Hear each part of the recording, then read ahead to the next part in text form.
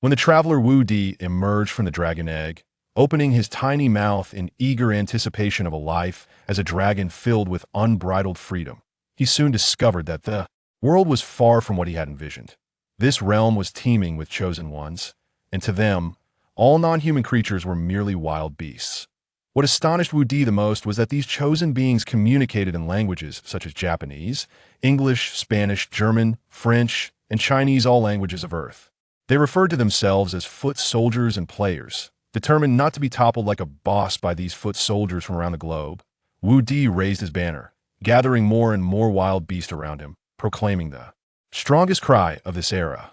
We wild beasts do not wish to perish. Chapter 1. So, I am a wild beast. Wu Di was a black hatchling dragon that had just broken free from its shell a day prior.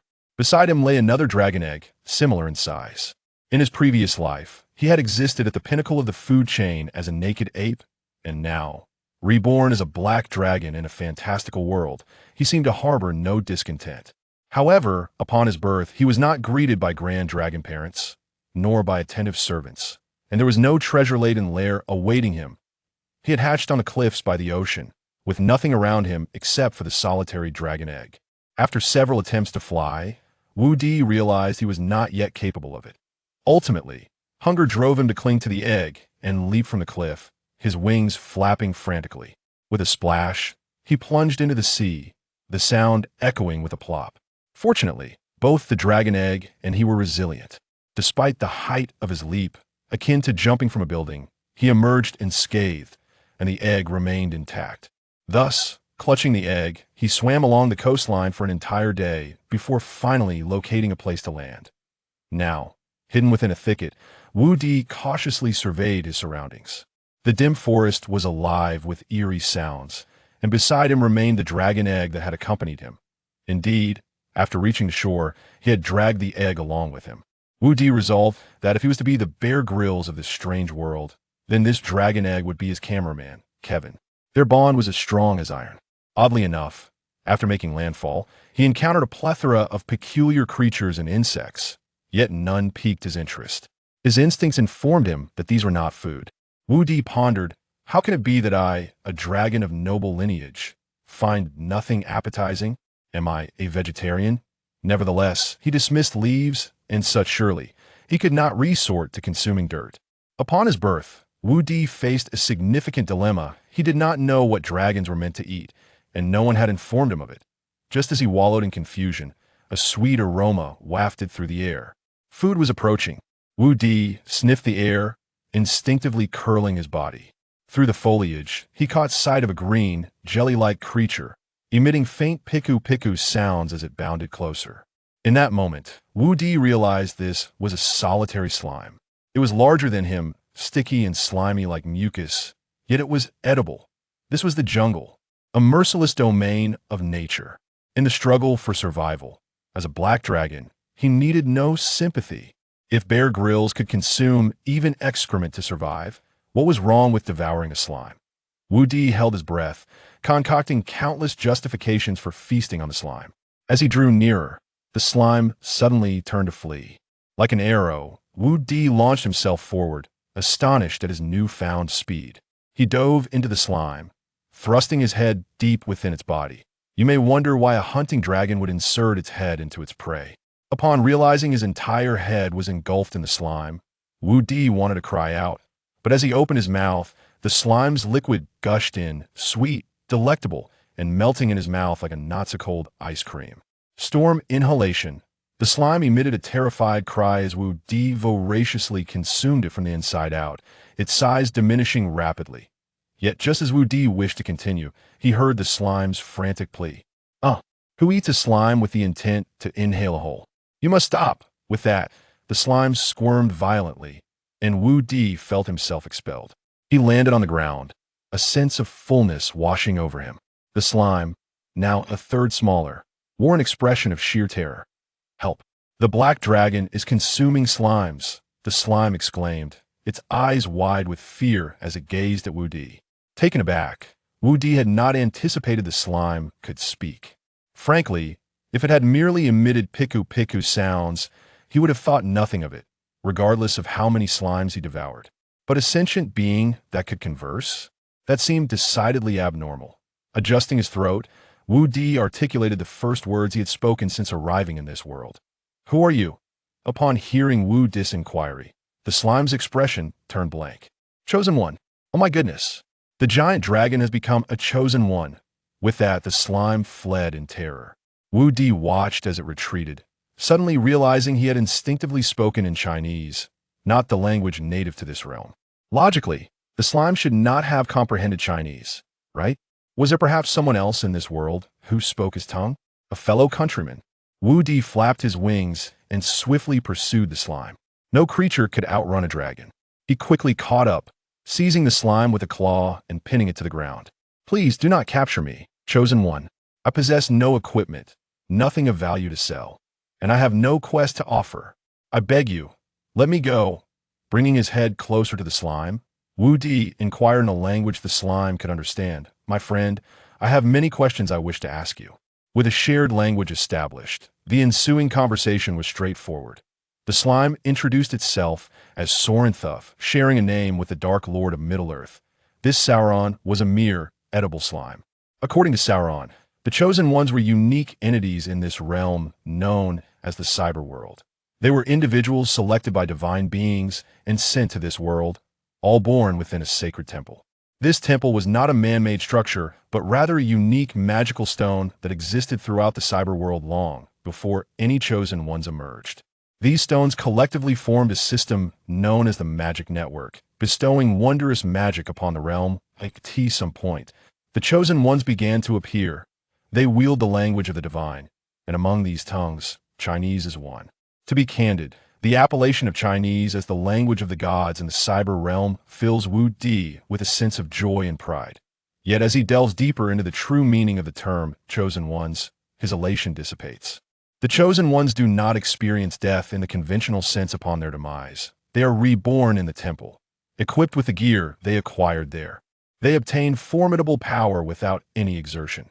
Despite their immense strength, in the eyes of Soren, these Chosen Ones are simply deranged. According to Soren, I have heard from the Elder Slimes that some of these Chosen Ones have learned our language, yet they fail to address us properly and refer to us collectively as wild monsters. They inquire if we have any tasks for them. There was even an instance where a Chosen One attempted to settle among us, but they were too unhinged and ultimately turned against us. There are no amicable Chosen Ones, only the mad ones and those poised to descend into madness. Many Chosen Ones launch indiscriminate attacks upon wild monsters, even dragons. It's utterly terrifying. They can heal most injuries merely by drinking water, often in battle. They consume a potion and restore their wounds instantly. Their assaults on us seem to be driven by a desire to gain experience points or equipment. It appears they can receive tasks from the temple. The Elder Slimes claim that destroying the temple could vanquish the Chosen Ones, but it is well known that the temple is indestructible, a relic left by the Creator God. Any Chosen One can wield an array of spells and combat techniques, and the powerful ones are simply outrageous. If a healing class Chosen One is present, the others become virtually invincible. Even if their heads were severed, the healing Chosen One could recite a spell, and the fallen would rise again. By the way, they refer to themselves as footmen, seemingly because they often undertake errands from the temple. The specifics remain unclear to me. May I leave now? I am utterly terrified. Gazing at the slime named Soren, Piku scampered away into the depths of the forest, leaving Wu Di in profound contemplation. He could not help but curse the heavens. Why had he been transported to a world rife with Chosen Ones? Let's be frank, these so-called Chosen Ones, who call themselves footmen, are nothing more than familiar players from a game. From any perspective, the Chosen Ones Soren described are players. If they truly are players, Wu Di fears for his life. Once upon a time, he was among the players. He understood their mindset well. Why do players engage in games? For enjoyment, for exhilaration, for top-tier equipment. What is his current identity? A wild monster, and more critically, a dragon. In any game, dragons are undoubtedly the ultimate bosses. There is no game in which dragons serve as mere minions. When players see him, it is akin to a dog spotting a bone, a cat encountering catnip, or an otaku beholding a waifu. There is no way to resist. Wu Di could vividly envision himself amidst the cheers of players, exclaiming yes. We finally defeated Wu Di. Success in our raid. Tonight, every member gains an extra point. Don't loot the body, my hands are hot from boiling water. He'll handle it. Such thoughts would haunt him as he met his demise in a surge of rage, only to have his dragon scales and blood divided among the players. It is terrifying. Rather than face such a fate, he might as well take his own life. Who could withstand the onslaught of players? Not even a dragon, though the path ahead appears arduous and bleak. The word give up does not exist in Wu Di's lexicon. With the dragon egg beside him, he pressed onward. He did not wish to perish. He must survive. Now, a pressing issue loomed before Wu Di. He needed to find refuge, for exhaustion weighed heavily upon him. He stumbled upon a cave of moderate size, inhabited by a black bear.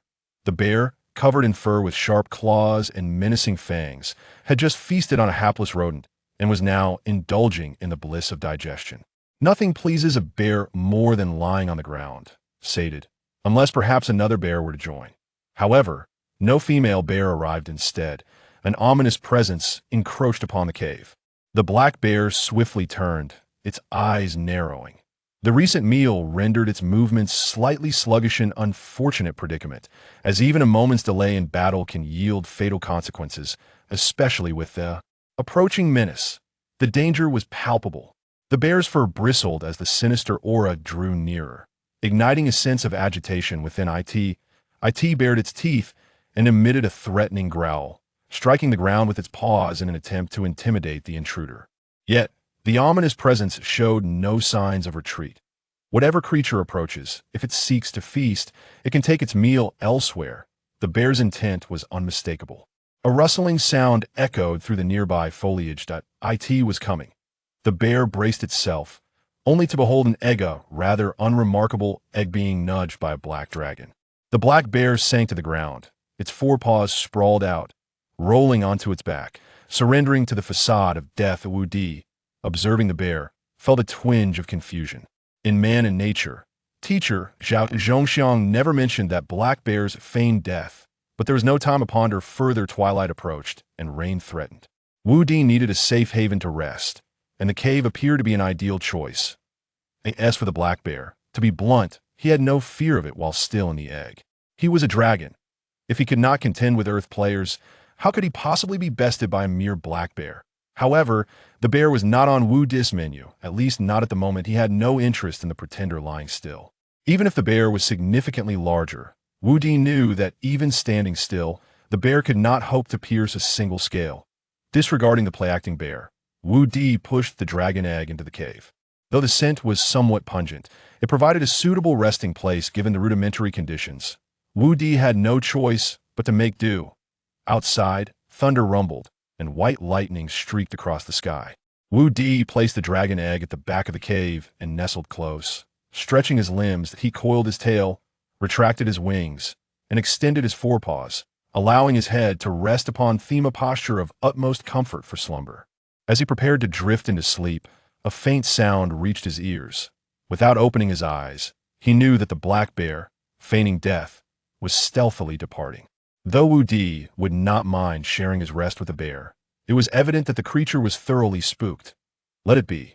The sound of rain soon resonated outside, a rhythmic patter that enveloped the atmosphere.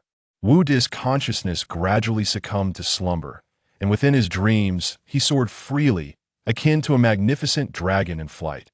Yet, halfway through this ethereal journey, he was abruptly awakened. This is the legacy of the dragon. He realized, I have learned to fly in my dreams. But just as this revelation dawned upon him, the inheritance ceased abruptly. A blinding white light emerged before him, accompanied by faint voices murmuring. New Chosen One, initiating magic network matching. Matching failed. Chosen One is not human. New matching posture detected. Requirements met. Matching successful. Black Dragon Wu Di. Binding to magic network successful. Wu Di stood bewildered within this luminous realm, still in the form of a dragon hatchling. Before him materialized a vast network, with white luminescent points darting through its intricate web. This is the magic network. The threads of the network began to constrict, morphing into a milky white stone that floated midair, spinning incessantly. It seemed to beckon him. Wu Di abruptly opened his eyes, feeling an overwhelming fatigue, as if his body was swelling in an unfamiliar manner. Did I grow a little? What was that stone? The urging sensation persisted. Echoing within the cave, he quickly turned his gaze towards the wall, sensing that the source of the call originated from there. Extending his claw, he began to excavate the rocky surface. His form had not only grown slightly, his claws had become remarkably sharp and resilient. Before long, he broke through the wall, and a faint beam of light seeped through the opening. It was a fragment of a glowing, magical stone, identical to what he had encountered in his consciousness. This must be the magical stone that Soren mentioned, the one that permeates the world to form the magic network, commonly referred to as the temple. Wu Di felt an irresistible attraction to the stone, but wasn't this meant for the chosen ones, or players? He reached out with his claw, making contact with the white magical stone. The moment his claw touched the milky white surface, the stone was suddenly engulfed in darkness, as if splashed with ink. Cracks appeared across the surrounding rock walls, and the entire cave trembled as debris began to fall away from the magical stone. Nervously, Wu Di shielded the nearby dragon egg with his tail, but the tremors subsided quickly. Once all the rocks had detached from the magical stone, tranquility returned to the cave, leaving only the now blackened, diamond-shaped stone suspended in the air. It was then that Wu Di realized a profound connection had formed between himself and the darkened magical stone. As he concentrated on the stone, a map materialized in his mind's eye, centered around the cave, with a radius of approximately 1 kilometer. Moreover, Wu Di found that he could zoom in and out at will, clearly discerning every detail of the trees and the insects crawling on the ground. However, beyond the 1 kilometer radius lay a shroud of mist, obscuring all vision. Above this scene, a prompt appeared. Please name your territory. A territory name? Have I triggered some ancient mechanism? Without hesitation, Wu Di declared, Dragon's Nest. Immediately, detailed data emerged. Dragon's Nest. Owner, Black Dragon Wu Di. Territory level, LV1. Special buildings within territory, none. Special buildings? Wu Di noticed he could select to enter this option. Upon clicking, a gray icon appeared. Black Dragon Outpost name can be changed. Defense level, LV1. Maximum défensif personnel, 100. Maximum intruders allowed. Simultaneously, 5. Mirror quantity, 10. Required materials for construction. Wood 0, 100 units. Stone 0, 100 units. Water 0, 10 units. Gazing at the Black Dragon Outpost in his mind, it resembled a rotating tower model. Beyond the name change, he could also modify its appearance and internal structure. It felt as if he were molding a toy from clay, though the changes were not limitless and had to remain within a certain framework. After all, Wu Di could not simply create a floating tower. But what about the construction materials? Wu Di pondered for a moment, deciding to conduct an experiment. He randomly picked up a stone from the ground, and as he approached the black magical stone, it was instantly drawn in. Immediately, the required materials section updated to stone 0.01100 units. It seemed this unit was the magical stone's own measurement. Below that, an explanatory note appeared. Special buildings within territory. Upon completion, a defensive barrier of certain scale will form around the territory. External intruders must conquer all special buildings to breach the protective shield. If the territory remains intact, damaged buildings and fallen defenders within special buildings can be restored and revived after the intruders depart. For further details, please review after establishing the first special building. Upon reading this, Wu Di stood dumbfounded for 2 seconds before excitement surged within him. The special buildings within the territory were akin to dungeons in a game. This Black Dragon Outpost was a 5-player dungeon. As long as he constructed this special building, all intruders would have to conquer it before entering his domain. Moreover, the special buildings could restore themselves after the intruders left, and fallen defenders could be revived. What a stroke of luck. It felt as if he had stumbled upon a cheat. As for the maximum mirror quantity, Wu Di had yet to comprehend its significance, but he would only understand it after constructing the Black Dragon Outpost. While Wu Di was engrossed in studying this special building, he noticed a red-marked list within the magical stone, labeled Intruders. Shifting his focus to the intruders, the territorial map zoomed in suddenly. The so-called intruder was a black bear lurking just outside the cave. Is that bear still there? Wu Di set aside the detailed information and map of his territory for the moment. He needed to address the bear that had been spying outside. However, as he stood up, a wave of hunger washed over him, an insatiable craving. I don't seem to have much appetite for the bear. I should have thought twice before letting that slime go.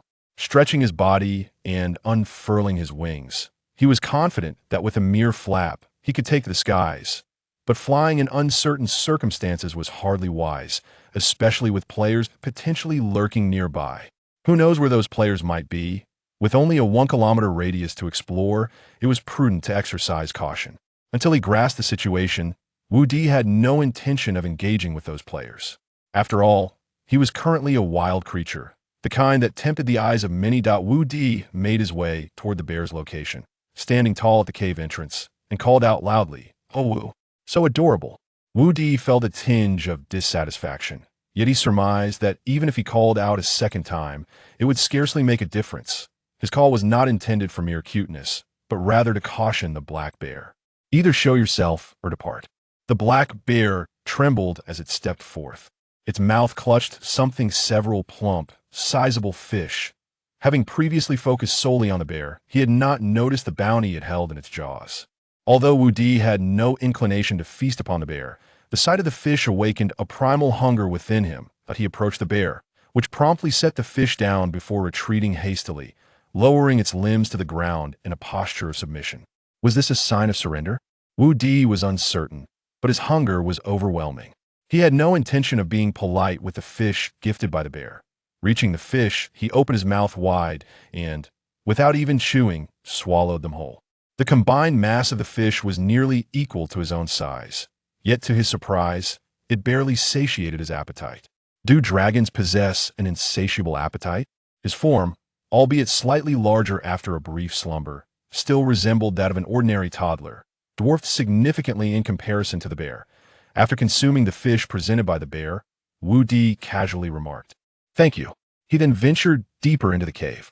At present, he had no intention of embarking on any adventures, especially not while safeguarding the precious egg. He resolved to remain here, awaiting the hatching of his kin before formulating further plans. However, just as he turned, a voice resonated behind him. "Esteemed Black Dragon, please allow me to become your servant."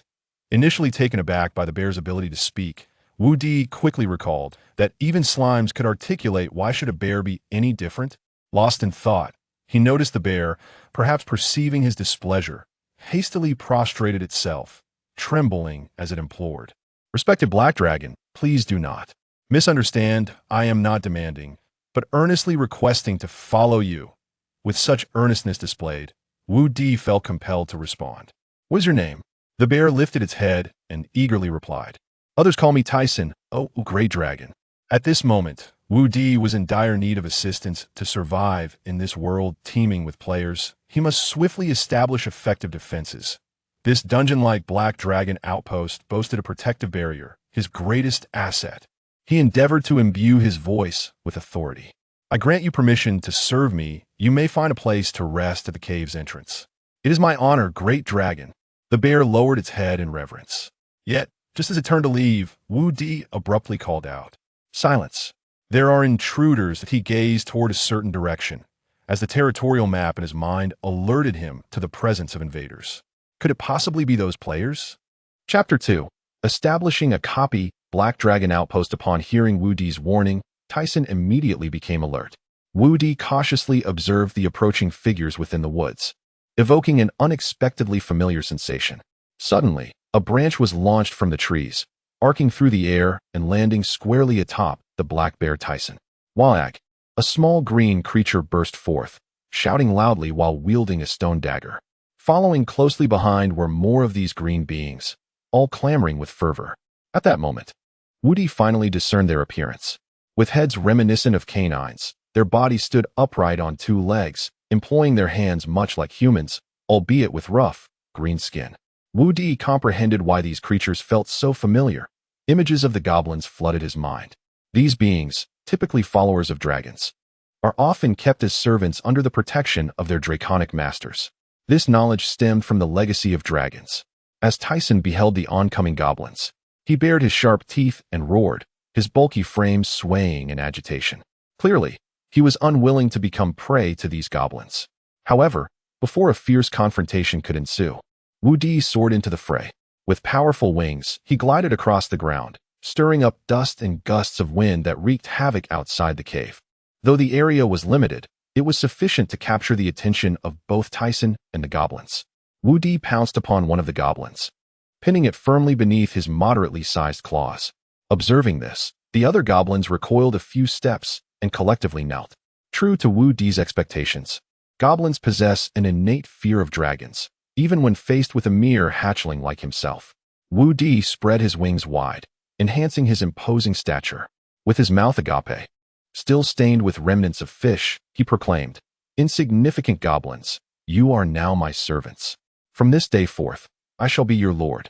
As soon as he finished his declaration, the goblins, without a hint of resistance, erupted in jubilant chants. "My lord! My lord!" The situation unfolded with such ease that Wu Di found himself momentarily taken aback. It felt less like he had subdued them and more as though they had successfully found a protector in him. Regardless, events were unfolding favorably for him. Wu Di required more laborers, and these goblins sought a powerful dragon lord. This symbiotic relationship proved advantageous for both parties. The goblins possessed neither property nor a permanent settlement. A total of 23 goblins comprised their entire tribe. After pledging allegiance to Wu Di, they began to settle in the nearby forest outside the cave. Wu Di issued them commands to gather as much wood, stone, and water as possible, essential materials for constructing the Black Dragon outpost. This time, he intended to investigate the magical web connected to the magical stone. As Wu Di focused once more on the magical stone, he beheld the shimmering white light of the magical web. The web became increasingly distinct, yet the more he scrutinized it, the more it resembled a map. Indeed, it was a map of Earth. Wu Di quickly located his homeland, China. As he gazed upon the contours of the Chinese territory, the scene morphed into a forum page. "You have entered the magical web. Earth Zone." This was undoubtedly a forum. Moreover, the homepage displayed an array of languages: Chinese, Japanese, Korean, English, Arabic, and more, both recognizable and unfamiliar to Wu Di. In addition to the main interface, various subcategories were organized by country and region. Wu Di soon spotted a pinned post in Chinese on the main page. "Welcome to the cyber world." The post was authored by the ID, creator god of the cyber world. Upon opening the post, he read, "Dear players, greetings. I prefer to refer to you as chosen ones. When the delivery person brings the device connecting you to the cyber world to your home, it signifies your selection by me. You are among the elite from the global gaming arena. Now, I invite you to my world for a game. This is a fully real world. You can do anything you desire. There are no rules, no order, and of course, no shop or customer service. Do you wish to be the sole deity of the cyber world? Do you desire my realm? Then go forth and seek. I have left everything in this world." Truth be told, after reading the post, Wu Di's first reaction was one of skepticism. What a lackluster and derivative introduction, reminiscent of a certain popular game. Had he not been transformed into a wild creature himself, he would have dismissed the content outright. Yet now, Wu Di could not help but curse this self-proclaimed creator god. If it were not for his so-called chosen ones, summoning Earth-S players to the cyber world, his transformation into a black dragon would have rendered him invincible. The post featured numerous comments from other players. Wu Di, unfamiliar with foreign languages, focused on the Chinese player's remarks. Mu Wenming, creator god, are you Gold Roger? Chinese dragon. To be fair, if it weren't for the game's complete interface, health bar, mana bar, inventory, main menu, chat window, I might have thought you were serious. Although your writing is poor, the game itself is impressive. Why not promote this groundbreaking global MMORPG more? Little Jung who guessed, whereas the pain sensitivity system. I couldn't even defeat a slime. It devoured me. Oh my, it hurts. Can look for it in the main menu. First Handsome of Chidian. How do you play this game? I've been at it for 3 days. Little Cow Rocket. To the brother above. I chose a female character, and now I regret it. Who do I cry to? Yuri's gratitude. It depends on your city. If you were born in a small city, your temple likely has no other players. Choose a major city, such as Beijing, where many players will be around to guide you. War without equal. Jiangsu Guild is recruiting. Our base is in Nanjing. Priority to Jiangsu players. Brother from Southern Jiangsu. So I'm from Southern Jiangsu. That doesn't count as Jiangsu. Humorous. As Wu Di gazed at the familiar Chinese characters and the various player IDs, his thoughts raced. He retreated to the forum's main page and refreshed it, quickly unveiling a plethora of new posts from other players. Many of these posts included in-game screenshots and even videos. A novice seeks assistance, as there are guilds recruiting, gaming strategies available, and an existing compendium of known monsters. Wu Di has also discovered numerous maps within the game. It has been confirmed. Those chosen ones truly are players from Earth. They have indeed become the wild monsters within the game. However, this game merely serves as a stage for the real world. Yet, who among the players would genuinely believe it to be reality? They would rather lean towards the notion that it is merely an epic-making online game born from leaps in scientific advancement. Wu Di then found the Chinese section on the main interface. Upon entering, he was greeted by a plethora of posts in Chinese. This implies that this magical network is, in fact, a forum connecting players? Those myriad glimmers of white light represent the players? Being connected to the magical network means. Wu Di located the posting button and clicked it, entering the posting interface. Astonishing. I can truly utilize this forum? Yet, after the initial thrill faded, Wu Di felt despondent. What use is it? I have become a wild monster. Even if I were to contact those players and share my predicament, they would likely perceive me as a dramatist or a mere orchestrated event by the officials, right? As a wild monster. Even if I were to speak in Chinese to the Chinese players, I am your fellow countrymen, unsure of why I have transformed into a wild monster. The response would undoubtedly be players rallying to push me aside. Moreover, this game is not limited to Chinese players. There are countless others from different countries. Communicating with players for self-preservation? This option was promptly dismissed by Wu Di. The only ally he could rely on was himself. Players are not allies. They are adversaries. And I am a wild monster. After acknowledging the current situation and confirming the enemy's identity, Wu Di made his decision. He resolutely refused to bow to Earth players. If I am a wild monster, then I shall become an insurmountable wild monster. I intend to transform my territory into an impregnable fortress, compelling all players who dare to attack me to lay down their arms before my domain. I want all players to proclaim, the lair of the Black Dragon Wu Di is unassailable. At this thought, Wu Di couldn't help but chuckle. I didn't become a player, nor a mere game planner. Instead, I have become the chief of wild monsters. I must design my own lair, resist players, and strive for survival. What a perplexing turn of fate. Just as Wu Di was about to exit the magical network forum and oversee the work of the dog-headed people, he caught sight of a post accompanied by an image. Upon viewing the picture, Wu Di felt a wave of confusion. It appeared to depict him on a cliff, cradling a dragon egg while leaping off. Wu Di hastily clicked on the post. I discovered a juvenile dragon and a suspected dragon egg at Broken Beach. First, here's the image. Yesterday morning, while we were fishing near Broken Beach, we unexpectedly spotted a juvenile dragon clutching a dragon egg, leaping into the sea from its cliffside nest. My companions and I promptly docked at Broken Beach and searched the shore. Should any news arise, I will livestream it on the forum immediately. Please follow me. Have players discovered me before? Are they still searching for me? A sense of urgency surged within Wu Di. In the ensuing days, Wu Di continued to sleep more than he remained awake. With each slumber, his body grew rapidly. After several periods of rest, Wu Di had grown to a size comparable to that of the black bear Tyson. Yet, he remained ever vigilant. The players wandering this world hung above him like a sharp sword, poised to strike at any moment. Upon awakening each day, his first action was to check the Chinese forum, particularly for updates on the post that revealed his presence. Finally, the first special building in his territory, Black Dragon Outpost, was completed and ready for immediate construction. Black Dragon Outpost. Completed. Please select a suitable location for placement. Gazing at the completion notification for the Black Dragon Outpost, Wu Di could hardly contain his excitement. He soared from his cave and headed straight for the edge of his territory. As he flew over the rudimentary homes constructed by the dog-headed people, they knelt in reverence, bowing to him in the air. Wu Di had grown accustomed to this. These dog-headed individuals would bow multiple times a day, as if it were their ritual. At the edge, he found a suitable open space. Not far behind him were the onlooking dog-headed people and Black Bear Tyson. After all, their lord was a true home dragon, seldom venturing out of his cave unless absolutely necessary. Now, having flown a full kilometer, their curiosity led them to follow and observe the situation. Wu Di provided little explanation. He simply removed the Black Dragon Outpost from his consciousness and placed it in the chosen open space before him. Confirm. The moment Wu Di confirmed the construction, the ground began to tremble. The earth was forcefully upheaved, and a towering structure rapidly ascended from the ground, accompanied by a thunderous roar. Witnessing the magnificent sight of a building rising from the earth left even the prepared Wu Di momentarily speechless, let alone the dog-headed people and Black Bear Tyson behind him. The dog-headed people knelt once more, and Tyson followed suit. This time, they did not chant the titles of Great Dragon or Lord, but instead exclaimed, "Divine Lord." This is the miracle of the Divine Lord.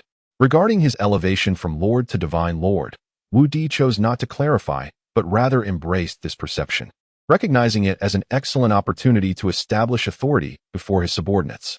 Moreover, Wu Di had more pressing matters at hand, thoroughly examining the Black Dragon Outpost.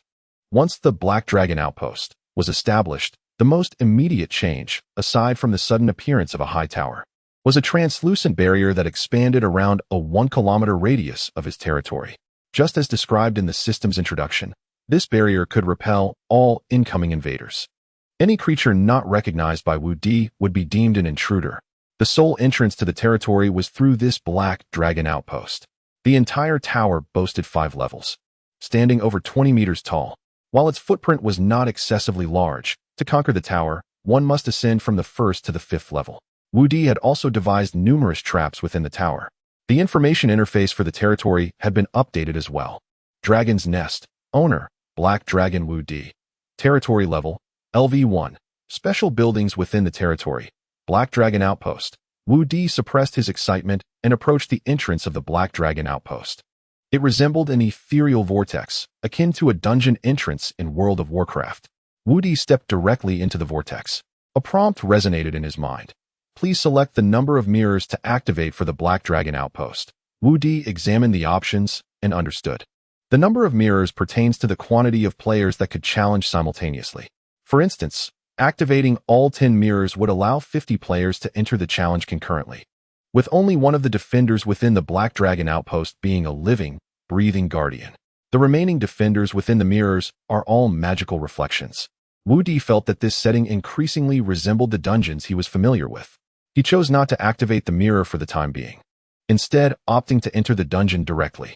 Before him lay a straight passageway, wide and expansive, measuring approximately 20 to 30 meters in breadth, flanked by wooden crates and discarded, dilapidated weapons. Wu Di easily discerned that these were constructed from wood or stone materials, posing no real threat, primarily serving decorative purposes. Furthermore, upon entering the tower, a rousing background melody resonated throughout, evoking a sense of exhilaration. Just observing the current scene, Wu Di almost believed he was truly within a game dungeon. However, as he ventured further inside, he discovered even more astonishing features of the tower. Upon reaching a certain point near the entrance, a prompt echoed in his mind.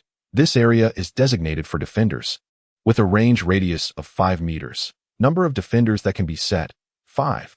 Within the defensive radius, defenders will receive significant enhancements. This was merely the beginning. After ascending from the 1st to the 5th floor of the tower, he found not only the option to set defenders, but also locations to designate bosses. The entire Black Dragon Outpost allowed for the placement of 3 bosses on the 2nd, 3rd, and 5th floors, each boss point possessing formidable enhancements within a certain range. What thrilled Wu Di the most was another feature. Whenever a special structure eliminated an intruder, the territory would gain a certain amount of experience points. Once the experience points were fully accrued, the territory could be upgraded directly. An upgraded territory could expand its range and unlock additional special structures. Naturally, to survive in this world brimming with players, a higher territory level would be immensely advantageous. Should I establish the dungeon and then rally players from the forums to challenge it? It was a potential strategy, yet fraught with complications. For now, thoughts of such matters were premature, especially as Wu Di currently lacked the manpower to fully populate the defenses of the Black Dragon Outpost. He had only 23 goblins and a single black bear at his disposal. After surveying the Black Dragon Outpost, Wu Di received disheartening news from the goblins. They had been attacked by the Chosen Ones. Chapter 3. The first player squad. Wu Di traversed through the shadowy depths of the forest. The knights served as his most effective shield. According to the description given by an attacked goblin, one of the creatures had encountered a squad of 4 chosen players while foraging for food. Such a feeble being as a goblin was no match for the Chosen Ones, and it had fled at the first opportunity. The players' assault amounted to little more than a few arrows. They did not pursue the fleeing creature. In the cyber world, other monstrous beings would likely have fled in terror at the mere mention of the chosen ones. Yet, for Wu Di, this presented an excellent opportunity, an ideal moment to test his Black Dragon outpost. As for the potential failure of the outpost to deter the players, there was no cause for concern. After all, Wu Di could fly. If necessary, he could simply take to the skies. Moreover, from the chattering of the goblins, it became apparent to Wu Di that the 4 players were not particularly formidable. However, he understood that a thorough reconnaissance was essential before making any decisions. Relying on his keen sense of smell, Wu Di soon located the 4 players. They were gathered around a campsite, resting. As he had anticipated, 3 of them were novice players, bare-chested and clad in mere shorts, while 1 wore leather armor and held a small wooden bow, indications of some experience. To Wu Di's delight, they were conversing in Chinese. At that moment, the conversation flowed animatedly among the novices. What was that creature with the goblin head? It scared me to death. One exclaimed, "This game feels too real. It looked just like a monster from the classic of Mountains and Seas." Another added in disbelief, "When can we leave the novice area? I want to mingle in a place with more players." They clamored. The experienced player, maintaining a calm demeanor, responded, "That creature is called a goblin. You can find its description in the forum strategy section. And don't rush. I'll guide you through the novice area to level up. Here, we only have low-level monsters like goblins and slimes. Once you reach level 10, I'll take you to the nearest town for further leveling." Is there really a strategy section? What about monster descriptions? I wonder if there are dragons, mused one of the novices. Wu Di silently noted this information, recalling that he had not thoroughly examined the forum previously due to time constraints. After the experienced player spoke, excitement bubbled among the novices once more. "Our town's player built? There's no NPCs here. We're all monsters, and if we approach a monster city, we'll get attacked." They laughed, drawing a whimsical comparison to Attack on Titan, where they fancifully envisioned themselves as giants and the monsters as humans. As the 4 laughed, Wu Di decided to move closer to observe them further. However, upon approaching, he froze in place, for above their heads, words appeared, written in Chinese, displaying their names alongside their levels. "Give you some face, LV1, Chartsun, LV1, Newbie Seeking Guidance, LV1, Tomato, LV10." The 3 LV1 names were gray, while the LV10 name was green. Upon observing the disparity in level colors, Wu Di quickly deduced their relative strengths. In the majority of online games, gray denotes weakness, green signifies vulnerability, white represents parity, orange indicates a threat, and red symbolizes extreme danger. Clearly, before him stood 3 weaklings and 1 mere novice, posing no challenge for Wu Di. Contemplating the 4 players, a daring idea began to form in Wu Di's mind. His territory lay within the novice area, and these players were nearby. It was only a matter of time before they discovered his presence. Rather than waiting for them to stumble upon him and mount an attack, he resolved to take the initiative and guide them. With determination, he spread his wings and cleared his throat. "It is time for my performance." At that moment, Tomato was boasting to the other novices, who were eagerly hanging on to his every word, exclaiming, "You're amazing." Suddenly, a fierce wind whipped around them. Tomato was blown to the ground, staring in disbelief at the swirling branches and leaves, exclaiming, "What the hell? Is a tornado attacking the parking lot?" As soon as he uttered those words, a towering black dragon emerged from the woods, wings unfurled. The 4 novice players recoiled in shock, one staring at Tomato in bewilderment, asking, "Aren't you the one who said this was the novice area? Why on earth is there a black dragon here?" Tomato could only respond in confusion, "What the hell? It's really a dragon. How could a creature that should only appear at level 100 show up in the novice village? We're doomed." Wu Di reveled in their expressions of shock. He had successfully asserted dominance over the 4 players. He had no intention of killing them. Rather, he had his own plan. After stretching his wings, Wu Di addressed the players in Chinese. "Chosen ones, you are fortunate to encounter me and not another dragon." As Wu Di expected, the players' faces were filled with astonishment upon hearing his words. This was information he had gleaned from the forum. No monsters had been known to master the language of Earth, especially not the complex Chinese. "Wow, this monster speaks Chinese." Tomato exclaimed in disbelief. Wu Di had no intention of presenting himself as a mere monster in their eyes.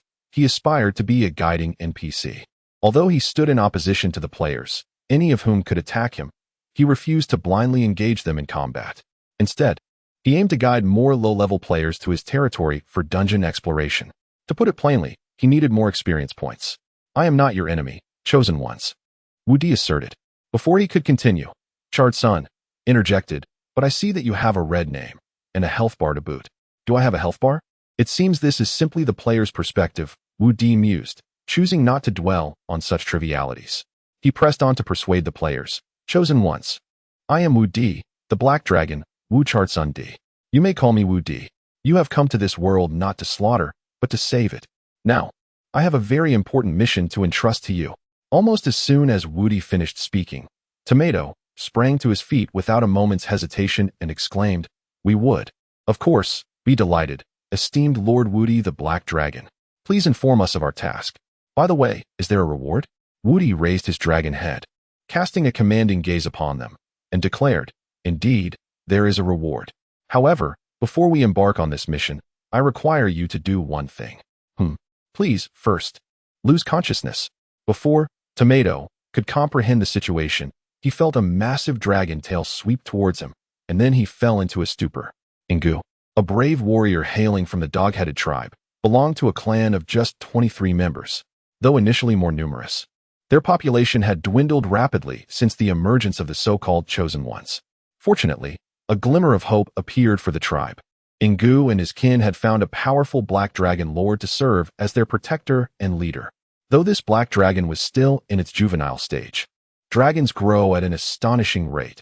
Soon, Lord Wu Di would stretch to lengths of several dozen meters, as most dragons do. Ingu was utterly convinced of this, especially after witnessing Lord Wu Di wield his remarkable magic. Not only did he shield their territory with a magical barrier, but he also conjured a towering black spire from the ground. Such is the power of a dragon. Our dog-headed tribe's fortunes are about to change. As Ingu mused over this, the Chosen Ones appeared. They were encroaching upon their territory and had even attacked one of their dog-headed warriors. The furious Lord Wu Di struck like lightning. Cheers erupted among the tribe. Behold, this is the might of the dragon. Those accursed Chosen Ones, they shall. Do you have water? Bring some over. I wish to douse them awake. And you all, hurry into the tower and prepare for battle, just as I instructed. Within the tower, you will gain strength and need not fear. Even in death, you shall swiftly resurrect and fight with all your might, proclaimed Lord Wu Di. Ingu felt perplexed. It seemed somewhat different from his expectations. I understand now. These Chosen Ones are merely tools selected by our Lord to test us. They are akin to slaves trapped in an arena, entertaining our Lord while perishing in despair. Thinking this, Ingu quickly gathered several buckets of water with his fellow dog-headed tribesmen. They then entered the tower, following their Lord's command. Ingu felt honored to be designated as the boss on the 3rd floor, armed with his wooden shield and stone dagger. He made his way to the designated spot, where he soon felt a surge of continuous power flooding into him. The sensation was extraordinary. In summary, he felt empowered. As Ingu reveled in this newfound strength, the voice of their lord echoed throughout the Black Dragon outpost. All right, all personnel at defensive positions, prepare yourselves and check your weapons. The players will soon enter. Also, do not stray beyond the designated defense zone. You should be able to see it. Feel free to express yourselves during the battle. Shout some fierce words. Raise your voices to create an atmosphere. This is our first raid. The players are here. And so are we. Remember to hold nothing back. Give it your all. Now players are arriving. Good luck to everyone. As the Lord's voice faded, the sounds of footsteps and chatter from the Chosen Ones reached the 1st floor of the tower. Wow. Have we discovered the first dungeon of this game? We are the first raid team, shouted one. Come on, Chosen Ones. Let me, Ingu, thoroughly defeat you. Let the gaze of our Lord, Wu Di, rest upon me. All the dog-headed warriors and Black Bear Tyson had been assigned by Wu Di to defensive roles within the Black Dragon outpost. Upon entering, they found their levels and names displayed above their heads. For instance, the 4 dog-headed warriors at the entrance bore the title New Recruits of the Outpost, with levels of LV7 and 3 at LV8. There were also titles like Veteran, Archer, Warrior, and Champion, which would be revealed if the players ventured deeper. Clearly, the dungeon would automatically assess the strength of the defensive personnel after their enhancements. From Wu Di's perspective, the strength of these 4 dog-headed warriors would have been merely LV1 to LV2 outside the dungeon, yet their power had increased significantly after the enhancements. He even assigned impressive names to the 3 bosses, Headless Mouse Jerry, Bonebreaker Ingu, and Black Bear champion Tyson. Woody squatted in his temporary lair, capable of monitoring the situation within the dungeon, Black Dragon outpost, as if piloting a drone, meticulously observing the player's conditions. The Black Dragon outpost was designed for 5 players, but could also be tackled by 4. The 4 players before him, Give You Some Face, Chattison, Newbie Seeking Help, and Tomato, were undoubtedly experienced gamers. Upon hearing the background music and observing the surroundings, along with the 4 dog-headed warriors standing nearby, they immediately recognized that they were in a dungeon. Tomato crouched down and addressed his companions. Brothers, we might be on the verge of fame. That Black Dragon, claiming to be Woody, has brought us to the first dungeon of this game. To be honest, I've been playing this game for months. And aside from grinding monsters and selling junk in the city, I had no idea there were dungeons beyond the usual monster hunting. Give You Some Face expressed his surprise. Really, brother? Is the gameplay that limited? I've seen online that it's supposed to be incredible. Chattison, who had done his research, quickly replied. Though the gameplay is somewhat limited, this game is incredibly immersive. There are no pay-to-win options for wealthy players, allowing casual gamers to excel as well. The world map is seamlessly connected, vast beyond measure, with players from all nations in a single server, and you can do as you please. It's truly magnificent. Need help? Nodded in agreement. I think so too. I would rave about it as well. Tomato raised his hand to interrupt, then continued, all right. This isn't the time for such discussions. The Black Dragon only tasked us with saving the world and mentioned nothing else. There will certainly be more to the story. Since we have entered the dungeon, let us challenge it. We shall first take on those 4 dog-headed warriors over there. If we find ourselves outmatched, we'll retreat through the dungeon exit. We are not newbies, so I trust you understand my meaning. Understood. As 3 novices, they were not without weapons, each equipped with basic wooden shields and bronze short swords. While the weapons were quite primitive, they were still better than the wooden shields and stone daggers wielded by the dog-headed warriors. Tomato, being a level 10 player accustomed to the novice village, could easily handle 3 or 4 dog-headed warriors on his own. With 3 companions by his side, he felt a surge of confidence as he faced the 4 goblins before him. To Tomato, these initial foes seemed unlikely to pose much of a challenge. With this thought in mind, Tomato swiftly led his 3 companions into the fray, entering the goblin's defensive range. After adjusting his pain threshold to 0, Tomato displayed remarkable bravery, matched by his companions. As the goblins charged with a ferocious wag, they did not flinch or retreat. Newbie Seeking Guidance, armed with a wooden shield, bravely confronted the advancing goblins. As one of the goblins swung a stone dagger, Newbie Seeking Guidance had already devised a strategy. He would block the attack with his shield and counter with a novice skill, Swift Strike. However, he met an untimely demise. The stone dagger shattered his wooden shield and struck him with devastating force, resulting in an instant kill. His health bar evaporated in an instant, transforming him into a shimmering point of magic, vanishing from existence. Meanwhile, Woody quickly checked the experience bar for the territory level and noted the detailed data. Experience gained, 1, current progress, 0. It appeared that a level 1 player only yielded a single point of experience, with no progress whatsoever. The goblins were equally astonished by their unexpected victory over a chosen one. In the past, even a single goblin would struggle against a newly emerged chosen one from the temple. A nascent chosen one typically wielded a wooden shield and a short sword, and their physical prowess surpassed that of goblins, a testament to the enhancements bestowed by the Dark Dragon. The goblins, now emboldened, reveled in their triumph. On the player's side, Tomato raised his arms and exclaimed, "We can't win. Run." It was absurd to continue fighting when even the minor foes at the entrance could dispatch them so effortlessly. Tomato pondered that perhaps he could take on a single goblin, but 4? It was wiser to flee. The remaining 3 players turned to escape. Yet only Give You Some Face and Chadson, both at level 1, lacked any skills to accelerate their retreat. In contrast, Tomato activated a sprint, his form trailing a crimson glow as he dashed out of the dungeon. Give You Some Face and Chadson met their grim fate beneath the goblin's stone daggers. In less than 3 minutes of battle, the 4-player team had been utterly defeated, with 3 casualties and 1 retreat. Ultimately, Tomato was the sole survivor. Alone, he was easier to manipulate. Woody swiftly soared out of the cavern and arrived at the entrance of the Dark Dragon outpost, where he spotted Tomato resting. Upon seeing the NPC who spoke Chinese approach, Tomato rushed over. To him, Wu Di appeared to be adorned with a giant exclamation mark overhead. This was a quest NPC. Wu Di landed before Tomato, took a moment to compose himself, and said in Chinese, "Chosen one, it seems you have met with failure. Wu Di, this dungeon is too difficult. The three I brought are all novices with no experience, equipment, or skills. Could you grant me another chance? I will bring 4 more companions of similar strength." Tomato lamented. However, after expressing his complaint, he paused, musing to himself, "Wait, am I foolishly talking to an NPC who can understand me?" Wu Di, unperturbed by Tomato's musings, continued, "Of course, when you are ready. You may return to challenge this outpost once more." Tomato regarded Wu Di with uncertainty. After some contemplation, Wu Di added, "You need not seek me out. I will find you. Lead me to your temple." Tomato glanced around before responding, "Very well. I will take you to the place you are familiar with." With a swift motion, Wu Di struck Tomato on the head, rendering him unconscious. Wu Di then seized Tomato and soared into the distance. Chapter 4. The Self-Rescue Mechanism of Wild Monsters. The Temple Research Institute. The so-called temple is merely a white magic stone, identical in shape to the black magic stone found in Wu Di's territory. Moreover, the players within this forest are primarily born from that very magic stone.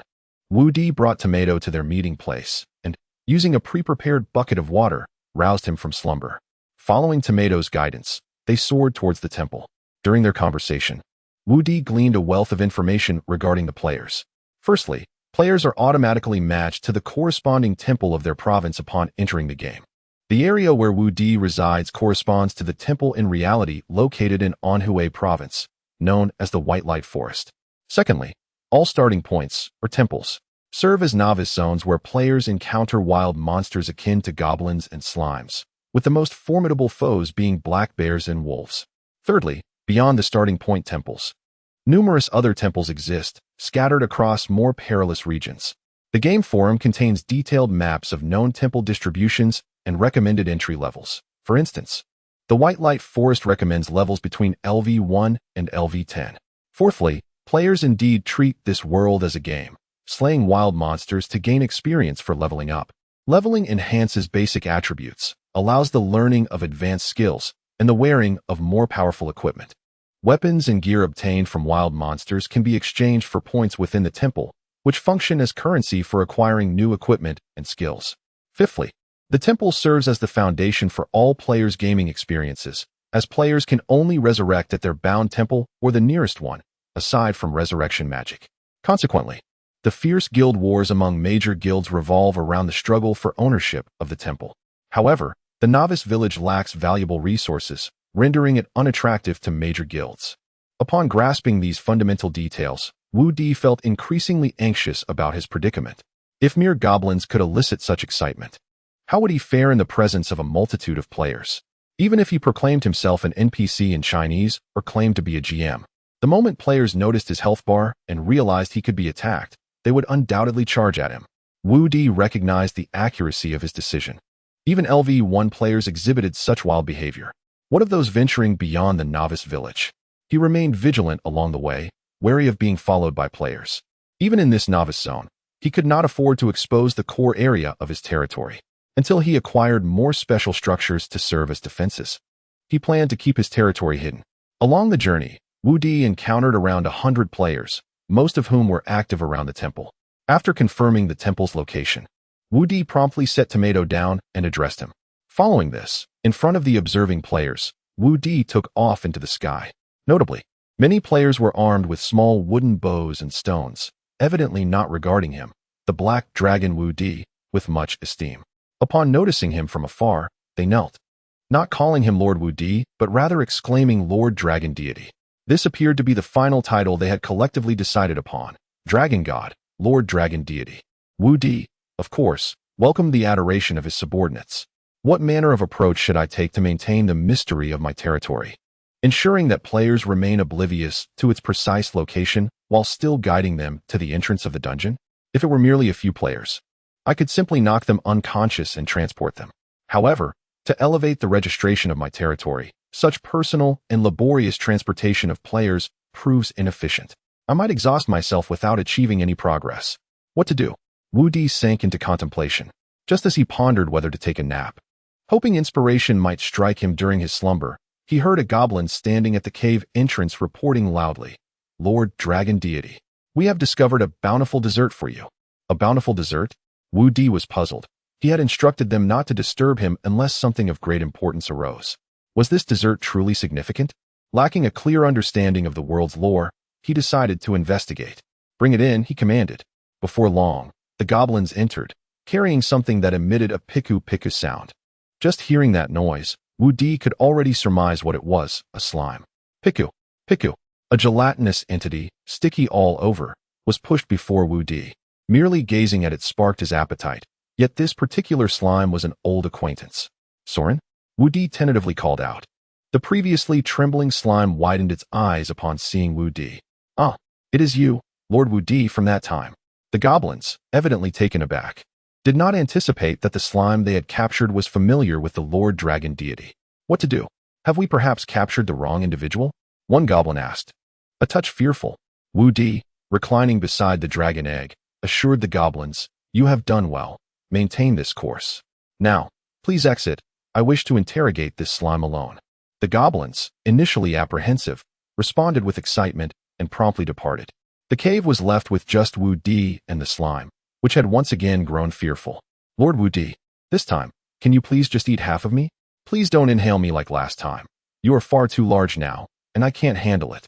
Listening to Soren's slightly suggestive remarks, Wu Di found himself at a loss for words in self-defense. Having always had fish to eat, Wu Di was not particularly hungry at the moment. Although Soren appeared as enticing as a lemon-flavored cake to him, he was not a necessity. Wu Di shifted slightly. The cave felt somewhat cramped before him. Had he inadvertently grown a tad too large? He cast that doubt aside and regarded the slime. "What brings you still wandering in this forest?" Seeing that Wu Di seemed disinclined to consume him, Soren cautiously asked, Lord Wu Di, you're not going to eat me? Why would I eat you?" "I am not hungry," Wu Di replied, moving closer to Soren, saliva dripping from his sharp teeth. "Are you not aware that many players, the chosen ones, are nearby? You meander about aimlessly here. If I don't eat you, be wary of those chosen ones capturing you and killing you for experience points." Wu Di intended to offer a kind warning, yet he failed to consider his fearsome appearance and the overwhelming dragon aura he exuded. Especially after his body had grown larger, the dragon's might became even more pronounced. Soren, mistaking Wu Di's words for intimidation, collapsed in fright, resembling jelly spilled upon the ground. "Dear Lord Wu Di, please spare me. I am on an important mission, affiliated with the Temple Research Institute of White Light City. If you let me go, White Light City will surely remember your kindness." White Light City, Temple Research Institute.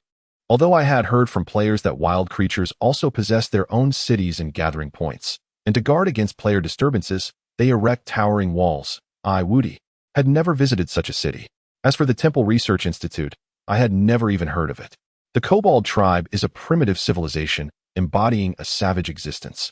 As Tyson the Black Bear would say, merely preserving their wild nature. They have no experience cohabitating with other creatures. Soren had not mentioned any of this previously. "I find your words intriguing," Wu Di remarked, extending a claw and pulling Soren into an embrace. "Why not elaborate?" After a warm and friendly exchange, Wu Di gleaned insights about this world and its wild inhabitants from Soren. White Light City is established on the plains outside the White Light Forest. As the intelligent beings of the cyber world became aware of the impending arrival of the terrifying Chosen Ones, the indigenous people resorted to various methods of self-preservation. Constructing a massive city without entrances, fortified by strong defensive walls, was one such method. But what if they need to exit the city? Wu Di pondered. Flight seemed a viable option. The Chosen Ones cannot fly, yet the indigenous people's flying mounts are also exceedingly rare. Thus, the primary means of ingress and egress is through teleportation devices. Within White Light City, there exists a dedicated teleportation hall, and surrounding the city, hidden within the White Light Forest, are several secret teleportation arrays. These arrays can transport individuals both out of and into the city, serving as the main pathways for entry and exit. Upon hearing the word teleportation, Wu Di felt a flicker of inspiration. As for the Temple Research Institute, it is an organization far more formidable than Wu Di had imagined. The indigenous people of the cyber world do not merely hide in fear of the terrifying players. They contemplate counterattacks.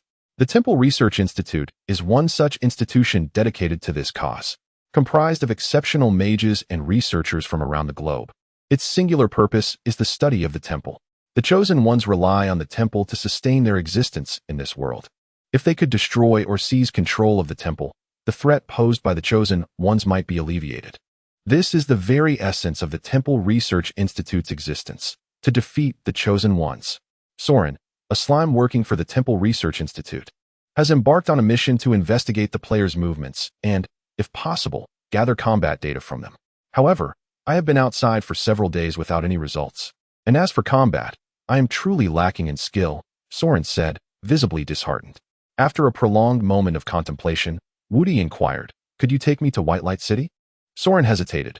"While you are indeed very amiable and compassionate, no dragon has ever visited our city. Moreover, there are many slimes there, and as you know, we slimes are considered delectable delicacies by dragons. Taking you there might pose some administrative challenges, shall we say? Perhaps you could release me, and I could apply on your behalf." Though Soren's words were sincere, Woody easily detected the underlying implication. Dragons, like the chosen ones, are not welcomed by these indigenous creatures. Indeed, as a dragon, with boundless power, devoid of the chosen ones, one would undoubtedly occupy the apex of the food chain. 100-meter-long form could easily devour anything that displeased it. From Soren's perspective, Woody could discern the truth. The dragon race is certainly not viewed as friendly gentlemen or potential allies by the indigenous people. Otherwise, Woody mused, he would not have been born on a cliff, but rather in the grandest suite of White Light City. Soren's words were indirect, but Woody had no intention of engaging in riddles. His time was limited. He asked forthrightly, "It sounds like the Temple Research Institute is quite advanced. Do you accept trade with the dragon race?" "Trade? Lord Woody, do you mean?" Woody leaned closer to Soren. "I can acquire information about the chosen ones. In return, I require some form of compensation from you." Soren appeared hesitant, but quickly responded, "How can I be sure you won't pull any tricks?" Soren puffed out his chest. "Please rest assured, Lord Woody, I would never flee." 2 hours later, in a cave somewhere within the White Light Forest, Woody gazed at the wall before him, behind which lay the teleportation device leading to White Light City. Soren approached the wall, pressing his entire slime form against it. After a flash of magical energy, letters and arrows appeared on the wall. "Why does your White Light City use English letters?" Woody immediately inquired upon seeing the letters. Soren paused. "English letters? What do you mean?" He clearly did not comprehend the term. Woody pointed to the letters on the wall. "These are English letters. One of the languages used by the Chosen Ones. Since you have researched the Chosen Ones, you should be aware of this." Soren's expression shifted to one of astonishment as he looked at Woody. "So, Lord Woody, you possess such knowledge about the Chosen Ones?" "We knew these were languages used by the Chosen Ones, but did not know their name. It appears it is called English." Though Woody contemplated providing further explanation, he ultimately decided against it, finding it too cumbersome. Nevertheless, he had uncovered unexpected information. Certain technologies employed in constructing White Light City seemed related to travelers from other worlds. Soren quickly began pressing on the wall with his appendages. As a child who frequented arcades, Woody couldn't help but mutter, "Damn." He watched as the wall shimmered with white light, disassembling into luminous particles before transforming into a radiant wall of light. Unable to restrain his curiosity, he asked, "How was this teleportation portal constructed? Did the Chosen Ones have a hand in it?" Soren shook his head. "All magic in the cyber world comes from the temple, and this teleportation magic is no exception. Lord Woody, do you suppose this teleportation magic is connected to the Chosen Ones?" "No, it's nothing." Woody decided to hold his tongue for now. Noticing that Woody was disinclined to continue discussing the matter, Soren refrained from further inquiry.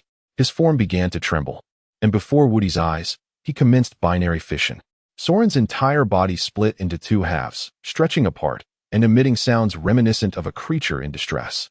Subsequently, the first linked segment began to sever, and more sections followed suit. Just as one learns about mitosis in biology, when the final link connecting the body fractured, Soren was divided into two parts, the lower half and the upper half. In truth, the distinction was minimal. The only difference was the absence of facial features in the lower half. The slime, by nature, was a gooey mass, indifferent to the concept of limbs and body. "My Lord Woody, I shall leave my lower half here with you. Rest assured, I shall not flee," Soren declared, and then his upper half passed through the portal. Woody stood in the cave, gazing at the lower half of the slime, saliva forming at the corners of his mouth. "Goodness, restrain yourself." The wait was not lengthy. Merely 10 minutes after Soren's departure, the portal before him radiated with light. Subsequently, 3 figures emerged from the portal, trailing behind Soren. 3 lithe elves. Among them, one elder elf, appearing somewhat aged, stepped forward, bowed respectfully to Woody, and proclaimed, "Esteemed Lord of the Black Dragon, we express our gratitude for your kindness towards our city of white light. We have heard of your possession of extensive information regarding the Chosen Ones, and we hope to engage in a trade." Woody surveyed the 3 elves before him, noting their formidable presence. However, he felt no fear and nodded in acknowledgement. "Indeed, but I wish to inquire what you might offer in return." The elder elf spread his arms wide, a look of determination in his eyes. "We are willing to offer everything we possess related to the Chosen Ones, any intelligence concerning the temple that may aid in their defeat." Another, slightly younger elf hastily interjected. To demonstrate our sincerity, he stepped forward, producing a straw, which he inserted into the lower half of the slime's body, gesturing towards Woody. "This is our first gift, please." Woody glanced at Soren's lower half, noting Soren's resolute expression. He unfurled his wings, pushing the lower half of the slime aside. "No thanks. Let us discuss matters of importance. Allow me to introduce myself. I am Wu Chatsun Di, but you may call me Woody." The elder elf swiftly responded with his name. For a fleeting moment, Woody felt as if the elder elf were jesting. His name was Gondos. Chapter 5.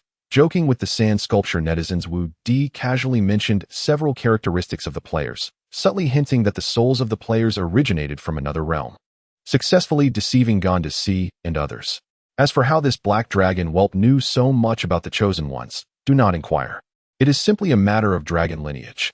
The transaction proceeded smoothly, with Wu Di's demands being quite straightforward.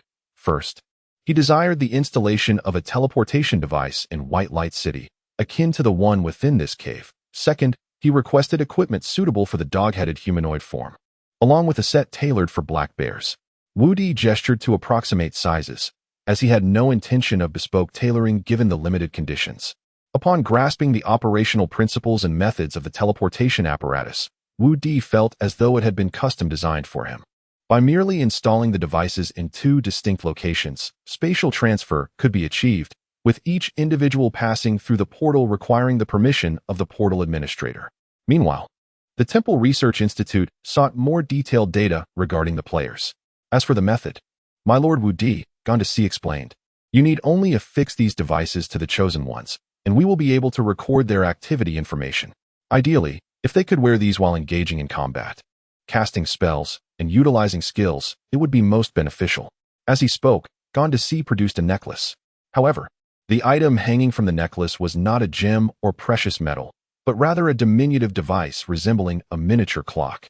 "My Lord Wu Di, this is a device designed to record the flow of magical energy, originally intended for monitoring the energy devices in the temple. However, it can also be effectively used on the Chosen Ones," Gondos C swiftly clarified, seemingly sensing Wu Di's confusion. "Does it have any effective range?" Wu Di inquired. "None at all. It merely needs to be placed upon them, and we can monitor the flow of magical energy. Based on our existing research findings, the bodies of those Chosen Ones are imbued with magical energy akin to that of the temple. They are as if walking magical webs, which explains their ability to swiftly learn spells and various skills." Gondos C expressed his deep concern, saying, "To engage in direct combat with such beings, I shudder to think of the casualties we might incur." Wu Di contemplated the small device, hesitating before inquiring, "Is this the only one? Could you provide a few more?" "My Lord Wu Di, do you possess a method to have many of the Chosen Ones wear these items?" Gondos C asked, somewhat astonished. However, for Wu Di, who was fluent in Chinese, adept at navigating forums, and well-versed in players' psychology and behavior, this was not a daunting task. "Since you have mentioned it, we shall prepare additional units. How many do you require?" "Let us start with 500 to manage the situation, as we might engage in numerous transactions. I wouldn't mind lending a hand with these minor matters," Wu Di replied. Upon hearing this, the expressions of the 3 elves shifted to one of peculiar surprise. One of the elves remarked, "Black Dragon Lord, it is likely that your knowledge of the Chosen Ones stems primarily from dragon lineage, thus your understanding may not be comprehensive. We have previously captured several Chosen Ones, and most are unwilling to wear these items willingly. Moreover, if we were to use magic to embed the monitoring devices within their bodies, they would devise various means to take their own lives within a few days. Wu Di was taken aback. You have captured chosen ones and brought them to White Light City? Gone to Sea nodded affirmatively. Indeed, we once exerted considerable effort to capture them, forcing them to battle various beasts to obtain combat data. Initially, they would be enthusiastic, but after a few days, they would seek ways to end their lives. Another elf added, moreover, their thoughts seem to be interconnected like a hive. Whenever we capture one, a steady stream of chosen ones attempts to rescue their companions. Consequently, we have discovered several teleportation device locations, forcing us to abandon them. If one were to suddenly be captured by a wild creature and made to wear a peculiar item, they would undoubtedly remove it. Even the most appealing missions would falter if one were confined in a cage for days without progress. Few players could endure such a fate. As for Wu Di's approach, it was remarkably simple. I shall merely present it as an encounter quest item. Wearing it would grant the chance for serendipitous discoveries. Even if there are no subsequent rewards, countless individuals would clamor to wear it, treating it as a collectible to be meticulously cared for, polished several times a day. Would you believe it? Nonetheless, Wu Di refrained from elaborating further, maintaining an air of mystery. With his head held high, Wu Di declared, your methods of dealing with the chosen ones have naturally culminated in failure. However, as one who inherits the knowledge of the dragon lineage, I possess my own methods. This is not a matter for your concern. By the way, regarding the teleportation devices I mentioned, when might you be able to install them? Considering your request for installation beside the temple in White Light Forest, we can only choose the dead of night, when the chosen ones are least active for this task. Gone to Sea explained. Wu Di nodded, satisfied as long as they could handle the task. However, after a moment's reflection, he added, I shall accompany you. I have some items I wish to place near the teleportation device. Your willingness to assist us would be most appreciated, Gone to Sea replied. The technician, of course, was blindfolded throughout the journey. After spending a minute installing the teleportation portal at the entrance of the instance, Black Dragon Outpost, they erected a wooden notice board. The dog-headed humanoids and Black Bear Tyson quickly devised various means to gnaw out a wooden sign for their lord, resembling something a dog might chew. Once Wu Di completed the sign, he instructed Tyson to awaken him at dusk. Subsequently, he fell into a deep slumber. In his growth phase, Wu Di seized the opportunity to sleep. How could he grow without rest? As dusk approached, he unfurled his wings and soared towards the designated location. Cloaked in the encroaching darkness, Gone to Sea, a doctor from the Temple Research Institute, bore a heavy burden in this apocalyptic era plagued by the chosen ones. His mission was to discover methods to dismantle the temple or restrain the chosen ones. They were akin to a plague. Their presence forced the majority of intelligent beings in the cyber world to reside behind high walls or in underground cities. Only primitive tribes like the dog-headed humanoids, unencumbered by fixed assets, roamed outside. It is worth noting that most dog-headed tribes would go to great lengths to seek out dragons as their lords. Logically, embarking on such a perilous task as installing teleportation devices outside White Light City was not something a research-oriented doctor like Gone to Sea should engage in. However, the Black Dragon who had come to trade displayed such profound knowledge of the chosen ones that Gone to Sea could not help but be intrigued. He resolved to join the Special Operations Team, aiming to engage more closely with this Black Dragon Lord. Equipped with his fully prepared gear, including a skin armor imbued with concealment magic and a substantial survival backpack, Gone to Sea, along with the members of the Special Operations Team, stood in the cave awaiting their departure. He gazed skyward. The appointed time had arrived, yet the esteemed Lord Black Dragon appeared to be absent. A soft sound from outside the cave caught Gandalf's attention. Peering into the darkness, he discerned a pair of yellow slit-like eyes. It was the illustrious Lord Wu Gilbanging Chadson. Hastily, Gandalf led the rest of his team of agents outside. Lord Wu, he began, I must say, the coloration of your scales is remarkably akin to camouflage. One could easily be rendered invisible amidst the thicket with eyes closed. When you judiciously suppress your draconic aura, the effect of concealment is perfected. You 5. What manner of attire is this? It must hinder your mobility, Wu queried, observing the 5 individuals before him. Among them were Gandalf, 2 humans, and 2 elves, all clad in matching attire, each burdened with large backpacks. However, Gandalf found it curious that they bore no visible weapons or shields. Were they truly willing to submit without a fight upon encountering players? Gandalf approached, assuring, rest assured, Lord Wu, these are the optimal configurations of equipment derived from thorough research. Wu scrutinized the 5 individuals, resembling thieves in appearance, and acquiesced, "Very well, as long as you find joy in it." With that, he seized the backpacks with his claws and ascended into the sky, heading towards the temple of the White Light Forest. It was out of the question for these natives to ride upon his back. He was a dragon, not a mount. The weight of their backpacks was a mystery to Wu. Perhaps they contained teleportation devices. The advantage of having wings for flight was evident, allowing for swift travel in a straight line. Yet, drawbacks existed. The view of the forest below was obscured, while the celestial perspective offered clarity. Despite being a black dragon, Wu's current size was equivalent to that of 2 individuals combined, and he was still growing rapidly. Flying while clutching 5 individuals made him conspicuously noticeable. The shouts of players below confirmed that they had likely seen him and were in pursuit. A black dragon. Look, a black dragon is flying. Hurry, post on the forum. I'm recording. This is incredible. How can there be a black dragon in the novice area?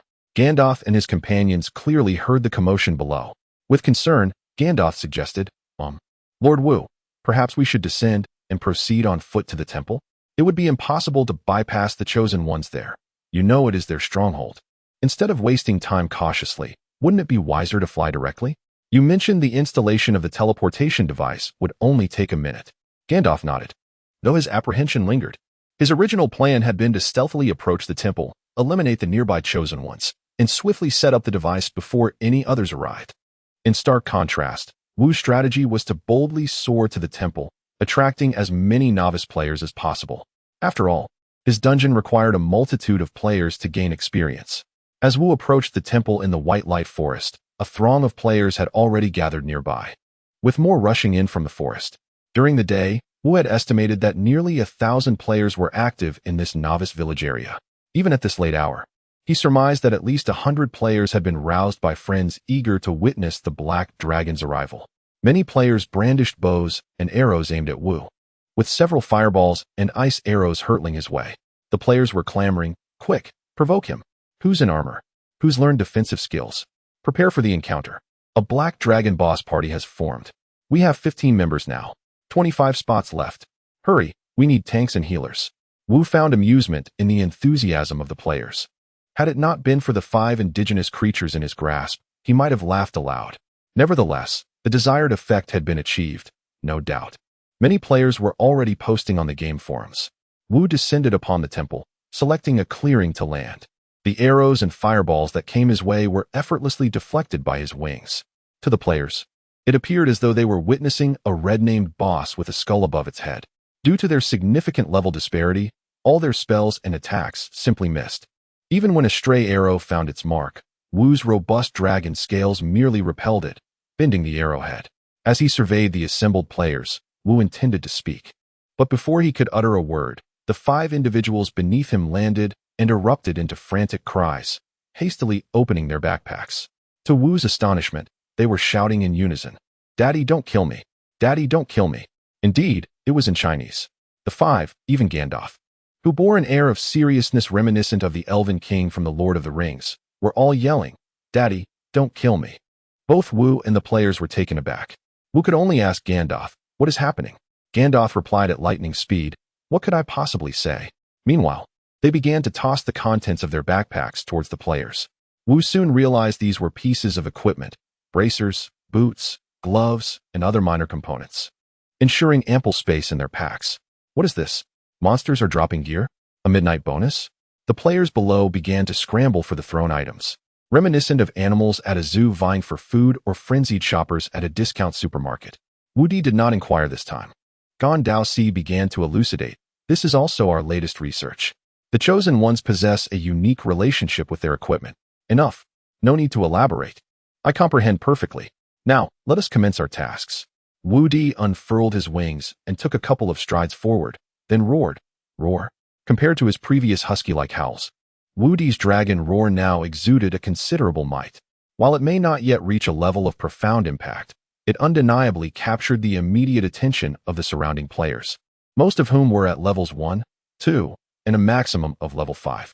Having transformed his entrance from a comical spectacle to one of grandeur, Wudi addressed the players beside him in Chinese. "Brave, chosen ones. I am the embodiment of the creator god, your guide, Wu Gilbanging Chattison D. You may refer to me as Lord Wu Di. The unknown darkness has extended its claws towards our world. Warriors, it is time to raise your weapons and fight to protect our realm. This is a portal leading to the outpost. You may pass through it directly to the stronghold of the dark forces. After speaking, Wu Di planted the sign he had brought into the ground. Meanwhile, Gan Daoxi and his companions seized the opportunity while Wu Di was addressing the players to complete the installation of the teleportation device. Without further ado, Wu Di grasped the hands of Gan Daoxi and his four companions, taking to the skies once again. The players gazed at the dragon, who had arrived in haste and departed just as swiftly, prompting some to approach the sign for a closer look. The sign read, Black Dragon Outpost, Teleport Point. Recommended Dungeon Level, LV5, LV10. Maximum Party Size, 5. Dungeon Description, just grind it out. As for Wu Di's proficiency in the language of the Chosen Ones, Gan Daoxi and the others were utterly astonished. Even the esteemed scholars of the Temple Research Institute, like Gan Daoxi, had yet to master more than a handful of words in this language. It seemed to possess an inherent barrier, one that could only be traversed by deities and the Chosen Ones. Yet, the dragon Wu Di appeared to command this tongue effortlessly. Could this be a legacy of the dragon race? Had their research on the Chosen Ones reached the forefront of the world? Gan Daoxi was enveloped in deep contemplation, yet Wu Di had no intention of offering explanations. He sought to maintain an air of mystery, leaving the rest to their imaginations. The dog-headed creatures and the bearman Tyson had already taken their positions at the Black Dragon Outpost as instructed. Distributing the magical detection equipment was a simple task. Each of the 5 dog-headed minions stationed at the entrance bore a piece of the equipment. Additionally, a note was affixed to each in Chinese. Special encounter item. Wearing this increases encounter probability by 5. In essence, it was a clever ruse. As long as players defeated the 5 dog-headed creatures at the entrance, they would find the magical detection equipment on their corpses. Wu Di was confident that any player with a modicum of sense would don this magical detection equipment at the first opportunity. His note was a testament to that confidence. With all preparations complete, the only remaining step was to grant the players entry. Wu Di activated the teleportation device and soon received the first player application to enter. Through the shimmering illusion of the wooden door, he beheld the players standing before it. Tomato LV10. Was this fellow truly awake at such a late hour? Waiting here all along. Wu Di was somewhat taken aback, yet the arrival of a level 10 player seeking entry brought him considerable joy. This allowed him to establish entrance criteria based directly on Tomato's magical level. All beings exceeding Tomato's magical capacity would be denied entry, while those at or below would be permitted. With the settings complete, Wu Di witnessed the portal emanating a cascade of light. The first batch of adventurous players set foot upon Wu Di's dominion.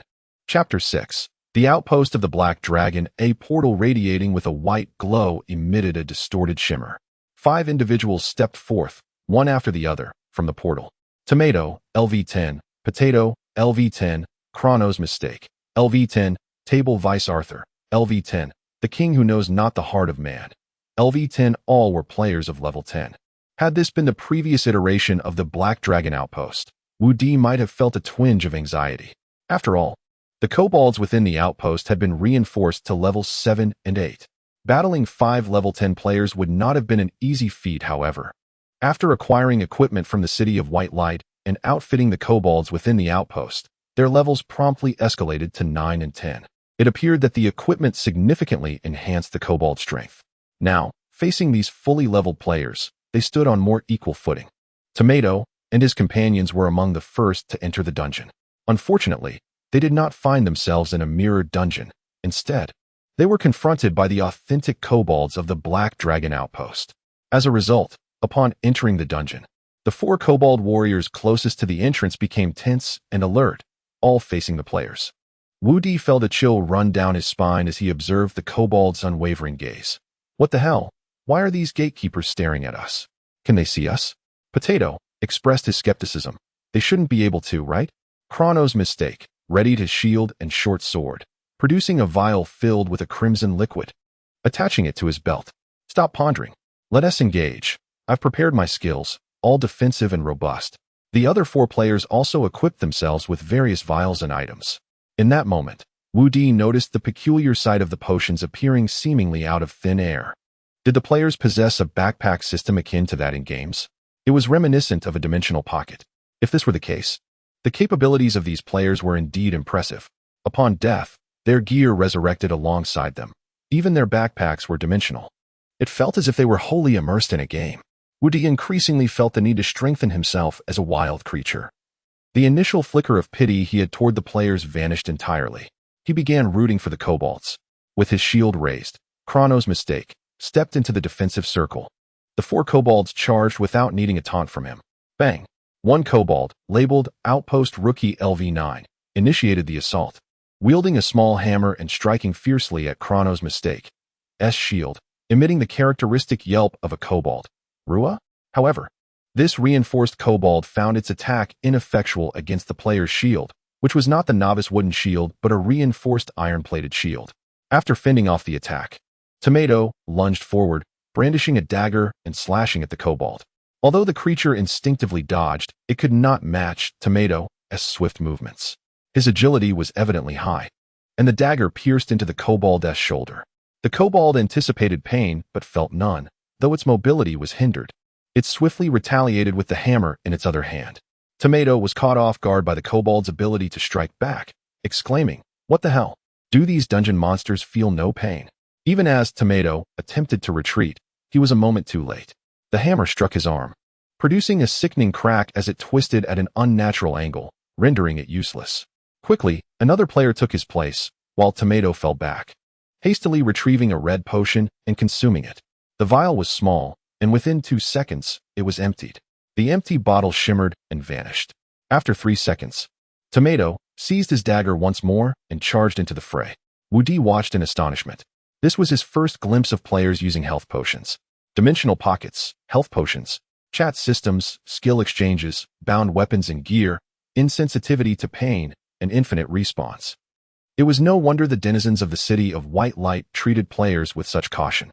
This level of advantage was unparalleled. The combat did not last long. Even though the 4 kobold sentinels had been fortified and experienced no pain, they ultimately fell to the 5 level 10 players, who meticulously employed their skills and health potions. Despite their anger and frustration, the kobolds were defeated. As the players began to strip the fallen kobolds of their equipment and weapons, they were stunned to witness the bodies dissolve into particles of light, leaving only a hammer and a piece of chest armor behind. The sight left both the players and Wu Di in disbelief. What was this? Equipment dropped by dungeon monsters? Though shocked, the players exhibited commendable composure. After regaining their wits, they swiftly allocated the 2 pieces of gear through a dice-rolling method. The kobold equipment was evidently unusable for the human-sized players. However, this was of little concern, as the gear utilized in the cyber world did not derive from the monsters, but was directly acquired from the temple. The method of acquisition involved trading game points, applicable to not just equipment, but also skills and magic. Holding the hammer previously wielded by the kobold, Tomato stared at it intently for 2 seconds, his expression grave, as if reading a progress bar. Then the hammer disintegrated into light and vanished. Wu Di was uncertain how many game points Tomato had garnered from the hammer, but the look on his face suggested it was a substantial amount. Suddenly, Wu Di pondered a question. If players could directly decompose equipment from the dungeon into game points, what about the gear in the mirrored dungeons? The mirrored dungeons did not feature real kobolds. They were conjured by magic, along with their equipment. Could that also be decomposed? Wu Di swiftly switched to another mirror instance. A player team had already vanquished the gatekeeping gnolls. Observing them, he noted that they, like Tomato, were dismantling the equipment dropped by the minor monsters within the mirror instance. This indicated that, regardless of whether it was the primary instance or the mirror version, players would receive identical rewards. Although this was somewhat perplexing, Wu Di soon grasped the rationale behind it. Players entered the cyber realm through the temple, and his territory cheat was acquired by corrupting the magicians of the temple. Even Wu Di himself was now entwined within the magical web of the temple. The crux of the matter lay with the temple. It seemed that if he wished to thrive in this world and further develop his territory cheat, he must engage in deeper research and exploration of the temple in the future. However, that was a concern for another day. For now, Wu Di lamented the fate of his gnoll minions and their equipment. With such a drop rate, there would scarcely be enough gear for the players to dismantle. Moreover, if defeating a few minor monsters resulted in 2 pieces of equipment for players to dismantle, might their strength escalate too rapidly? He worried that by the time his territory level increased, players would arrive clad in top-tier gear to challenge him, which would be quite absurd. The drop rate must be controllable. After all, the Black Dragon Outpost was a dungeon setting with which he was thoroughly familiar. It was only logical that he could regulate the equipment drop rates within this instance. Wu Di promptly focused on the black magic stone before him. Upon entering the territory menu, he meticulously examined the Black Dragon Outpost. In each defensive circle, he could select the drop settings. Each circle had distinct drop configurations, categorized into equipment drops, game points drops, or a combination of the two. He thoughtfully adjusted the settings for each defensive point, designating the majority of minor monster drop points as rare equipment drops. He configured the 3 boss points to few equipment drops and few points drops. Yes, that seemed much more reasonable.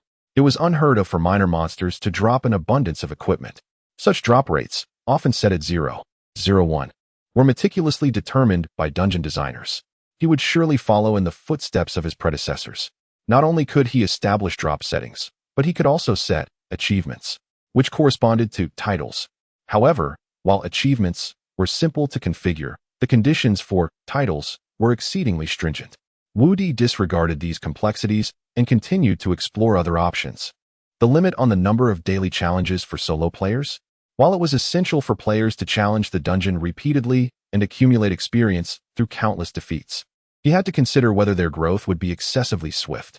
Before understanding the benefits players could derive from his Black Dragon Outpost, Wu Di resolved to exercise caution. He temporarily set a restriction of 1 challenge per person per day. After all, adjustments could be made at any time. He would open the gates and observe player feedback thereafter. The notion of pre-recording and inputting content, this implied he could film and craft a narrative for this dungeon. Never mind those trivial matters aimed at enhancing player experience. He would delve into them later. He was not a game designer. He was merely a dungeon creator. Stripping away this identity, he was no different from the wild monsters. For now, his priority remained elevating his territory level. Wu Di swiftly established a rough framework, disregarding the extraneous details. At that moment, he noticed that the experience points within the territory were on the rise. Experience 10, Experience 15, Experience 11. An increasing number of players were falling victim to various circumstances within the Black Dragon Outpost. Upon their demise, these players transformed into experience points for Wu Di's territory. However, the rate of experience gain seemed sluggish. Dragon's Nest, territory level LV1, 1. Ah well, at least it was no longer at 0. It was a small improvement. As for the experience gained from the death of a player in the instance, it appeared dependent on the player's level and the intensity of the combat. Wu Di had yet to grasp the correlation, but he believed it was merely a matter of time. After configuring all these settings, Wu Di redirected his focus back to the dungeon. Tomato and his companions, as expected. Upon discovering the magical detection device he had left on the gatekeeper knoll along with a note in Chinese, immediately regarded the device as a quest item and stowed it in their dimensional backpack. He was confident that the task from the Temple Research Institute would be accomplished successfully. However, it was worth mentioning that this magical detection device did not appear within the mirror instances. It was absent from the other mirror dungeons. After a brief respite, Tomato and his team promptly pressed onward. They navigated through the challenges unscathed, eventually confronting the first boss. The 3rd floor. The site of the first boss of the Black Dragon Outpost, the boneless Hardbone. Hardbone stood on the 3rd floor, already able to hear the footsteps echoing from the 2nd floor. Gripping 2 short axes, Hardbone took a deep breath, fully prepared. Come forth, chosen ones. Chapter 7. The little dragon to become a servant of the great Black Dragon Lord is an unparalleled honor for the goblins. Not to mention, this Black Dragon Lord possesses godlike powers, capable of uprooting a 5-story tower with ease. He fears no chosen ones and can even converse in their tongue. Even the last remaining goblin priest in the tribe, after an entire night of rituals, trembled as he proclaimed, "Ah, Lord Wu Di is the greatest black dragon in history. He shall illuminate the path of our tribe like the morning star in the night. He is the embodiment of the Creator God, the mightiest among dragons." And even the chosen ones tremble before him. As long as we follow Lord Wu Di, we shall have an endless supply of salted fish. At the mere thought of the priest's words, Hardbone couldn't help but shudder uncontrollably, nearly losing control of himself. Observing the chosen ones ascending from the 2nd floor, Hardbone tightened his grip on his dual battle axes. "Lord Wu Di, I shall not disappoint you." Upon seeing Hardbone, The chosen ones paused momentarily. His physique was notably larger than that of other goblins, adorned with a unique title above his head. Bonebreaker Hardbone, LV 15. The deep crimson LV 15 signified his status as a boss. To their surprise, they had not anticipated the presence of a boss within the dungeon, especially since the first and second levels bore none. However, the existence of a boss only heightened their excitement. After all, a challenging endeavor is what makes an adventure worthwhile. The 5 players swiftly surged towards Hardbone.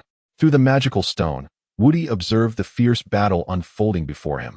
Currently, among the 10 dungeons running concurrently, they were the first to encounter a boss. In the remaining 9 mirrored dungeons, 8 had experienced total party wipes, with only one group still progressing on the second floor. Yet, their progress was far from smooth. Standing in the boss's position, Hardbone had become overwhelmingly powerful after his enhancements. His dual axes spun like windmills, instilling fear in the players who dared approach.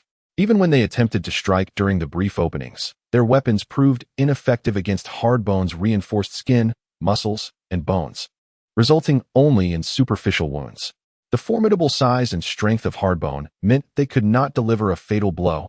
They could only weaken him gradually through blood loss. However, each assault brought increasing peril to the players. As the melee DPS, Unfathomable King, made a misstep, Hardbone seized the opportunity and dispatched him with a single blow. With only 4 players remaining, the situation grew dire. Despite numerous injuries and the blood staining the ground, Hardbone appeared unfazed. Driven by his enhancements and fervor, his combat speed accelerated. Chronos Error raised his shield. Though he felt no pain, his arm was battered and rendered powerless from the blows. Behind him, Clamp Arthur tirelessly cast white healing spells, yet the high frequency of her magic quickly depleted her mana. After consuming 2 blue potions, she persevered for another 2 minutes before exclaiming, "Damn it, I'm out of mana." "You lot haven't killed him yet." As her words fell, Hardbone delivered a final strike, cleaving Chronos Error as shield in twain. The next axe swept through, and Chronos Error fell. "Damn, the tank is down. Run. Retreat." Clamp Arthur was the first to flee, followed closely by Potato, the ranged DPS wielding a magic staff. Although Tomato continued to attack, he too began to withdraw. Alas, Hardbone's speed far surpassed theirs. He swiftly pursued them, taking down each player with brutal efficiency. Thus, the entire party was annihilated. In the instant of their demise, all of Hardbone's injuries miraculously healed, and the blood on the ground vanished. Then, the first goblin cried out, "Lord Woody is magnificent! Lord Woody is magnificent!" Such shouts echoed throughout the dungeon. However, a second group of players soon arrived at the entrance, bewildered by the sounds emanating from the towering structure. "What is going on? A story event?" They began to compile the intelligence gathered thus far. First, higher-level players yielded greater experience upon death in the dungeon.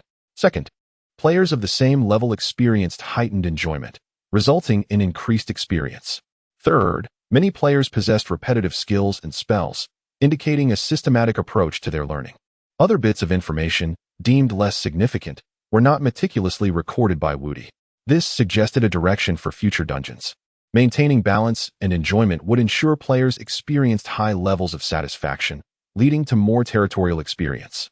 It seemed prudent to record some short videos for the Black Dragon Outpost as a narrative element.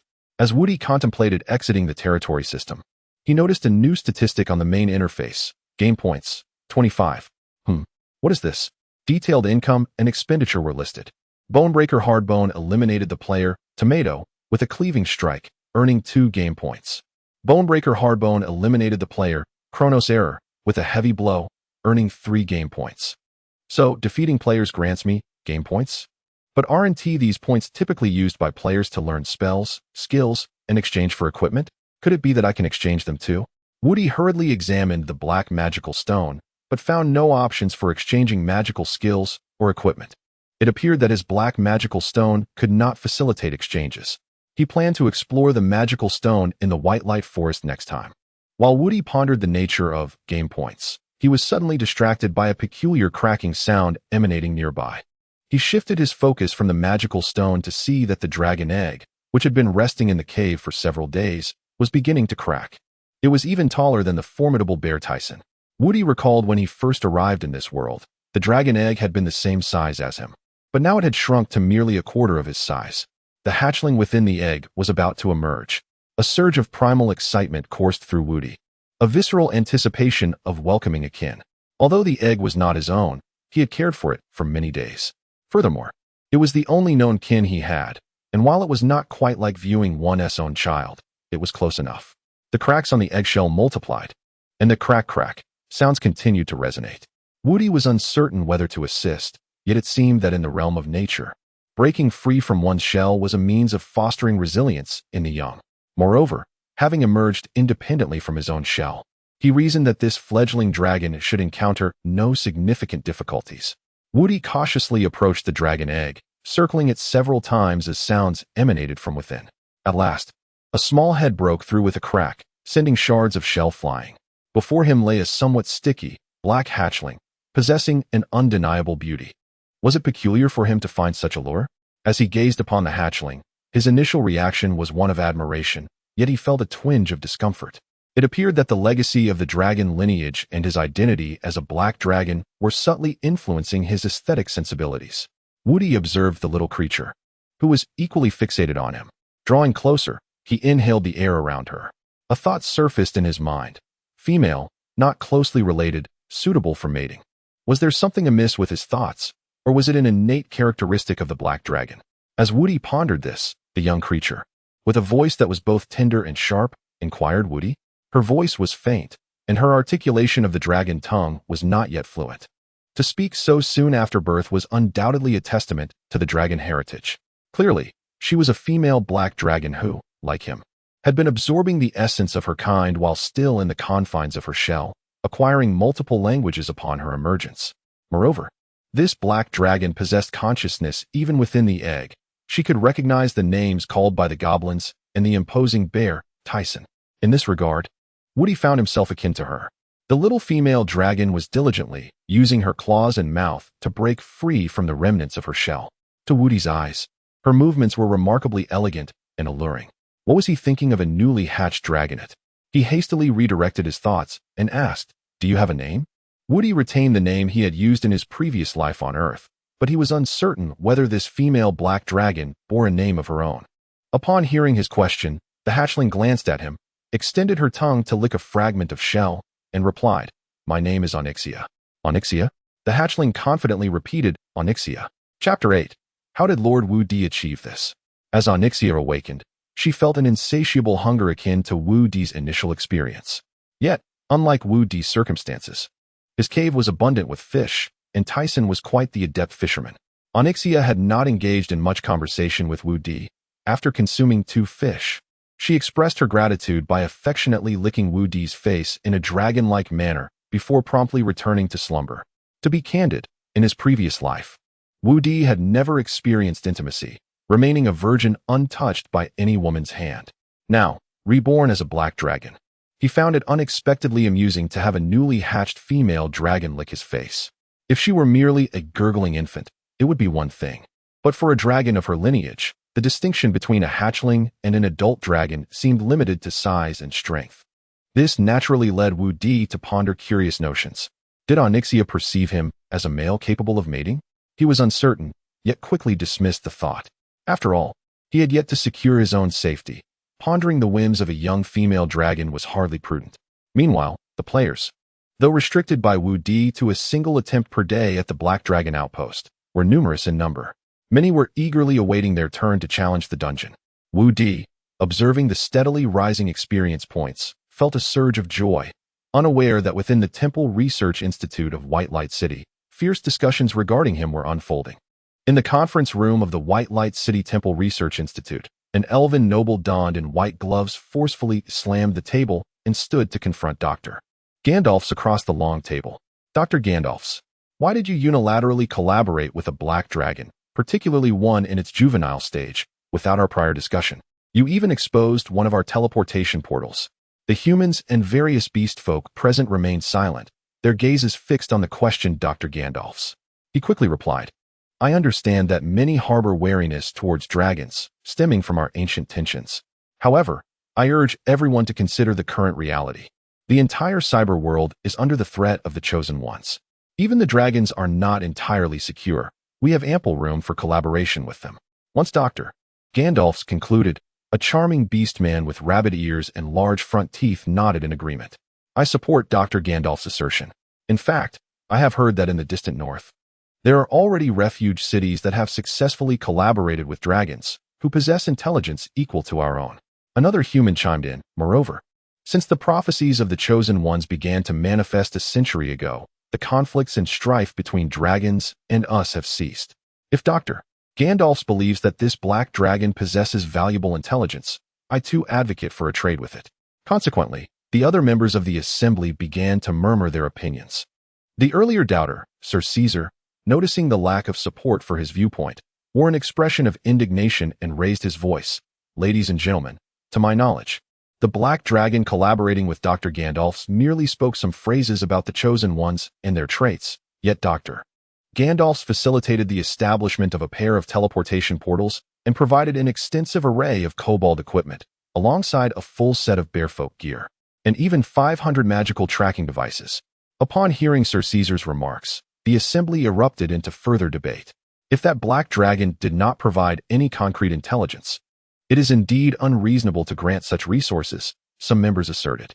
500 magical tracking devices, while not excessive, should not have been so readily bestowed upon the black dragon. Dr. Gandalf's, we request an explanation. Faced with the expectant gazes of the assembly, Dr. Gandalf's rose and addressed them. I recognize that placing trust in a black dragon and granting such resources from the outset is a perilous gamble. However, with the increasing number of Chosen Ones and their growing strength, incidents involving assaults on refuge cities have occurred. While the Chosen Ones surrounding our White Light Forest only began to appear a month ago, their power and numbers far surpass those in other regions. It is merely a matter of time before they grow formidable. If we do not swiftly consolidate our forces and uncover the secrets of the Chosen Ones and the Temple, it is inevitable that the first refuge city will fall. We cannot remain immune. We will either be slain by the Chosen Ones or become their slaves. Rather than hesitating and missing potential opportunities, I would prefer to trust a black dragon that speaks the language of the Chosen Ones. Following Dr. Gandalf's impassioned declaration, the assembly erupted into further debate. Some supported his stance, while others advocated for greater caution, plunging the conference room into a cacophony of voices. Sir Caesar, who had initially questioned Dr. Gandalf's, clapped his hands to restore order and remarked, Dr. Gandalf has countered, yet Sir Caesar retorted, let us see the evidence then. If not today, then in 10 days, 20 days, does that black dragon intend to take years to distribute 500 magical tracking devices? Or is it possible that the dragon is deliberately deceiving us to seize our magical tracking devices for ulterior motives? Upon this, the assembly members appeared to reach a consensus. After all, the magical tracking devices would eventually need to be revealed. Acknowledging the unanimous sentiment, Dr. Gandalf had no choice but to dispatch someone to the laboratory to ascertain how many magical tracking devices had been activated and confirm they were indeed on the Chosen Ones, rather than indiscriminately on any creature. Upon receiving this information, Dr. Gandalf surveyed the assembly and proclaimed, ladies and gentlemen, that black dragon has already activated 44 magical tracking devices. Sir Caesar's expression gradually stiffened, while the other assembly members gasped in astonishment. What? Activated 44 on the very first day? Did that dragon directly apprehend the Chosen Ones? Good heavens, we have only captured a handful over the past month. How did that dragon accomplish such a feat? Even if it resorted to force, it could not sustain such efforts indefinitely. Regardless, this data is of paramount importance to us. Dr. Gandalf too found it hard to believe. How had the black dragon managed this? After an exhausting day, Wu Di finally found a moment to rest. The teleportation portal had ceased to receive any further requests for entry, indicating that the eligible players had exhausted their challenge attempts. Throughout this time, Wu Di had remained vigilant within the cave, monitoring the players' exploration to prevent any unexpected incidents, such as a player teleporting in only to flee the dungeon in disarray. Thankfully, such players were not overly numerous, as Wu Di had wisely positioned the portal at the dungeon's entrance. As the players exited the instance, they found themselves not at the entrance of Wu Di's territory. Although his foresight had proven beneficial, it also served as a stark reminder that players are not mere obedient kobolds or pre-programmed entities. They are vibrant, sentient beings with their own wills. Wu Di realized he must exercise greater caution. After reflecting on the lessons to be learned from the first day of the Black Dragon Outpost's opening, He issued commands to the kobolds to continue gathering resources, stockpiling food, and seeking out other kobold tribes. He then turned his attention to the players' forum. To his surprise, guides for the initial exploration of the Black Dragon Outpost had already been posted. Such speed? Woody quickly clicked on one of the threads titled, Initial Exploration Records of the Black Dragon Outpost. Progress against the first boss, the Boneless One. Chapter 9. Summary of the first experience in battling wild monsters. Initial raids at the Black Dragon Outpost. Progress against the first boss. The Bonebreaker. Since the advent of the cyber world, players have been immersed in hyper-realistic visuals and a remarkably high degree of freedom. Everything achievable in reality can be accomplished within the game, uniting players from around the globe on a single server. This is truly a groundbreaking online gaming masterpiece. So advanced that it scarcely resembles a game from the 21st century. The only potential critique may lie in its overwhelming realism, nearly causing one to forget they are engaged in a game. However, the cyber world now boasts its first dungeon, the Black Dragon Outpost.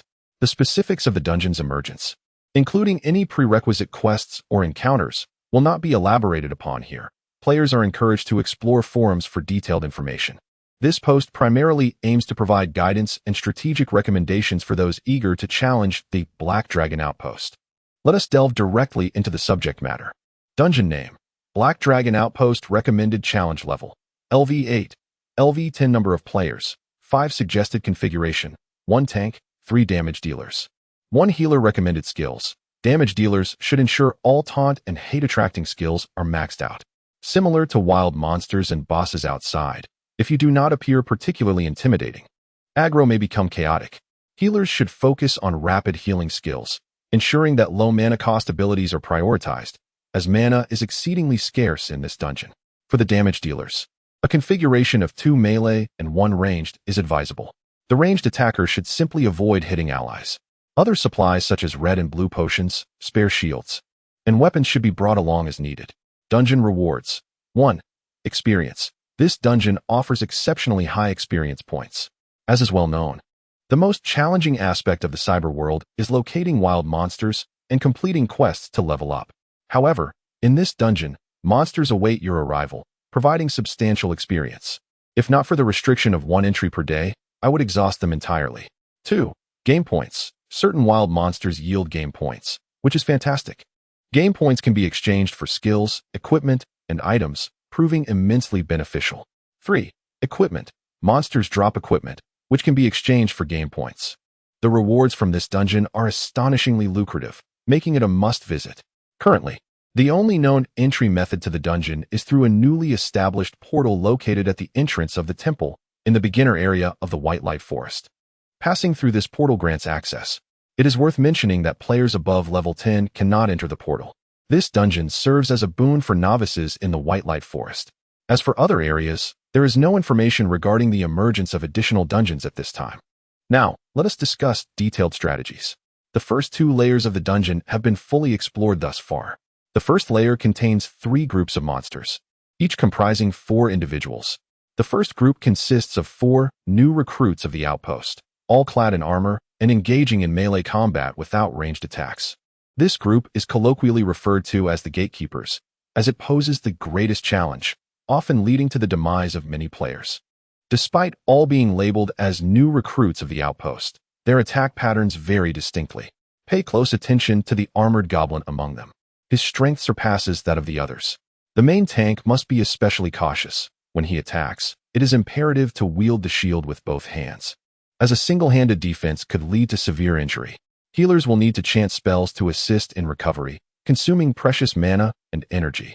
As for weapon placement, if you are the main tank, should you still be concerned about output? Discard it in a convenient spot. The intensity of the Gatekeepers leaves no room for damage dealing. Damage dealers should prioritize incapacitating the armored goblin's right arm immediately, otherwise, the tank may not endure for long. The second and third groups consist of 3 monsters each. Should you successfully navigate the first group, these should not pose a significant challenge. However, if any members of the first group fall, it is crucial to refrain from continuing the challenge. Wait for fallen comrades to revive before advancing. Do not underestimate the situation, as a total wipeout results in the dungeon's termination. The first floor offers a straightforward path, and we shall not elaborate on the route. Here is a map crafted by a skilled player for reference. It is essential to note that the third group of monsters is concealed behind the staircase. While players have not reported missing them, it is prudent to emphasize this point, as proximity triggers combat. Next, we shall discuss the second layer. The second layer comprises two groups of monsters, each containing 4 creatures. There are 3 new recruits of the outpost and 1 veteran of the outpost. This layer presents a true challenge, surpassing even the difficulty of the first layer's gatekeepers. I prefer to refer to the veteran as a mini-boss. This is where many player teams find themselves stalled in progress. Here is a glimpse of my team's unfortunate encounters beneath the veteran's mighty axe. At this juncture, I have been ruthlessly defeated. Let us examine the skills of the wild monsters, which may not encompass the entirety. Given that the dungeon just opened, Skull Crusher, the goblin delivers a brutal strike with its weapon, resulting in bone fractures if struck. A blow to the head can lead to instant death. Therefore, it is imperative to avoid headshots, and healers must respond promptly to any injuries. Sweeping Strike, typically executed by goblins wielding axes or polearms, this skill indiscriminately attacks a wide semicircular area. Melee damage dealers should preemptively evade to prevent complicating the healer's tasks. Kick. Some goblins may deliver kicks, which pose minimal threat but can interrupt spellcasting. However, melee damage dealers and tanks generally do not rely on casting. For ranged attackers, proximity to a goblin renders the kick inconsequential, as demise is inevitable. Weapon Throw. Some goblin warriors may hurl their weapons at you. My team as healer was tragically struck down by a goblin warrior's hammer. Uppercut. This attack inflicts damage to your chin and knocks you back. Evasion is advisable. Shield Bash. The goblin strikes you with its shield, producing a knockback effect that can render the main tank defenseless for a brief period, which is perilous. The remedy involves having melee damage dealers carry shields to assist in crucial moments. Otherwise, should the tank fall, escape becomes impossible. The aforementioned details comprise the information gathered thus far regarding the wild monsters. As for the first boss, the Bonebreaker, I regret to inform you that only 2 teams have reached its presence, and none have successfully completed the encounter. We are currently intensifying our exploration efforts. Players can safely navigate through by climbing boxes. Indeed, one must remain vigilant at all times, for these players are exceedingly cunning. Woody pondered for a moment and resolved to enhance the professional capabilities of the dog-headed folk. He swiftly summoned the dog-headed beings stationed at the cave entrance and called for a gathering. The command from the dragon god reverberated throughout the entire territory. And regardless of what the dog-headed individuals were engaged in at that moment, they hastened to the cave entrance for the meeting, even if their trousers were not properly secured. Before the scant assembly of dog-headed beings, Wu Di began. The purpose of today's meeting is to summarize the experiences we can glean from the recent defense against the Chosen One's invasion, as well as to address our shortcomings. Tyson, you shall be responsible for taking notes. As he spoke, the black bear Tyson promptly produced paper and a pen. Wu Di continued, everyone is encouraged to speak freely without concern. First, the F4 group, the first group of the first layer of defense, the 4 brave warriors. Please share your thoughts. Chapter 10. I am a noble dragon. Lord Wu Di's territory has just been established, and there is much to be done. Tasks include gathering food, collecting building materials, identifying known dangers, and searching for wandering goblin tribes. The valiant warrior, Hardbone, is fearless within the Black Dragon outpost, yet outside, he serves as Lord Wu Di's loyal subordinate. Despite having worked tirelessly for most of the day, Hardbone immediately ventured forth from the Black Dragon outpost to seek new goblin tribes for his master. Upon arriving at the campfire lit by his companions, Hardbone was greeted by an excited comrade holding a piece of paper. This is a strategy compiled by Lord Wu Di today, the goblin proclaimed. He instructed us to memorize it thoroughly and encouraged us to offer any supplementary suggestions. Hearing it was a task issued by Lord Wu Di filled Hardbone with reverence. He solemnly accepted the paper, bowed respectfully toward the cave where Lord Wu Di resided, and then unfolded the document. It read, Black Dragon Outpost Defense Personnel Strategy, First Edition. Are you still troubled by how to face the Chosen Ones? Are you worried that the Chosen Ones will easily defeat you, disappointing Lord Wu Di? Do you feel disheartened because other companions can withstand for several minutes while you fall in just one? After reading this strategy, the Chosen Ones shall be but mere novices before you. 1. In the battle at the Black Dragon Outpost, you will face a maximum of 5 Chosen Ones at once. Ignore the melee fighters and prioritize attacking the ranged ones. 2. If a ranged caster is engulfed in white light and appears to be a female, do not hesitate, strike her down. 3. If a melee fighter irks you, it is recommended to wield a heavy hammer. 4. Fear not death. As long as you remain loyal and faithful to Lord Woody, resurrection will come swiftly. 5. Should you see players consuming potions, interrupt them immediately. 6. Carry extra ranged weapons, such as stones, to attack those ranged chosen ones and to use when they attempt to flee. 7. If you observe chosen ones attempting to climb over boxes to circumvent you, attack. 8. If a chosen one strays outside the defense perimeter and sits idle, do not hesitate. Bravely step out and take them down. 9. If a ranged chosen one frequently hits your companions, do not engage them in battle, they are your ally. 10. Lord Woody holds special classes on the language of the chosen ones every evening, teaching us some of their tongue to chant before combat, which proves highly effective. After reading through the strategy, Hardbone carefully stored it, intending to memorize it during his free time. Although he had only fought once thus far, he knew that he would need it eventually. He was particularly curious about the language of the chosen ones that Lord Woody had mentioned. As he pondered this, he overheard a goblin by the campfire shouting in an unfamiliar, yet powerful language, the language of the chosen ones. Though he could not understand the words, their commanding tone inspired him. He too must master it swiftly. Lord Woody's compilation of strategies against the chosen ones, players, was also intended to bolster the security of his territory. The Black Dragon Outpost features 9 mirrored dungeons, and the goblins within these dungeons are not living beings, but rather magical illusions. These magically conjured defenders, in terms of agility and combat prowess, could never rival genuine goblin warriors.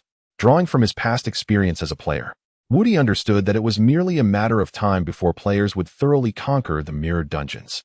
To prevent his territory from being invaded by such players, it was imperative to enhance the difficulty of the Black Dragon Outpost dungeon. Now, Woody's foremost task was to swiftly increase the number of inhabitants in his territory. The current count was alarmingly low, insufficient even to fully occupy the Black Dragon Outpost. Truth be told, he even contemplated venturing to White Light City to request reinforcements from Gandiosi. However, considering that the residents of White Light City were akin to the humans in Attack on Titan, hiding behind the relatively safe walls, he surmised that few would be willing to venture into his territory. Sighing, he resolved to continue searching for wandering goblins in the forest. As he contemplated this, he intended to check the forum before retiring for the night. However, upon opening the forum, his spirits lifted instantly. Players had captured other wild creatures. Yet, they were not Chinese players, but rather Vietnamese players. Not that Woody understood Vietnamese. He simply utilized the translation button available on the forum. While perusing the forum, he discovered a Vietnamese player boasting about their achievements. Their group had attacked 5 exiled elves in a novice zone designated for Vietnamese players. They had slain 3 and were pursuing the remaining 2. The reason they identified them as exiled elves was due to the shackles they wore. Such creatures, occasionally encountered in the wild, were typically experience fodder for players. The post elaborated on the battle's details and included photographs of the 2 elves, one adult and one clearly underage. What invigorated Woody was the location of the encounter, not far from the White Light Forest. If he flew swiftly, he estimated he could reach the scene in mere hours. Judging from the post, the Vietnamese players were not particularly high in level, the strongest among them being merely level 15. Estimating their combat prowess, Woody believed he could handle the situation. Perhaps, if he acted quickly enough, he could rescue the 2 elves. I am in need of allies. Woody swiftly exited the cave and instructed the goblins outside to return to the Black Dragon Outpost and remain on standby after resting.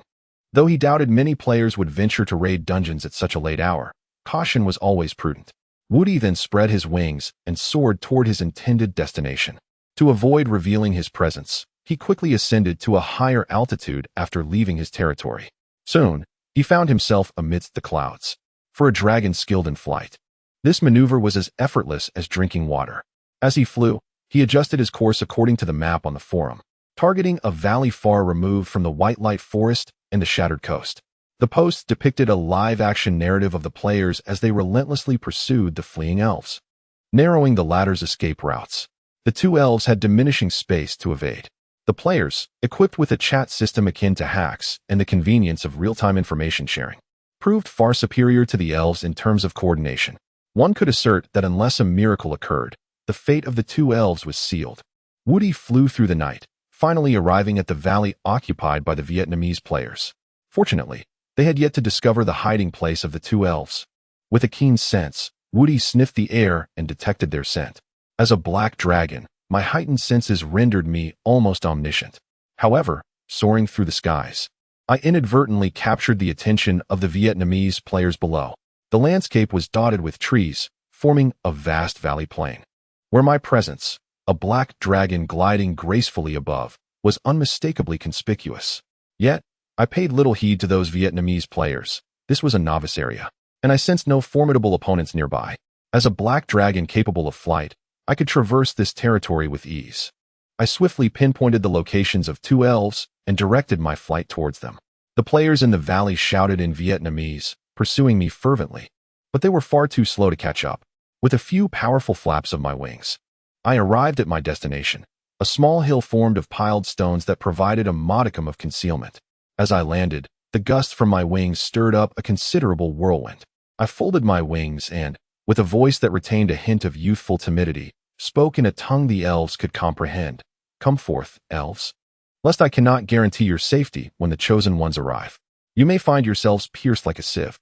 No sooner had I spoken than a sound emerged from the stone hill, a clattering of chains. A resolute young female elf stepped forth, protectively shielding a visibly younger elf girl. The adult elf regarded me with a calm demeanor, devoid of any plea for assistance. Her expression suggested she was prepared to face her fate. You may devour us, but please, spare my sister, she implored. At her words, the young elf girl buried her face in the fabric of her guardian's clothing. I unfurled my wings, taking a few swift strides before deftly extending my claws to grasp both elves without causing them harm. Ascending rapidly, I distanced myself from the players below and addressed the young elf, saying, I cannot speak for other black dragons, but I have no inclination to harm elves. Allow me to introduce myself. I am Wu Gilbanging Chat Sun Di, though you may call me Wu Di. Fear not, for I am a benevolent dragon. Chapter 11. The elven maiden who speaks Chinese. Wu Di, grasping two elves, found it impossible to soar too high, with the burden of her companions. She estimated that after a few minutes of flight above the clouds, they would succumb to faintness due to the cold and lack of oxygen. Reluctantly, Wu Di opted to navigate areas with more mountains. Although she exerted herself to the fullest, she managed to fly from day into night. By the following day's twilight, the players had concluded their strategies, and to Wu Di's astonishment, within a mere day, half of them had advanced to the boss, the Bonebreaker. Wu Di was acutely aware of the difficulty of this dungeon, which could only be described as torturous. These players were indeed remarkable, hailing from all corners of the globe, each a professional in their own right. The likelihood of any hindrance from them was minimal. However, there was some good news. The progress of the kobolds at the Black Dragon outpost had significantly slowed. None had reached the Bonebreaker yet. It seemed that the monster strategy guide she had penned was proving effective. Moving forward, she planned to formalize her daily summaries into a structured routine. After assessing the situation at the Black Dragon outpost, Wu Di turned her attention to the two elves before her. She gently placed them into a cave. Onyxia remained in slumber, undisturbed by the arrival of the elves. Dragons require an abundance of sleep. Wu Di shifted about the cave briefly before settling into a comfortable spot. The cave felt increasingly constricted, as if it could scarcely accommodate her. The larger and smaller elves had been tense and anxious since their arrival. The elven maiden seemed somewhat composed, but the young elf girl was in a state of utter panic, especially upon seeing the black dragon, prompting her to close her eyes in despair. I have introduced myself, yet I have yet to inquire about your names, Wu Di spoke, her sharp teeth resembling blades, complemented by the fearsome visage of the black dragon. Despite her gentle and sincere tone, the effect was undeniably terrifying. The young elf girl began to whimper quietly, burying her face in the elven maiden's garment. Wu Di, feeling somewhat helpless, realized their heightened vigilance. She extended a claw towards the two elves. The elven maiden's complexion drained of color, and she closed her eyes, seemingly bracing for death. However, death did not descend upon her. Instead, her wrists and ankles felt liberated. With a light sound, the chains that had bound her fell to the ground. Wu Di effortlessly severed the chains binding the elven maiden and then those of the young elf girl. One could not dispute the truth in the saying that the body of a dragon is a treasure. She had no need for weapons. Her claws, teeth, and breath were the mightiest weapons in existence. Wudi's actions left the elven maiden astonished, and she asked in disbelief, "Do you not intend to consume us?" With a hint of exasperation, Wudi replied, "I have never expressed any desire to consume you. Furthermore, I have saved your lives. Had it not been for me, you would have perished at the hands of those assailants." Assailants? You mean those chosen ones pursuing us? Wudi offered no further explanation but addressed the elven maiden and her sister, saying, "I believe I have demonstrated sufficient sincerity, and asking for your names should not be deemed excessive, correct?" The elven maiden bowed slightly, saying, "Please forgive my earlier rashness and rudeness, Lord Wudi. My name is Elizabeth, and this is my sister, Ilya. We were once citizens of Stream Fortress, but as you can see, we have now been exiled. Thus, you currently have no affiliation or place to go." "Indeed, as you have stated, Lord Wudi." Elizabeth lowered her gaze, her spirits dimmed. "May I inquire about the reason for your exile?" "We were suspected of being one of the chosen ones." "The chosen ones?" Wudi contemplated countless possibilities, including the release of chosen ones, collusion, or even the slaughter of their kin, yet she had not anticipated that they were suspected of being chosen ones themselves. After all, these two elves could not possibly be among them. Were there elves among the chosen? She had believed all chosen ones to be human. "There are indeed no elves among the chosen. I merely disguised myself as human to investigate them, attempting to make contact. However, the people of Stream Fortress did not approve of my actions, believing I sought to engage with the chosen ones, and some even suspected that I was one of them, which led to my and my sister's exile."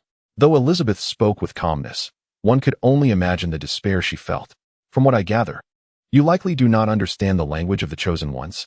"Most do not, yet it does not mean no one has studied it. My father once served in the temple, where some languages used by the chosen were spoken, so I have had exposure to this subject from a young age. However, when the chosen began to appear, we abandoned all temples, and much knowledge was lost. I am one of the few elves who knows a bit of the chosen's language." Wudi was taken aback, but decided to test her.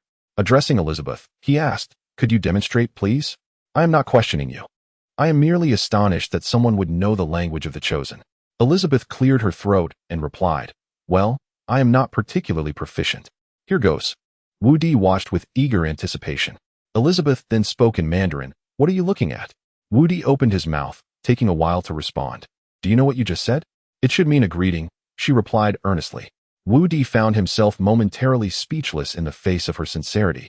But then Elizabeth continued, "I also know another language of the chosen. Come, let me hear it." Elizabeth cleared her throat and stated in English, "Knows when no die why you try." She quickly elaborated in the language of the cyber world. "This means a threat." Wudi hesitated before responding. "While you claim this is another language of the chosen, on the surface it is not incorrect, yet, in essence, it is the same language as what you initially said." Now it was Elizabeth's turn to be surprised. She gazed at Wudi, exclaiming, "Lord Wudi, have you also studied the language of the chosen?"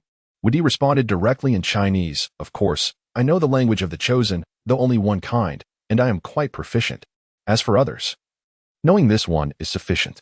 Upon hearing this, Elizabeth was utterly astonished. Wudi quickly explained in the language of the cyber world, "Don't ask, just dragon heritage." Elizabeth's demeanor shifted to solemnity as she asked, "Lord Wudi, may I inquire if your territory is in need of inhabitants?" Wudi did not anticipate that the other party would bring it up so readily. Internally, he felt a surge of joy, yet he knew he must not display it outwardly. After all, he needed to maintain the upper hand. With an expression of feigned difficulty, he remarked, "In truth, I am not in dire need, and at present, I may not be able to provide you with any salary." "I do not require a salary," Elizabeth replied, kneeling on one knee. Chapter 12. My aesthetic sense is becoming more draconic after listening to Elizabeth's request. Wudi fell silent for a moment before nodding solemnly. "Very well. Although my territory is nearly at capacity, I have decided to welcome you and your sister. After all, I am a benevolent black dragon lord. There will be no salary. And for now, the only sustenance available is dried fish. I trust you won't mind." Elizabeth graciously accepted, while Ilya appeared somewhat apprehensive. Wudi proceeded to familiarize them with the surroundings of the territory and assist them in finding temporary accommodations. He soon led Elizabeth and Ilya out of the cave. The territory spanned merely a 1-kilometer radius, leaving few options for selection. Fortunately, Elizabeth was not overly fastidious. Given the state of the world, preserving life was a significant blessing. Elizabeth was a skilled sorceress adept at various forms of magic, though her true expertise lay in the study of the temple. Her father, also a researcher of the temple, had passed down this legacy to her. Wu Di was somewhat surprised by Elizabeth's findings regarding the temple, which seemed to connect with another unfamiliar world. The chosen ones traversed this connection to arrive in our cyber realm. Contrary to being mere harbingers of chaos, they often approached our world with a mindset akin to that of a game, allowing for potential communication with them. Wu Di felt that Elizabeth, as a native of the cyber world, was quite impressive in her understanding of these matters. However, he did not require her assistance in studying the temple. He preferred to focus on researching the forum and his own black magic stone. Speaking of the black magic stone, he typically concealed it beneath a stone, rarely revealing it to others. Otherwise, Elizabeth might express a desire to study it, which, given her capabilities, would be a reasonable request. Unfortunately, the current level of the Black Dragon outpost was too low, and Elizabeth's strength far surpassed that of the Black Bear Tyson. Allowing her access would render the player's chances of conquering the mirror dungeon virtually non-existent unless Wu Di elevated the entry requirements. While entry into the dungeon was inevitable, it was not the right time. For now, Elizabeth's role resembled that of an assistant or steward, as numerous tasks needed attending within the territory. The kobolds adhered to a strict schedule at the Black Dragon outpost, diligently summarizing daily defenses and seeking out other wild creatures to address the kobolds' concerns. Wu Di could delegate these mundane chores to Elizabeth, allowing him to rest peacefully and focus on his growth. As for Ilya, she remained a juvenile elf. Though she possessed some magical ability, it was not yet applicable. She could only assist with simple tasks within the territory, such as preparing meals for the kobolds. Their diet was far from extravagant, consisting of crushed stones, yellow earth, assorted plant leaves, insects, and dried fish. A hearty stew would leave the nearby kobolds salivating. However, securing housing proved challenging. The kobolds lacked the ability to construct proper dwellings, relying instead on branches, leaves, and mud to create makeshift shelters, devoid of doors. For the kobolds, this was inconsequential, as they were accustomed to a nomadic lifestyle. In truth, despite Wu Di's desire to promote the spirit of hard work, he found himself confronted with two beautiful elves. "Can either of you construct a house?" he inquired tentatively. Elizabeth promptly chose a rain shelter and began tidying up its contents. While Ilya joined her in the labor, Elizabeth set a crude stone bowl aside, then arranged the bed made of large leaves and straw, saying, "Lord Wu Di, please do not worry about us. We are not delicate elves. No, you cannot stay here. We must." Wu Di attempted to explain, but Elizabeth's tearful smile interrupted him. "Thank you for your concern, Lord Wu Di. Since moving to the Rapids Fortress after our father's passing, we have not received such kindness." Wu Di felt a twinge of embarrassment, gesturing toward a nearby kobold, saying, "I deeply sympathize with your plight, but this is someone else's home." A kobold nearby appeared teary-eyed. "I apologize." After settling Elizabeth and Ilya, Wu Di outlined the daily affairs of the territory and informed Elizabeth of the existence of the Black Dragon outpost. Though he withheld detailed explanations, merely referencing the dragon lineage to deflect further inquiries. It was entirely normal for dragons to establish barriers within their territories, and Elizabeth did not press for more information. Previously, due to the player's resurrection point at the temple in the White Light Forest, which was not far from his territory, Wu Di had been quite anxious, unable to sleep soundly until he could enhance his defenses. With Elizabeth's assistance in watching over his domain, Wu Di finally felt secure enough to indulge in a restful slumber. As a young black dragon, he fell asleep almost instantaneously, the moment he decided to sleep. He was already enveloped in dreams, acutely aware that the dragon lineage was nourishing his body, continuously imparting strange knowledge and draconic magic through its legacy. It felt akin to lying in bed while someone diligently filled his mind with wisdom, a sensation he relished. Yet, amidst this reverie, he sensed someone touching his body and heard voices calling to him. "Wake up, Wu Di." Awakened, the beckoning voice roused him from his slumber. However, upon opening his eyes, he was taken aback. His body had expanded to fill the entire cave, rendering him unable to shift or extend his wings. He had at least doubled in size. Before him stood the one who had awakened him, another dragon, Onyxia. At this moment, she had grown significantly, her size nearly matching Wu Di's before his own expansion. Still, in comparison, she appeared rather petite. Wu Di understood the reason for her summons. If he continued to slumber and grow, he would likely become trapped in the cave or risk breaking it altogether. Wu Di maneuvered his way out of the cave, where Onyxia had prepared fresh fish for him. The absence of other kobolds suggested they were likely occupied with tasks at the Black Dragon outpost. Wu Di casually glanced at his territory system panel. Territory level, LV2 wait? I leveled up. As he contemplated the advantages of a level 2 territory, Onyxia unfurled her wings and invited him in the dragon tongue. Wu Di, shall we survey our territory together? Wu Di initially intended to correct Onyxia regarding her use of R, as well as express his refusal. However, upon raising his gaze to behold her magnificent form, her graceful curves, robust limbs, spiked back, and expansive wings, he found himself at a loss for words. And that lizard-like visage, with its verdant vertical pupils and sharp fangs, how utterly alluring. Wu Di was perplexed as to why the word seductive emerged in his mind. Yet he found himself profoundly captivated by the female dragon, Onyxia, before him, as if something etched in his very blood was igniting. Dragons are inherently a pair, one male and one female, sharing dominion as twin entities. As you wish, the enchanting Miss Onyxia. Wu Di unfurled his immense wings, which were twice the size of Onyxia's. Two youthful dragonlings took to the skies together, enveloped in an atmosphere of unspoken intimacy, soaring through the heavens. Chapter 13, Summary of Wild Monster Experience. Third edition. Between the two black dragon hatchlings, nothing of significance could possibly occur. The newly joined kobold tribe consists of a total of 37 members. Please rest assured, Lord Wu Di, that these creatures possess an unwavering loyalty to the dragon lineage. Elizabeth, still clad in her old attire, albeit rather soiled, continued her report. During your 10 days of slumber, I observed that our territory has expanded to a radius of 5 kilometers. However, I refrained from allowing the kobolds to roam freely, as I was uncertain of any plans you might have for this new expanse. Wu Di nodded. During his period of dormancy, their territory had ascended to level 2, and the barrier had significantly broadened. Well done. It is prudent to keep the kobolds in their original location for the time being. Is there anything else? Here is the latest strategy summary from the kobolds, and in accordance with your guidance. I have taught them the battle cries to be used before combat. Wu Di took the updated strategy document from Elizabeth's hands. To his surprise, in just a few days, the kobolds had revised their tactics to version 3.0, Black Dragon Outpost, Defense Personnel Strategy, 3rd edition. 1. Battle cries should ideally be shouted during combat, as many chosen ones tend to become distracted by the shouting, providing an excellent opportunity to eliminate them. 2. Ensure an ample supply of ranged weapons. Stones suffice as well. We have observed that some chosen ones attempt to attack us from outside our defensive range. Retaliate with stones for commendable effect. 3. A third type of purple potion has emerged, seemingly capable of healing wounds and restoring magical energy.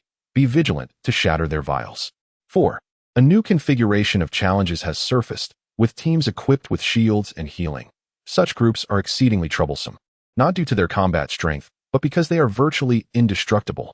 Engage them in a war of attrition. 5. If you find yourself overwhelmed, consider retreating. As long as you do not enter another's defensive perimeter, you should be fine. 6. Should you successfully escape and notice fewer defenders in another perimeter, please fill the gap immediately. 7. Refrain from relieving yourself indiscriminately within the Black Dragon outpost. If necessary, do so discreetly. 8. Some chosen ones may attempt to communicate with you. Do not be deceived, for they may turn hostile without warning. 9. Be imaginative. For instance, carry a handful of dirt, and upon activation, throw it in your opponent's face to induce a state of paralysis. 10. Lord Wu Di, you are our eternal deity. Aside from the 10th point, Wu Di could discern that the remaining 9 strategies were beyond what the kobolds could logically formulate. He turned to Elizabeth and inquired, "Have you ventured into the Black Dragon outpost?" Elizabeth nodded, apologetically responding, "Please forgive me, Lord Wu Di. Although you instructed me to focus solely on my duties as steward and guard, circumstances were dire, and a chosen one had already vanquished the Hardbone, prompting my entry." "Really? They defeated Hardbone so swiftly?" "Impressive," Wu Di remarked, astonished. For Hardbone's level was considerably higher than that of the players. He had anticipated that one Hardbone could withstand for months, yet it fell in less than 10 days. These players were indeed formidable. Drawing a bow, entering the defensive circle, releasing an arrow, and then retreating repeatedly, the kobolds executed Wu Di's orders with unwavering loyalty, albeit their intelligence was limited. Consequently, Hardbone was effectively worn down, riddled with arrows upon its collapse. Upon hearing this, Woody found himself momentarily speechless. Nothing could thwart the players from exploiting weaknesses. One could hardly deny their prowess. Yet, there was a critical vulnerability. Whenever the kobolds retaliated from the edge of the defensive circle, the players found themselves at a disadvantage. A kobold, even armed with mere stones at the perimeter, posed a significant threat to the players. The current scene within the dungeon was that of the kobolds, clutching an abundance of stones, stationed at the edge of the defensive circle, hurling them outward. Wishing to engage minor monsters? First, you must brave a deluge of stones. Woody bore no resentment towards Elizabeth for her actions, instead offering commendation. Well done, continue your diligent efforts. He instructed Elizabeth to resume her duties in managing the territory. Observing the state of her clothing, he contemplated a visit to the Temple Research Institute in White Light City. However, his current form was rather imposing, and if he were to fly out brazenly, it might attract unwarranted attention.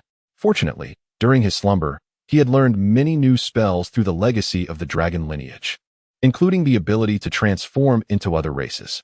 Woody metamorphosed into a youthful elf, his appearance striking and his physique lithe, embodying an aesthetic of the highest caliber, whether assessed by human or elven standards. Yet, his own aesthetic sensibilities had increasingly aligned with those of dragons, leading him to find little allure in his new guise. Despite his transformation into an elf, he still bore a pair of black dragon wings upon his back, intended for flight. He soon ascended, departing his territory. The teleportation array in White Light City was concealed within a cavern. Woody had only accompanied the slime Soren to this location once, but had memorized its position. Upon reaching the cave, he effortlessly located the teleportation portal. However, as he prepared to input the activation code, he found the portal had opened of its own volition.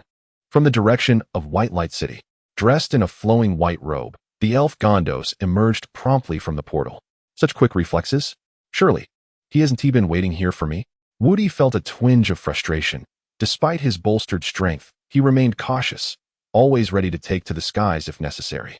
As Gondos exited and laid eyes on Woody, he momentarily froze.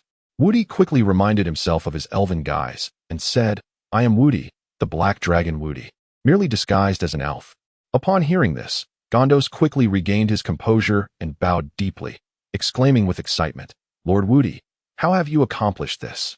In just over a fortnight, you dispatched over 300 magical detection devices, most of which are still operational." Woody waved his hand dismissively. "Is it truly so difficult? Let us not dwell on that. I seek to procure some items from you, perhaps clothing suitable for female elves?" Chapter 14. The Arrival of the Player Guild. In the shadowy depths of the forest, a well-proportioned tiger lay stealthily behind a tree trunk. Before it stood an unsuspecting old deer, its age rendering it somewhat unsteady on its feet. To the tiger, such a prey appeared as a sumptuous feast delivered right to its doorstep. With a sudden burst of power, the tiger lunged towards its quarry. The old deer, despite its keen awareness, was hindered by its advanced age, its reactions failing to keep pace. Even when it realized the need to flee, it was no match for the youthful speed of the tiger. The tiger pounced, bringing the deer to the ground, its throat ensnared in a deadly grip. After a few frantic struggles, silence fell. However, the tiger did not indulge in its meal immediately. Instead, it panted heavily, casting a glance towards the darkened expanse of the forest behind. From the shadows emerged a young elven girl clad in tattered garments. Elizabeth bore a rudimentary wooden bow crafted from sticks and vines upon her back, while a metal dagger graced her hand. Yet the tiger exhibited no hostility towards Elizabeth. Rather, it crouched down in a remarkably docile manner. As she approached the tiger, she reached out to stroke its head, prompting a contented growl to escape the creature. When Elizabeth withdrew her hand, the tiger lingered for a moment before retreating into the depths of the forest. This should suffice for at least 2 meals, Elizabeth mused to herself, gazing at the lifeless form of the old deer. She then hoisted the deer's carcass onto her shoulder and made her way towards the nearby territory, home to the Black Dragon, Woody, who was also her lord. Elizabeth knew little of this enigmatic Black Dragon, yet he had proven to be as benevolent as he claimed. He protected both the goblins and herself, expending considerable magical energy to maintain the defensive barrier surrounding their domain. Most dragon lords would not go to such lengths for their subjects, tirelessly sustaining the barrier for 24 hours. How exhausting that must be. The survival of herself and her sister, Ilya, was largely thanks to this noble Black Dragon. Though life in the territory was arduous, simply being alive filled her with immense gratitude. Not far off stood a towering black edifice, constructed by Lord Woody as a bulwark against the Chosen Ones. This structure, known as the Black Dragon Outpost, housed an array of hundreds of magical defenses. Elizabeth found herself utterly incapable of deciphering even a single one of these spells. The last time she felt such profound helplessness was during her studies of the temple. Truly, the dragons were formidable. As these thoughts swirled in her mind, she approached the barrier with determination. As Woody's servant, this barrier posed no hindrance to her passage, though it would certainly prevent other beings from entering.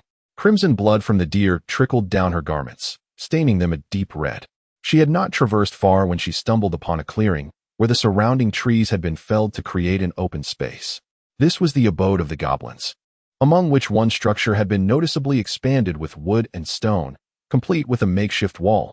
This was the home shared by Elizabeth and her sister, Ilya. The goblins had assisted in gathering materials and constructing the dwelling. While lacking an aesthetic appeal, it sufficed to shield them from the elements, which was all that truly mattered. Carrying the old deer, Elizabeth strode across the clearing. Nearby, a large cauldron bubbled as numerous goblins busied themselves, tossing an assortment of ingredients into the pot. Ilya stood atop a stone, stirring the concoction with a massive ladle that seemed disproportionate to her size. This cauldron was ample enough to feed 60 goblins, thus necessitating its considerable size. The goblins tasked with defending the Black Dragon Outpost required not only mud, branches, and stones, but also a sufficient supply of meat to replenish their energy. "Sister, you've been gone for quite a while today," Ilya called out, waving at Elizabeth with a gentle smile. After overcoming her initial fear and trepidation, Ilya had come to realize that the goblins were not the savage and terrifying creatures depicted in tales. Furthermore, due to Lord Woody's command, her sister Elizabeth, as the steward of the territory, was greatly respected by the goblins. Consequently, Ilya, as her sister, naturally enjoyed similar regard. "I'll go change my clothes," Elizabeth replied with a smile, refraining from informing Ilya of the dwindling wildlife in the forest due to the presence of the Chosen Ones. Wherever they roamed, local fauna gradually vanished, hunted mercilessly as game. Indeed, this felt akin to an apocalyptic reality. Elizabeth approached a nearby stream to wash the blood from her garments. Although the dampness was uncomfortable, she had no choice but to make do until she could don her leather attire. "Woody, my lord." Elizabeth sensed the unmistakable aura of a dragon, even without having witnessed Woody in his human form. Even the lowly goblins could perceive it, and as an elf, she certainly could as well. "I've been searching for you. You haven't been wearing that same outfit all this time, have you? Just washing it like that?" Woody inquired, somewhat perplexed, observing Elizabeth as she washed her clothes while still wearing them. "That could lead to a chill, considering you have no spare garments. I brought some from White Light City for you," he added, handing her a large bundle of clothing, which included outfits for both Elizabeth and Ilya. Elizabeth grasped the garments, her expression somewhat stiff. "I didn't know your sizes, so I brought a variety, or what suits you. If you need anything else, just let me know," Woody remarked, unsure whether her reaction was one of gratitude or confusion, and hurriedly departed. Such tender moments were not his forte, as he merely wished for everyone to lead better lives.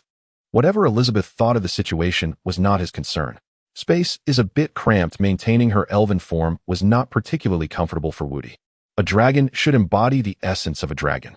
He dispelled his illusion, transforming back into his draconic form, and then, at the mouth of the cave, he toppled a swath of trees to create a clearing. For now, he would have to lie exposed to the elements. As he contemplated this, he stumbled upon a disconcerting announcement while perusing information regarding the White Light Forest. "Attention, everyone. A large guild named Battle Intent has taken residence in the White Light Forest, claiming they will seize control of the Black Dragon Outpost." Instance. The entire forum erupted into chaos. Chapter 15. Woody's Vision for the Future. Greetings, esteemed readers. This is Game Insights, and I am your humble editor. It has come to our attention that a formidable guild, War Intent, has established its presence in the White Light Forest, declaring its intention to seize control of the Black Dragon Outpost dungeon. As we all know, our activities in this cybernetic realm are entirely reliant on the Temple for resurrection, equipment, skills, and even quests. Except for the Novice Area's temple, all other temples are fiercely guarded by formidable beasts. Many large guilds concentrate their efforts on conquering the temples guarded by these wild creatures. For players cannot resurrect at a temple they have not previously visited. Once a large guild captures a temple, they secure the surrounding territory by constructing defensive walls. The Novice Area's temple has traditionally remained unclaimed by any large guild, primarily due to its lackluster resources and the overwhelming presence of scattered players, which complicates territorial management. However, the Novice Zone in the White Light Forest has clearly defied this trend. The Black Dragon Outpost, currently the only known dungeon in the game, can only be cleared once a day, yet we hold hope that the developers will heed our requests and lift this restriction. The question remains, will other guilds and players allow War Intent to take control of the White Light Forest Novice Area Temple and fortify it? As the discussion unfolds in the forum, many players passionately weigh in. One player remarks that War Intent's leader has stated that the guild will merely oversee the area, asserting sovereignty while allowing novice players and members of other guilds to come and go freely as long as they do not oppose them. Another player expresses skepticism, suggesting that once defensive structures are erected, the White Light Forest players will be at the mercy of War Intent. Another supports the idea of rallying against War Intent, recalling a previous instance where 3 guilds banded together to assault their stronghold. Wu Di observes these discussions, gaining insight into the current situation. Players utilize the temple as their stronghold. Apart from scattered players and smaller guild members who roam freely, larger guild players confine their activities within their temple's domain. After all, managing their own territory consumes considerable effort. Wu Di envisions that as time progresses and the number of players sent by the creator increases, a series of player-led nations may emerge within this cybernetic world. For now, occupying temples as guilds represents the initial embryonic stage of such a phenomenon. What is Wu Di's identity? He is the Black Dragon, a wild beast. He cannot permit a large guild to establish its dominion in his territory. Allowing them to grow strong enough to challenge him is simply unacceptable. Wu Di is acutely aware that his true threats arise from the players in his vicinity. Players must either be loosely organized or submit to his authority. There is no alternative and no room for compromise. Of course, Wu Di understands that subduing all players is an impossible feat. The cybernetic world is a tangible realm, with players hailing from China, Japan, Korea, Europe, and the Americas, among various regions and nations.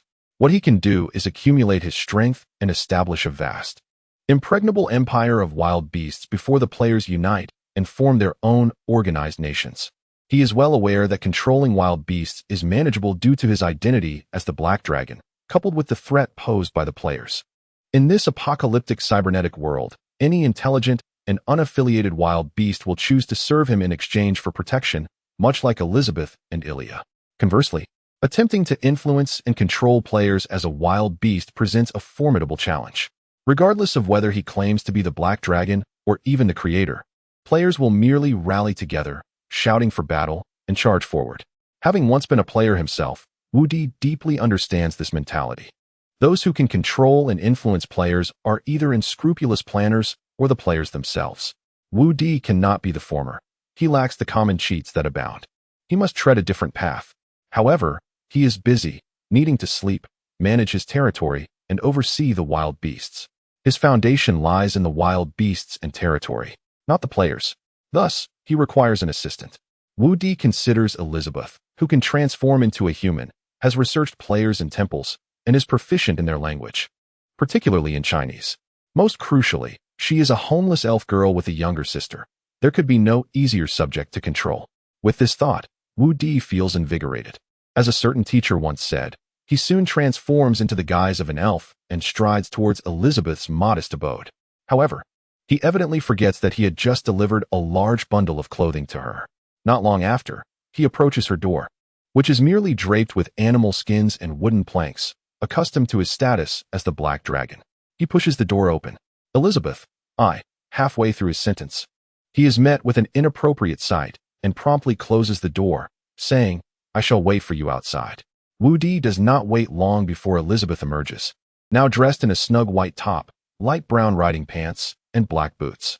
With a cowboy hat, she would undoubtedly resemble a Western cowgirl. She appears composed and unflustered, perhaps due to the natural barrier between species. "Are you eager to study the Chosen and the Temple?" Wu Di asks directly. Elizabeth's eyes sparkle, as Wu Di had promised to teach her the language of the Chosen, a commitment yet unfulfilled. "If given the opportunity, I would not wish to miss it." "How resolute are you? Would you dare to engage directly with the Chosen?" Wu Di questions.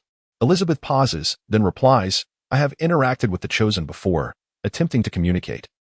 No, not in the manner you might assume, but on a deeper, spiritual level. Wudi leans in, sincerity in his gaze. To blend among them. To speak and act as they do. To be as one of the Chosen. Are you prepared for that? Chapter 16. The first step into the player's realm. Pretending to be a Chosen One? Elizabeth had never contemplated such a maneuver. Setting aside the linguistic barriers. The erratic behavior of the Chosen Ones was already a monumental headache. They could be jovial one moment and turn hostile the next. Their fascination with certain creatures was palpable, as they explored every nook and cranny. In the blink of an eye, one could find oneself in a perilous situation, bloodied yet seemingly amused. If demons existed in this world, they would likely resemble the Chosen Ones. However, in the eyes of Lord Wudi, these fearsome beings appeared rather benign. They were, well, perhaps adorable is not the right term. Many resembled lazy, unkempt individuals. Yet, they were fundamentally honest. As long as you were one of them, most would greet you warmly, especially if you were a newcomer. While there were certainly some misguided individuals who engaged in despicable acts against their peers, eliminating such nuisances would earn you the applause of the other Chosen Ones. I will prepare a list of precautions and a glossary of common phrases for communicating with the Chosen Ones. Once you commit them to memory, you should encounter no significant issues. It was only when Lord Wudi spoke at a rapid pace and presented Elizabeth with a comprehensive list of precautions that she realized he was not jesting. He was indeed serious about infiltrating the ranks of the Chosen Ones. Wudi was, of course, earnest. His most pressing concern was the impending threat from the Battle Intent Guild. Relying solely on the strength of his wild monsters to contend with the players' major guilds was tantamount to courting disaster. One could not expect the residents of White Light City to react any differently than if they were confronted with a specter. Even cries of "please don't kill me" had emerged. What could one realistically expect from them? The only recourse now was to harness the power of the players for his own advantage. After meticulously preparing, Wudi began to explore the benefits conferred by the expansion of his territory. There was no need to elaborate on the increase in land area. The Black Dragon Outpost could now accommodate a maximum of 150 defenders instead of 100, thereby heightening the challenge level. Moreover, the number of mirrored challenges had risen from 10 to 20, allowing 20 teams to engage in simultaneous trials. While this appeared advantageous to the players, it ultimately favored Wudi, as it would expedite his progression. Additionally, 2 special structures had been introduced. Blacksmith Shop, name subject to change. Building level, LV1, maximum craftsmen, 1, maximum concurrent apprentices, 100, chose ones only. Maximum equipment upgrade level, 5, damage rate increases with equipment level. Fee, 10 game points per use, default. Customizable by the Lord. Construction materials required. Wood 0 1000 units, stone 0 1000 units, blacksmith hammer 01. Description, your fate hinges on my hammer strike. Whether you become a model or toil and labor is up to me. Special effects can be constructed near any temple, unlocks chosen one profession, blacksmith indestructible. Personnel within cannot be attacked. This structure was not defensive but rather functional. Crucially, it catered to the players. Although it would assist players in enhancing their equipment, indirectly strengthening them while weakening himself, the control Wudi would exert over them would significantly increase. Most importantly, he could charge fees, which were customizable. Game points, seemingly of little use to Wudi, represented the currency of the game for players, vital for any action they undertook. This opened a vast array of operational possibilities. Why were major guilds so populous? It was because their leaders were affluent, issuing salaries weekly. Without such incentives, why would so many players flock to a guild? The establishment of the blacksmith shop was imperative. It would attract players while generating game points. Money facilitates all endeavors. Now for the second special structure, Black Dragon Armory, name subject to change. Building level, LV1, construction materials required. Wood 0 1000 units, stone 0 1000 units. Current production capabilities. Goblin minions. Though this armory appeared to serve the creation of wild monsters, the specifics remained elusive until it was constructed. Wudi issued commands to gather resources, instructing his goblins to collect more during their guard duties. Although they were already quite occupied, the tasks at hand were essential. Firstly, a set of novice equipment needed to be procured, followed by character creation. Disguised as a human, Elizabeth concealed herself in the night. She donned the attire typical of the Chosen Ones, simple fabric and a wooden staff devoid of magical essence. Lord Woody referred to it as a staff. Interestingly, this staff bore a name and detailed attributes. White light staff, required level, LV8, intelligence, 15, stamina, 2, spirit, 8. Why name a staff? What did the numbers associated with intelligence, stamina, and spirit signify? Elizabeth was uncertain, but according to Lord Woody, all weapons and equipment possessed names and attributes. Remembering the attributes was secondary, but the names were critical in case one were to be questioned about their equipment. Before her stood Lord Woody, also in human form. Unlike her simple attire, he was clad in heavy chainmail and wore a helmet. A massive kite-shaped shield adorned his arm, and a long sword hung from his waist.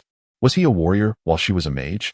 Notably, a line of Chinese text hovered above Woody's head. Gilbang ing LV10, in contrast. Elizabeth's own designation read, Elizabeth LV10. This was the emblematic mark of the Chosen Ones. But they could not be referred to as Chosen Ones. They must be called players. The first rule in the disguised player manual provided by Lord Woody stated, first, completely forget the term Chosen Ones from this day forth. Refer to them as players or foot soldiers. The temple lay less than 100 meters ahead. Though it was the dead of night, numerous players remained in the vicinity, each appearing hurried as they entered the temple only to swiftly emerge, vanishing into the inky darkness of the forest. Occasionally, a few lingered by the temple, engaged in conversation.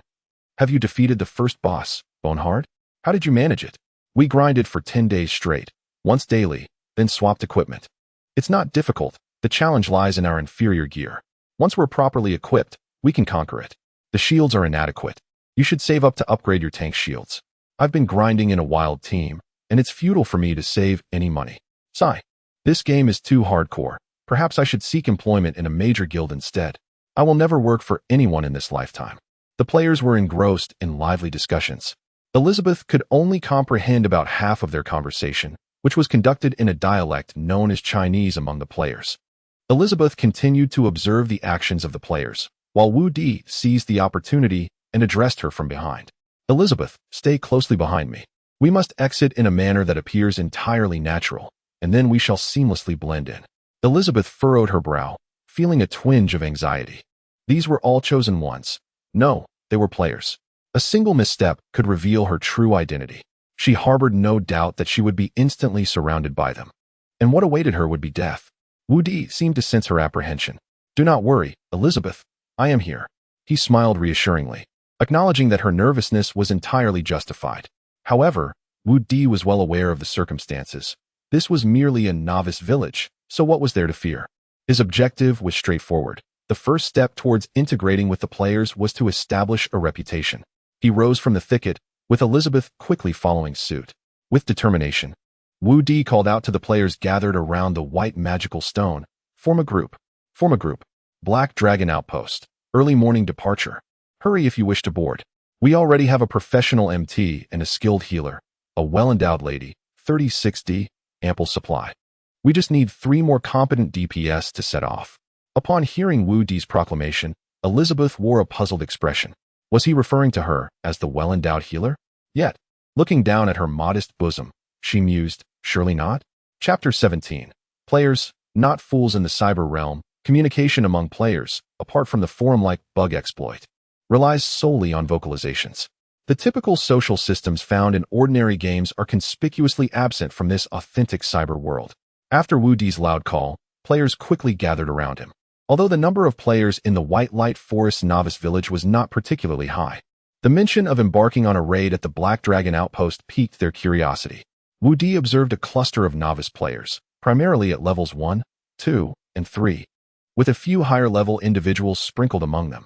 Amidst the chatter, questions erupted. Your name is impressive. I want to change mine to Ing Shui Air. It suits you well. Do you have a driver's license? Driving recklessly will get everyone banned. Wow, what an impressive set of equipment you have. What is it called? I want to exchange for one too. How many game points does it cost? Is there still healing available at this hour? I want to form a team. At this late hour, forming a random team might only lead to the F4 raid at the entrance. That F4 raid made me laugh so hard. Laughing. I spent 3 hours with F4, and the random team fell apart. The group was just a fast-leveling squad. It was exhausting. That's because you lack a powerful rogue like me. With dual daggers, every strike is a critical hit. absolutely merciless. Is the midnight chat event in the White Light Forest starting again? The players hopped around, engaging in animated discussions. While most were low level, there were a few who had reached level 8 and above. Wu Di selected 3 promising players, all level 10 with commendable equipment.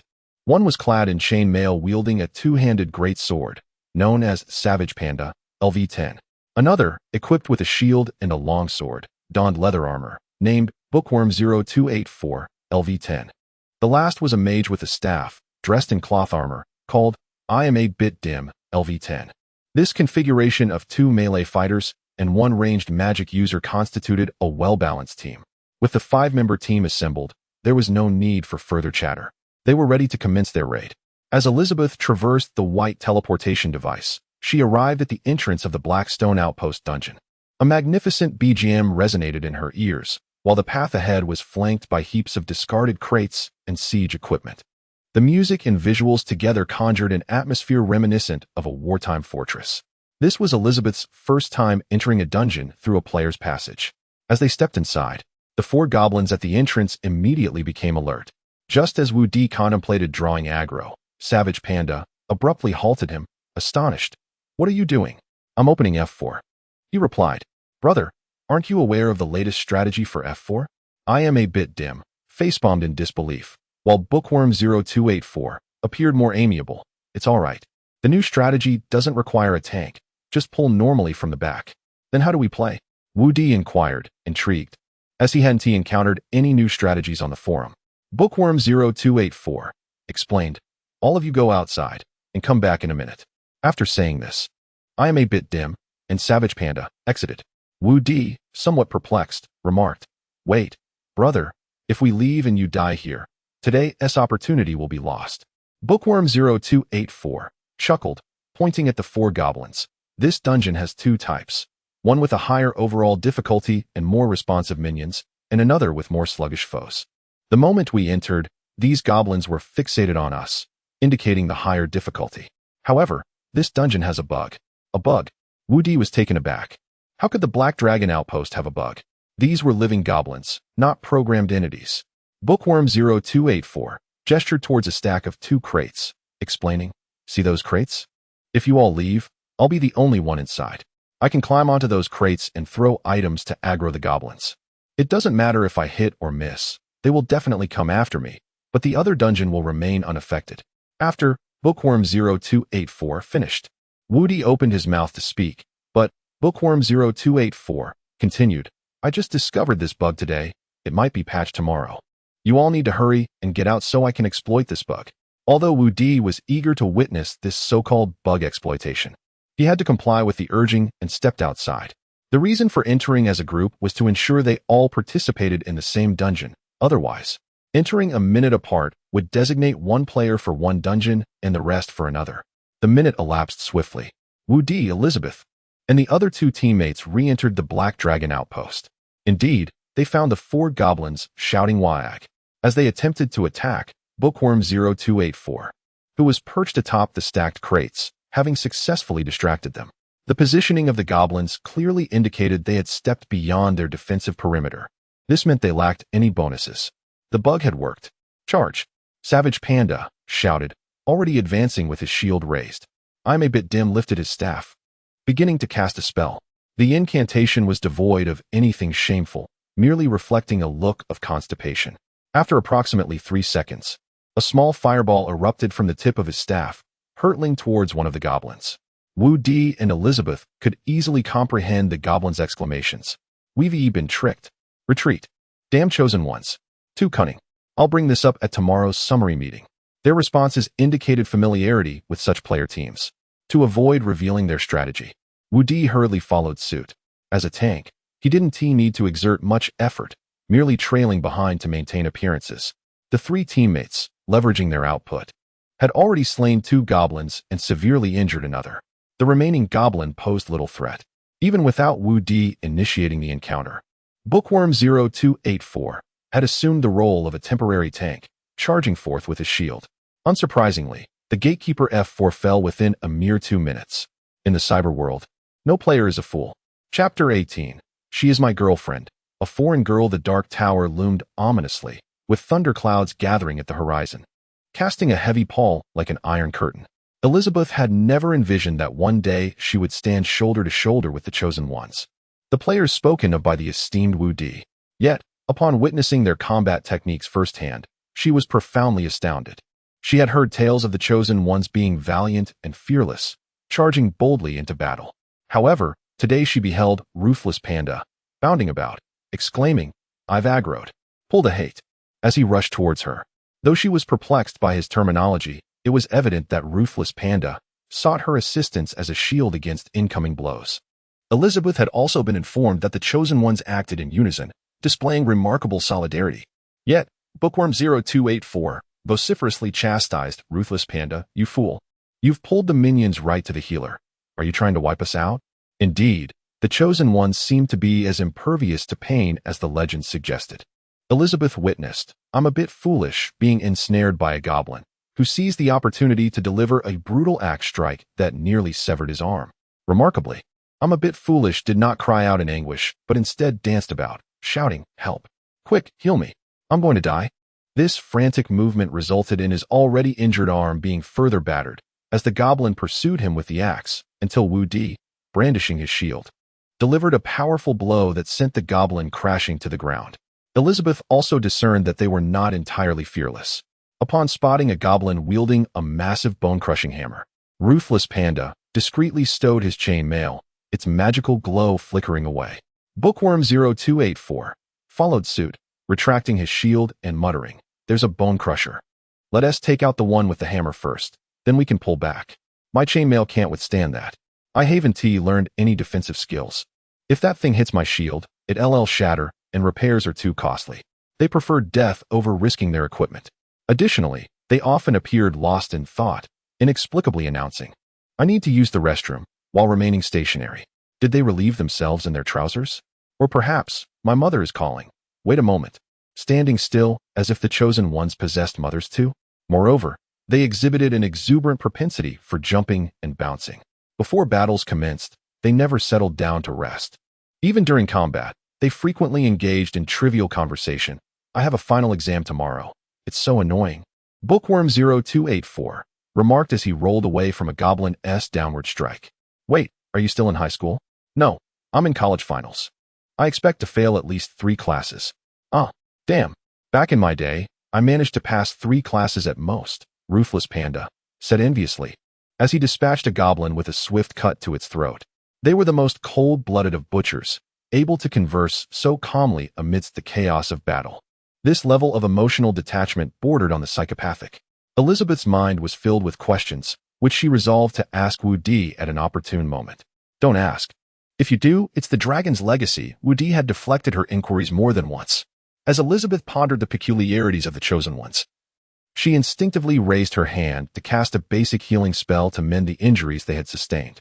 "You will never defeat us," the last goblin, the outpost veteran, uttered in broken Chinese, collapsing in defeat. "I can't believe this dungeon design. The minions are so ridiculous, even trying to act cute before they die." "I'm a bit foolish," exclaimed, unable to suppress his laughter. "I received 2 game points for killing a minion." Ruthless Panda shouted gleefully, prompting envious glances from his companions. "I'm a bit foolish," and Bookworm 0284. As for Wu Di, he maintained an air of profundity, casually declaring, "That is nothing. I got 3 game points." Elizabeth hesitated, her expression contorting as she clapped her hands in applause. "Wow, I'm so envious. You got 2 game points." This was the first sentence Elizabeth had spoken in Chinese since entering the dungeon. However, upon voicing it, the expressions of Ruthless Panda, "I'm a bit foolish," and Bookworm 0284 turned slightly awkward. Firstly, there were 2 mispronunciations that sounded quite peculiar. Secondly, 2 game points were indeed a meager reward. Wu Di had intentionally set the drop rates for minions low to prevent players from advancing too rapidly. Thus, Elizabeth's remark came across as somewhat mocking. Wu Di quickly intervened. "She is my girlfriend, a foreign girl. Her Chinese isn't very good. She didn't mean it that way." Upon hearing Wu Di's words, Ruthless Panda immediately changed his demeanor. "Girlfriend? You saying that reminds me I have many girlfriends in my dreams." "I'm a bit foolish," chimed in. And Bookworm 0284 accidentally let out a snort of laughter. "Haha, you guys are hilarious. My girlfriend is just my best bro." The three of them laughed as they redirected their firepower towards Elizabeth. So, where are you from, girl? Oh, America, huh? Is law and order good in China? I'm curious about how Americans portray us. Which school did you attend in our country? Where do you live? Are you a blonde? I actually like blondes. Faced with the enthusiastic barrage of questions from the three players, including Ruthless Panda, offering a blue potion, and I'm a bit foolish, kindly inquiring if she needed a starter pack, Elizabeth found herself momentarily overwhelmed. Her command of Chinese was insufficient. She could only grasp half of what was said, and even when she understood, many of the words eluded her comprehension. Wu Di observed the players' fervent inquiries and realized that if this continued, their secret would be at risk. He pulled Elizabeth behind him, saying, "This is my girlfriend. Could you please tone it down? You're scaring me." "Oh, sorry, we're just a bit enthusiastic," Ruthless Panda chuckled. The banter continued as they pressed on through the dungeon. Suddenly, Wu Di interjected, "By the way, let us give it our all. Perhaps we can break the record. I saw on the forum that the current record is defeating the boss in 1 hour. We've only been here for half an hour." Upon hearing this, the others suddenly realized, "Oh right. We haven't wiped it all this entire way." "I'm a bit foolish," exclaimed, while Ruthless Panda looked at Elizabeth and added, "It's mainly because of the healing. The supply is ample and fulfilling." Elizabeth instantly felt a sense of offense. The bookworm 0284 nodded in agreement and remarked, "Our output is commendable as well, and Gilbang is quite resilient, aside from the frequent overtime." The fierce panda took the lead towards the third level of the tower, exclaiming, "Hurry, let us stop the flattery. Tonight we shall break the record." With that, the group swiftly ascended to the third floor. There, they encountered the formidable dog-headed skeletal warrior, more precisely known as the boneless skeletal warrior, who had grown significantly due to enhancements. He brandished his iconic massive axe and bellowed in broken Chinese towards Wu Di and his companions, "I've been waiting for you for a long time. I shall use your skulls as bowls." Chapter 19. Wu Di's new discovery and new equipment. Before the battle had even commenced, the formidable Hardbone had already issued a stern warning. After delivering his threat, he positioned himself at the edge of the stone pile, vigilantly observing Wu Di and his companions to prevent them from inflicting damage from the perimeter of the defensive circle, a lesson Hardbone had learned the hard way. "Friend, do you know how to initiate?" Before the monsters were summoned, Spicy Panda sheathed his great sword and retrieved a shield and a short sword from his bag. "You can unleash your attacks. I will handle the tanking." Wu Di chuckled, while "I'm a bit foolish," quivered and remarked with a sidelong glance, "I nearly believed you. If it weren't for my quick thinking during that previous encounter, I would have perished. Nevertheless, my friend, you truly can take a beating." As three minor foes assailed Hardbone simultaneously, his shield remained intact, suggesting that his defensive skills had been maxed out. Bookworm 0284 noted, and Wu Di boldly stepped forward. "Just unleash your attacks. Let us aim to break the record." No sooner had he spoken than Wu Di charged, thrusting his kite-shaped shield forward. Hardbone, caught off guard, was knocked to the ground. Spicy Panda, the quickest to follow, lunged with his short sword aimed at Hardbone's knee. Yet, due to Hardbone's enhanced physique, the strike failed to inflict significant damage. Instead, the earlier impact from Wu Di's shield left Hardbone with considerable internal injuries, fracturing several ribs. However, within the confines of the instance, Hardbone felt no pain and was acutely aware that even in death, he would swiftly resurrect. Thus, he exhibited no fear, swiftly lifting a foot to kick at Spicy Panda. Having faced this challenge before, Spicy Panda evaded with a roll. A fireball soared past, nearly grazing Spicy Panda's thigh. "What the hell? Who are you attacking? You almost hit my brother," Spicy Panda exclaimed. Hardbone rose, shouting in a language from the cyber realm that players could not decipher, though Wu Di and Elizabeth understood. "Die, you chosen ones." With that, a massive axe descended towards Wu Di's shield. Wu Di, eager to test his newfound strength, had not informed the goblins in Black Dragon Outpost beforehand, having been enhanced. Hardbone was at level 15. Even a level 10 player with maxed out shield defense would hesitate to face such a blow head-on. "Get out of the way," Spicy Panda shouted, while "I'm a bit foolish," echoed, "I can't make it in time. Prepare for an excessive healing."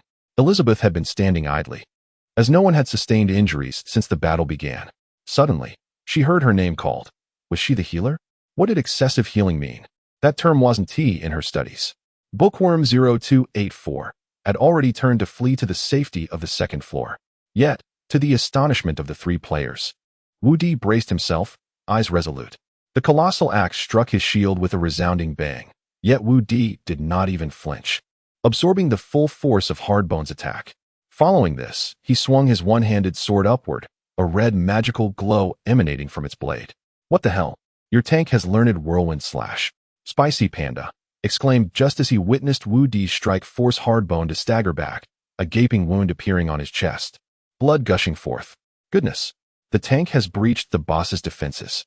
Bookworm 0284 shouted. "I'm a bit foolish," began to ready an attack. The newly exposed area on Hardbone's chest became a vulnerable target. While Wu Di internally questioned the effectiveness of Hardbone's strikes, he theatrically urged the stunned players, "Quick, attack! What are you waiting for? Can I withstand a few more hits?" With Hardbone severely wounded, he succumbed rapidly under the onslaught of the players, particularly against Wu Di's seemingly impenetrable defensive wall. As Hardbone's form collapsed, it transformed swiftly into magical motes, leaving a large axe behind. "What the hell? Equipment dropped!" Spicy Panda exclaimed, rushing forward to seize the axe. The other two players gathered around, while Wu Di remained unhurried. Elizabeth, on the other hand, seemed a beat behind, partly due to her unfamiliarity with the language and her secretive observations of the Chosen Ones. Approaching the axe, Wu Di was surprised to find he could read its description. Goblin's Axe, required level, LV 10, max attack power, 50, strength 20, stamina 10, agility 2. This is the weapon of the legendary Goblin Warrior, the Boneless One, Hardbone. Feel the glory, bearer. Wu Di was astonished. This was the first time he had witnessed equipment drop firsthand outside of Black Dragon Outpost. It appeared that equipment dropped from the defensive goblins would automatically generate attributes and descriptions from the player's perspective. Yet, he pondered whether Elizabeth could perceive this. He glanced at Elizabeth, who had moved closer, yet her expression remained unchanged. "Can't you see? Is it only visible to those connected to the magical network?" This seemed plausible to Wu Di, intrigued by his unexpected discovery. He wondered if players could see attributes when equipment was exchanged from the white magical stones, or if he could directly receive equipment and skills in the same manner as the players. Wu Di remained curious. The gear he and Elizabeth wore had been crafted by Gandalf from White Light City, designed to mimic the appearance of player equipment, devoid of any inherent attributes. Wearing them did not enhance Wu Di's agility or strength, nor did it boost Elizabeth's magical power. However, the equipment players received from the magical stones could significantly amplify their attributes and combat prowess. If the axe bore an inscription that increased agility, a player wielding it would not only maintain their speed, but would experience a slight increase. The same principle applied to armor. In essence, ordinary gear from his Black Dragon Outpost could be transformed into usable equipment for players after a brief interaction. Had the equipment undergone magical network enhancement? After all, Black Dragon Outpost originated from black magical stones, which were connected to the magical network. This notion seemed increasingly plausible. However, all of this remained conjecture for Wu Di. He required extensive experimentation to validate his hypotheses. Wu Di felt that the tasks before him had multiplied. Furthermore, the study of the temple magic web should be prioritized without delay. After all, the more research he conducted, the more advantageous it would be for himself. Both individuals were researchers of the temple. "Wait a moment, if I wield this axe, could I potentially gain enhancements? I am also connected to the magic web." This possibility ignited a spark of excitement within Wu Di. If he donned the equipment of a player, could he also attain boosts in attributes and combat prowess? Wouldn't that render him akin to a player, equipped and ready for action? The plethora of audacious maneuvers he could undertake was enticing. However, thoughts of dying to test his ability to resurrect were far too daunting. Wu Di did not possess the courage to attempt such a perilous act, especially without a main interface. How fortunate we are. This equipment appears to be directly wearable. Come, let us roll the dice." Savage Panda produced 3 dice and squatted down, saying so. Chapter 20. The beautiful Onyxia as a dragon. Manipulating the outcome of the dice was exceedingly simple. When it was Wu Di's turn to roll, the magical energy enveloped the dice, landing on the numbers 666. Amidst the astonished gasps and lamentations of the 3 surrounding players, Wu Di grasped the axe. It felt as weightless as air, yet it had a substantial presence in his hand. Most importantly, Wu Di distinctly sensed a surge of power. Albeit faint and nearly imperceptible, it was undeniably there. Moreover, upon seizing the axe, a voice echoed within him. Would you like to bind your soul to this weapon? Wu Di declined the offer. Though the axe might be formidable for players, it was utterly useless to him. As a dragon, why would he need a mere player-esque weapon? There was no place for it in his form, so he decided to retain it for future use. However, he suddenly remembered a significant issue. He lacked a player-esque dimensional backpack. While players could effortlessly stow their gear, potions, and miscellaneous items into their bags, Wu Di had no such convenience, at least not at the moment. After a brief moment of hesitation, he slung the axe across his back. The three players cast him curious glances. I think it looks cool on my back, and it provides a bit of defense, Wu Di explained, taking the initiative. Regardless, it was his choice. They pressed onward, swiftly reaching the 4th level, where they confronted the boss. Headless Mouse Jerry, a small yet exceedingly agile kobold. They were swiftly annihilated. After Wu Di and Elizabeth exited the instance, they stealthily approached the magic stone in the White Light Forest and pretended to resurrect. Their 3 companions, Ruthless Panda, Bookworm 0284, and I'm a bit dull, were brimming with excitement. They were the first team to face the second boss. Just as Wu Di had anticipated, they all clamored to add him and Elizabeth as friends on the Magic Network forum. However, Wu Di declined, citing his foreign girlfriend as the reason for not adding others. While he promptly added the 3 of them as friends, as Wu Di was capable of browsing the Magic Network forum, he indeed possessed an account. After they exchanged friend requests, the 3 players eagerly took to the forum to share their accomplishments of the evening. Wu Di deliberately exuded his draconic aura, causing all creatures lurking in the shadows to tremble and shy away. This effectively averted numerous troubles and battles, for the night was the time of predators, even for players. My Lord Wu Di, I find it hard to comprehend why you disguise yourself as a player merely to join them in attacking the Black Dragon outpost. Why do you think that? I assumed it was to safely familiarize yourself with their behaviors and language, and perhaps to enhance your presence. These players might even become your allies in the future. Considering the notion of viewing the Chosen Ones as allies, Elizabeth, if she had not heard Wu Di utter such words, might have thought them the ramblings of a mad temple researcher. Even the more radical Elizabeth merely hoped to communicate and connect with the Chosen Ones. However, given your level, it is indeed challenging to grasp. The upcoming days will be rather busy. Your primary task is to accompany me and familiarize yourself with the player's lifestyle. Soon enough, you will understand my intentions. Wu Di refrained from disclosing the imminent arrival of the Grand Guild to Elizabeth, as explaining it would be rather cumbersome. The duo swiftly traversed through the forest, and when Wu Di sensed no players nearby, he shed his armor and handed it to Elizabeth. He then transformed into his draconic form, clutching Elizabeth in his claws and soaring toward his territory. Perched on Wu Di's claw, Elizabeth couldn't help but inquire, My Lord Wu Di, those Chosen Ones appeared very courteous towards me, yet they persistently called me big breasts and asked me to nurse them. Do they not realize I might feel offended? Ah, that question. Wu Di swiftly glided through the dark night sky, passing through the translucent boundary of his territory. It relates to the player's linguistic habits. I will teach you slowly tomorrow. Upon entering the boundary, Wu Di landed and gently set Elizabeth down. After speaking, he took to the skies once more, leaving the territory behind.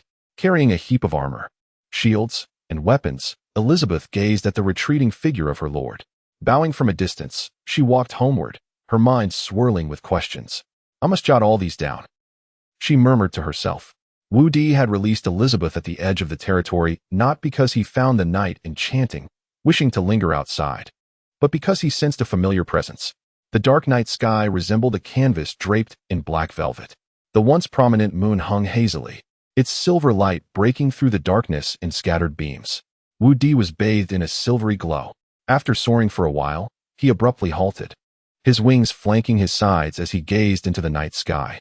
Just several meters ahead, as if parting a translucent veil, a black dragon suddenly materialized in midair, appearing as if it had traversed from another realm. The black dragon collided with Wu Di, but the force was minimal. Then, he heard Onyxia's voice. You spent the entire night with that elf? Surprised, Wu Di wondered if this was the famed jealousy. It couldn't be. His time with Onyxia had been brief, yet her next words revealed that he had overthought it. You were supposed to patrol the territory with me. I sensed another formidable presence not far from here. A formidable presence? Let us descend and discuss this. Wu Di swiftly steadied himself and descended toward the dense thicket below. Just before landing, he transformed into his male elf form, as it was more convenient for a dragon to transition into an elf. Onyxia followed suit, morphing into her elven form. However, unlike Wu Di's attire, Onyxia appeared unclothed. Under the moonlight, her alluring figure and elongated ears captivated Wu Di's gaze, leaving him momentarily at a loss for where to look.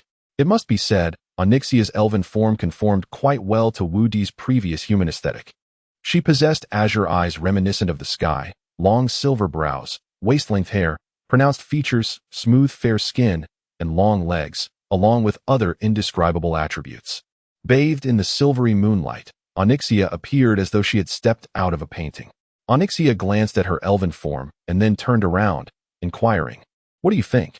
It is the first time since my birth that I have transformed into another being." Woody, feeling somewhat awkward, asked, "Do you prefer to be unclothed when you take on other forms?" "No, I merely wish to show you," Onyxia replied, waving her hand.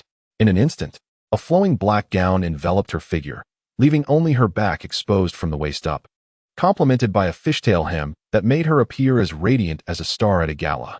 Onyxia approached Woody and pointed toward a distant location, stating, "As I neared that area tonight, I sensed a formidable presence. Can you ascertain what it might be? It is likely another lord, though I cannot be entirely certain." She pondered. Additionally, I observed another group of chosen ones approaching the White Light Forest. Another group of chosen ones? The players from the Battle Intent Guild? They have arrived so swiftly? Woody exclaimed. "Come, take me to see those chosen ones." Chapter 21. Indeed, I am stealthily advancing. In the depths of the night, two elves swiftly traversed the dense forest. Unencumbered by Elizabeth, Woody channeled all his magical energy into acceleration spells.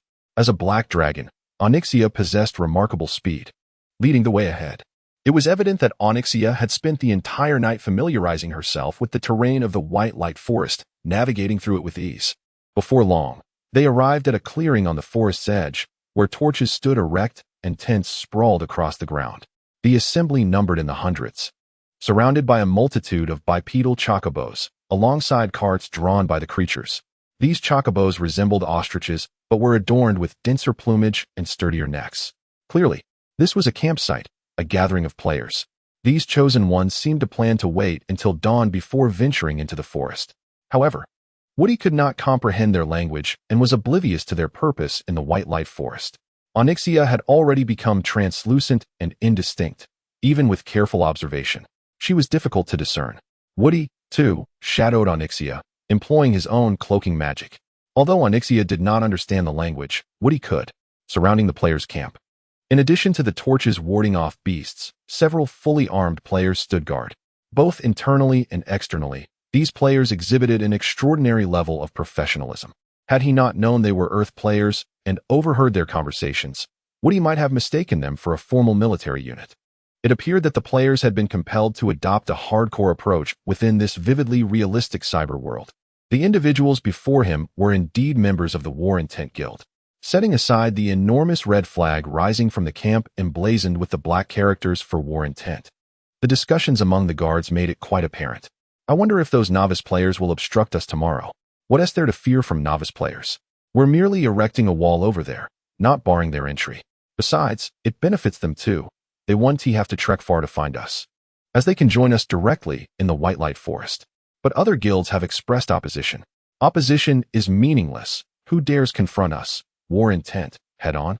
I've seen several major guilds on the forums warning us not to interfere with the novice village, claiming we're violating the Player-S Covenant. Covenant, my foot. It's all about having fun. Any major guilds that come at us will find themselves cornered at the resurrection point. Woody Henty anticipated the rapid advance of the War Intent Guild. It seemed their base was not far from the White Light Forest, or perhaps they had rushed over immediately upon hearing news of the Black Dragon outpost. However, the number of players appeared significantly less than Woody had expected. Given the immense size of the Earth player base in the cyber world, especially within the Chinese region, which boasted a rich tradition of large gatherings, it was surprising that a well-known guild like War Intent would comprise only a few hundred members. The top gaming families Woody had encountered in the past typically boasted thousands, though they were dispersed across various games. Moreover, the players' levels were not particularly high, while the players inside the tents remained unseen. The few active players outside were of a maximum level of LV-25, with most hovering around LV-20. Woody speculated that this might be a vanguard unit. Onyxia gently tapped his shoulder. Turning to her, Woody noticed she was pointing in a specific direction. Following her gesture, he saw several cages containing 3 elves and a slime, while the remaining cages stood empty. "There's something delicious over there," Onyxia remarked, clearly referring to the slime. Woody had confirmed that slimes were akin to desserts for a black dragon. Considering a girl's inherent affinity for sweets and Onyxia's young dragon status, it was indeed something she could hardly resist.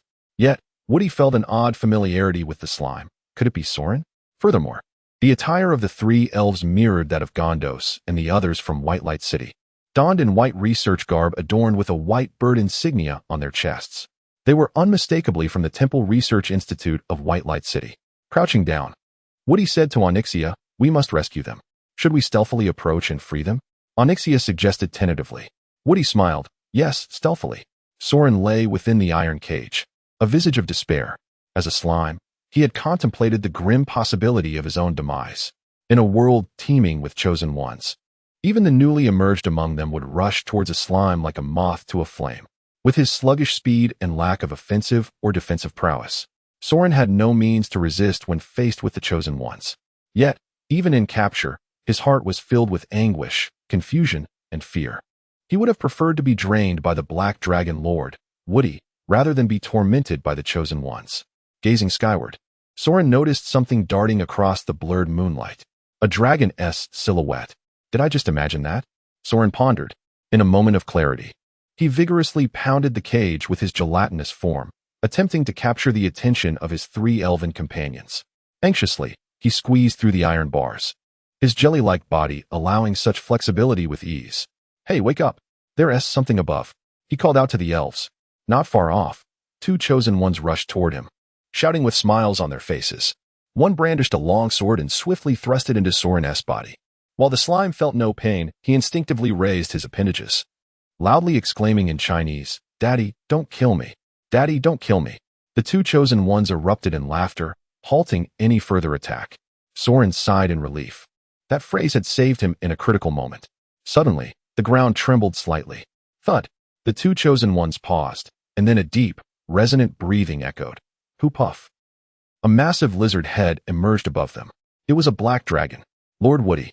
Upon seeing that lizard head, Soren could not help but exclaim, tears streaming from his eyes. However, being a gelatinous slime, it was difficult to discern his weeping.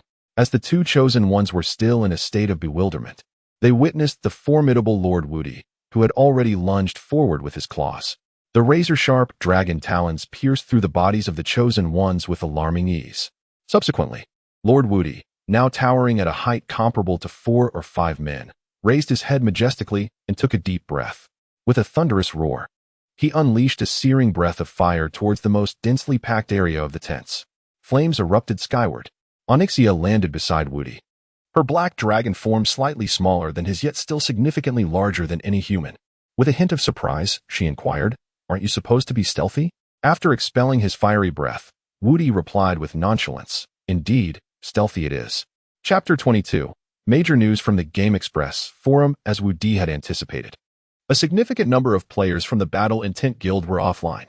The offline players did not vanish into thin air. Their physical forms remained in place, appearing as though they were in a deep slumber.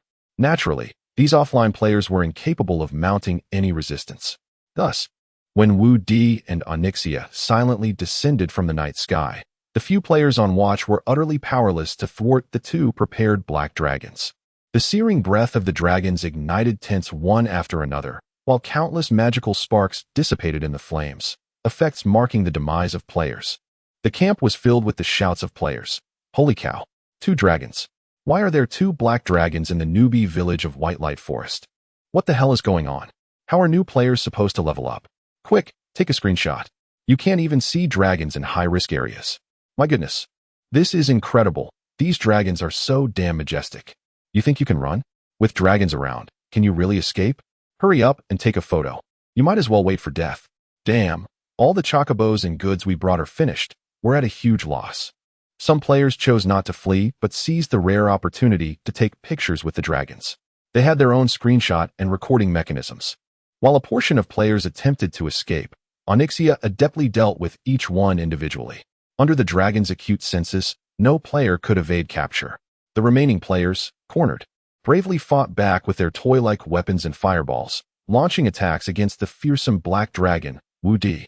Their feeble weapons and magic barely scratched Wu Di's scales, akin to mere tickling. As for Wu Di, an indiscriminate fiery breath was all that was necessary. However, he was cautious not to harm the chocobos and carts, as they were precious resources. If the players could ride these chocobos, there was no reason the goblins within his territory could not utilize them as well. Having these means of transportation would significantly enhance the goblins' efficiency in chopping wood and mining stones. Wu Di's unique constructions required vast amounts of timber and stone. The one-sided massacre did not last long. A group of players around level 20 stood no chance against Wu Di and Onyxia, especially given their sudden assault. Meanwhile, the offline players in their tents perished in their slumber. By the time they awakened, they would likely find themselves at the resurrection selection screen. Content with the inferno before him, Wu Di surveyed the scene. Master Wu Di. Master Wu Di. The three injured elves looked at Wu Di with expressions of disbelief. The elves' faces displayed a hint of complexity, as they had never encountered Wu Di before. The sudden appearance of two colossal dragons might have felt like dying at the hands of a chosen one, only to be transformed into victims of the dragons. After incinerating the last remaining tent and ensuring no active battle intent guild players were in sight, Wu Di turned his gaze toward Slime Soren. Soren excitedly squeezed through the iron bars, twisting his body and emitting a series of pika sounds, teary-eyed as he approached Wu Di. Wu Di raised one of his wings in greeting, saying, "Ah." Soren suddenly, Onyxia swooped down, opening her mouth wide, her sharp teeth mercilessly snapping at Soren. With her wings pinning Soren's waist, she swiftly twisted her head twice, akin to a predator tearing apart its prey. A faint cry of pika seemed to echo in the air. Then, Onyxia elegantly walked to Wu Di's side, clutching the torn portion of Soren's body in her claws. She presented the remaining lower half of Soren to Wu Di and said, quite sweet. Have a taste." Wu Di glanced at Soren's lower half, then at Onyxia, hesitating before asking, can you spit out what you've eaten?" Onyxia widened her eyes in surprise, inhaling sharply before slightly turning her head away, her expression seemingly flushed. "But I've already consumed it." "Well, if you want my share." Onyxia slightly shifted her body and then expelled something onto the ground. It was indeed the upper half of Slime Soren. Soren gazed up at the sky with wide eyes. Pika Wu Di took the opportunity to fly with Soren and the three injured elves towards the teleportation cave of White Light City. A beam of dawn light emerged on the horizon. Thankfully, the area was not frequented by newbie players, and given the early hour, the chances of being spotted were minimal as Wu Di glided close to the treetops. Along the way, Wu Di learned why Soren and the elves had been captured by the players of the Battle Intent Guild. "Are you saying that White Light City discovered these chosen ones yesterday? You were dispatched as scouts but were detected. Is that correct?" Wu Di inquired, stretching his wings as he glided above the treetops. Sitting on his claw, Slime Soren nodded rapidly. "That's right. Those chosen ones are quite different from the ones in White Light Forest. They are stronger, more powerful, and even have a massive mage group of 100. We were trapped by that mage group." 100 mages? That sounds formidable. If you were scouting, why were you brought along?" Wu Di questioned Soren. Slimes are exceptionally suited for reconnaissance due to their low presence and ability to sacrifice parts of their bodies to escape when necessary. Soren is also an excellent scout. As the elf spoke, Soren's posture appeared more upright. "An excellent scout, you say?" Wu Di recalled his initial ambush on Soren. What precisely was excellent? However, Wu Di chose not to dwell on these thoughts.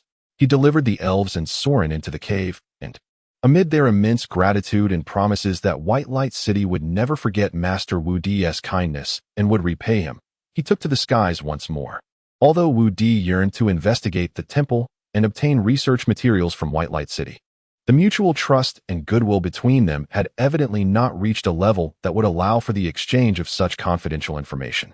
Moreover, Wu Di had numerous pressing matters to attend to, leaving him no time to linger in the cave, waiting for White Light City's diplomats to emerge for negotiations and expressions of thanks. Among the most pressing issues was the need to strike against the Battle Intent Guild. The earlier decisive attack on the Guild's camp was part of this strategy. They had already encroached upon his territory. Would he wait for them to reach the temple in White Light Forest and secure a resurrection point before launching an assault? It could even be said that rescuing the three elves and Soren was merely a fortuitous act. Onyxia had once again drifted into slumber. Was this little dragoness taking every opportunity to nap due to her smaller size? How frustrating. Wu Di longed for sleep as well. With such thoughts in mind, he reluctantly began to busy himself. First, he checked the progress of resource collection. The pace was slow. They had yet to collect even half of the required wood and stone. What he urgently needed was the Black Dragon Armory. The combat prowess of the goblins was rather limited, and they were living beings. Losing one meant one less in their ranks. Rather than sending them into battle, Woody preferred to petition for them to engage in menial tasks. As for dealing with the Battle Intent Guild, apart from disguising as players and infiltrating the teams that were instigating chaos in the White Light Forest, leveraging their power was essential. If only there could be another battalion of formidable wild creatures, it would be nothing short of perfect. Woody even felt a fleeting impulse to summon Onyxia to chop wood. However, recalling Onyxia's performance the previous night, he decided against it. With a sigh, Woody turned to the forums. Just as he had anticipated, the discussions in the Chinese section of the forum were ablaze. The most heated post was titled, Game Dispatch, Last Night's Major Incident in the White Light Forest. Here at Game Dispatch, I am your humble editor, Wasteful.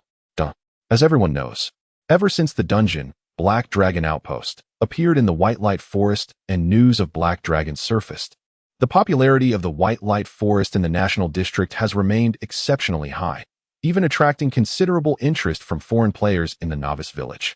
The White Light Forest did not disappoint, as just last night, two explosive pieces of news emerged. First, a tank player named Glitchborne, accompanied by his foreign girlfriend Elizabeth. A healer formed a late-night raid team. Within an hour, they reached the second boss. For more details, one can refer to the post written by the DPS player Spicy Panda, titled, About Being Carried by the Healer and Tank Couple, link. I shall refrain from elaborating further. Instead, I will share a picture of the second boss, Decapitator Jerry, to whet your appetite. After all, it's the first time in nearly half a month that we glimpsed the true visage of the second boss. Image, JPG, ISNT it's striking. However, after reading the post, I felt quite contemplative, surprised that a tank could be so formidable in output. After all, survival equates to output. It is to be anticipated that a significant number of melee players will transition to tank roles, which could be beneficial for exploring new class dynamics. The second major event was even more sensational than the first. The frontline troops of the Battle Intent Guild were ambushed at midnight on the plains surrounding the White Light Forest by two black dragons, one large and one small. Their entire force was obliterated. I couldn't help but applaud the black dragons. After all, if the Battle Intent Guild had managed to control the White Light Forest due to their proximity, it would not bode well for the novice players there, nor for the overall atmosphere within the game. It remains unclear whether the black dragons that attacked the Battle Intent Guild included the one that previously appeared in the White Light Forest, self-identifying as Wu Glitchborne Chad Sun Di. However, upon my careful observation, the larger black dragon resembles Wu Glitchborne Chad Sun Di, albeit in a more colossal form. Dragons grow remarkably quickly, indeed. Chapter 23. 2 more DPS needed. Curious about the reactions of players regarding his actions from the previous night, Wu Di browsed through the forum. Spicy Panda. Wow, my post was actually cited in Game Express. Do I get a fee for that? I'd rather not subscribe. Darn it, I missed the first post. Chinib 141. No way, there are actually black dragons in White Light Forest? I thought the pictures in the previous post were photoshopped. They are real. Yesterday, 2 black dragons torched the camp, and some of us went to see it today. It was devastating. Or something. Could the black dragons be the guardians of White Light Forest, attacking intruders automatically?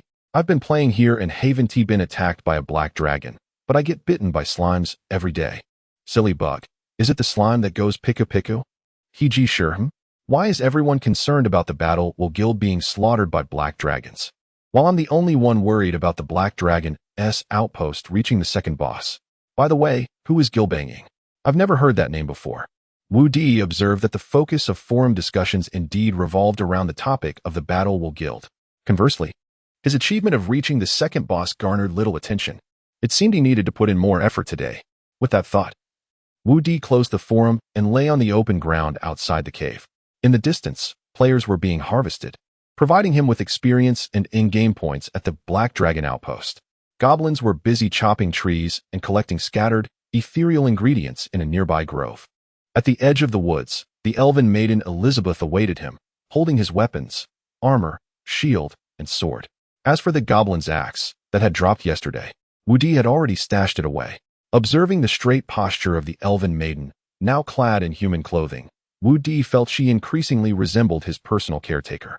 Master Wu Di, are we heading to the Chosen One's territory today? I must correct a misconception of yours. Wu Di transformed into his human form and began donning his armor. White Light Forest is my domain, the domain of Black Dragon Wu Di. Also, we must refer to them as players. Otherwise, our true identities may be revealed. I apologize, Master Wu Di, Elizabeth replied with a nod, handing him the shield and short sword. Let us go, Elizabeth, for today has only just begun. Taking the shield and sword, Wu Di and Elizabeth walked towards the new player village, temple, in White Light Forest. Upon their arrival at the temple, they found it bustling with several hundred players, mostly novices, while more players wandered through the forest. Wu Di and Elizabeth did not conceal their health bars, as players could attack each other in the wild. However, killing players yielded no rewards, and since everyone was a novice, there were few willing to offend others merely to satisfy a thirst for violence. They donned similar attire to the other players, bearing names and levels above their heads. Most importantly, they spoke Chinese and behaved like players. When Elizabeth spotted the softly glowing magic stone before them, her eyes lit up with warmth. Have you seen such a thing before? Wu Di was familiar with magic stones. A black magic stone resided within his territory's cave, where he often logged into the magic web to observe the whimsical antics of netizens. My father used to be a researcher at the temple, so I often had the opportunity to accompany him and witness many temples. Each one is the same. Simply standing beside it allows one to feel the pulsation of its magical essence, Elizabeth said softly. At that moment, they conversed in hushed tones using cyber language. Unnoticed by other players, Wu Di nodded and approached the edge of the temple, where he could distinctly sense the magical energy within. Now, he wished to test whether he could use this temple to learn skills and exchange equipment like the players. If successful, he placed his hand upon the temple. Suddenly, he noticed black tendrils, akin to veins, emanating from where his hand made contact. Wait! A buzzing sound resonated in his mind. The black tendrils vanished in an instant. Territory level insufficient for assimilation. Could I transform the temple of the White Light Forest Novice Village into a black magic stone, similar to the one in my territory? What level would my territory need to reach? Though he did not encounter the expected external assistance for exchanging various equipment and skills, Wu Di discovered another unique ability. He could assimilate the temple. However, his territory level was too low to proceed. It seemed he would have to wait until it improved before attempting again. What effects would assimilation yield? What are you doing? Inquired a level 8 player named Amber99, wielding 2 daggers and clad in leather armor, evidently specializing in agility. Wu Di's hand remained upon the magic stone of the temple. He noticed other players merely approached the magic stone, stared blankly, and then left, unlike him who had placed a hand on it. Realizing this, he felt slightly out of place with his actions. I was just touching it to see if it was smooth or not. However, another level 10 player, Misaka10632, suddenly called out to Wu Di, "You're the one who formed a wild team early this morning and defeated the second boss, right?" "It's me." "So what is up?" Wu Di unhesitatingly acknowledged, realizing his strategy was effective, as at least one player recognized him. What could be easier than gaining fame by maintaining the fastest dungeon progress in the entire server? Big shot. Take me along. I want to fight the second boss too. Misaka10632 implored Wu Di. Since Wu Di had come to expand his influence, he certainly would not refuse. He quickly declared, "The fastest progress team at the Black Dragon Outpost, tanking by 36D, is ready. We need 2 more capable DPS to join." Chapter 24, 30 Friendly Fire Rate. Wu Di swiftly assembled his team. Alongside himself and Elizabeth, there was F.A. Squirrel, a melee mage clad in chainmail, wielding a dual-bladed magic staff that, truth be told, Wu Di felt resembled a scythe more than a traditional staff.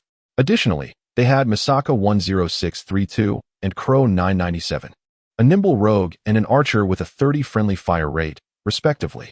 All were seasoned players, each at level 10, so further introduction was unnecessary. They promptly entered the dungeon. Upon spotting the guarding F4, F.A. Squirrel became alert and exclaimed with delight, "Nice. This is a bug-able dungeon. You all step back. I'll handle the F4 bug." Wu Di chuckled inwardly, thinking, "You go ahead and try." He and the others stepped outside, and a minute later, F.A. Squirrel found himself perched atop 2 stacked crates, isolated. The F-4 guards glared at him with evident fury but seemed disinclined to approach. Crow 997 expressed his dissatisfaction, stating, "I'm a melee mage, specializing in cleave and berserk magic." F.A. Squirrel, looking quite aggrieved, retorted. Misaka 10632 burst into laughter, mocking, "Come on. Being a melee mage is just a gimmick. You really went and learned cleave?" Ha. Laughter aside, they needed to continue their quest. Crow 997 waved his hand, urging, "Get down, I'll handle it. Does anyone have stones?" Misaka 10632 quickly retrieved several stones from his pouch and handed them to Crow 997, exclaiming seriously, "You're an archer and so stingy? You didn't bring stones for the next dungeon? What are you planning to do? Rely on arrows that cost game points? My bag is full of arrows. I have no room for stones. Besides, you should focus on your shots." Their collective frustration was palpable, as the dungeon's rocky start compounded by an early morning wake-up was quite understandable. They ventured out once more, and a minute later, Crow 997 found himself in a similar predicament as F.A. Squirrel, holding a short bow and zoning out atop 2 crates, with a few arrows scattered between him and the goblins. "Wait, did the bug disappear? Should we proceed normally? Are you all right?" Crow 997 called out to Wu Di, who affirmed, "No problem." Then he charged forth. The rookie at the outpost staggered from the collision, shouting in alarm, "Shield bash!" A goblin, caught mid-war cry, was struck by Wu Di's shield. Cleave. Another goblin rushing in was slashed across the arm. Taunt. "Grandson, I am your grandfather." F.A. Squirrel, Crow 997, and Misaka 10632 stood at the back, astonished. A defensive warrior was holding his ground against 4 goblins, fighting with remarkable flair. What with the "I am your grandfather" nonsense? Is that a new skill for defensive warriors? When did defensive warriors become this powerful? When was this revamped? Get in there. Output. Come on, lads. Wu Di shouted after pretending to struggle against a goblin with his shield. Just then, an arrow whizzed through the air, landing with a soft thud in Wu Di's shoulder. A goblin behind him swung a hammer at his back, but he remained unfazed. "What are you doing? Why are you shooting me?" Wu Di inquired. Crow 997, looking anxious and apologetic, replied, "Sorry. The 30 thing is just how it is. I didn't mean to. How about I compensate you with a small health potion?" 20 minutes later, gazing at the fallen first boss, the undead bonebreaker, F.A. Squirrel, Crow 997, and Misaka 10632 could hardly believe their eyes. Typically, when playing with friends or in random groups, it would take them 2 to 3 hours of fierce battling to reach the bonebreaker, and even then, the outcome depended on their team composition. Yet now, in just 20 minutes, the first boss lay defeated. They all knew who deserved the credit. Gilbang Ing. Gilbang Ing excelled at tanking and was adept at drawing aggro. During the fight, he effortlessly held onto the goblin warrior's belt to prevent it from attacking. Even in the face of danger, the healer, Elizabeth, was always there to restore his health in an instant. Remarkably, Elizabeth didn't even need to drink a mana potion throughout the encounter. These two were simply extraordinary. The first boss dropped an item, Boots of the Undead, required level, LV 10, max defense, 10, strength 5, stamina 5. Agility 2. These boots slightly enhance your movement speed but carry a distinct goblin foot odor. Wu Di glanced at the item and chose to pass. Ultimately, the melee mage, F.A. Squirrel, rolled for the boots and donned them without hesitation. They felt a bit tight, but that was inconsequential. The boots were superior to his previous footwear. However, even with such powerful leaders, they still faced defeat against the second boss, Beheaded Mouse Jerry. F.A. Squirrel, Crow 997, and Misaka 10632 were swiftly taken down by Beheaded Mouse Jerry's area of effect attack. With no damage output left, Gilbang Ing and Elizabeth also fell, respawning by the magic stone. Meanwhile, Wu Di and Elizabeth, instead of respawning, strode out of the dungeon and stealthily made their way to the magic stone, feigning a revival. Around the magic stone, a throng of players had gathered. Incredible.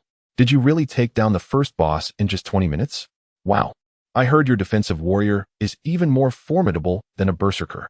What skills did you acquire? Where did you amass so many game points?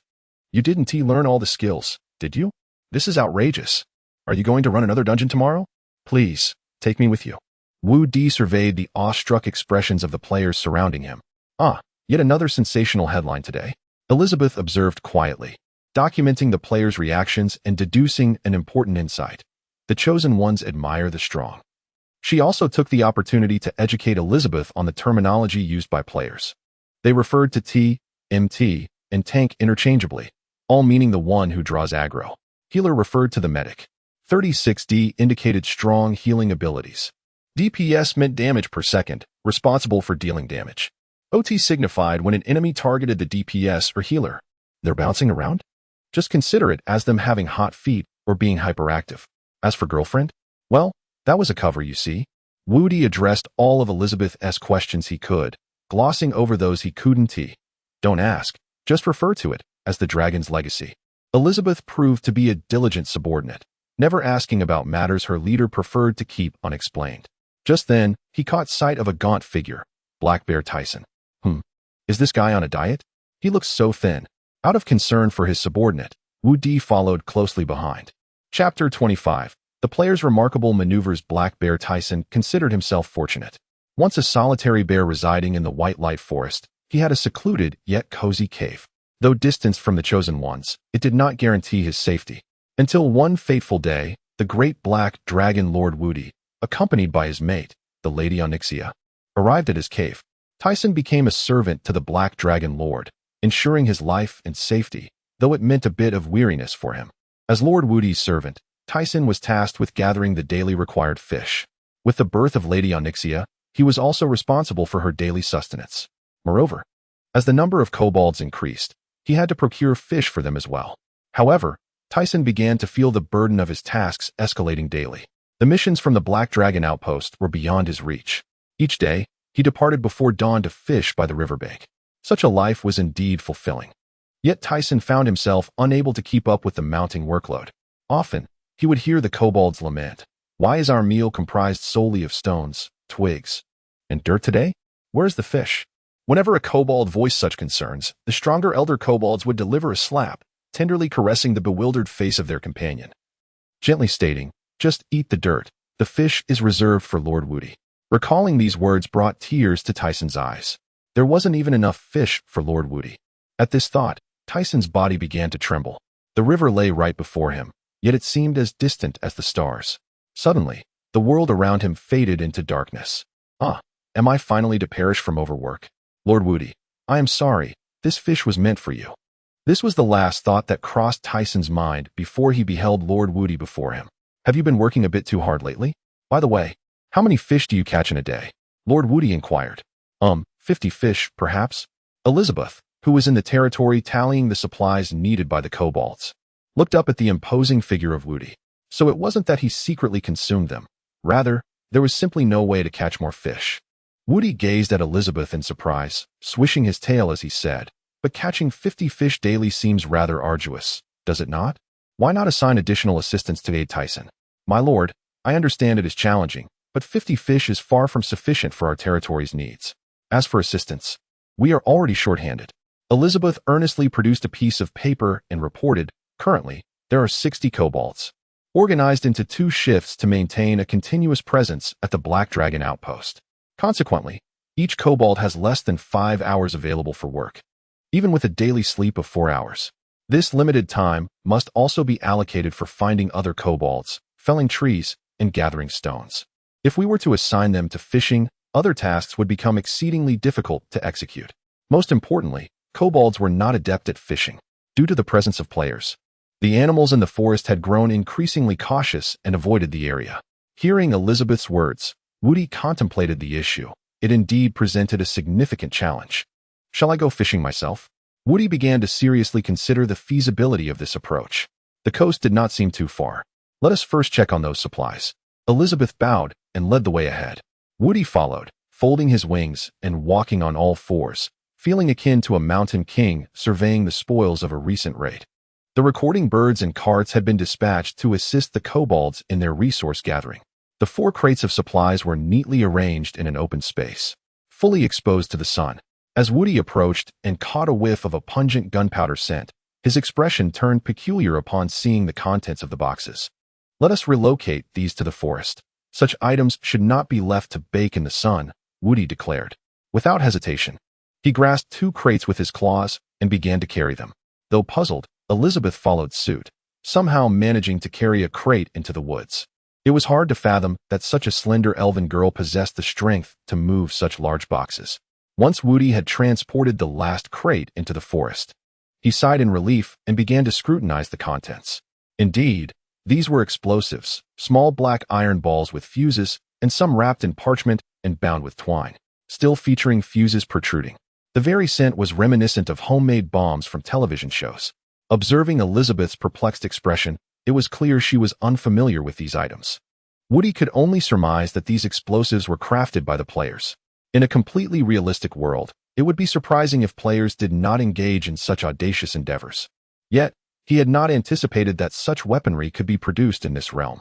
What could their purpose be in the White Light Forest? Surely, they would not be intending to blow me up?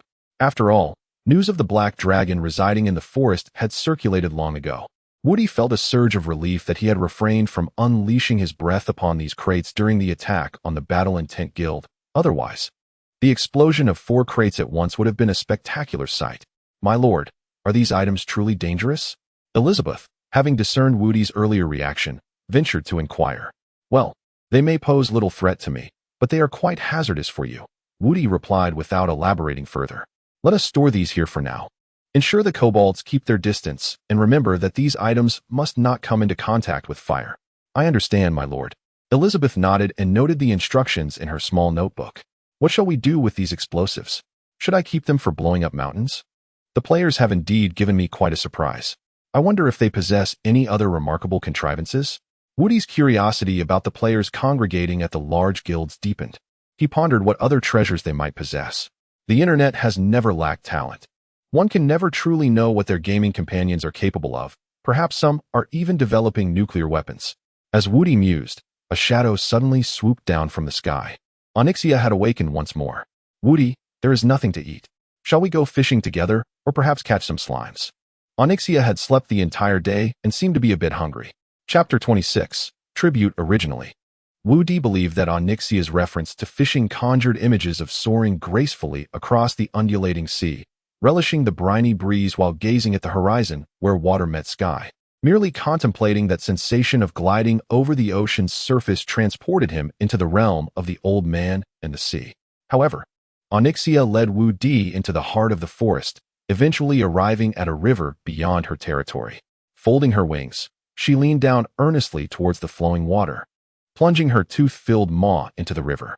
She then exhaled a series of bubbling sounds, creating a symphony of gurgles. Woody felt an irresistible urge to inquire if she was intentionally being adorable, but Onyxia abruptly declared, I have found it. Raising her lizard-like head, she gazed in a specific direction. Water droplets cascaded from her serrated teeth, gliding over her thick, dragon scales, which sparkled like crystal under the sunlight, exuding an unexpected allure. Woody shook his head in disbelief. This was disastrous. His aesthetic sensibilities were becoming draconian. Even a small dragoness appeared remarkably graceful, captivating in a way that was entirely disarming. Woody was still entranced by Onyxia when she elegantly turned her head, the sound of her scales clashing echoing around them. And with a puff from her nostrils, she urged, Woody, we must hurry. Otherwise, those little creatures will escape. Little creatures? Fish can sense our presence from afar and flee. He pondered. What sort of fish are you looking for? Little mermen. Mermen? Although perplexed, Woody quickly followed her lead. You haven't been sleeping enough lately. You must not have undergone your inheritance rituals often, Onyxia remarked as she swiftly navigated the riverbank. Her massive dragon form moving with remarkable agility and silence. There's just so much to manage, Woody admitted. The impending assault from the Battle Intent Guild loomed large, alongside the need to oversee the players within the White Light Forest Temple. Countless matters concerning the territory required his attention. Indeed, he had little time for rest. Is there truly that much to handle within your territory? Onyxia's expression reflected a hint of skepticism. To be honest, discerning emotions on a dragon's lizard-like visage was likely impossible for any creature other than another dragon. Woody found it challenging to explain the intricacies of player dynamics to Onyxia, who seemed indifferent to their existence. Yet, Woody detected a faint scent of dried fish in the air, likely the small merman Onyxia mentioned. Crouching low, Onyxia's powerful hind limbs and lower tail presented themselves before Wu Di. From that angle, he caught a glimpse of her dark dragon tail, akin to a human posterior. For reasons unknown, he felt a sudden thrill. Wait, why was he contemplating a black dragon's tail? Look ahead. It's right there, Onyxia whispered from behind a thicket. Wu Di cautiously approached, positioning himself beside Onyxia as they concealed themselves in the foliage, peering towards the opposite riverbank. There, a section of forest had been cleared, revealing an open space. Scattered about were makeshift sunshades constructed from wood, branches, and leaves. Their crude design resembled the huts of kobolds, but appeared even more rudimentary. These structures were not the dwellings of kobolds, but rather the abodes of creatures with fish-like heads. They were diminutive in stature, yet their limbs were long and slender. Clothed in large leaves that concealed their lower bodies, wielding rudimentary tools crafted from stone. Clearly, these little mermen were still in a primitive stage of existence.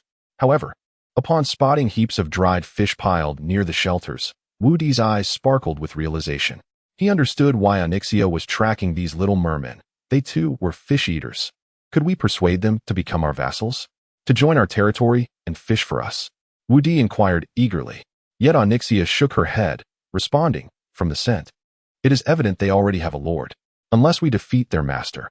Wu Di inhaled deeply, indeed sensing the undercurrent of danger mingling with the salty aroma. It was incredibly perilous, yet not of dragon kind, something else entirely. Is it the lord you mentioned from the mountains? He asked. Onyxia nodded and then queried. Can you discern what it is? I cannot. Wu Di shook his head, unable to identify the threat. Onyxia sighed, expressing her regret. It seems we need to rest more. As for capturing the little mermen for interrogation, that would be futile. Creatures bound by loyalty to a master seldom betray them. Even if captured, the results would likely yield nothing but wasted efforts. Of course, if they were elves, there might be a chance, though elves rarely pledge allegiance to others, often congregating into cities to form their own civilizations. Elizabeth and Ilya were exceptions, having been exiled from their respective cultures. Alas, this cybernetic world is fraught with peril. Not only are players ubiquitous, but there are also various powerful lords and uncertain factions lurking in the shadows. Who knows what other forces may emerge? I will compel them to pay tribute. As Wu Di pondered the uncertainties of the future, Onyxia unfurled her wings and launched herself into the air, effortlessly crossing the river and landing in the clearing on the other side. With a thunderous roar that echoed through the air, Onyxia proclaimed her dominance, her voice resonating enough to capture the attention of the entire merman tribe. The previously busy little mermen halted, trembling in fear, none daring to flee. Wu Di stepped forward, enveloped in the aura of Onyxia's draconic presence. He listened as she declared in a deep, commanding tone, I am the Black Dragon Onyxia. You have trespassed into the domain of myself and the Black Dragon Wu Gilbanging Chadsundi. Present your tributes, or forfeit your lives. After delivering the professional threat, Wu Di felt an inexplicable sense of embarrassment upon hearing her introduce his name. Strangely, he had felt quite elated when he had spoken it himself. The mermen emitted a cacophony of incomprehensible cries, each face etched with terror and concern. Eventually, an elder merman emerged, prostrating himself before Onyxia, trembling as he spoke. We humbly apologize, esteemed Lady Onyxia and Lord Wu Gilbanging Chadsundi. We were unaware that this territory had been claimed by the two of you. As the chosen ones have always operated eastward in the heart of the forest. The food we gather is intended as tribute to you both. Please spare our lives. Very well, you may leave, Onyxia replied. With that, the little mermen hastily retreated, scurrying towards the mountains in the west of the forest. As for the makeshift rain shelter left in the open space, a substantial quantity of fish remained untouched. Not a single one was taken away. Onyxia gracefully approached one of the piles of fish and began to feast. Wu Di followed closely behind, savoring the fish while relishing the pleasure of indulging in offerings. How delightful it would be if those small fish folk were my servants. However, both Wu Di and Onyxia perceived the lord atop the mountain as a formidable threat, deciding it wise to refrain from provoking him until they had further developed their strength. A bountiful harvest. Chapter 27. A bold idea. Wu Di and Onyxia, in a daring venture, plundered the neighboring lord's humble tribe of murlocs, seizing a substantial cache of fresh fish. This act provided a temporary solution to the dire food shortages plaguing their territory. However, having raided the neighboring lord and delineated territorial boundaries. The repercussions of their actions remained uncertain. After all, dragons grow swiftly even in the depths of slumber. As for the daily rituals of leading players through dungeons to amass prestige, that could only be addressed upon awakening. A colossal arcane machine hummed incessantly, situated within one of the crucial laboratories of the White Light City Temple Research Institute. The venerable elf, Gondos, was deeply engrossed in analyzing the data extracted from the arcane device.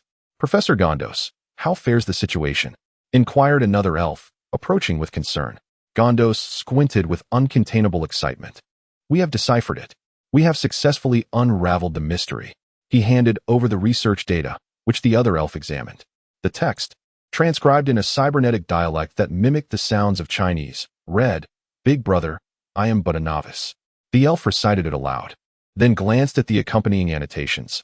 According to data analysis, whenever a divine chosen one utters this phrase, the rest display an unusual warmth and benevolence, even offering them weapons and gear.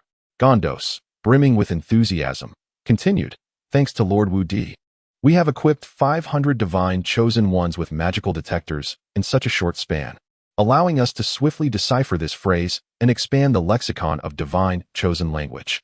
The other elf gazed at Gondos with envy. "I truly envy you, Professor.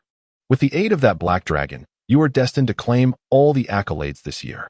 Gondos chuckled and waved a dismissive hand. "Awards are secondary. What truly matters is accelerating our research on the divine chosen and the temple itself.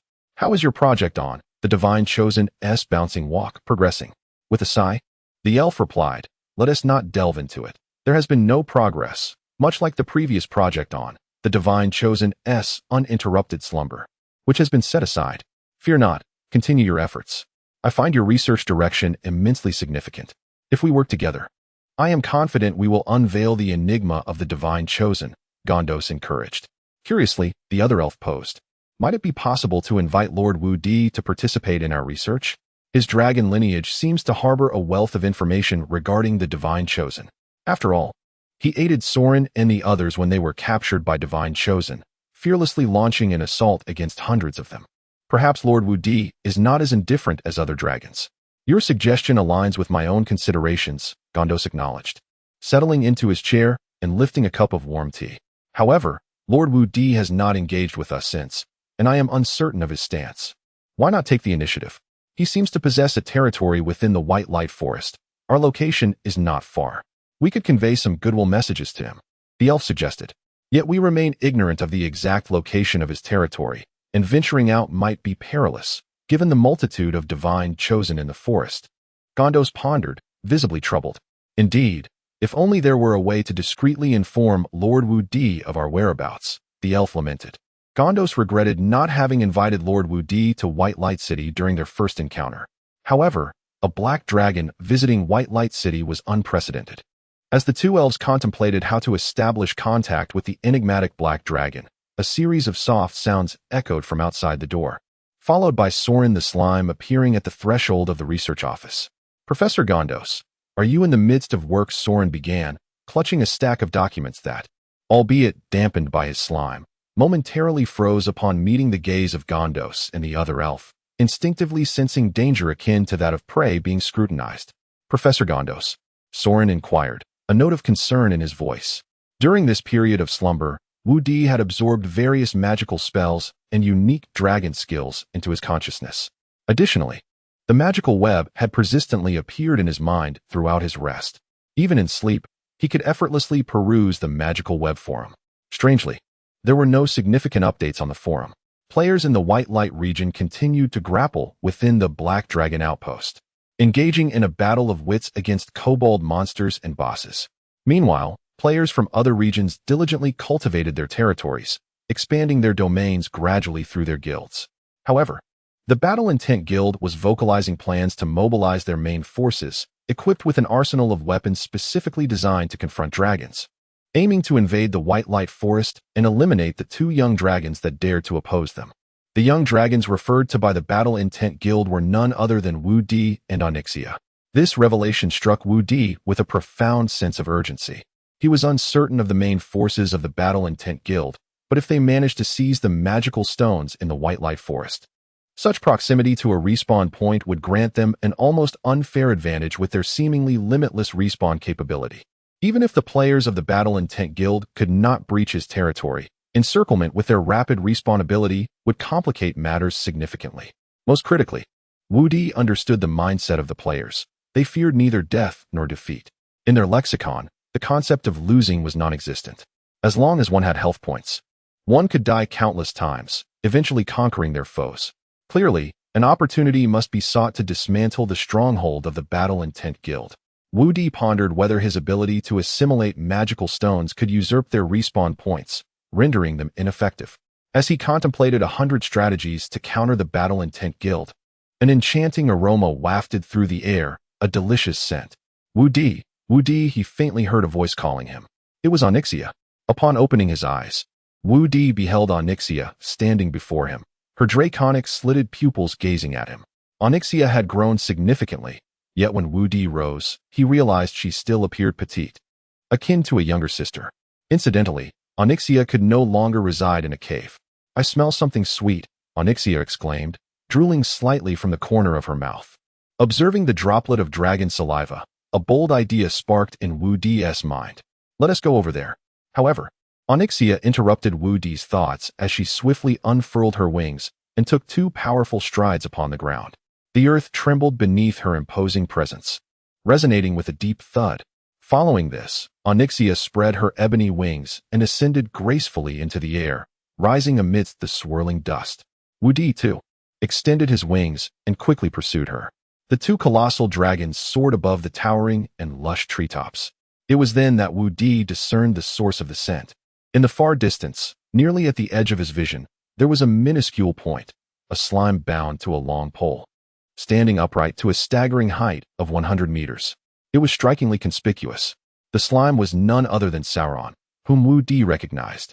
Chapter 28, Redemption at the Black Dragon Armory. Gandothis crouched within the thicket, devoid of even a single elven warrior to guard him.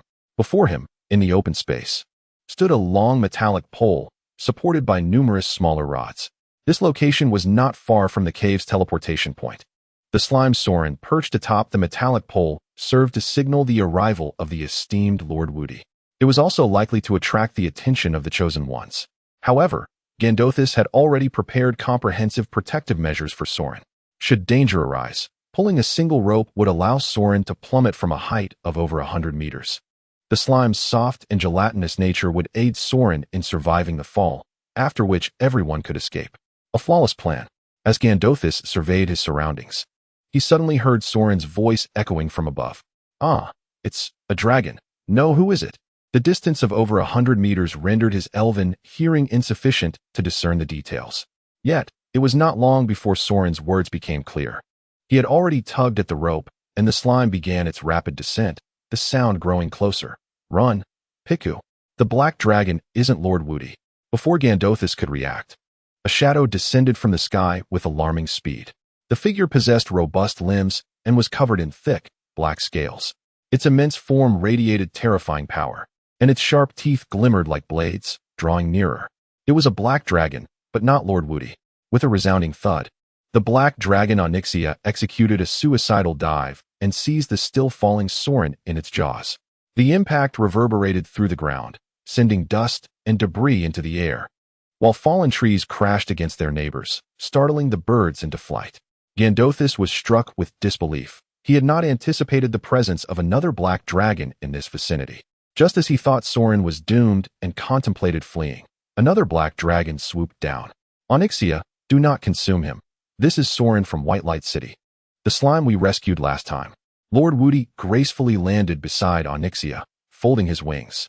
Though Onyxia had intended to rend the slime in two, upon hearing Wu Di's words, she reluctantly released Soren, a look of disappointment crossing her visage.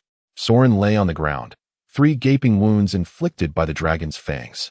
Yet for a slime, this was hardly a serious injury. Piku, he murmured, gazing vacantly at the sky and Wu Di's reptilian face.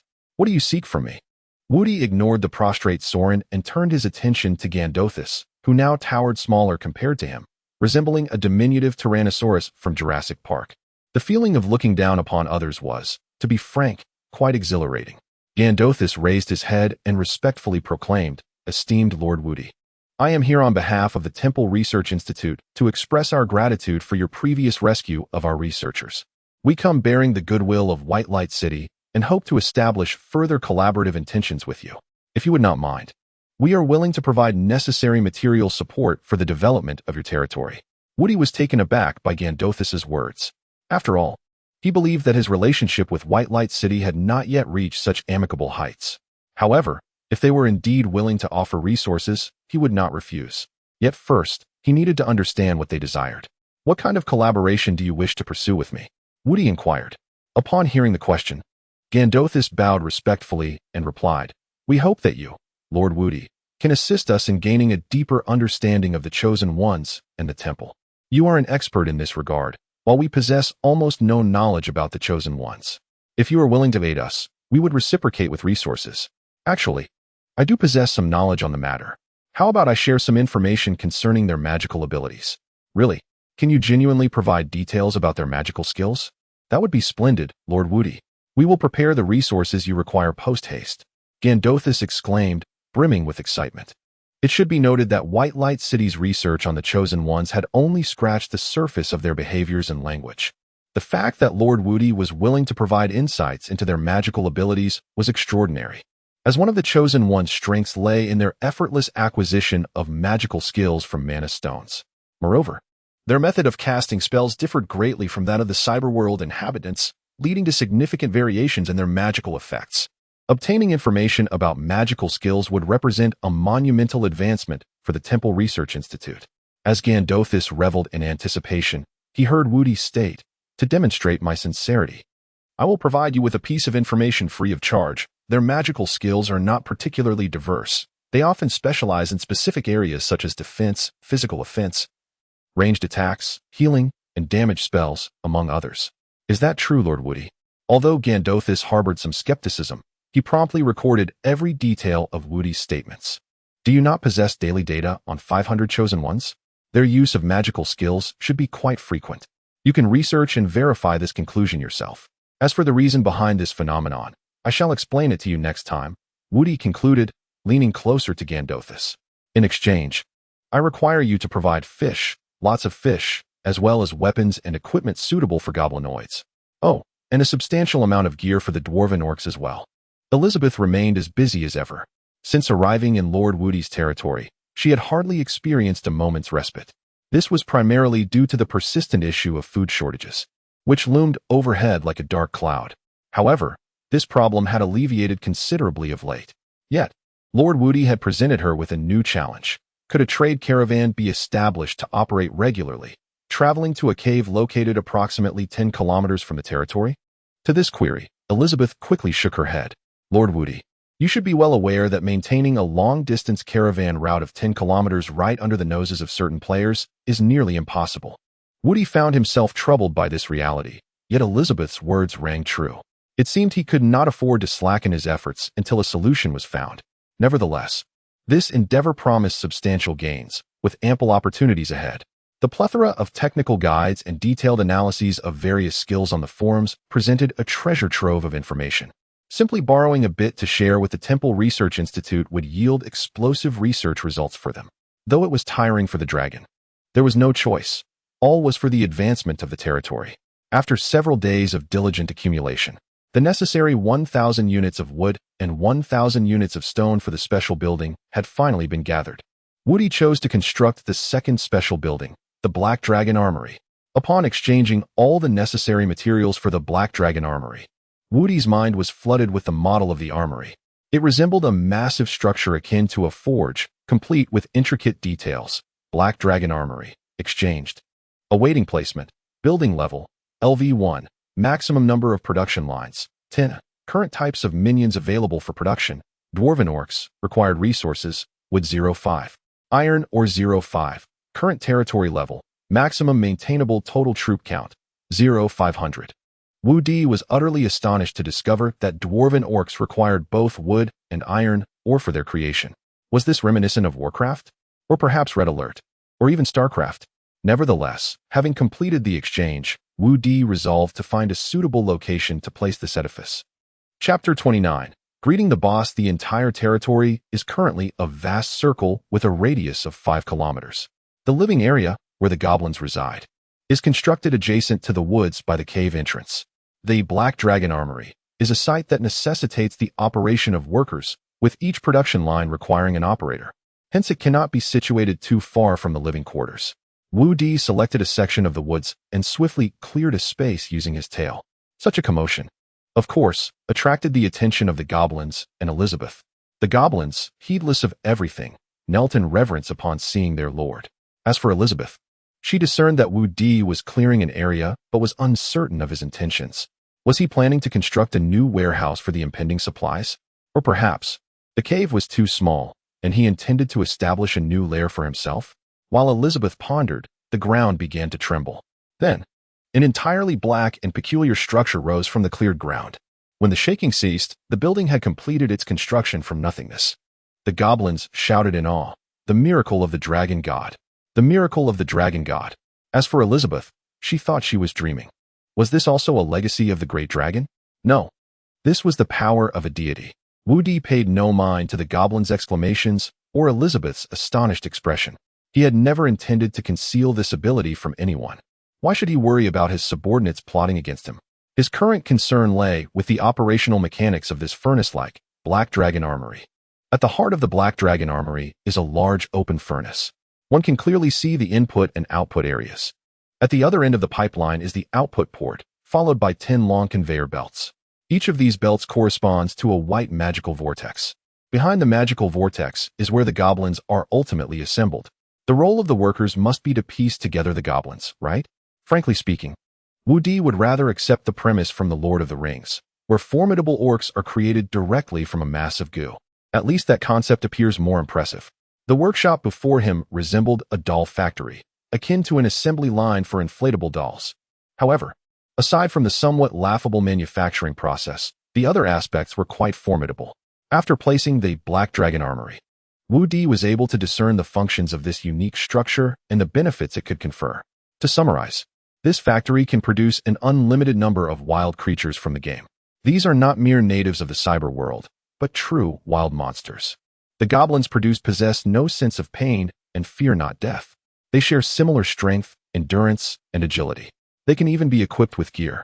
Most crucially, Wu Di can set experience points, game currency drop rates, and equipment drop rates for these goblins. This is undoubtedly tailored for the goblins, aimed at enhancing player entertainment, honing their combat skills, and allowing them to level up joyously. Yet, for a creature like Wu Di, a world boss level being, this seems somewhat redundant. Nevertheless, these goblins would also earn game currency when defeating players, thus establishing a mutually beneficial arrangement. During leisure, he could assign these goblins to hunt players in the forests away from his territory. It could not be better. Players can respawn infinitely.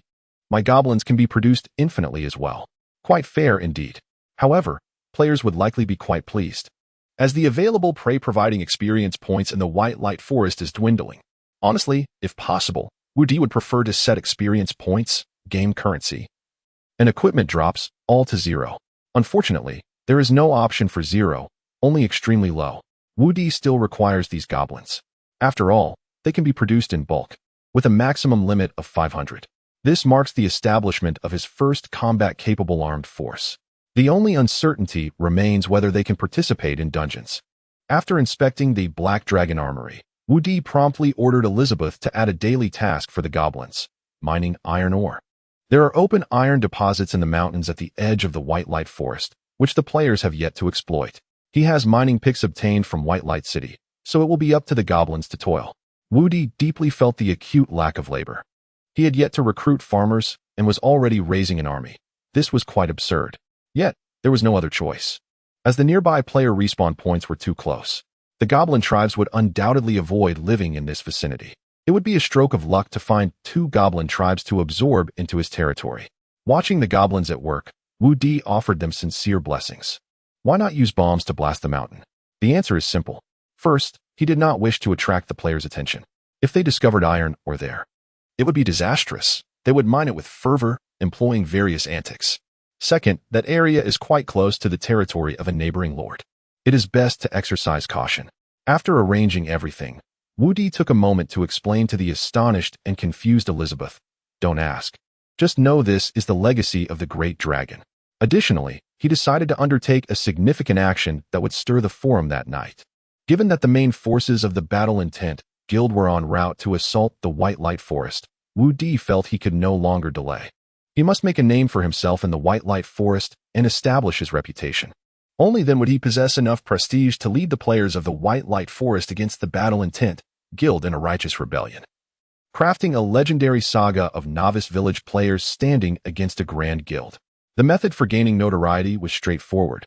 Fully conquer the Black Dragon Outpost. Wu Di summoned the 3 bosses of the Black Dragon Outpost. Observing the 2 goblin hardbones, Jerry and Black Bear Tyson before him, Wu Di earnestly stated, "Tonight at 8:30, 5 chosen ones will come to challenge you. I have prepared the script for all 3 of you. Come, let me explain it in detail." As night fell, the twinkling stars adorned the dark sky. In his human form, Wu Di, accompanied by Elizabeth, who had also transformed into human guise, approached the temple in the White Light Forest. The number of players had surged significantly. Many players already recognized Wu Di and Elizabeth, having been led by them in several parties over the past few days. Upon seeing Wu Di and Elizabeth, most rushed over, calling out loudly, "Gil, take me along. I'm a 6-kin DPS. Me. I just redeemed a powerful 2-handed sword today. Melee output over 60. Gil, I'm experienced. Please take me." Wu Di did not indulge in lengthy words. He simply thrust his kite-shaped shield to the ground and began striking it with his short sword, producing a piercing sound. Once the cacophony of voices from the surrounding players subsided slightly, Wu Di dramatically tore open his cloak, revealing himself adorned with an abundance of crimson potions. These red potions were, of course, not genuine blood vials. They were mere imitations crafted through magical disguise, emulating the blood vials of players. A chorus of astonishment erupted from the onlookers. Goodness gracious, so many potions. Gil Gu truly lives up to his reputation as a high-level tycoon. What is he planning? Is he intending to slay a dragon tonight? It seems he is no longer satisfied with merely running dungeons. Gil Gu is going after the Black Dragon. Are you planning to set up a stall to sell these potions, Gil Gu? To prevent the players from further diverting the topic, Wu Di bellowed, "Tonight, I must reach the 3rd boss at the Black Dragon Outpost. The potions symbolize my resolve. We are currently short 3 DPS. The potions are ready, imbued with attributes and equipped. Come forth to enlist. Those with time and determination for an all-night raid, step up. Hurry." Chapter 30, Passage and Declaration of War. The horizon, ablaze with fiery hues, was pierced by brilliant white lightning that rumbled through the sky. Standing atop the highest point of the Black Dragon Outpost was Black Bear Tyson, clutching a stack of papers as he diligently reviewed them. The words script were inscribed prominently at the top.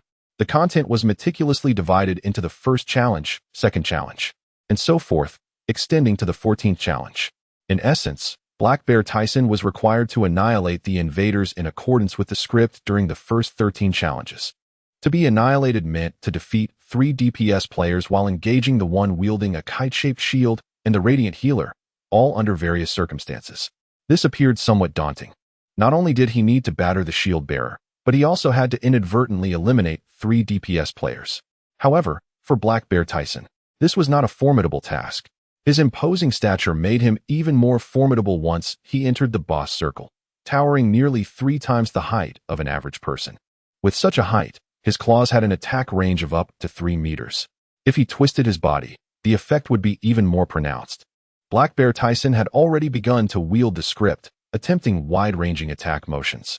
For the 14th challenge, he was to slay 3 DPS players and subsequently be defeated by the shield-bearing Chosen One. Frankly, this presented a slight challenge for Black Bear Tyson, who felt a bit overwhelmed. Yet, this was a directive from the Lord, and despite his reservations, he dared not voice them. Ultimately, he would have to strive to meet his demise in the most stylish manner possible. The reason Black Bear Tyson exhibited such audacity was not inherent. It was merely a result of being within the confines of the Black Dragon Outpost. Inside the outpost, he felt no pain or fear of death, having the Lord's backing. Even the goblins frequently discussed their exploits, boasting about how many chosen ones they had vanquished, relishing in the sight of their adversaries' impotent rage. Outside the dungeon, they were meek. Inside, they struck with vigor. Black Bear Tyson heard commotion below. It appeared that the Chosen Ones had reached Jerry's vicinity. It seemed that the fellow would deliberately allow himself to be defeated on the 11th attempt. Surely, it would not be long now. Tyson mused to himself. An hour passed, and he wondered why the battle had not concluded. He found it increasingly difficult to contain himself, yet stepping outside the defensive circle was prohibited. He could only remain patient. Another hour elapsed. Black Bear Tyson could no longer bear the weight. He even felt an urgent need to relieve himself and stealthily resolve the matter behind a crate. Unable to restrain himself, he called out to the goblins in the distant defensive circle, "Can you see what is happening below? How are the Chosen Ones faring?" They failed 4 times. The 3 who died are waiting on the 4th floor alongside the shield bearer and that female healer. What? It's been 2 hours. And they only failed 4 times? Does that mean we have to wait another 3 hours? Black Bear Tyson was reaching his limit. If he could, he would urge Jerry to expedite the process. He also wished for the Chosen Ones to hasten their efforts. Tyson had never needed to enter the dungeon before, as no Chosen One had ever made it past the 4th level of the outpost. Only when the Chosen Ones approached Jerry would he enter the dungeon as a precaution. Today, however, Tyson had waited from beginning to end. Although the opportunity for a break was pleasant, the thought of being protected by Lord Woody while idly passing time instead of fishing by the river pained his bare heart. Tyson resolved that when the Chosen Ones arrived, he would send them off in rapid succession for 13 attempts. Lost in thought, he sat down and fell asleep. What on earth is this? A nimble player clad in leather armor and wielding dual short swords, initial Snow Drifting LV-10, gazed at the final boss, Black Bear King Tyson, who was slumbering before him, and couldn't help but mutter to himself. Woody, too, found himself at a loss for words. That night, he had brought Elizabeth along with 3 powerful DPS players. Blue Lingxiao LV-10, Initial Snow Drifting LV-10, and Piece of Summon LV-10. They had faced numerous challenges to progress. After 20 minutes of defeating the first boss, they began to execute the script against the second boss, Jerry, with fervor. At one point, Initial Snow Drifting broke down in tears, exclaiming, "What kind of dungeon is this? What kind of boss? This is far too difficult.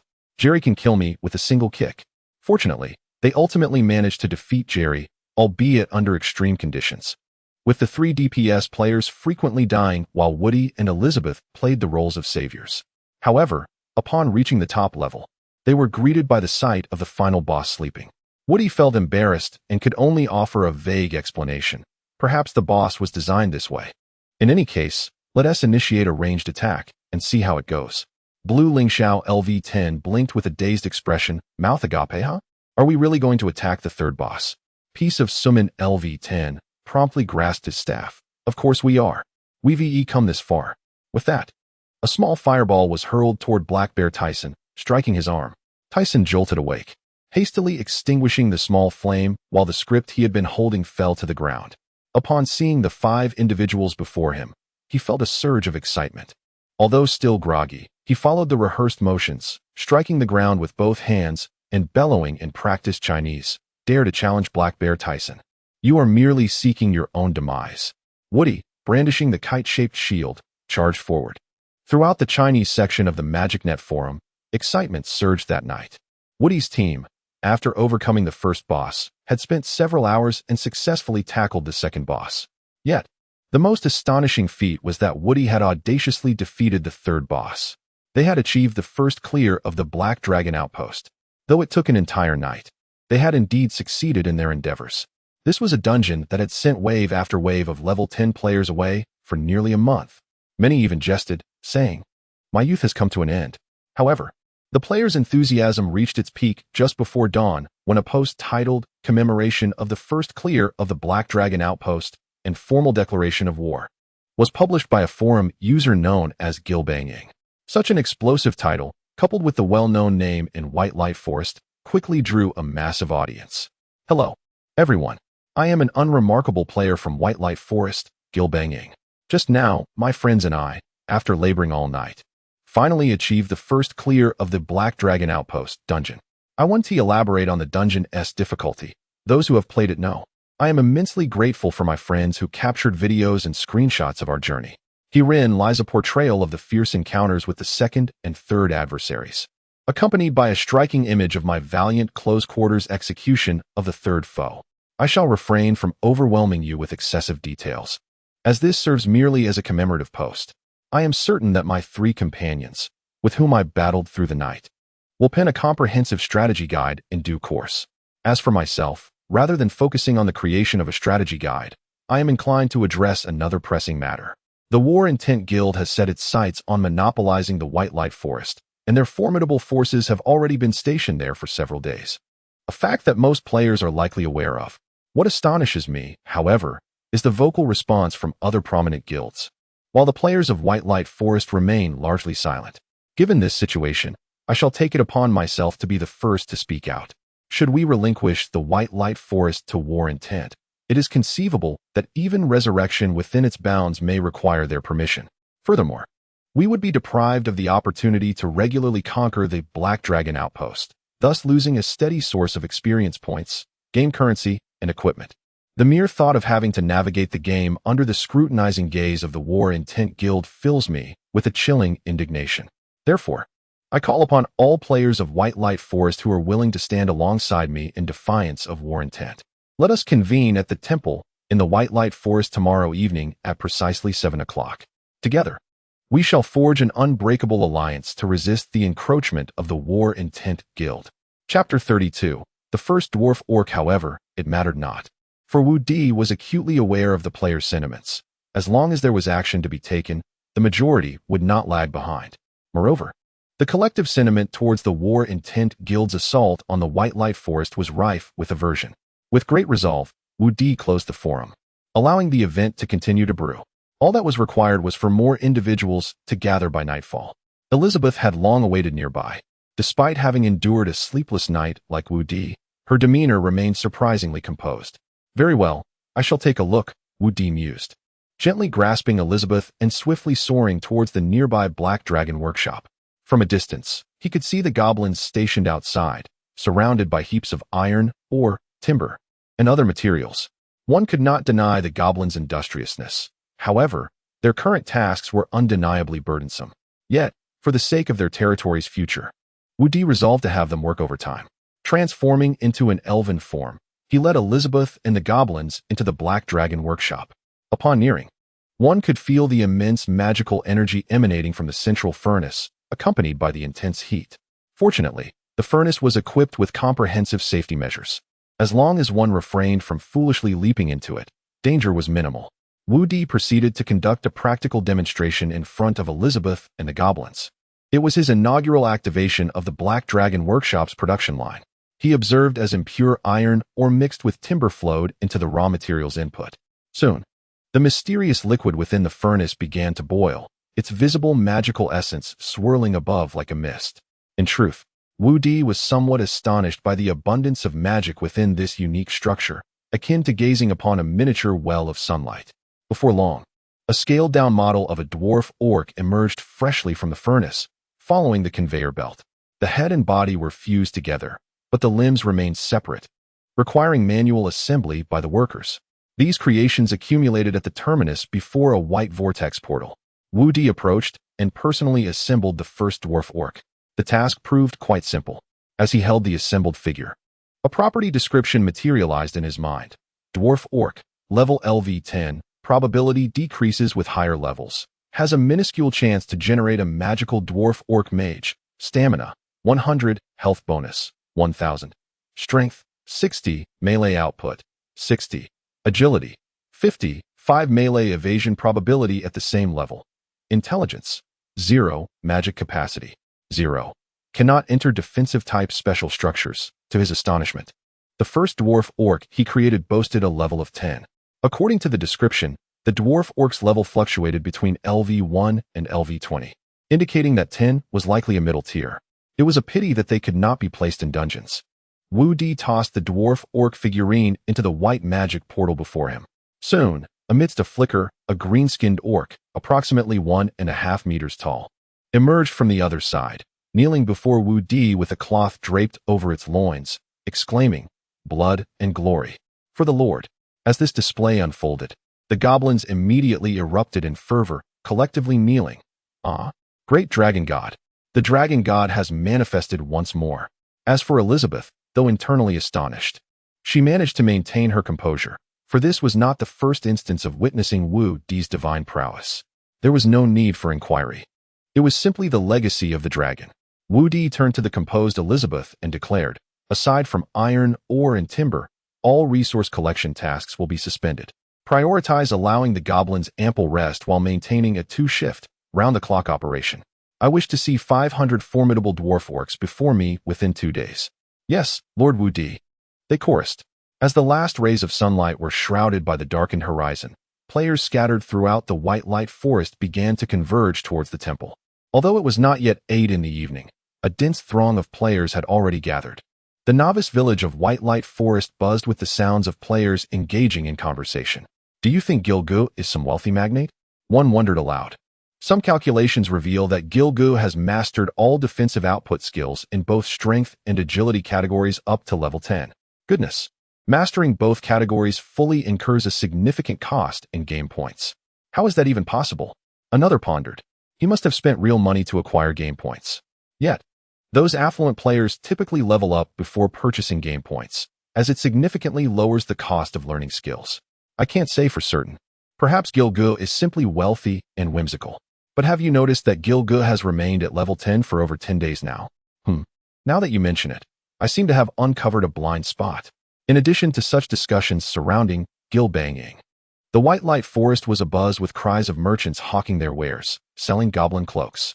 Exceptional stamina bonus of 10. Essential for tank classes to bolster health. Can be equipped at level 8. State your price. Is anyone interested in goblin axes? Selling at a bargain. After we finish enjoying the commotion, let's form a party for the Black Dragon outpost. Healers and tanks, step forward. However, soon the crowd erupted into a cacophony of excitement. Gilgu is here. Amidst the cheers and the watchful eyes of all novice players in the White Light Forest, a brawny figure wielding a kite-shaped shield pushed through the throng. Above him, the name, Gilbanging, shimmered. Many gazed upon him with reverence. Those who bore such names were undoubtedly formidable. Wu Di stepped into the heart of the crowd, and several players quickly approached, instinctively embracing his legs and hoisting him aloft. This was, of course, a carefully orchestrated display arranged in advance on the forum.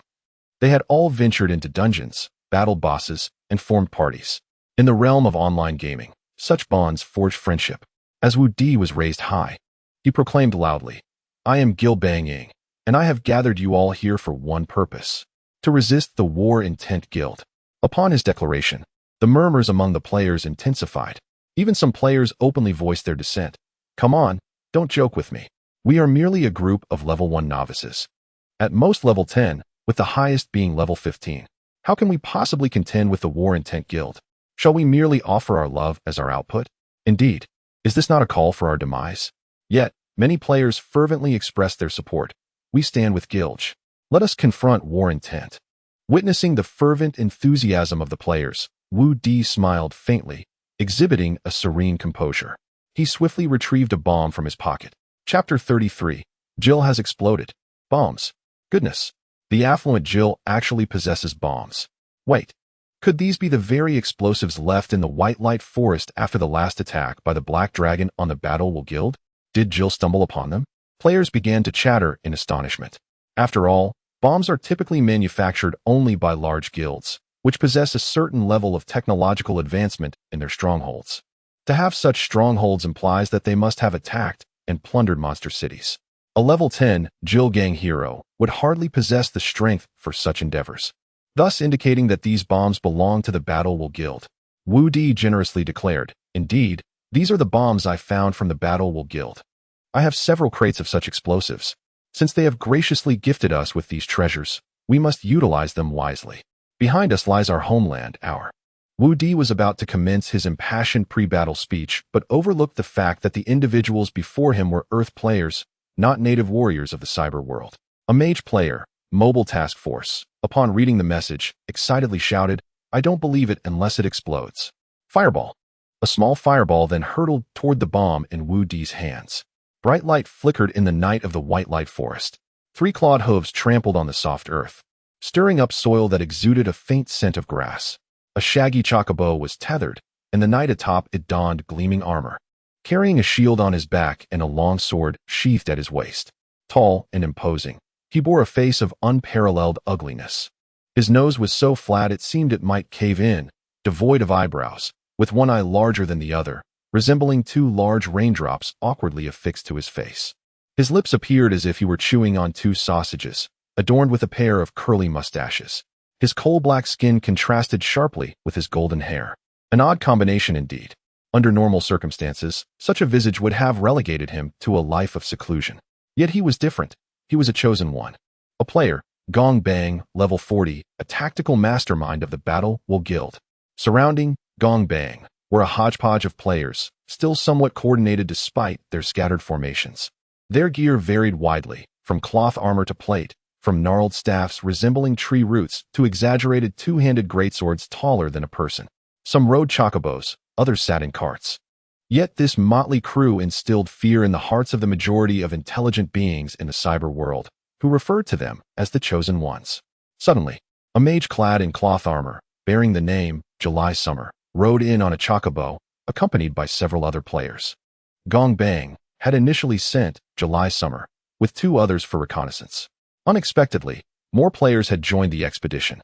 Nevertheless, as an experienced player commander, Gong Bang understood that as long as the majority maintained a unified pace, success was assured.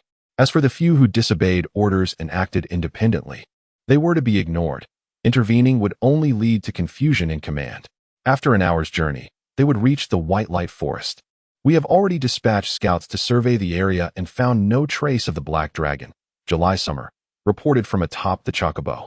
Have the members of the Azure Dragon Hall set up camp in the left clearing, while the White Tiger Hall members establish their camp in the right clearing. All elite members should construct basic defenses and prepare the crossbows with loaded bolts, just in case the Black Dragon attempts another assault. The rest will have 1 hour for lunch, and we shall set off precisely an hour later to seize the White Light Forest before nightfall. The elite members will bear the brunt of the work. It is unlikely we will have time to eat, given our proximity to the forest. Oh, and keep the QQ group chat open during lunch. Should an enemy attack occur, everyone must be ready to log in immediately. This is a crucial battle for our Battle Will Guild. Everyone, bear with it. With Gong Bang's commands issued, a flurry of players dispersed to relay orders. Two individuals, one on either side, shouted to their respective groups, directing them to select camping spots. July Summer stood beside Gong Bang on her chocobo, expressing her concerns. Gong Bang, I read on the forums that Jill has acquired numerous bombs, likely the 4 crates we sent with the advanced team last time. Gong Bang nodded, chuckling. Gong Bang, if you don't write, won't your readers hunt you down?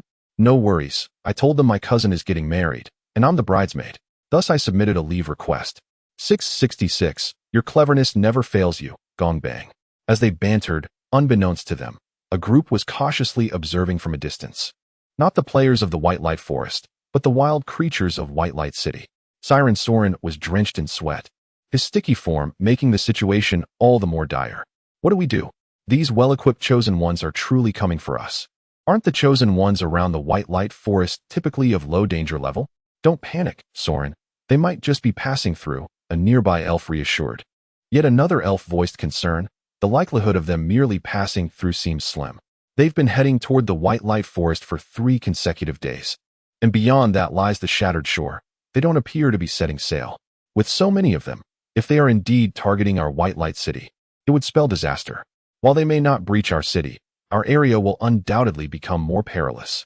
Meanwhile, the forums were ablaze with fervor over the impending battle for the White Light Forest. On one side stood the elite player group of Battle Will, composed of thousands.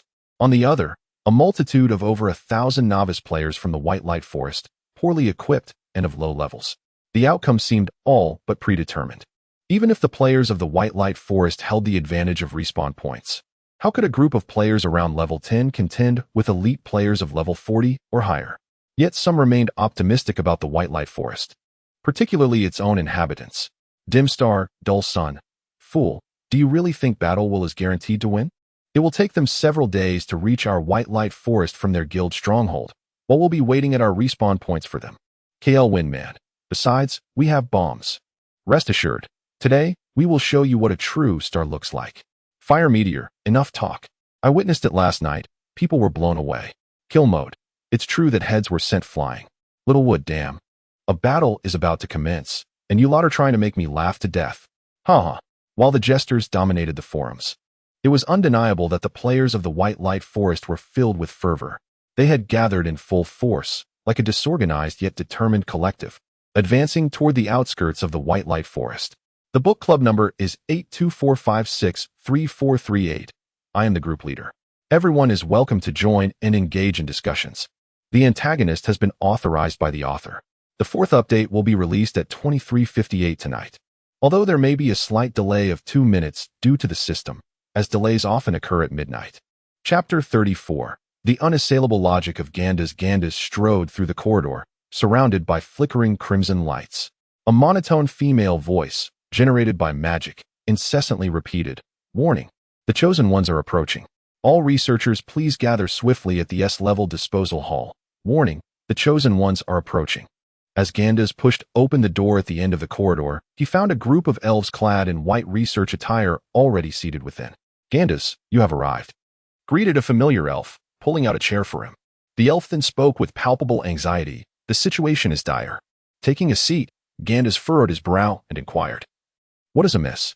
The elf, wearing a somber expression, recounted, 3 days prior, we received an early warning indicating a formidable assembly of Chosen Ones advancing from the west." Upon witnessing the grave demeanor of his old friend, Gandas felt a weight of concern settle upon him. The elf continued, "Those Chosen Ones are indeed heading our way." "What?" Gandas exclaimed in surprise. Just then, several more elves entered the research hall, and the magical illumination dimmed. A wall before them projected an image of a conference room where an elderly elf sat, flanked by several armored generals.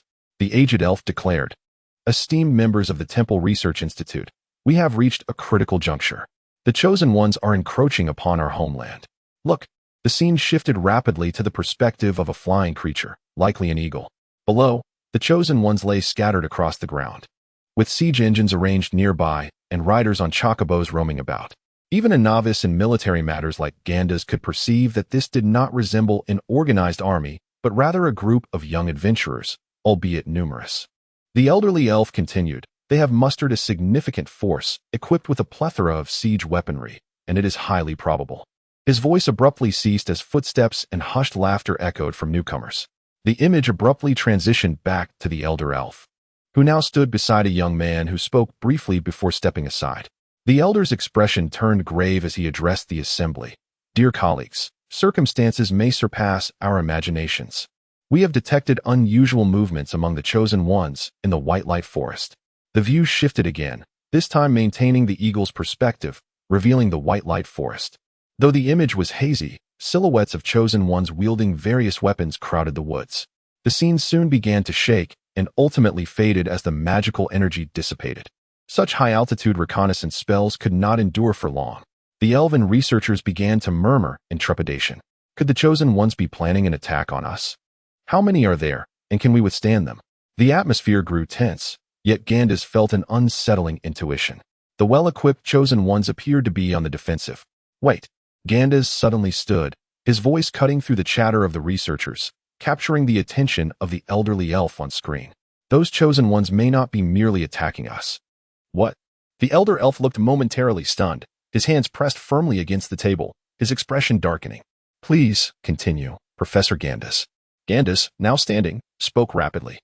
"Those well-equipped Chosen Ones are encamped outside the forest, setting up siege engines and defenses, while those within the White Light Forest, although less equipped, are also fully armed and gathering at the forest's edge." "Are you suggesting?" Gandas's friend suddenly comprehended the implication. Gandas, filled with fervor, exclaimed, "Precisely. That is exactly what I mean. But it cannot be. How could this be? My goodness, if that were true." The researchers whispered anxiously among themselves. Gandas declared emphatically, "Indeed, it is as we have surmised. Those Chosen Ones intend to rendezvous with their counterparts in the White Light Forest and launch a joint assault on our White Light City." An uproar ensued. "Heavens! Is it truly so? We are doomed. White Light City is finished. Quickly, Lord Mayor, we must request reinforcements." They clamored. Despite the panic, the mayor quickly interjected, "Everyone, please remain calm. Let us regain our composure." His words had a sobering effect, and the noise gradually subsided. The mayor continued, "Professor Gandas, you mentioned that those well-equipped Chosen Ones are on the defensive. You must have more to share." Gandas nodded, and surveyed his colleagues before stating, "Do you all recall an earlier incident? Our people were even captured by those chosen ones." As Gandalf spoke, memories stirred among the assembly. Indeed, there was such an event, though it involved over 300 chosen ones, and their equipment was not nearly as formidable. Yes, they did not possess siege engines or large-scale weaponry. If I recall correctly, it was 2 black dragons that repelled them, one elf noted. Exactly, Lord Woody and his mate eliminated those intruding chosen ones, Gandalf affirmed. With the mention of Lord Woody, Gandalf felt a surge of determination and continued, "Those chosen ones are indeed on guard against Lord Woody. As a black dragon, he could easily flee to a remote location to establish a lair. Yet, he has chosen to reside near the chosen one's temple." Stepping forward, Gandalf spread his arms wide and proclaimed, "Could it be that Lord Woody has obtained invaluable benefits in the White Light Forest, necessitating his proximity to the chosen ones, willingly placing himself in this perilous position? How could this be? Esteemed colleagues, Lord Woody is undoubtedly doing this for our sake." Gandalf's voice resonated with passion. "A black dragon willing to collaborate with us, sharing invaluable knowledge concerning the temple chosen ones, despite our offering of resources in return, is an extraordinary occurrence. Moreover, Lord Woody previously rescued our kin. As a dragon, he had no obligation to do so.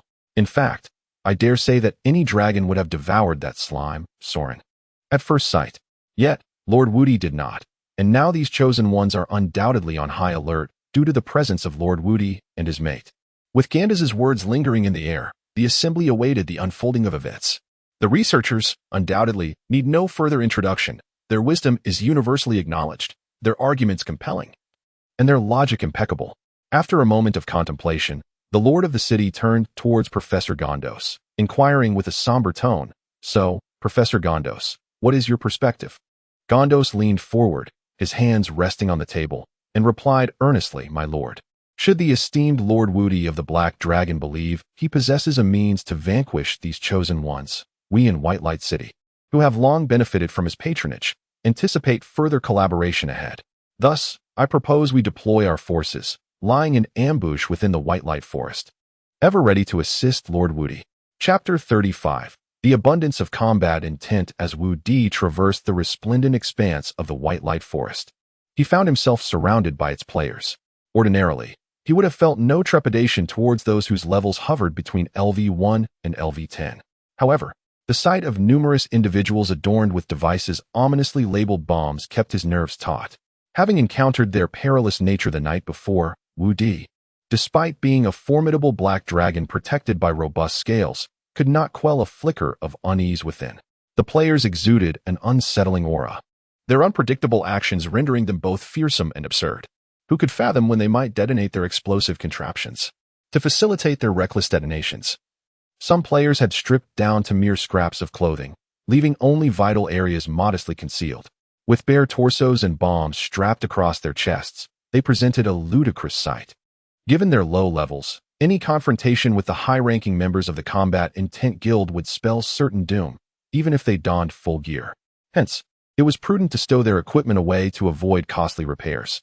As the temporary leader of this ragtag assembly, Woody stood resolutely at the forefront. From the moment they departed the magic stone with the novice players, the chatter had been incessant, filled with cries of confusion and calls to slow down as they became distracted by wild creatures. The forums brimmed with posts pleading for the whereabouts of the main group, numbering in the hundreds. Nevertheless, after the dinner hour, Woody successfully led the players to the periphery of the White Light Forest. It was not long before they spotted, in the distance, the members of the Combat Intent Guild. Unlike the disorganized throng of novice players from the White Light Forest, the elite members of the Combat Intent Guild, having rested after their midday meal, were now online, astride their chocobos and hauling massive siege engines, inching closer to the forest's edge. Gleaming armor adorned their ranks, and from afar, the large flag emblazoned with the bold characters of Combat Intent could be discerned. The frontline warriors, exuding an aura of authority, looked every bit the part of seasoned veterans. To their flanks marched groups of archers, healers, and mages, forming a formidable battalion. These ranged players represented the true backbone of their offensive might, while the sturdy frontline warriors served as indomitable shields, flanked by distance attackers and safeguarded by healers in the rear. The combat intent guild had arranged themselves in a formation reminiscent of classic strategic warfare in online gaming, unimaginative yet effectively revitalizing. Moreover, the guild's main force had stationed themselves at a distance on the plains, refraining from recklessly encroaching upon the forest. A contingent of knights on chocobos ventured forth, clad not in armor but in simple leather gear, approaching the forest's edge. Leading them was a level 39 player known as Combat Intent Unmatched. Clearly, he was an elite member of the guild, his name indicative of his allegiance. "Where's Gilbang? Step forward for a conversation." The level 39 player called out to the frenzied players of the White Light Forest. "Eat dirt, Liang Fei Fan. What do you want with our guild go? Are you here to surrender? How many of you are there? Are you really that fierce? Why are you still talking? Attack already." Amidst the uproar, no players rushed forward to confront Combat Intent Unmatched. Most were merely in their teens, hardly inclined to challenge a level 39 player and meet their demise. Wu Di, embodying the image of a formidable warrior, seized the opportunity to showcase his prowess. Grasping a kite-shaped shield adorned with explosives, he stepped forward, addressing Combat Intent Unmatched. "What brings you here? Are you here to surrender to us of the White Light Forest?" At his words, the surrounding novice players erupted in cheers, echoing his taunts. "Yes. Are you here to surrender? Hurry and apologize to our guild gu. Only your guild possesses wealth. Our guild gu is equally affluent. We could easily rally a grand guild." You know, the players reveled in the spectacle, some even resorting to creative insults. "You think you're Halley's Comet, deserving of global reverence?" However, Combat Intent Unmatched, clearly a skilled diplomat, paid little heed to the derision. From his chocobo, he addressed Wu Di. "Gilbang. Our guild leader just informed me that if you and your novice friends choose to surrender now, we shall provide you with 10,000 RMB to acquire fine equipment." While a private offer from the Combat Intent Guild could be construed as bribery, the public declaration imbued it with a different connotation. Before Wu Di could respond, the players erupted in outrage. "What does Combat Intent mean by this? Do you think we've never seen money? Come, let me give you my Alipay account. Send the money over, and I still won't believe it. I cherish the White Light Forest deeply, but what Combat Intent offers is excessive. Ha ha, we're about to engage in battle. You think our guild gu is a money-loving scoundrel? Come at me." Without further ado, Wu Di brandished a spear, its shaft also rigged with explosives. Combat Intent Unmatched, sensing the imminent threat, turned to flee. Yet, Wu Di hurled the spear, the ignited explosives trailing in its wake, piercing through Combat Intent Unmatched with a violent explosion. The players of the White Light Forest erupted in jubilant cheers, oblivious to the fact that Combat Intent Unmatched had met his end due to the spear's penetration rather than the explosion itself. However, their elation was short-lived, for the players of the Combat Intent Guild were already mobilizing from afar. The archers and mages on either flank advanced first. Inside, Elizabeth felt an overwhelming surge of exhilaration. It was her first realization that large-scale warfare was unfolding among the players, and more significantly, this conflict was being orchestrated by the esteemed Wu Di.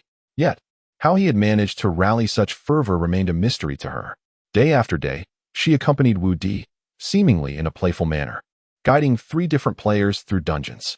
After several days of this, Wu Di's alter ego, Gilbang, had gained considerable respect among the players. Until that fateful night, a single explosion had propelled the atmosphere to a climax, solidifying the players' resolve to confront the Combat Intent Guild. Even now, Elizabeth found herself perplexed by the Combat Intent Guild. Wu Di's explanation likened them to mercenary organizations, loyal to their employers and paid weekly. While loosely structured, such organizations still possessed formidable combat prowess. After an entire night of deliberation, the players devised a remarkably straightforward battle plan. The first step involved a large contingent lying in ambush within the Radiant Forest. The second step was to entice the main forces of the War Spirit Guild to launch an assault. The third step was to detonate explosives, thereby concluding the conflict. Elizabeth found herself astonished. From where could such a simplistic strategy suggest a path to victory? Although she yearned to accompany Lord Wu Di to the front lines, to closely observe the divine warriors in battle, this time, Lord Wu Di did not permit her to join. Elizabeth was left to remain within their territory, gazing at the edge of the Radiant Forest. What was the situation there now? Chapter 36. Onyxia took a deep breath. Perched upon the back of a chocobo, he was orchestrating the ranged players of the Battle Will Guild, launching a remote assault on the novice players in the Bright Light Forest. Although he had previously been a commander in other games, none compared to the strategic depth of the cyber world, where one could deploy troops and combine various unit types, akin to a general in the real world. Witnessing a rain of arrows and spells cascading down upon the novice players filled him with exhilaration. The opponents were merely novices, their skills limited and their equipment subpar, apart from the bombs carelessly discarded by the Battle Guild. With a large force, they could press forward towards the respawn point. The enemy consisted of scattered novice players, lacking any semblance of organization despite the presence of a brave, Gilbang attempting to lead the charge. As long as they subdued the initial wave and advanced into the bright light forest, the novice players would be unable to mount any significant resistance. As for the bombs, someone needed to ignite them for them to be effective. Onyxia's strategy was comprehensive. Upon entering the forest, they would spread out and advance in waves. Even if ambushed, casualties would be minimal. Once their main force reached the respawn point, those novice players would be at their mercy. Feeling confident in the perfection of his plan, Onyxia was taken aback when a figure burst forth from the thicket. He discerned that it was Gilbang, wielding a kite-shaped shield and charging valiantly. Reminiscent of William Wallace from the film Braveheart, the image of this lone hero, braving a deluge of ranged attacks, was undeniably inspiring, but that inspiration was fleeting. At Onyxia's command, arrows, fireballs, hail, and gales converged upon Gilbang, overwhelming him with sheer force. When the dust settled, the ground bore a small crater, and in Onyxia's eyes, there was nothing left of Gilbang. The novice players of the Bright Light Forest began to retreat towards their respawn point, the temple. Onyxia swiftly ordered, maintain distance and pursue. As long as we avoid those novice players holding bombs, we will secure victory for the Battle Guild. He understood well that without someone to ignite the bombs, they posed no threat. Indeed, maintaining distance was crucial. The battle had only commenced for about 10 minutes.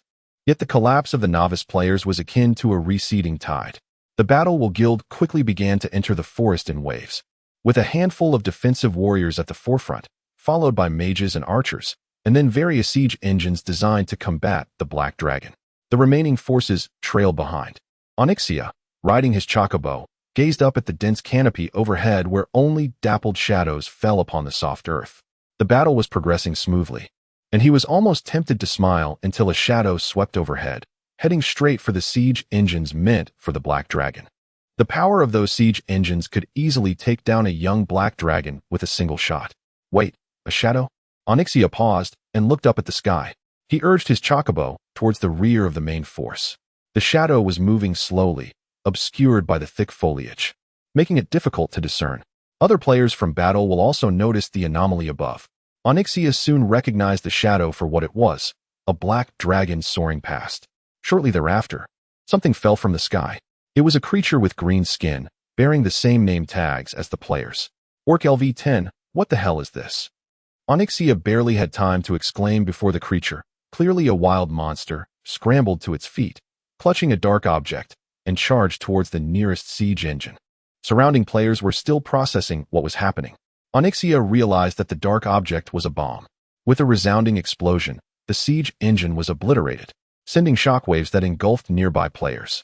Even those around level 40 had no chance of survival at such close range. Onyxia, having been slightly further away, was still knocked to the ground by the blast's force. He shouted in disbelief, "Good grief! The wild monsters are launching suicide attacks." Others quickly grasped the situation, and Onyxia urged the players of Battle Will, "Quick! Push the siege engines out. Get out of the forest." But his realization came too late. No matter how skilled a player commander he was no general. Once the battle with the novice players commenced, he had almost forgotten about the Black Dragon lurking in the forest. Large siege engines could not venture into the dense underbrush without first identifying the Black Dragon, a fact that had completely escaped Onyxia's mind. One after another, orcs plummeted from above, cushioned somewhat by the branches, but still sustaining fall damage. They charged towards the clustered players, clutching bombs, ready to detonate. Explosions reverberated throughout the forest, echoing from end to end. The players of Battle Will struggled to maintain their formation, but at this point, preserving their ranks merely facilitated the suicide bombings of the orcs. "Retreat! Retreat! Get out of the forest! Quickly!" Onyxia bellowed, as the surrounding players echoed his cries for retreat. Riding his chocobo with reckless urgency, he raced towards the forest's edge. Their respawn point was far away. If they perished here, it would take days to regroup and assault the bright light forest again. If they could escape the forest, they could use the siege engines and concentrated magic to attack the Black Dragon, potentially even slaying its young and reaping substantial rewards. Onyxia's aspirations were lofty, but as he galloped through the cacophony of explosions, he finally burst forth from the forest only to discover another Black Dragon circling above. Onyxia, with a deep breath, spotted the well-equipped players fleeing from the forest. With wings unfurled, Onyxia hovered in the air, preparing for the ensuing confrontation. Chapter 37. The Hero of White Light City. Lord Woody soaring above the verdant expanse of White Light Forest, Woody found himself besieged by numerous diminutive orcs, each clutching explosives. In the wake of a recent barrage, nearly half of these orcs had already leaped into the fray. The sequence of events was straightforward. Woody had employed the novice players as bait to draw the attention of the Battle Intent Guild, prompting them to launch an audacious assault. Emboldened by overconfidence, before swaggering into the depths of the forest, the primary objective was to ensure the advancement of the siege engines into the woods. However, attracting attention was merely one of the tasks at hand for the players of White Light Forest. The other was to showcase their prowess. Woody harbored ambitions of one day claiming the entirety of White Light Forest as his own lair, with all its inhabitants destined to serve him. The dense foliage provided substantial cover, shielding him from the majority of the Battle Intent Guild's attacks. The successive waves of orcs had swiftly incapacitated most of the siege engines brought forth by the players. Even the few remaining engines, once operational, posed no genuine threat to Woody. Players from the Battle Intent Guild began to retreat from the forest as outside. Onyxia's fiery breath scorched the plains like a blazing pillar. After obliterating the last of the siege engines, Woody felt a sense of relief wash over him. He opened his maw wide, channeling the searing heat coursing through his throat. The draconic form of Woody rendered him impervious to the damage of dragon fire. A fierce torrent of flame erupted forth, incinerating everything in its path, including trees and players alike. The intense heat ignited the forest into a raging inferno. Woody then unleashed another blast of dragon fire towards the densely clustered players.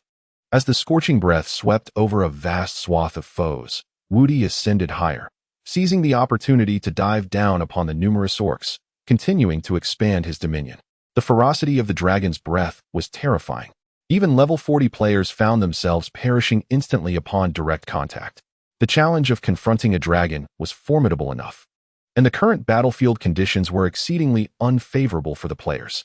1,000 elite members of the Battle Intent Guild found themselves ensnared within White Light Forest. Beset simultaneously by bomb-laden orcs descending from above, the scorching breath of 2 black dragons, and the raging wildfire ignited by the dragon fire.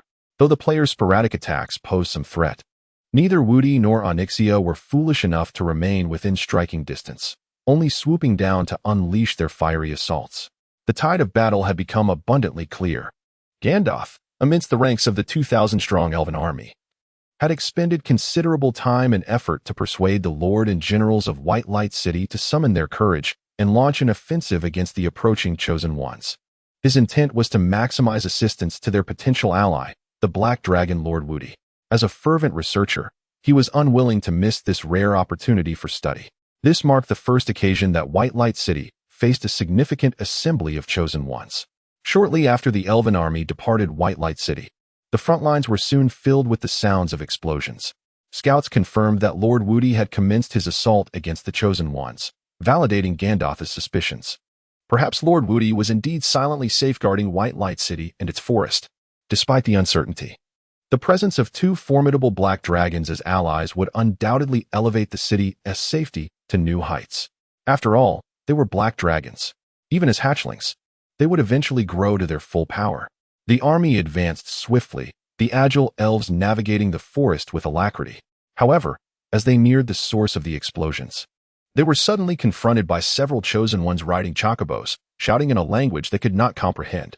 Gandalf's heart raced with apprehension, judging by their equipment. These Chosen Ones were at least of mid-tier danger level. The well-trained elven archers, clad in golden light armor, quickly readied their bows. Yet, before the commander could issue the order to fire, a black dragon erupted from the thicket, pouncing upon one of the Chosen Ones and swiftly capturing another in its jaws.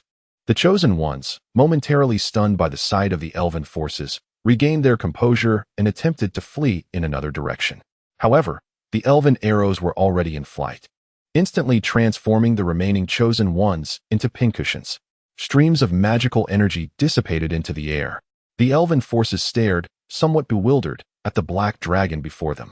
Woody, likewise taken aback, had just vanquished a 1,000-player army, only to discover a large contingent of elves emerging from the north of the forest. However, noting their appearance, he surmised they must be from White Light City. What was their purpose? Were they here to confront the players of the Battle Intent Guild? As Woody pondered the intentions of the elves, a familiar figure emerged from their ranks. Gandalf. Lord Woody, what about those Chosen Ones? Oh, they have all been dealt with. Woody replied nonchalantly, striving to elevate his stature and unfurl his wings, projecting an image of strength. After all, he was facing an army of 2,000 well-equipped elves. While lacking siege engines designed for dragon combat, Woody still felt a twinge of trepidation. He could only hope that in the future, when he had grown to a titanic size, the circumstances would be different. Unbeknownst to him, his calm demeanor, coupled with the ferocity he had displayed against the Chosen Ones amidst the cacophony of explosions, had left a profound impression on Gandalf and the 2,000 elven soldiers. Their education and divine revelations had ingrained in them the belief that one should never confront the Chosen Ones directly. They are invincible beings. All creatures in the cyber world cower behind high walls, surviving in fear, awaiting divine enlightenment. In their understanding, the Chosen Ones were indeed unconquerable and should never be faced head-on. Years of research and first-hand experience had only reinforced this belief. Who among them would dare to think they could contend with the Chosen One? Even this expedition of 2,000 had only come to fruition due to Gandalf's fervent arguments and the allure of their black dragon allies, leading the High Council of White Light City to make such a difficult decision. Yet upon their arrival at the battlefield, they were met with the casual assertion from Black Dragon Lord Woody that the Chosen Ones had already been dispatched. What an overwhelming display of power! Tears brimmed in Gandalf's eyes, unable to be contained any longer. He wiped his misty eyes with his sleeve and called out to the vigilant Woody before him. Lord Woody, once again, you have saved the city of White Light. Thank you. You are our hero. With that, Gondaosi knelt on one knee. Instantly, the 2,000 fully armed elven soldiers in front of him also knelt in unison. They held long swords, bows, or wands, resting their weapons upon their knees, with shields placed beside them. This was the highest tribute the elves could offer to their supreme hero. Woody, still striving to spread his wings and feigning grandeur, paused for 2 seconds and slowly lowered his wings. Chapter 38, Territory Upgrade to LV3. The Guardian Battle of the White Light Forest concluded with the complete defeat of the War Intent Guild. The spiritual leader of the White Light Forest, Gilbong, delivered a renowned victory speech after the battle, declaring, "No one understands the protection of the White Light Forest better than I do." With every gaze and gesture, he received a resounding wave of applause from the players of the White Light Forest. They had successfully safeguarded the purity of their home. Following this, a grand discussion ensued, and there was a unanimous agreement to construct walls around the White Light Forest with aspirations to establish a White Light City. Upon hearing this name, Woody realized it shared the same name as the elven White Light City and promptly suggested, given that we have 2 lurking black dragons here, it would be better to call it Black Dragon City. With Woody's current standing in the White Light Forest, no one dared to oppose his suggestion. However, relying on the strength of these players to build a wall encircling the entire White Light Forest would likely take several years. Meanwhile, the War Intent Guild continued to make threats, yet after 2 failed attempts to seize the White Light Forest, they found their own homeland under attack. Nonetheless, the War Intent Guild had little time to divert their focus towards invading the White Light Forest. The players' affairs were momentarily set aside. Suddenly, the White Light City began to refer to themselves as heroes, evoking a sense of hero worship, which left Woody feeling perplexed. He even wondered if they harbored some peculiar thoughts towards him, leading to a hint of paranoia. After all, in Woody's understanding, White Light City could muster a well-equipped army of 2,000. Their defensive capabilities could not be underestimated, even if they held an intense fear of the Chosen Ones. It seemed improbable that they would idolize him simply because he had bested one of their kind. However, upon subtly inquiring with Elizabeth, Woody discovered how monumental his actions appeared in the eyes of the natives. The denizens of the cyber world had long been taught that the chosen ones were being selected by the divine to punish the world. Typically, they would not provoke the chosen ones. Their method of dealing with them was to erect high walls and endure. Dragons, generally, had little interaction with the chosen ones, easily soaring away with a mere flap of their wings. For a chosen one to pose a threat to a dragon required significant effort. In truth, dragons were indifferent to any race, making a black dragon like Wudi exceptionally unique.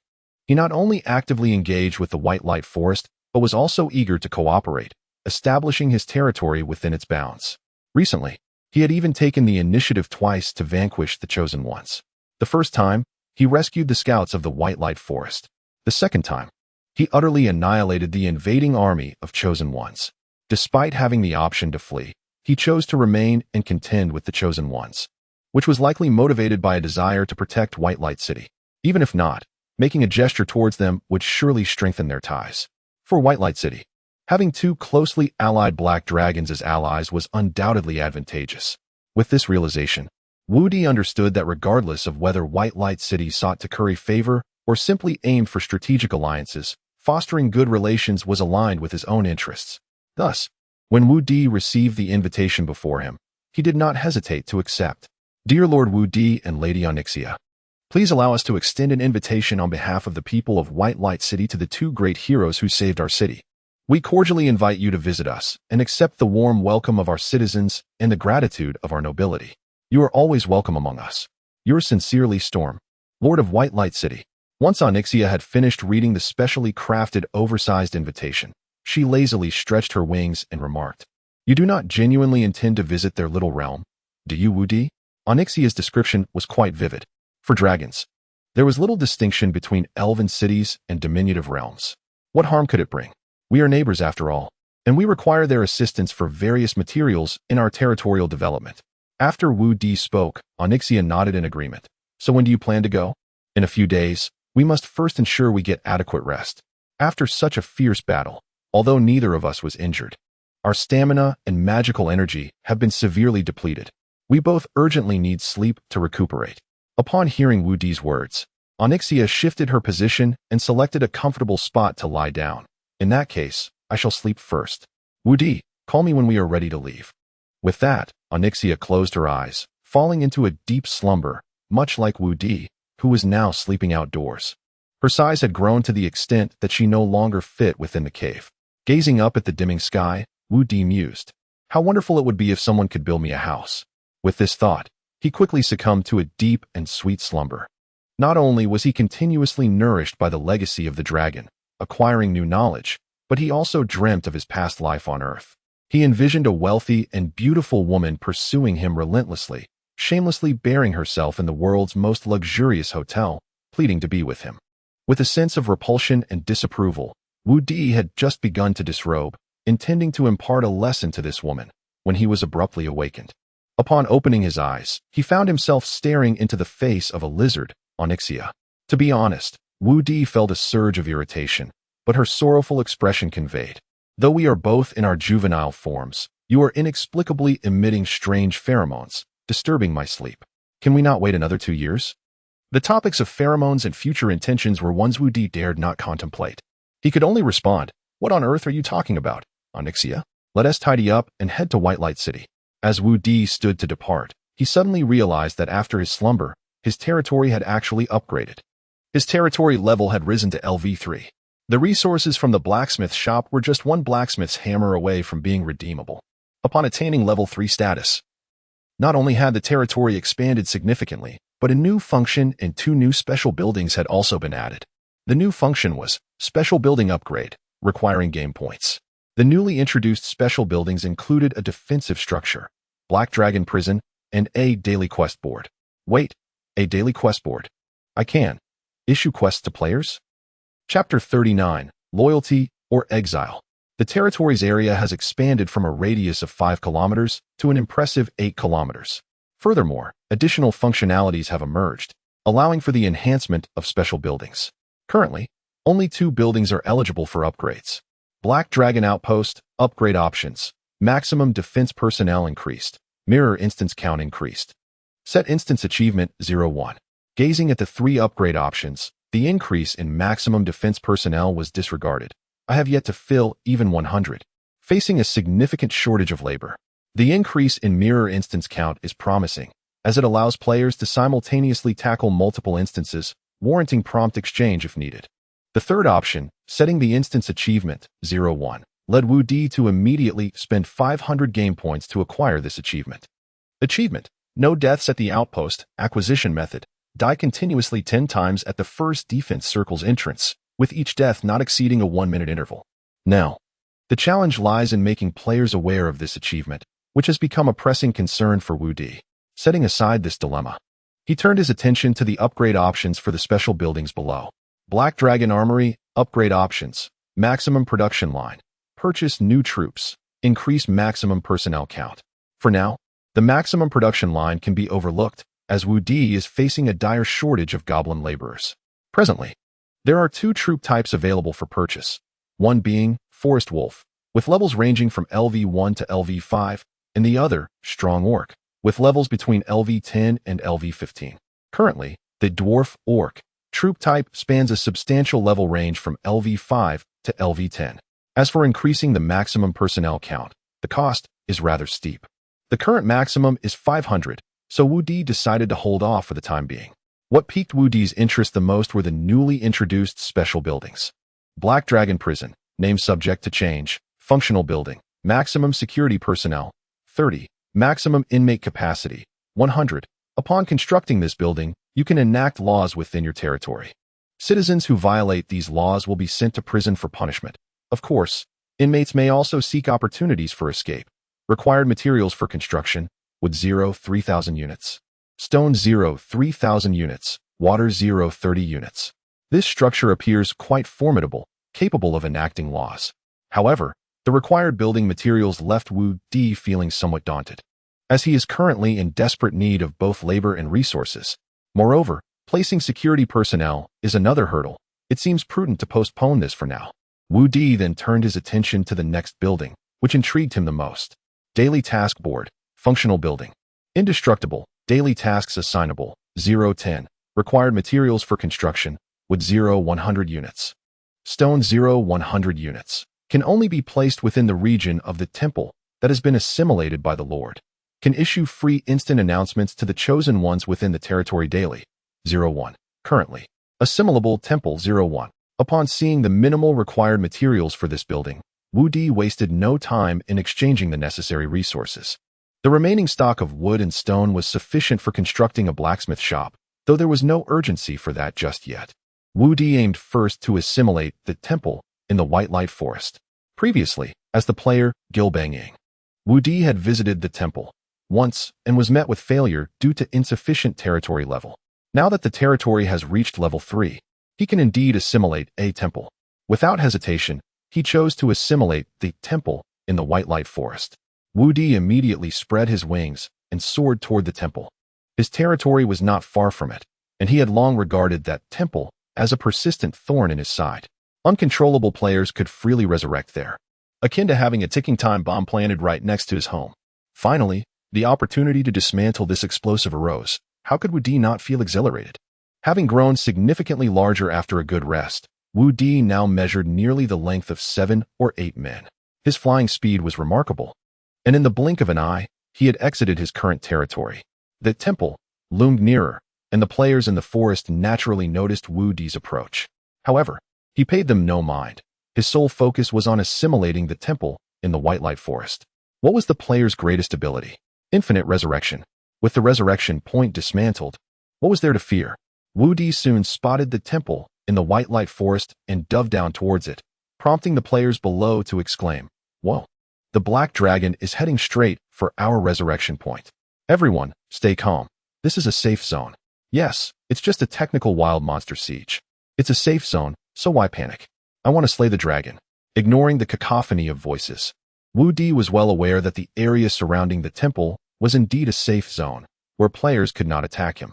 He approached the temple under the watchful eyes of the players. Suddenly, a loud commotion erupted behind him. Turning around, he saw Onyxia clumsily landing and angrily roaring at the nearby players. Roar. This was evidently a clear display of intimidation and hostility. Why did you follow me, Onyxia? Wu Di queried in the dragon tongue, perplexed by her presence. Upon Onyxia's arrival and Wu Di's utterance, the surrounding players erupted in excitement. Oh my! A plot is unfolding. The White Light Forest truly is a hotspot for this game's storyline. I knew these two black dragons had a narrative. Last week, these two black dragons fought alongside us. They must be on our side, right? Can I ride her? Can I? Someone exclaimed, attempting to approach Onyxia. However, Onyxia swiftly swept her tail, sending that individual sprawling. If it weren't for the safe zone, that person would likely have been reduced to a mere puddle of flesh. Onyxia, appearing somewhat concerned, addressed Wu Di while scanning the surroundings warily, adopting an intimidating demeanor. It seemed that Onyxia was genuinely worried about him, hence her following. Wu Di, moved by the sight of the alluring dragoness, felt a surge of emotion. Rest assured, Onyxia, I am fully aware of what I am doing, Wu Di gently reassured her. Yet, as a black dragon, even the softest tone seemed fearsome to the players. Reaching the magical stone, Wu Di extended his front claws. And as his sharp claws made contact with the softly glowing magical stone, it was akin to black ink swirling into clear water, instantly transforming the stone into a deep shade of black. The magical vortex began to whirl upon the stone's surface, and a series of notification sounds echoed in Wu Di's mind. Assimilation completed. The current magic stone has merged into the territory of the dragon's nest. Please wait. Wu Di unfurled his majestic wings, standing tall on his hind legs while raising his forelimbs high. Then he descended heavily upon the ground. The earth trembled underfoot, and the incessant chatter of the players fell into an abrupt silence. Wu Di addressed the surrounding players in Chinese.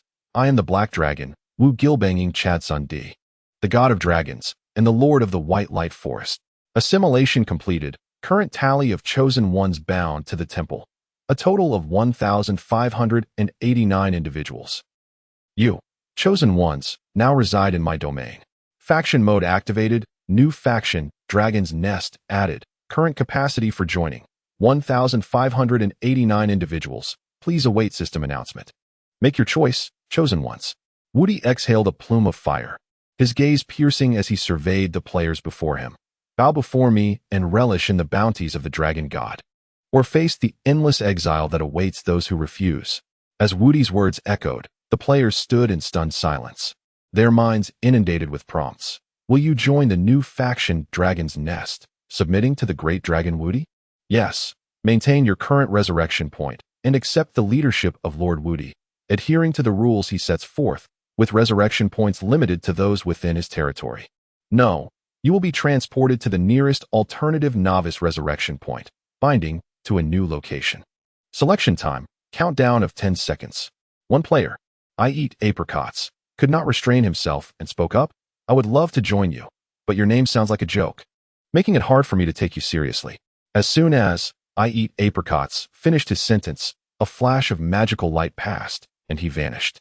The nearby players, recalling the narrative of the Black Dragon and its singular dungeon, were captivated by the overwhelming aura surrounding the White Light Forest. Moreover, it was a newly introduced faction. What reason could there be to refuse? I pledge my eternal loyalty to Lord Wu Di. When the first player theatrically knelt, fervently praising Wu Di, more and more players joined in, exclaiming, Lord Wu Di, I adore you. I pledge my loyalty to you. I am your faithful follower. Please grant me an adventure. Lord Wu Di, I have never shot an arrow at you, truly. Just give me a black dragon's reins. Wu Di Daddy, I would even call you father. Bestow upon me divine gear. Wu Di gazed upon the multitude of players before him, a wave of satisfaction washing over him. At last, he had firmly established his presence in the White Light Forest. Beyond the wild beasts, he had finally garnered a small yet steadfast and reliable force among the players. Though small, it was the only resistance against the fourth calamity, which could only be countered by itself. Most importantly, the issue of labor was resolved. The grand narrative has finally been penned, the protagonist's novice village officially established. Exciting exploits await. Let us soar. Second update, scheduled for 12 o'clock. Chapter 40, Update of the Dragon's Nest Content Version 1.0. Unlike the magical stones found in his own realm of Dragon's Nest, the magical stones in the novice village of Bright Light Forest do not manifest a defensive barrier. It appears that such protective barriers are exclusive to the core magical stone areas, and this particular stone resembles the first established outpost. The exhilarating news is that Wu Di feels he has finally transitioned from being a mere wild boss to a half-fledged game planner. The reason he deems himself half is that while he possesses territorial rights, he cannot exert control over the actions of every player. More importantly, the number of players under his dominion amounts to a mere 333. In stark contrast to the vast global player base, this is hardly significant. The remaining 246 individuals evidently chose not to align with Wu Di, opting instead to be teleported to other novice villages. Upon claiming the magical stone of Bright Light Forest Novice Village, Wu Di discovered a significant advantage: allies. The allies here are inherently designated as members of Dragon's Nest. Creatures such as the Knoll, Black Bear Tyson, Elizabeth, Ilya, and Onyxia are all included in the ally roster. As for the 333 players, Wu Di quietly removed them from the list of allies, allowing them to continue to engage in delightful PvP interactions. A game devoid of PvP would be fundamentally incomplete. Although Wu Di was eager to include the City of Bright Light among his allies, such an option was not available. This means that the players who belong to him and regard Bright Light Forest as a respawn point cannot attack his other indigenous subjects outside the instance. Of course, combat within the instance remains permissible. This development is monumental for Wu Di, as it enables him to execute many of his strategies. Logically, being on the same side precludes the possibility of attacking one's own NPCs. Have you ever seen the Alliance strike down their own NPCs, or the Horde turn against theirs? Do not mention the likes of the Banshee Queen and the War Chief. They have been expelled from the Horde. The emergence of the Black Dragon, igniting a narrative and establishing a new faction led by the Black Dragon, Dragon's Nest, naturally created a considerable stir on the forums. Countless posts began to surface.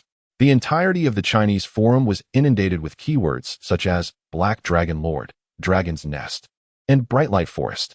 However, what astonished Wu Di was the addition of a new interface on the Magic Network forum, Faction, Dragon's Nest. This dedicated forum interface, distinct from others, is overseen by an administrator, Wu Di himself. In addition to his existing account, Gilbang Ying, he now possesses an administrator account titled Black Dragon Lord. Within this new interface, numerous players have already begun posting. Wu Di gazed at the operational buttons on his interface, delete, pin, sticky, in a state of bewilderment. He swiftly pinned all posts made by players who had generously supported the forum. After several minutes of contemplation, he promptly clicked on the button to create a new post, initiating the drafting of his first Dragon's Nest game update as an administrator. To align with the persona and resonate with the players' perspectives, Wu Di revised and refined his message, ultimately deciding upon the title, Dragon's Nest Content Update Version 1.0, Outpost. Dear denizens of Dragon's Nest, greetings. I am the administrator, the Black Dragon Lord, representing a game development entity that operates without a formal company. As is well known, our game exists within a realm referred to as the cyber world, an immersive experience of unparalleled realism. Since the game's launch, there has been no official narrative, no designated dungeons, nor any NPCs for daily player interactions. However, today, this situation has undergone a radical transformation with the introduction of our newly developed faction system. We proudly welcome the emergence of the Dragon's Nest faction, currently in limited internal testing among select players. According to the faction, we have also unveiled an entirely new version of the outpost. When the creators selected the chosen ones to enter the cyber world, it was not to instill fear among its inhabitants, but rather to empower them to confront the hidden crises within. Now, the signs of such a crisis have begun to materialize, with dark forces from the shadows establishing their own outposts within the cyber world. Several weeks ago, we launched the dungeon Black Dragon Outpost, accommodating a maximum of 5 challengers, recommended for players of levels LV5, LV10. 2. We have raised the maximum level for challenging the Black Dragon Outpost. Players of level LV15 from the Dragon's Nest faction may now enter. 3. We have increased the number of daily challenges for the Black Dragon Outpost. Each player can now challenge it 5 times a day. 4. We have slightly enhanced the experience gain, game points, and equipment drop rates within the Black Dragon Outpost. 5. We have introduced 3 new wild monsters in Bright Light Forest. Forest Wolf, level LV1, LV5, Endurance, 10 to 30, Strength, 10 to 30, Agility, 10 to 40, Intelligence, 0, Spirit, 0, a fearsome predator roaming Bright Light Forest. merciless in its pursuit. Drops, game points, Orc, level LV5, LV10 endurance, 50 to 100, strength, 40 to 60, agility, 30 to 50, intelligence, 0, spirit, 0. These shadowy orcs symbolize malevolence, attacking all who encounter the chosen ones. Drops, game points, equipment, etc. Strong Orc, level LV10, LV15, endurance, 70 to 150, strength, 60 to 100, agility, 50 to 80, intelligence, 0, spirit, 0. These shadowy strong orcs are even more robust, evil, and bloodthirsty than their diminutive kin. Should you encounter these wild creatures in the wilderness, do not hesitate. Engage in battle with valor. We have established a new structure, the Daily Task Board, near the temple, where you may now obtain daily tasks and receive corresponding game points and experience as rewards. In the future, we will unveil a new equipment enhancement system, so prepare your finances accordingly. Additionally, we have introduced a new NPC, the Black Dragon Lord, Wu Di, whose full title is Wu Gilbanging Chatsun. You may respectfully refer to him as Lord Wu Di. We have also added a new NPC, the Black Dragon Lord's Lady, Onyxia, who is the natural partner of Lord Wu Di. Please show her the utmost respect and refrain from any inappropriate advances. If anyone possesses hidden explosives, please surrender them voluntarily. Note that the last point is not an official update, but rather a personal warning from the moderator. I will add anything I think of. If you notice any omissions, kindly assist in supplementing the information. By the way, is there really no one to compile a reading list?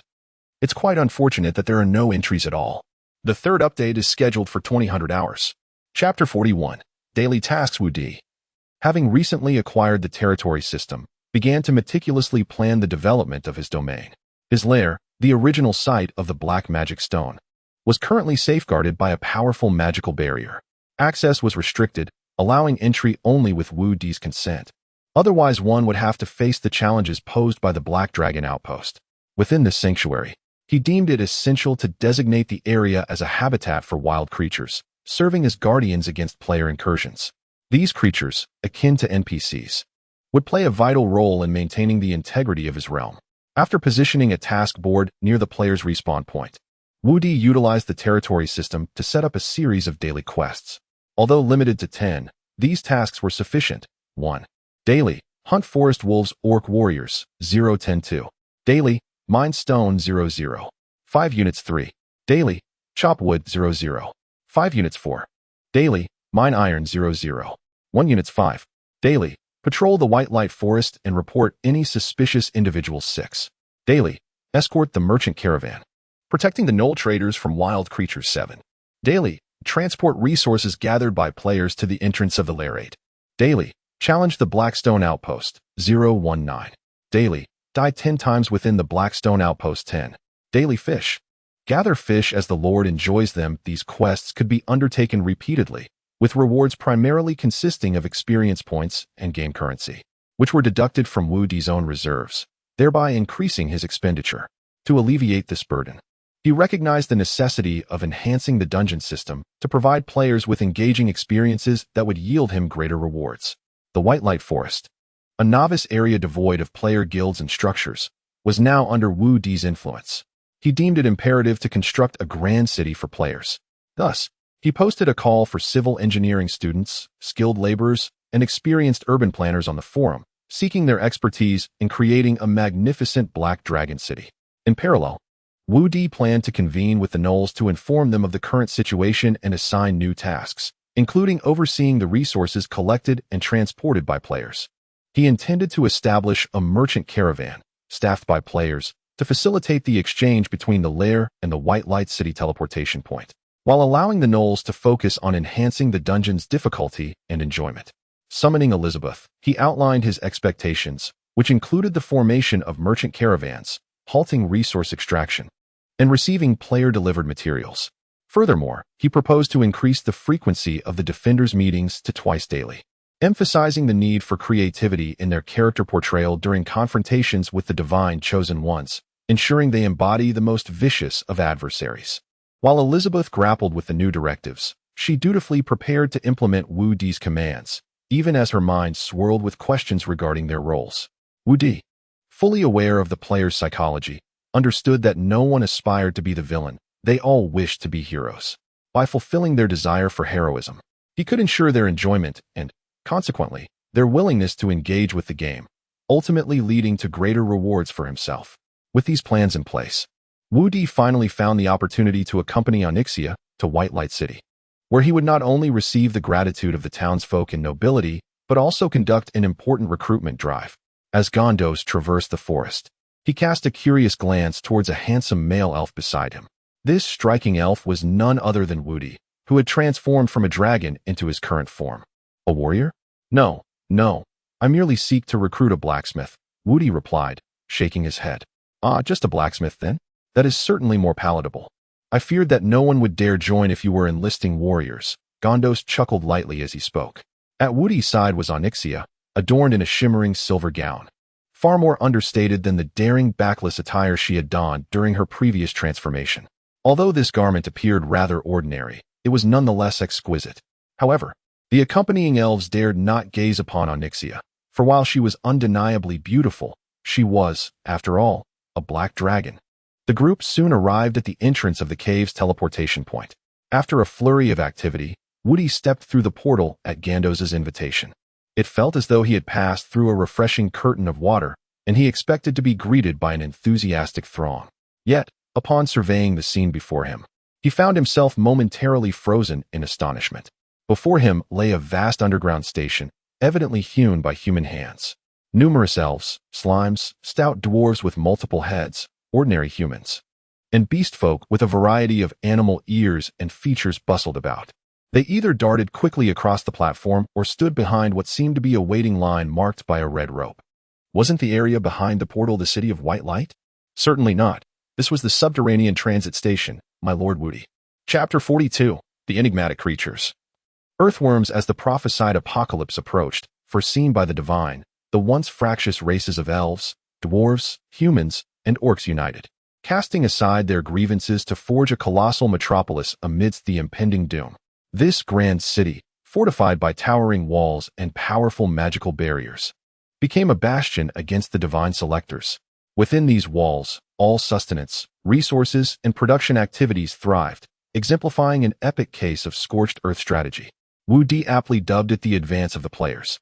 The surface was teeming with divine selectors, rendering it perilous, while terrestrial transportation was effectively severed. In response, the indigenous inhabitants of the cyber realm ingeniously relocated most of their transit systems underground. The underground transfer station served as the nexus of this subterranean network. Utilizing magic derived from the temple, the natives established portals connecting various hidden locations to the transfer station, facilitating the movement of goods and personnel into the fortified cities. Though direct portals connecting cities existed, their usage was restricted to extraordinarily rare circumstances. Wu Di and Onyxia were invited as esteemed guests to White Light City, a situation that hardly qualified as extraordinary. This transfer station was the nearest to White Light City, featuring numerous portals embedded in the smooth walls. Apart from the one Wu Di entered, the walls were adorned with peculiar, pale-hued plants that grew in a remarkably orderly fashion, resembling art rather than chaos. Every few meters, lantern-like formations sprouted from the walls, with luminous fruits dangling from white branches, casting a soft glow akin to incandescent bulbs. Upon seeing these plants, Wu Di immediately recognized them from his dragon lineage as light vines, a magical flora commonly found near the temple's magic net in the subterranean realms. White Light City, an essential port city on the Sea of Midgard, provided the swiftest maritime route from the southern regions of the western continent to the eastern thoroughfare. Currently, during the storm season of the Sea of Midgard, the number of visitors was relatively sparse, but in a few months, as normal navigation resumed, the transfer station would be bustling with activity. Gandalf stood on the platform, surrounded by passengers awaiting transit, all of whom were cordoned off by the guards of White Light City. Wu Di felt that he and Onyxia hardly required such protection. Gandalf continued in a hushed tone. I apologize, Lord Wu Di, but it is imperative for you to maintain your elven form while traversing the transfer station into White Light City.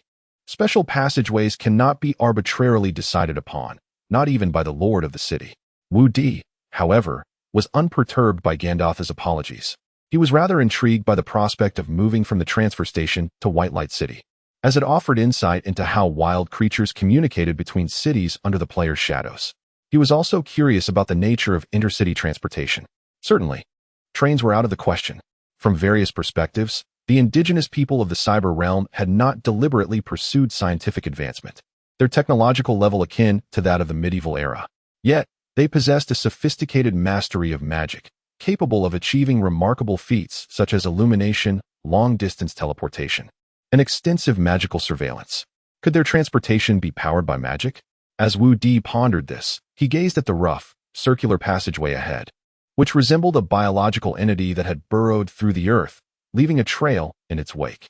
Just as Wu Di was speculating about the origin of this peculiar passage, a dwarf clad in blue uniform rang a bell and shouted, "Everyone step back! Step back! The earthworms are coming!" Earthworms? Surely, they could not be the grotesque insects he imagined. The waiting crowd hurriedly grabbed their belongings and retreated from the queue. Moments later, a rumbling sound echoed from one end of the passage, causing the entire platform to tremble slightly. The light vines swayed on the walls, their illumination flickering uneasily. From the passage, alongside the thunderous noise, came a strange ibby sound. Soon, Wu Di beheld the creatures known as earthworms. To label them as mere creatures would be misleading. They were more akin to a swarm. These beings, approximately 30 centimeters tall, were entirely black and covered in fur, with discernible eyes and mouths. They resembled oversized, blackened tennis balls with facial features. These colossal entities were soon seen pulling along a long metallic carriage. Arriving swiftly at the platform, the earthworms began to decelerate and gradually came to a halt, filling the transfer station with their incessant ibby calls. Inside the carriage, a massive groundhog, adorned in a sleek black suit, approached the edge of the compartment with a trumpet-like object in hand. Taking a deep breath, it announced, "Ah." After its exclamation, two groundhogs emerged from the staff entrance, struggling to carry a colossal box to the front of the carriage. They tipped the contents of the box, revealing an aromatic black soil. The black earthworms surged toward the scattered soil, appearing soft and endearing. As more earthworms rushed over, they formed small mounds atop the soil. The entire carriage was set down, and some earthworms that lagged behind found themselves trapped beneath it. Yet, even when squished, they quickly squirmed free from the gaps. Swiftly returning to the soil, Wu Di beheld these wondrous creatures for the first time, while Onyxia's expression mirrored curiosity and intrigue. Neither of them had encountered any information about this species in their dragon lineage. Once the carriage was fully lowered, the groundhog, having just shouted, rang a bell and scurried aside. The crowd began to enter the carriage, and Wu Di followed Gandalf and the others inside. The carriage featured long benches on either side. Wu Di and Onyxia settled into their seats, and as all the passengers took their places, the groundhog shouted again, "Ah!" Immediately, the EEB sounds resumed outside. The area around the carriage darkened with the mass of earthworms. Wu Di felt the carriage sway as if lifted by an unseen force. It soon lurched into motion, propelled by the cacophony of EEB, and the rumbling of the earthworms racing forward at an astonishing speed along the light, vine-covered passage. Subsequently, Wu Di heard the groundhog, who had previously shouted, pick up its small backpack, moisten its fingers, and adjust its hairstyle. In a deep, magnetic voice, it declared, please present your tickets. Those without tickets must pay for a new one.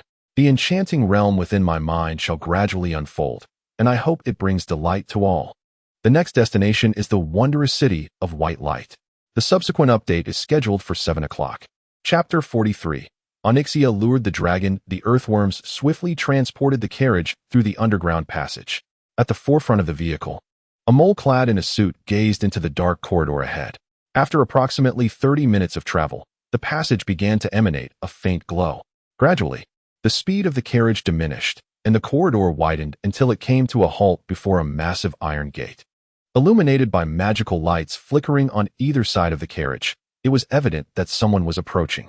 This was the Gate of White Light, divided into two sections, one above ground and one below, serving as the sole entrances to the city of White Light.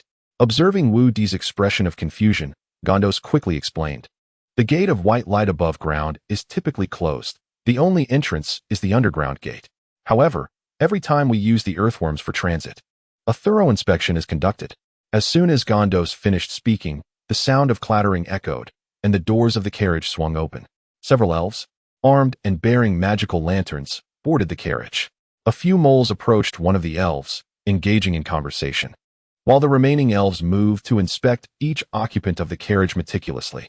What is the purpose of this? Onyxia furrowed her brow and inquired of Gondos. On one hand, it is to prevent any chosen ones from smuggling themselves in, Gondos replied. Upon hearing the term exiles, Wu Di understood immediately. Elizabeth and Ilya were indeed exiles. Such routine inspections were necessary before opening the gate of white light to avoid unforeseen incidents. Clearly, this journey had not encountered any such surprises. After the inspection, the fully armed elves swiftly exited the carriage. The immense iron gate creaked as gears and machinery engaged. The central disc began to rotate. Enveloped in a mist of pale blue magic, the disc contracted outward, revealing an increasingly expansive passage, and light streamed in from behind the gate.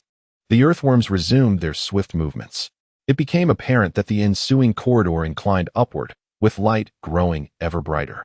The moles seated at the front of the carriage donned obsidian sunglasses, for even the eyes of dragons required time to adjust to the transition between darkness and light.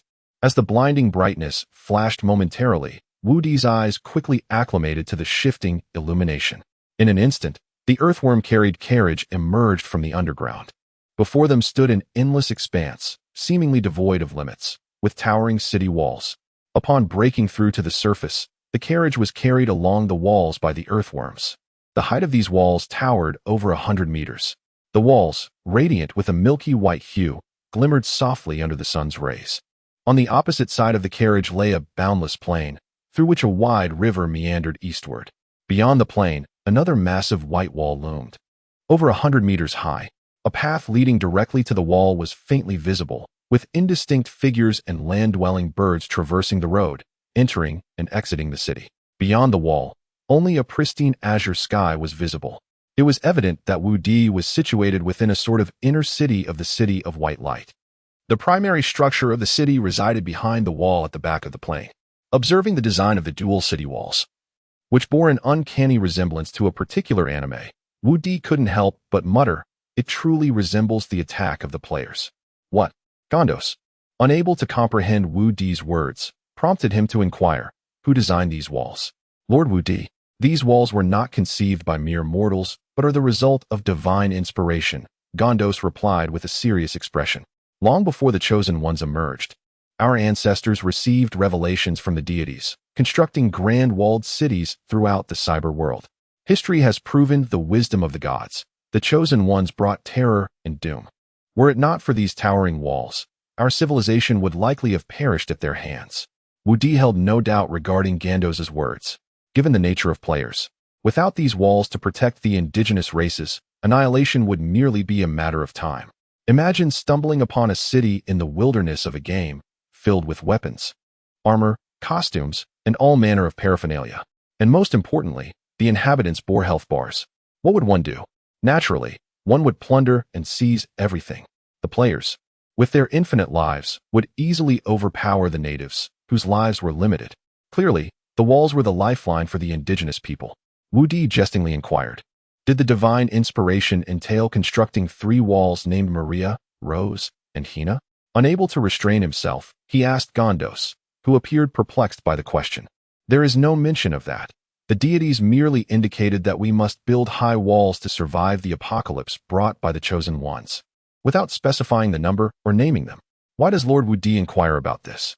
Does it pertain to the temple? The mere mention of the temple ignited an excitement within Gondos. His fervor reminded Wu Di of Elizabeth, an elf equally engrossed in the study of the temple.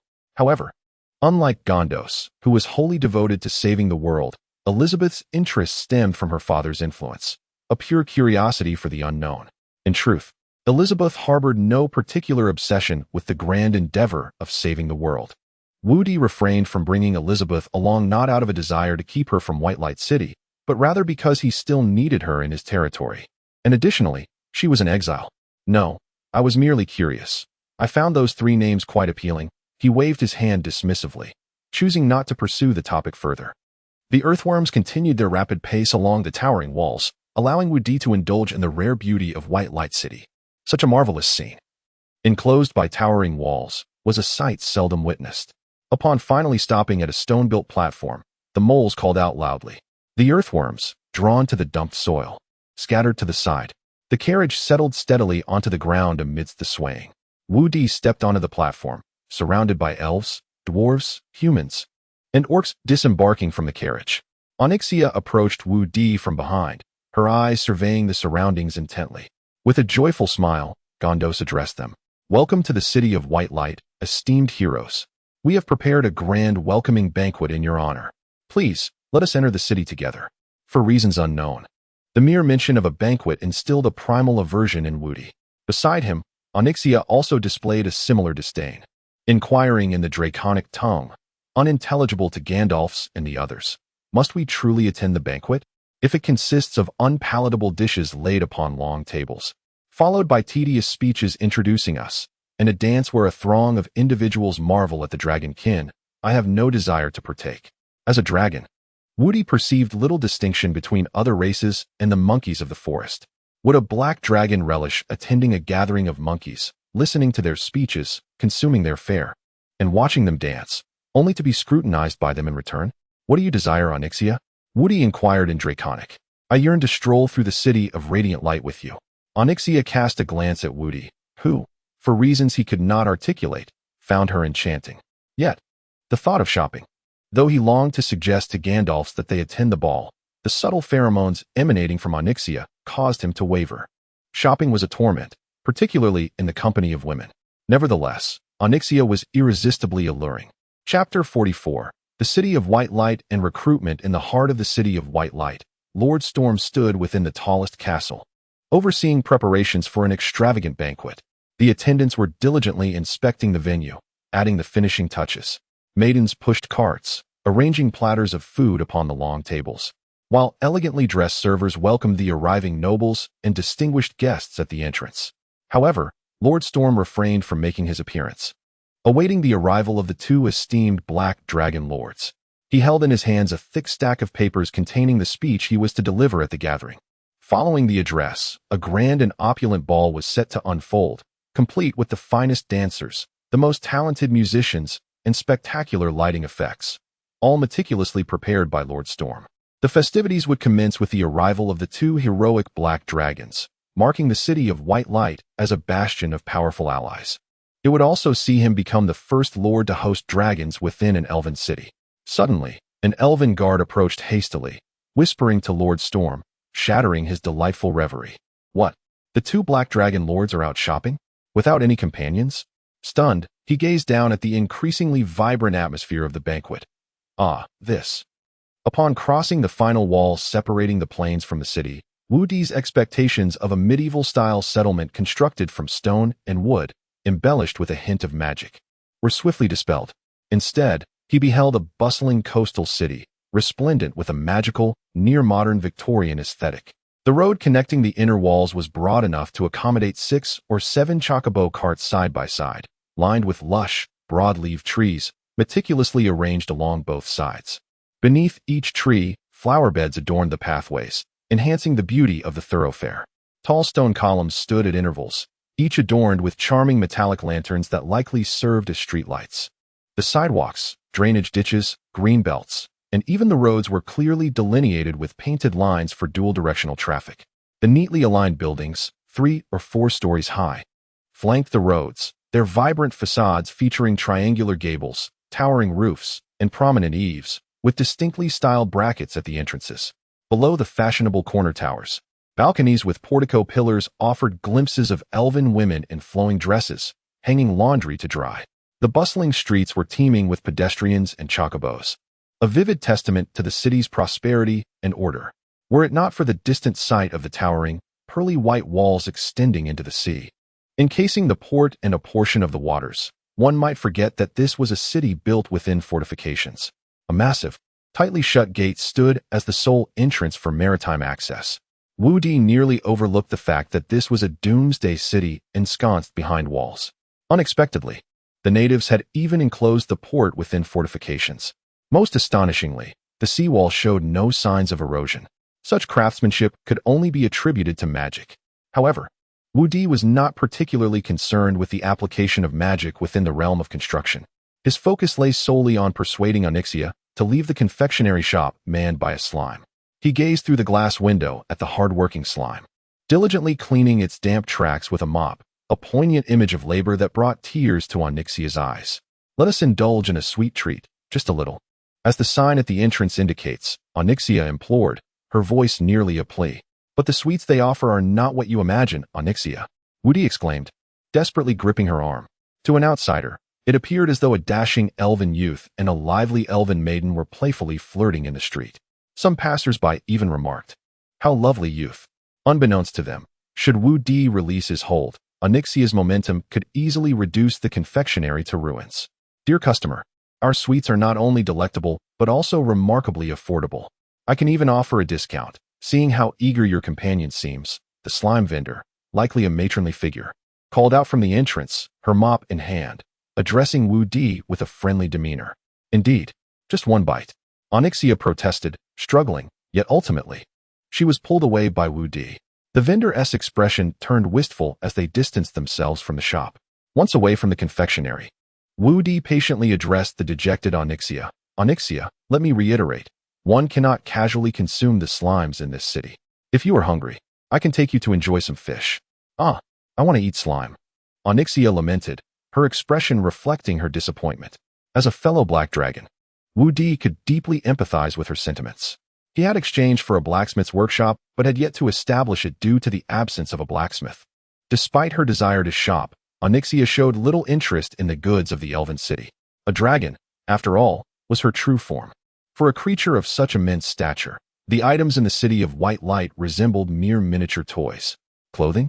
A dragon could effortlessly conjure garments while transforming. Food? Aside from slimes and fish, she had little appetite. Chocobos? Equipment? Was she playing house? Holding the gleaming gold and silver coins he had acquired from Gondos, Wu Di had expected to spend lavishly while shopping. It seemed all could be allocated towards hiring a blacksmith instead. Soon, Onyxia's interest in the city of white light waned, and the two hailed a chocobo-drawn taxi. After expressing his desire to recruit a blacksmith, the driver brought them to a building adorned with a large sign reading, "Talent Market of the City of White Light." What? Seeking brave, unafraid blacksmiths? Are you certain you are not in search of adventurers? Is it truly a blacksmith you seek? Well, what specific dangers might there be? After all, you know that blacksmith applicants typically desire stable, secure employment. Oh, and please mention the salary as well. Complete autonomy over a villa, 100 apprentices catering to your needs, thousands gazing at you with reverence, even calling you father. These propositions sound rather enticing and not at all perilous. Do they? What? 6 days a week, from 8 in the morning until 10 at night, with negotiable wages? Your work hours seem quite generous. Please, go on. No real danger, just constant pressure, perhaps working in a state of extreme fear every moment, even while sleeping. Yikes, under such circumstances, I must seek out a bald individual for you. I have meticulously sifted through several years of job applications and discovered only one blacksmith candidate who meets your criteria. However, his skills may be rather lacking. If you do not mind, here is his resume. He currently has an internship, but given his abilities, it is likely he will soon lose that opportunity, haha. You might consider reaching out to him. Before them, the cheerful rabbit-eared orc maiden spoke as she handed over a resume to Wu Di and Onyxia. Name, Copperhammer. Race, dwarf. Gender, male. Self-introduction. I have been an apprentice blacksmith for 3 years. My hobbies include singing, dancing, rapping, and blacksmithing. I am willing to tackle any job. Market recommendation. Hiring him would be a loss. Current workplace. I am truly an expensive blacksmith shop, unpaid intern. Second update. My writing is becoming increasingly fluid, and I feel inspired. I humbly request your support. Next update scheduled for 8:00 p.m. Chapter 45. The First Contract Worker. Copperhammer is a rather aged dwarf. Yet he possesses neither a home nor a chocobo, let alone a wife. According to the majority of the residents in White Light City, individuals of his age ought to be earning no less than 10 gold coins a month, residing in a grand estate of 500 square meters, and riding the most noble-blooded chocobo of the current era, a true success story. However, Copperhammer, far from such affluence, lacks even a single gold coin in savings. He has not even garnered the recognition of the Dwarven Craftsman Master Association for his avant-garde forging techniques. More carbon powder should be added during the forging process. This magical bellows is far too feeble. I require a stronger wind. Though my forging often results in perilous explosions, that is merely artistry. The temperature is one of the crucial factors determining the quality of the weapons forged, rather than the concentration of magic. The development of a craftsman should not be confined to weaponry. Innovation and invention are paramount. Allow me to present my latest invention, which resembles a double-headed sword but is, in fact, a manual fan. By gripping it and spinning rapidly, one can generate a refreshing breeze, like this. Whoosh, whoosh. At the craftsman skills examination site, Copper Hammer boldly upheld his views. I am undeniably the strongest champion. Were I 20 years younger, I would dismiss the evaluations of the Dwarven Craftsman Master Association with disdain. Yet now, he finds himself in dire need of a paid position.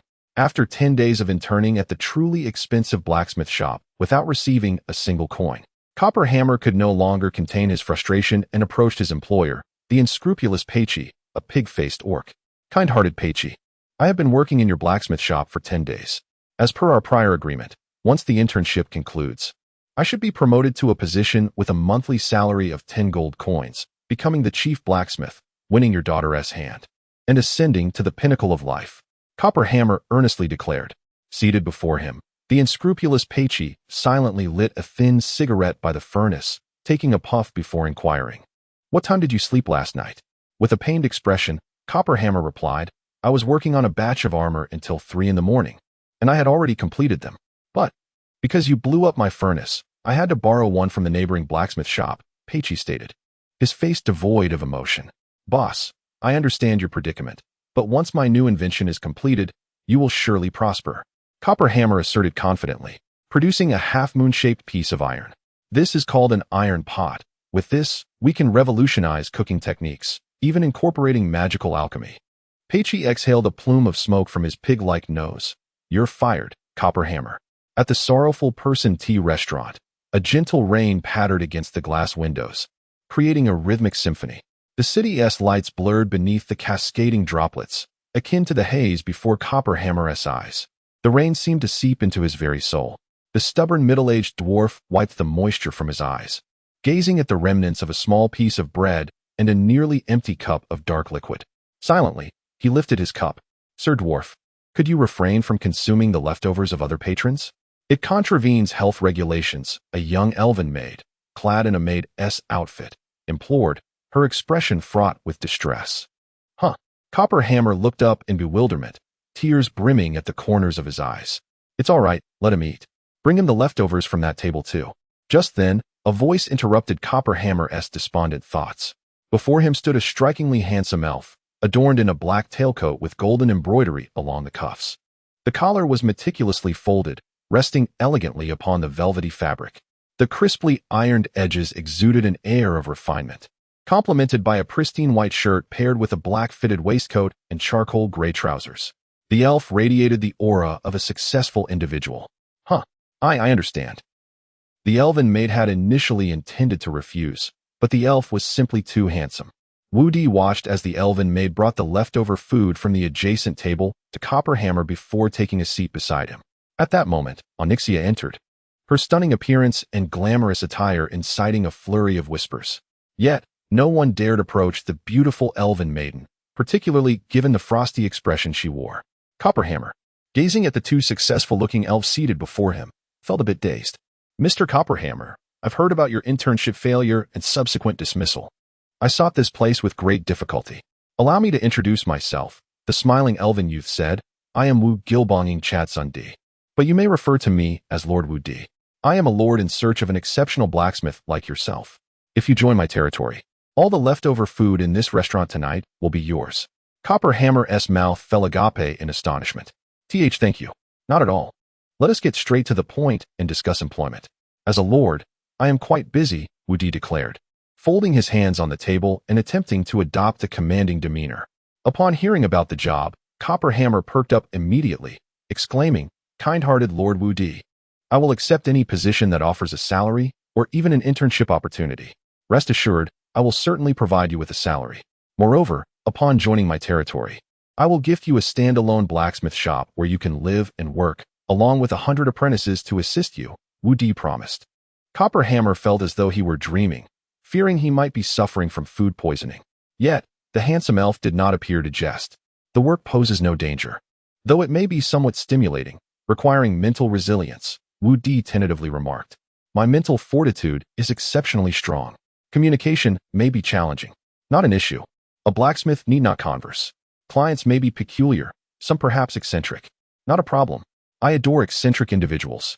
Wu Di observed Copperhammer's gleeful expression and, after a moment of contemplation, continued to advise him. Upon hearing these words, Copperhammer extended his hands, tears welling in his eyes, and exclaimed, "This is truly a blessing."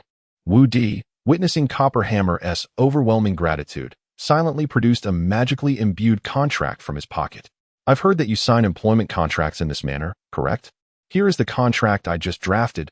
Please review it, and if all is satisfactory, kindly sign it. The Copperhammer took the contract and glanced over it briefly. Essentially, it aligned perfectly with what Wu Di had just mentioned.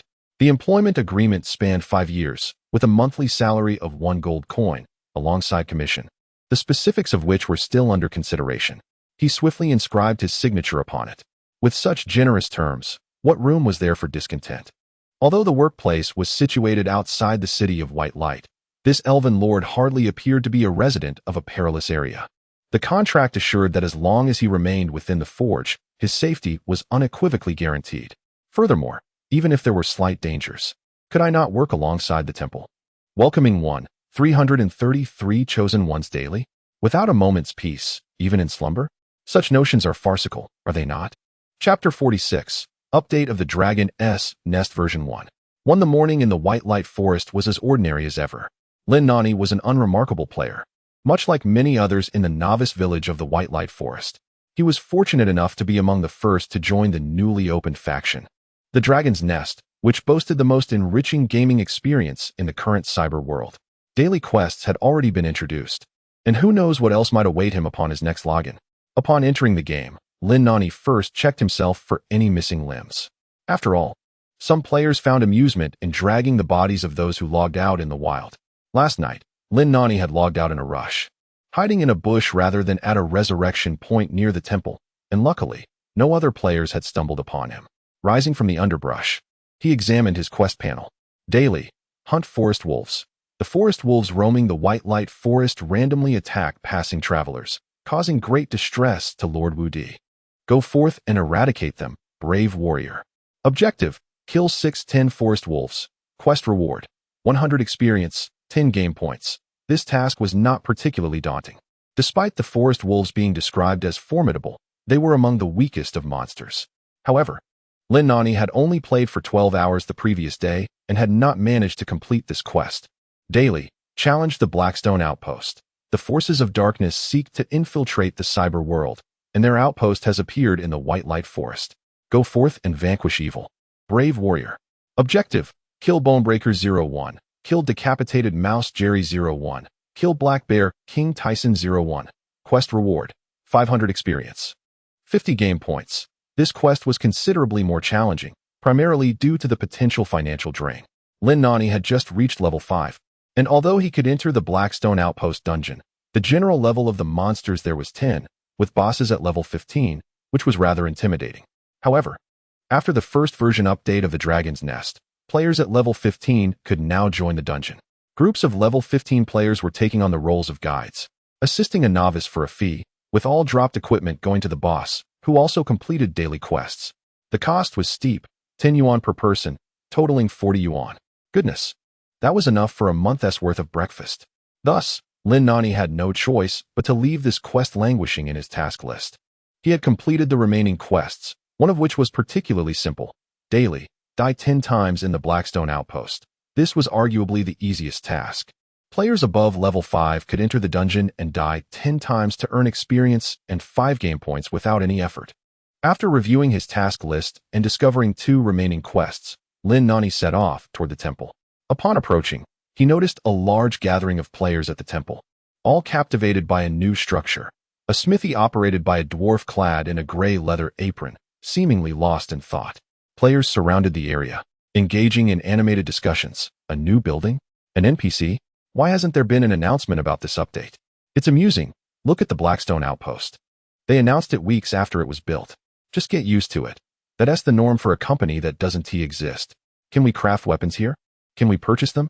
I think I saw an option for weapon enhancement. Goodness, what a ridiculous situation. They've introduced an equipment enhancement system. Wasn't he that already hinted at in the announcements? I'm ready to invest $1 million. I'll go all in. Now you've got me upset. I'm logging off to sell one of my shares for $100 million in cash to prepare for my investment. The amusing banter of the players was as spirited as ever, and upon logging in, Lin Nani was immediately filled with delight. With a smile, he pushed his way to the front to observe the smithy. Outside, a large sign displayed information in 2 languages. The first was Chinese. Welcome to the newly opened Black Dragon Smithy. From armor to weapons, we have everything you desire. We also offer professional weapon enhancement services. For all your blacksmithing needs, choose us, the Black Dragon Smithy. 1. Repair, based on the degree of weapon damage. Repairs will only be made to items produced by this shop. 2. Purchase, please check the shelves. Lin Nani glanced at the shelves, which were completely bare. No weapons available yet. I wonder how the weapons produced here compare to those sold directly at the temple. I'm quite curious. Continuing his inspection, he noted, 3. Enhancement, rules as follows. Equipment can be enhanced up to 5 levels. There is a probability of destroying the equipment during enhancement. The higher the enhancement level, the greater the risk of destruction. 4. Acquisition, you can sell any unnecessary equipment here. 5.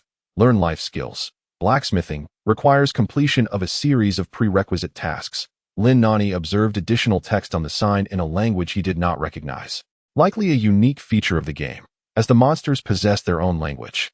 As Lin Nani stood before the smithy, enjoying the view, he heard the dwarf blacksmith NPC utter a phrase in a tongue he could not comprehend. Is this what you call excitement? Cyber language. Wu Di had set up the smithy, placing the bewildered blacksmith's hammer inside. Food was delivered daily by players. The smithy was divided into 2 areas, a living area and a working area. The living area was well equipped, akin to a standalone villa, while the working area consisted of 4 sections, a crafting zone, an enhancement zone, a shelf, and an apprentice zone. In the crafting zone, Wu Di was at a loss. He had no idea how the blacksmiths in this world forged weapons. The enhancement zone contained a hammer labeled Enhancement Hammer, which seemed to allow for the enhancement of equipment with a simple strike. The underlying mechanics were surely attributed to magic. The shelf was designated for weapons, where items could be automatically priced, though Wu Di could adjust the multiplier. Observing the player's hard work, Wu Di unhesitatingly set the price at 300. The shelf was divided into 4 quality tiers: white, ordinary, green, excellent, blue, fine, and purple, legendary. This categorization was new to Wu Di, and without any weapons produced yet, he could only speculate about the distinctions. However, it seemed that equipment crafted at this smithy would also possess enhancement effects for players, and for himself. Wu Di began to envision a future where he donned armor crafted by the smithy, proclaiming, "I am Deathwing, the harbinger of doom, the end of all things. Unstoppable and unyielding, I am the cataclysm." How splendid. However, what we must do now is to promptly compose an update announcement. Dragon's Nest Content Update Version 1. 1. Dear players, I am the administrator of the No Company Dragon's Nest faction, the Dark Dragon Lord. Today, amidst a joyous and festive atmosphere, we proudly celebrate the arrival of Version 1. 1 of Dragon's Nest. 1. We have introduced a new NPC. Blacksmith Copperhammer. He is an exceptional dwarf blacksmith hailing from White Light City. He may exhibit a touch of shyness and some signs of separation anxiety, but fret not. With genuine care and affection from all, he will surely integrate into our family swiftly. The issue regarding the NPC's name not displaying above his head will be addressed after we convene with the NPC in due course. 2. We have added a new building. Blacksmith Shop, a new establishment, a fresh beginning for affluent adventurers. Our guiding principle is that there is no upper limit to expense, only greater extravagance. Within our blacksmith shop, you can indulge in a variety of services. For further details, please visit us in person. 3. We have introduced a new profession. Blacksmith, you now have the opportunity to learn blacksmithing skills, though this will require the completion of a series of intricate prerequisite tasks. I have yet to devise these tasks, but once I do, I shall promptly announce them to all free of charge. 4. In the future, concerning monster drops, we may consider adding more items related to life skills. 5. For now, that is all. Should I have overlooked anything, or if you recall additional update content, feel free to express it directly in this thread. and I will supplement it as I see fit. Chapter 47. Is it all right if I indulge a little? As the whimsical online community continued their spirited banter, I felt at ease. The reason for the blacksmith, tong hammer, not selling equipment was simply a lack of raw materials. Nevertheless, Wu Di had already advanced and introduced a daily task to transport or to the blacksmith shop. Players could now select 10 out of 11 daily tasks, ensuring that there would be those willing to transport supplies. At this moment, I desired nothing more than to indulge in a restful slumber, dreaming of growing a bit taller. As a male, one must aspire to greatness.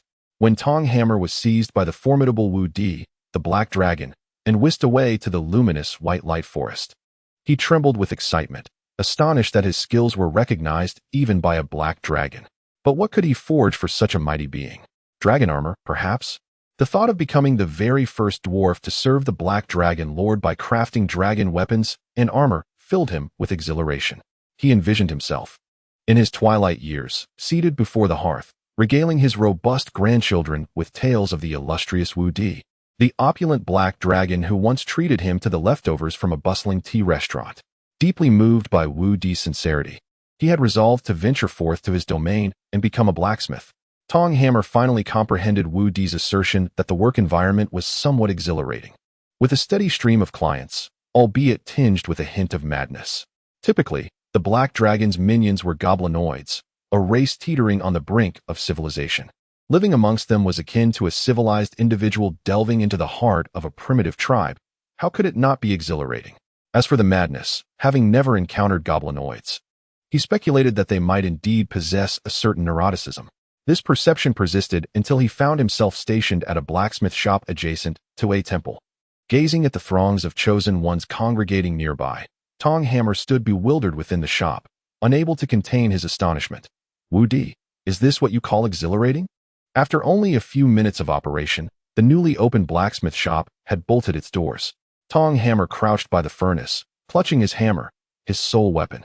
Occasionally, he peered through the window, the soft light emanating from the magical stones of the temple. He was acutely aware that mere hundreds of meters away lay the miraculous product known as the magical stone, the source of the Chosen One's apocalypse. Outside, the cacophony of the Chosen Ones continued unabated, yet Tong Hammer could not decipher their words. They spoke in a divine tongue, yet their actions were decidedly demonic. Throughout his education, every teacher had emphatically warned against approaching a Chosen One, citing their capacity for reprehensible acts. Young Tong Hammer had once questioned the grotesque imagery used to describe the Chosen Ones, finding it absurd, where indeed lay the horror. However, upon cautiously raising his gaze and glimpsing a Chosen One's nether regions obscured by an impenetrable mosaic, accompanied by the raucous laughter of others, he could not suppress a shiver. How frightful! It was indeed true. They could perform such acts while standing. Should he fall into their clutches, his fate would be sealed. Yet, he could not perish. Resolutely, Tong Hammer steeled his will and commenced the first step of self-preservation, searching the room for supplies. Beyond weaponry, he required a backpack, healing potions, and, if possible, some ranged weaponry. He began rummaging through the shop when a soft thud resounded from the window, followed by the voice of a Chosen One speaking in an incomprehensible tongue. "I can knock on the window." Then came another thud. "Indeed, I can knock on the window." Astonished, Tong Hammer paused his search, his heartbeat quickening, sweat trickling down his brow. Wait, had they fallen silent? Had they departed? Yet, the voices remained. His mind raced with conflicting thoughts. Though the Black Dragon Lord had described the work environment as exhilarating, this was far beyond that. It was sheer horror. The Chosen Ones. The temple. If he could survive to see the Black Dragon once more, he would eagerly inquire, "My lord, has the era shifted? What inspired you to place a dwarf in proximity to the Chosen Ones and the temple to forge iron?" Thud, thud. The knocking on the window echoed like a hammer striking his very heart. Alas, they could only knock, unable to breach the building. "Wait, I have explosives. Let me see if I can blow it up." "What? Where did you acquire explosives?" "From Gilgo last time. I saved them." "Impressive, but perhaps it's best not to. This blacksmith shop might yield purple gear. Let us give it a try." "Alas, I am notified that I cannot attack the blacksmith shop. This is not a safe zone. Can I not even detonate a bomb here?" What were they discussing? Why were they all gathered at his window, incessantly knocking? Could they not enter? Was this a safe zone? At that moment, he sensed a surge of magical energy within the room, and before he knew it, a figure materialized before Tong Hammer. "What are you doing?" The silhouette belonged to a beautiful elven maiden. However, for the dwarf, Tong Hammer, it was more startling than anything. After the initial shock, he quickly realized that this unfamiliar elven maiden was not a chosen one. Could she be here to rescue him? Tong Hammer hastened to address the elven maiden, but she exhibited no surprise. With a stoic expression, she produced a contract, one that Tong Hammer himself had signed. After Elizabeth spoke, Tong Hammer was momentarily taken aback. Standing there with his hammer in hand, words caught in his throat. Outside, the chosen ones continued to pound on the window, uttering words Tong Hammer could not comprehend. Upon hearing Elizabeth's voice amidst the clamor, she quietly folded the contract and remarked, "As the steward of this territory, I will be visiting weekly to assess your work, conducting occasional inspections. By the way, here is your work log sheet. Please remember to fill it out daily." As she spoke, she produced a form inscribed with dates, each day accompanied by sections for entries. Have the premises been cleaned? Status of materials organized. Today's revenue. Quantity of common, excellent, fine, and legendary equipment, among other details. Copper Hammer accepted the form, yet found himself devoid of the inclination to peruse it. Elizabeth continued, "I understand that you are currently engulfed in anxiety and uncertainty regarding your situation. However, trust me when I say, as stated in Clause 365 of the contract, you are entirely safe here. As long as Lord Woody is present, those chosen ones cannot harm you. In fact, you might consider embracing your role as a blacksmith. The chosen ones here are somewhat different from those in other locales." After a brief pause, she added, "These words were meant for Lord Woody to convey, but as he is currently resting, I took it upon myself to share them with you. I hope you find joy in your work. By the way, the chosen ones have delivered the ores for forging. They are placed at the entrance. I hope you will promptly store the raw materials and remember to complete the form. I shall take my leave now." With that, Elizabeth's figure vanished once more. These chosen ones, are they truly different? Copper Hammer glanced out the window, observing several chosen ones carrying bags laden with ores, depositing them at the entrance.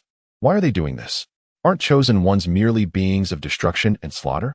Copper Hammer felt a sense of confusion, yet as Elizabeth had stated, having signed the contract, resistance was futile. Rising silently, he pondered, while he cherished the art of blacksmithing. He would rather leap from the highest tower of White Light City to his demise than forge weapons for the chosen ones. By the heavens, this furnace is of exceptional quality. The magical energy is so abundant. Copper Hammer gazed at the furnace and then at the ores outside. "I shall craft a mining pick for my own satisfaction. Surely that is permissible?" Chapter 48. Players always find a way to thrive as Wu Di slumbered. The power of the dragon lineage continually nourished his body and imparted a wealth of knowledge. This knowledge encompassed not only magical techniques, but also aspects of the geography and culture of the cyber world, with a predominant focus on geography. While cultural insights remained exceedingly scarce, perhaps it was due to the indifference that dragons of yore harbored towards other races. This slumber evidently extended longer than previous ones, primarily because no one disturbed Wu Di's peaceful rest. Nothing could be more delightful for a dragon than awakening naturally from a deep sleep. Upon opening his eyes, Wu Di noticed Onyxia still in repose beside him. She appeared somewhat larger than before, although her growth rate had begun to decelerate, lacking the dramatic expansion experienced previously. Wu Di found himself in a similar situation. Could it be that he had outgrown the rapid growth phase of infancy? The thought embarrassed him slightly as he realized he had only been born a little over a month ago. Yet, looking at his own imposing 10-meter-long form, he pondered whether dragons in this cyber realm matured too swiftly. However, considering that fully grown dragons could reach lengths of over 100 meters, it was understandable that a dragon could grow from the size of a half-human tall egg to 10 meters in relatively short order. Surely, it could not take decades to reach maturity. Wu Di stretched his wings and limbs, the sound of his scales rubbing against one another resonating like metal clashing. His scales proved far more resilient than most metals in this world, with only the overlapping areas exhibiting slight vulnerability. Each powerful step he took echoed thunderously, his body bristling with robust black spines, while his sharp teeth interlocked like serrated edges, and his claws, slightly curved, could easily pierce a shield as if it were mere parchment. His long, muscular tail, adorned with deadly spines, could deliver a lethal blow with a mere sweep. Indeed, Wu Di felt quite formidable today.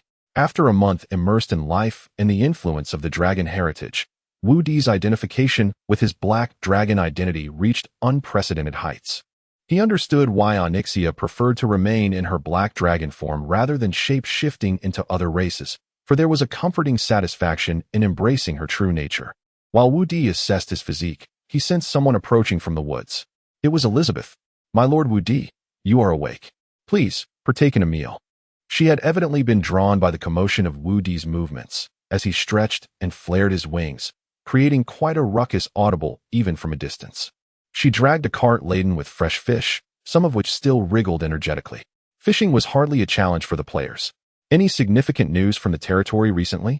After a brief period of stretching, Wu Di lowered himself to the ground, his immense lizard-like head gazing down at Elizabeth, whose form was dwarfed by his own.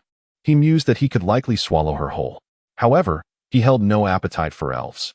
Instead, he used his claw to scoop a handful of fish from the cart, devouring them with ease. Nearby, Onyxia seemed to catch a whiff of the fish's aroma, letting out a soft snort, but merely shifted her head slightly before resuming her slumber. Elizabeth quickly retrieved her notebook, displaying an admirable organization in all her endeavors. Hearing her words, Wu Di nodded in acknowledgement. This was anticipated, as he had relaxed the maximum level requirements for players entering the Black Dragon Outpost to enhance their gaming experience and earn additional game points. Now, players of level 15 could access the outpost, and many teams had successfully cleared the mirrored dungeons. However, the core dungeon, where the kobolds resided, remained unconquered except for one instance where Wu Di had feigned success. Yet, some teams had managed to reach the formidable Black Bear Tyson, and it was only a matter of time before complete clearance would follow. If players succeeded in clearing all mirrored and core dungeons, they would gain access to Wu Di's core territory, a situation he could not permit. Wu Di promptly opened his territory system panel, locating the special structure, Black Dragon Outpost. I am not a tyrant. All defensive zones gain a 50 increase in defense. All bosses likewise receive a 50 boost in defense. After all, what enjoyment remains in a game where a mere touch from a minor creature could lead to one's demise, or a boss's attack could spell instant death? He believed the players would find delight in the game. After a few moments resolving concerns about players potentially clearing the core dungeon, Wu Di stated, "All right. Let us move on to the next issue." It was not that he was against players achieving success, but prior to introducing new defensive dungeons, he could not allow them to conquer the existing ones. Seeing Wu Di seemingly unconcerned about the issue, Elizabeth quickly turned to the next page. During your slumber these past days, we discovered a kobold tribe of 40 individuals at the edge of the White Light Forest. Upon learning this is your territory, they joyfully joined us. The current total of kobolds has expanded to 100, and I have approved their request to construct homes adjacent to the kobold settlement. Please review. No need for review. Your judgment is sufficient. Approve it. This news delighted Wu Di. An increase in kobold numbers meant more potential minor creatures and bosses for dungeons. As for the construction of homes, there was ample space in the vast territory. Elizabeth flipped to another page. In accordance with your directive, we have been producing numerous forest wolves, orc subtypes, and strong orcs daily. It seems the wildlife in the White Light Forest has stabilized in population due to these combat puppets, as players no longer view the forest animals as hunting targets. This revelation surprised Wu Di, but upon reflection, it made sense. How much experience could one gain from painstakingly hunting a forest animal? It was far more rewarding to engage with forest wolves or orc subtypes that charged at players with reckless abandon. Players reveled in the thrill. Presently, most players remained indifferent upon encountering a deer in the wild, solely fixating on the forest wolves and orc subtypes. Indeed, we have contributed to the preservation of ecological diversity, allowing kobolds to vigorously slay a few groups of players in celebration. Next item. Elizabeth turned the page again, her brow furrowing. My lord Wu Di, the crime rate within our territory has recently spiked. Wu Di paused momentarily, taken aback. What do you mean? Crime rate? Are the kobolds revolting? That is impossible. They are unwaveringly loyal to the Dragon Lord. Could it be the players? What is occurring? Please elaborate. Wu Di's demeanor shifted to one of seriousness. Elizabeth remarked that in recent days, players had pillaged each other's mined, ores, and timber no fewer than 200 times. During the escort of supplies to White Light City, there were attempts to rob the goblin merchant convoy on 10 occasions. This indicated that the goblins had begun to lay in wait for your merchant convoy with regularity. Wu Di opened his mouth, feeling a surge of frustration. How is it that players never fail to disappoint, always managing to stir up trouble? However, Elizabeth continued, yet a particularly egregious incident has just occurred. The blacksmith's hammer was stolen by a player. Chapter 49. Off to give that fool a sound beating. Previously, Wu Di was indifferent to the absurd antics of the players. Even if they constructed a Statue of Liberty out of excrement, he would merely express mild astonishment. However, the players had now crossed a line by bringing their nefarious actions upon him, which was intolerable.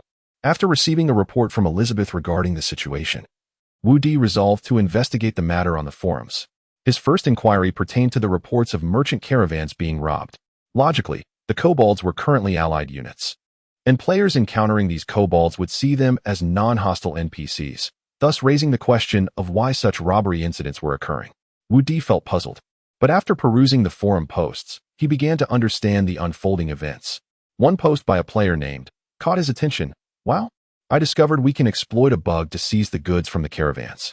It was common knowledge that in the White Light Forest, there existed a daily quest involving the escort of merchant caravans. However, this quest contained a flaw. The kobolds were servants of the Black Dragon Lord, and thus appeared as green-named NPCs without health bars, rendering them unattackable. The items on the caravans pulled by chocobos were inaccessible to players, as the system classified them as property of the Black Dragon Lord. However, if items fell outside the cart, they could be picked up. The player postulated a method to exploit this bug. By placing a stone along the caravan's path, the cart would topple, spilling its contents onto the ground. Iron, ore, wood, weapons, and equipment for anyone quick enough to snatch them. Just remember to flee once you grab something, he warned, noting that the kobolds were not particularly strong, but the accompanying elven warrior was formidable. Players were advised to be cautious, taking only a few items before escaping, lest they be obliterated by the elven spells. Typically, 2 waves of caravans would appear around 4 in the afternoon, and players were encouraged to time their arrival at the caravan departure point. The success of their thievery hinged upon the carts overturning, a feat that had become increasingly challenging as the kobolds grew more vigilant. Wu Di couldn't help but chuckle as he read the posts. These foolish netizens.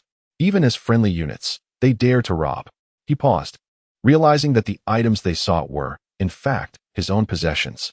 With a heavy heart, he turned to Elizabeth and said, "What is this absurdity? When will we, the wild beasts, stand up for ourselves? How can players bully dragons like this?" "I understand, Master Wu Di," Elizabeth replied respectfully, while Wu Di continued to browse the forum. He was astonished to discover that even the blacksmith's hammer had been stolen, which seemed unfathomable. Players should not have been able to enter the blacksmith's shop. Even the apprentice area was off limits. Determined to uncover the truth, Wu Di scoured the forum for answers, convinced that the thief would boast about their exploits. He soon found a post by a player named CAP. "I'm laughing my head off. I managed to steal the blacksmith's hammer." This player claimed to wear the hammer on his belt daily. Although the enhancement system had yet to launch, the hammer would undoubtedly be the envy of many in the future. "I'm doing a public service by stealing his hammer. Without it, no one can enhance their gear, thus saving them from heartbreak over spending money." The player explained that he had replicated the successful strategy used to rob the caravans, seeking a way to make the hammer drop to the ground or to convince the blacksmith to hand it over willingly. Today, he tested his theory with a highly pure ore. As the blacksmith emerged to collect the ore, he gestured with his body language, offering the precious ore in exchange for the hammer. To his surprise, the blacksmith complied, placing the hammer on the ground in confusion, reaching out tentatively towards the ore. What could he do? Naturally, he seized the hammer and fled. The thrill was exhilarating. Yet, the hammer was unusable, lacking any attributes and unable to be stored in his inventory. Was it some sort of fabled item? He announced an auction for the hammer, with bidding starting at 10 game points, inviting anyone interested to join. Wu Di was taken aback. Not only had they stolen his hammer, but they were also auctioning it off with such elaborate schemes. Glancing at the time, he realized it was already 10 minutes past 2. The auction had commenced. With wings unfurling, he prepared to take flight, leaving Elizabeth bewildered. "My lord, you seem to be in a daze one moment and laughing maniacally the next. Aren't you concerned about this serious crime?" "Don't worry, I already know where the hammer is. I'm off to give that fool a proper beating," Wu Di declared as he soared into the sky, leaving a stunned Elizabeth behind. How did he know? Was it the legacy of the dragon? Chapter 50, a blow that determines fate within the dense, luminous forest of white light, in a clearing far removed from the temple. Captain C stood upon a wooden stump, clad in a suit of leather armor that augmented agility. With a bow slung across his back, surrounded by several other chosen ones, the air was filled with cries of urgency. Hurry up! Hurry up! The auction, originally scheduled to commence at 2 o'clock, was understandably delayed. After all, it was not a professional establishment, and maintaining silence was nearly impossible. Keeping order was already a formidable challenge. Silence! We shall begin the auction, Captain CAP bellowed. The NPC blacksmith's hammer starts at 10 game points, increments of 10. Let the bidding commence. His voice rang out, soon drowned by competing shouts. I bid 20 game points. I bid 30. I bid 35. Fools. It's 10 points for each increment. The auction progressed amidst chaos. Most attendees were merely there to witness the spectacle. After all, with so many wealthy patrons, what else could the commoners do but enjoy the show? Yet, amidst the tumult, a shadow suddenly swept across the sky. What on earth is that above us? Is that a corchin above your head? I swear it truly is. Look up. Increasingly, individuals began to gaze upwards. A colossal figure descended abruptly. Boom. A massive black dragon landed directly behind Captain CAP. By the heavens, it's the Dragon Lord. The hammer must indeed hold significance. I bid 500 game points. Sell me the hammer. Upon witnessing the Dragon Lord's arrival, players instantly connected it to the auction's narrative. The bidding, initially a modest affair, skyrocketed into a fervor. Captain CAP, taken aback by the sudden surge to 500 game points, thought, who possesses such wealth? He prepared to strike the hammer for the first time.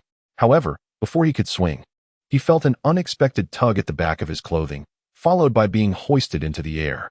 Wu Di, with his claws, grasped Captain CAP's leather armor and lifted him upside down. With vigorous shakes, sounds of clattering objects echoed as stones, assorted metal scraps, and ores tumbled from his person. It seemed he had accumulated quite a collection of miscellaneous items.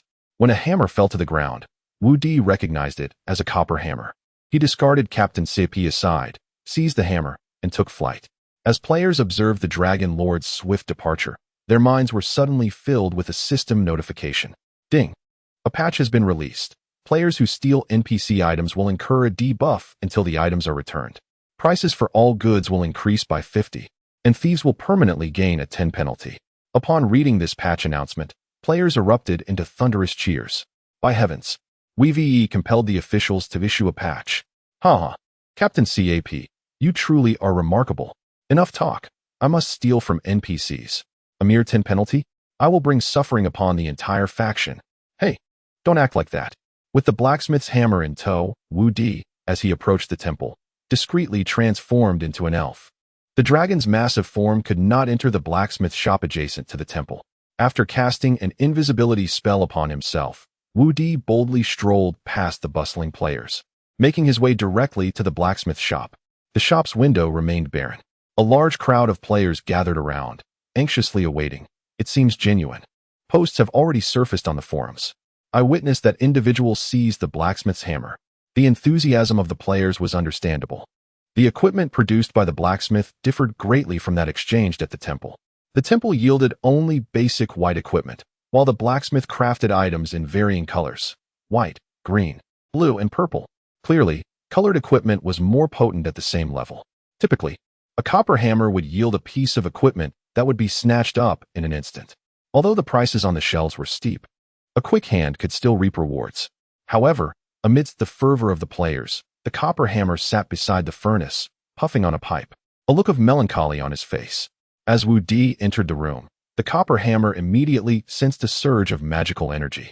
Elizabeth, if you're wondering why I'm not crafting weapons and armor, it's because those chosen ones stole my hammer. You can't expect me to forge without tools. Can you? The copper hammer exhaled a puff of smoke in Wu Di's direction. I am not Elizabeth. Wu Di closed the door, shutting out the clamor of the chosen ones, and revealed his true form. The copper hammer paused, then exclaimed, "Ah, Lord, you may not believe it, but this is indeed the second time Wu Di has encountered the copper hammer. In the days since, the copper hammer's life within the territory had been orchestrated by Elizabeth. At first glance, he appeared to be faring well. His attire was tidy, his beard well-groomed, and he showed no signs of weight loss. Wu Di produced the hammer and placed it upon the table. I had thought you would blame me for bringing you here. While I Haven Tea deceived you, there is no danger here. It may be overwhelming for an ordinary blacksmith. The copper hammer, upon seeing the hammer, momentarily froze before hurriedly grasping it, as if it were a treasure. Be cautious next time. Though these chosen ones 1T attack you outright, as I mentioned, most are a bit unhinged. Their actions are dictated solely by whim. Once they taste success, they will often attempt to pilfer from you. Wu Di proceeded to the enhancement area and inquired of the copper hammer, will this enhancement hammer be useful? Is this hammer called the enhancement hammer? I thought it was merely a decorative piece. The copper hammer looked taken aback. Wu Di examined the hammer, which displayed a prompt. Enhancement hammer, functional item. Not usable by chosen ones. Can only enhance equipment that has been sold, dropped from special defensive structures, or crafted by players themselves. Success rate of enhancement is influenced by the user's mood and the equipment's current enhancement level. Whether it's a model or a tool depends on this strike. It is all a matter of fate. Moreover, in the enhancement area, one could set enhancement prices. After establishing a price multiplier of 300, Wu Di turned to the copper hammer and asked, how do you feel now? Generally. Not too well. Very well, let us commence the enhancement. This hammer is simple. Just strike their equipment like this. Wu Di smiled, raising the enhancement hammer, and remarked, in a few days, you will realize that as long as you wield this hammer, no chosen one will dare to provoke you.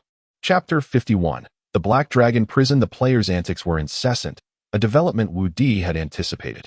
With countless players from around the globe engaging in the game, it was only reasonable for someone to experience a moment of inspiration and conduct actions that were utterly absurd. However, if he were to expend energy daily on such matters, Wu Di felt he would inevitably face premature baldness. His gaze settled upon the yet-to-be exchanged structure, the Black Dragon Prison. The immediate next step was to exchange for this building. It was imperative to instill a degree of deterrence against the player's behaviors. Moreover, according to the description of the Black Dragon Prison, he would have the authority to establish laws within his territory, which was quite advantageous. The construction required 3,000 units, each of wood and stone, a quantity Wu Di just happened to possess. Without hesitation, he proceeded with the exchange. The size of the Black Dragon Prison surpassed his expectations, comprising both a ground level and a subterranean level. The underground section appeared to house serious offenders, while the surface level was for lighter crimes. Initially, Wu Di assumed it would be a standard prison merely intended for punishing the players. However, upon closer examination, he discovered that this prison held some intriguing features. Firstly, there was the option to set laws brought forth by the prison itself. Is PK prohibited within the territory? Yes, no. Selected yes. Is theft allowed within the territory? Yes, no. Selected no. Is public urination permitted within the territory? Yes, no. Selected no. Wu Di meticulously selected from a series of legal stipulations. Unfortunately, he could not add his own laws. He was limited to the default options provided. Otherwise, he would have undoubtedly transcribed an entire set of criminal and civil laws. Upon completing the settings, Wu Di encountered a detailed explanation of the law system. Please select the severity of punishments. After a brief contemplation, he opted for the most severe option. He is still a child. Do not let him off lightly. This was indeed formidable. Offenders would be marked as criminals, and upon death, they would be imprisoned, only to be released after enduring a beating. Wu Di was curious about the nature of this beating, hoping it would effectively intimidate the chaotic and malevolent players. The final aspect addressed was the prison break difficulty. Once a chosen one is incarcerated in the Black Dragon Prison, other chosen ones may form a team to attempt a prison break, with a maximum of 5 participants. The team must challenge all prison guards and eliminate all inmates to successfully extract the target. Each prison break may only select one target. If the inmate chosen is defeated, the prison break team may reduce their sentence. Maximum number of prison break instances, 10. Details will be based on the actual circumstances within the dungeon. Difficulty selection. Wu Di chose maximum. How could he allow the rebels to escape so easily? This would serve as a semi-new dungeon, but unlike defensive structures, players could traverse it without consequence. Moreover, besides the guards, the dungeon would also be populated with criminal players. After finalizing all edits, Wu Di opted to confirm and intended to release an announcement. Ding! You have exhausted your free announcement quota for today. It costs 10 game points to publish one announcement. Wu Di felt a pang in his heart, but to curb the rampant criminal behavior of the players, he paid the 10 game points and published the announcement. Subsequently, wait. Becoming a criminal turns one's name red, and death leads directly to prison? Killing offenders yields game points? while searching for forest wolves. The player, Little Cat Cecil, chuckled upon reading the detailed introduction regarding the Black Dragon prison. He then turned to his companion, Three Waves, deeply ailing, and remarked, "Is the official worried we have too few game points? They've implemented a crime system just to let us farm points." I can hardly contain my laughter. Three Waves, deeply ailing, burst into laughter as well, replying, "Hurry and commit a crime. Let me kill you for points, and you can take a look inside the prison. I'll join you shortly." Such was the situation. Soon, Little Cat Cecil and Three Waves, deeply ailing, arrived at the territory. Little Cat Cecil raised his shield and rammed it into Three Waves, deeply ailing. Immediately, Little Cat Cecil's name turned red, and the system prompted, "Current crime value, 10. He quickly shouted to his companion, "Hurry, I'm red. I've committed a crime. Kill me." Without hesitation, Three Waves, deeply ailing, brandished his short sword and delivered a fatal blow to Little Cat Cecil. As Little Cat Cecil closed his eyes in satisfaction, blood trickled from his mouth. Three Waves, deeply ailing, received a notification. "Ding! You have slain a criminal, earning 1 game point." When Little Cat Cecil opened his eyes once more, he found himself not at the temple's resurrection point, but in a dim, damp cell. What the hell? Is this what a prison is like? So impressive? Beside him, another inmate was teleported into the cell with a flash of magical light. However, Little Cat Cecil had no time to converse, as a prompt appeared in his mind. "Choose between humanities and sciences. Please select within 10 seconds. Otherwise, your sentence will increase by 1 hour for each 10 seconds. What does this mean? I commit a crime and go to prison. And now you want me to choose between humanities and sciences?" Little Cat Cecil was bewildered but hastily selected humanities. Subsequently, the system provided the following prompt. Base score, 10 points. Imprisonment time, 60 minutes. Answering a question correctly reduces the time by 10 minutes. Answering incorrectly adds 10 minutes. To be released, your imprisonment time must reach 0, or you may slay the chosen ones attempting to break you out to reduce your sentence. You have selected humanities. Please listen to the first question. Multiple choice. Which of the following quotes is attributed to Lu Sun? A. Time is like water in a sponge. As long as you are willing to squeeze, there is always some left. B. Where are the geniuses? I spend the time others used to drink coffee on work. C. The new year, for me, is simply 1 year closer to death. 10-second countdown, huh? This. Little Cat Cecil was at a loss for words. A multiple choice question no less, and the phrase drinking coffee felt rather westernized. I'll select A and C. A and C are attributed to Lu Sun. Just as Little Cat Cecil made his selections, another prompt appeared. What do you mean by multiple choice? You didn't specify all options must be selected.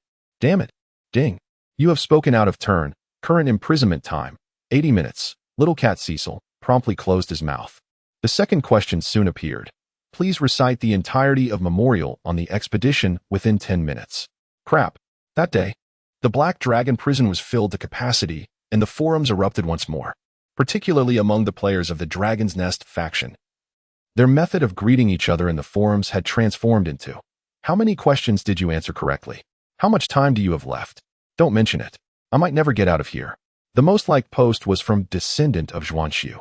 With the intelligence of most players, one can practically bid farewell to criminal behavior in the Dragon's Nest.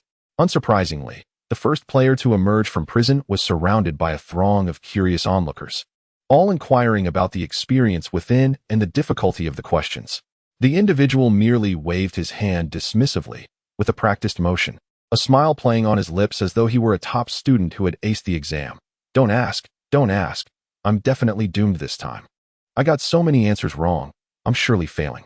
First update, another 10,000 words today.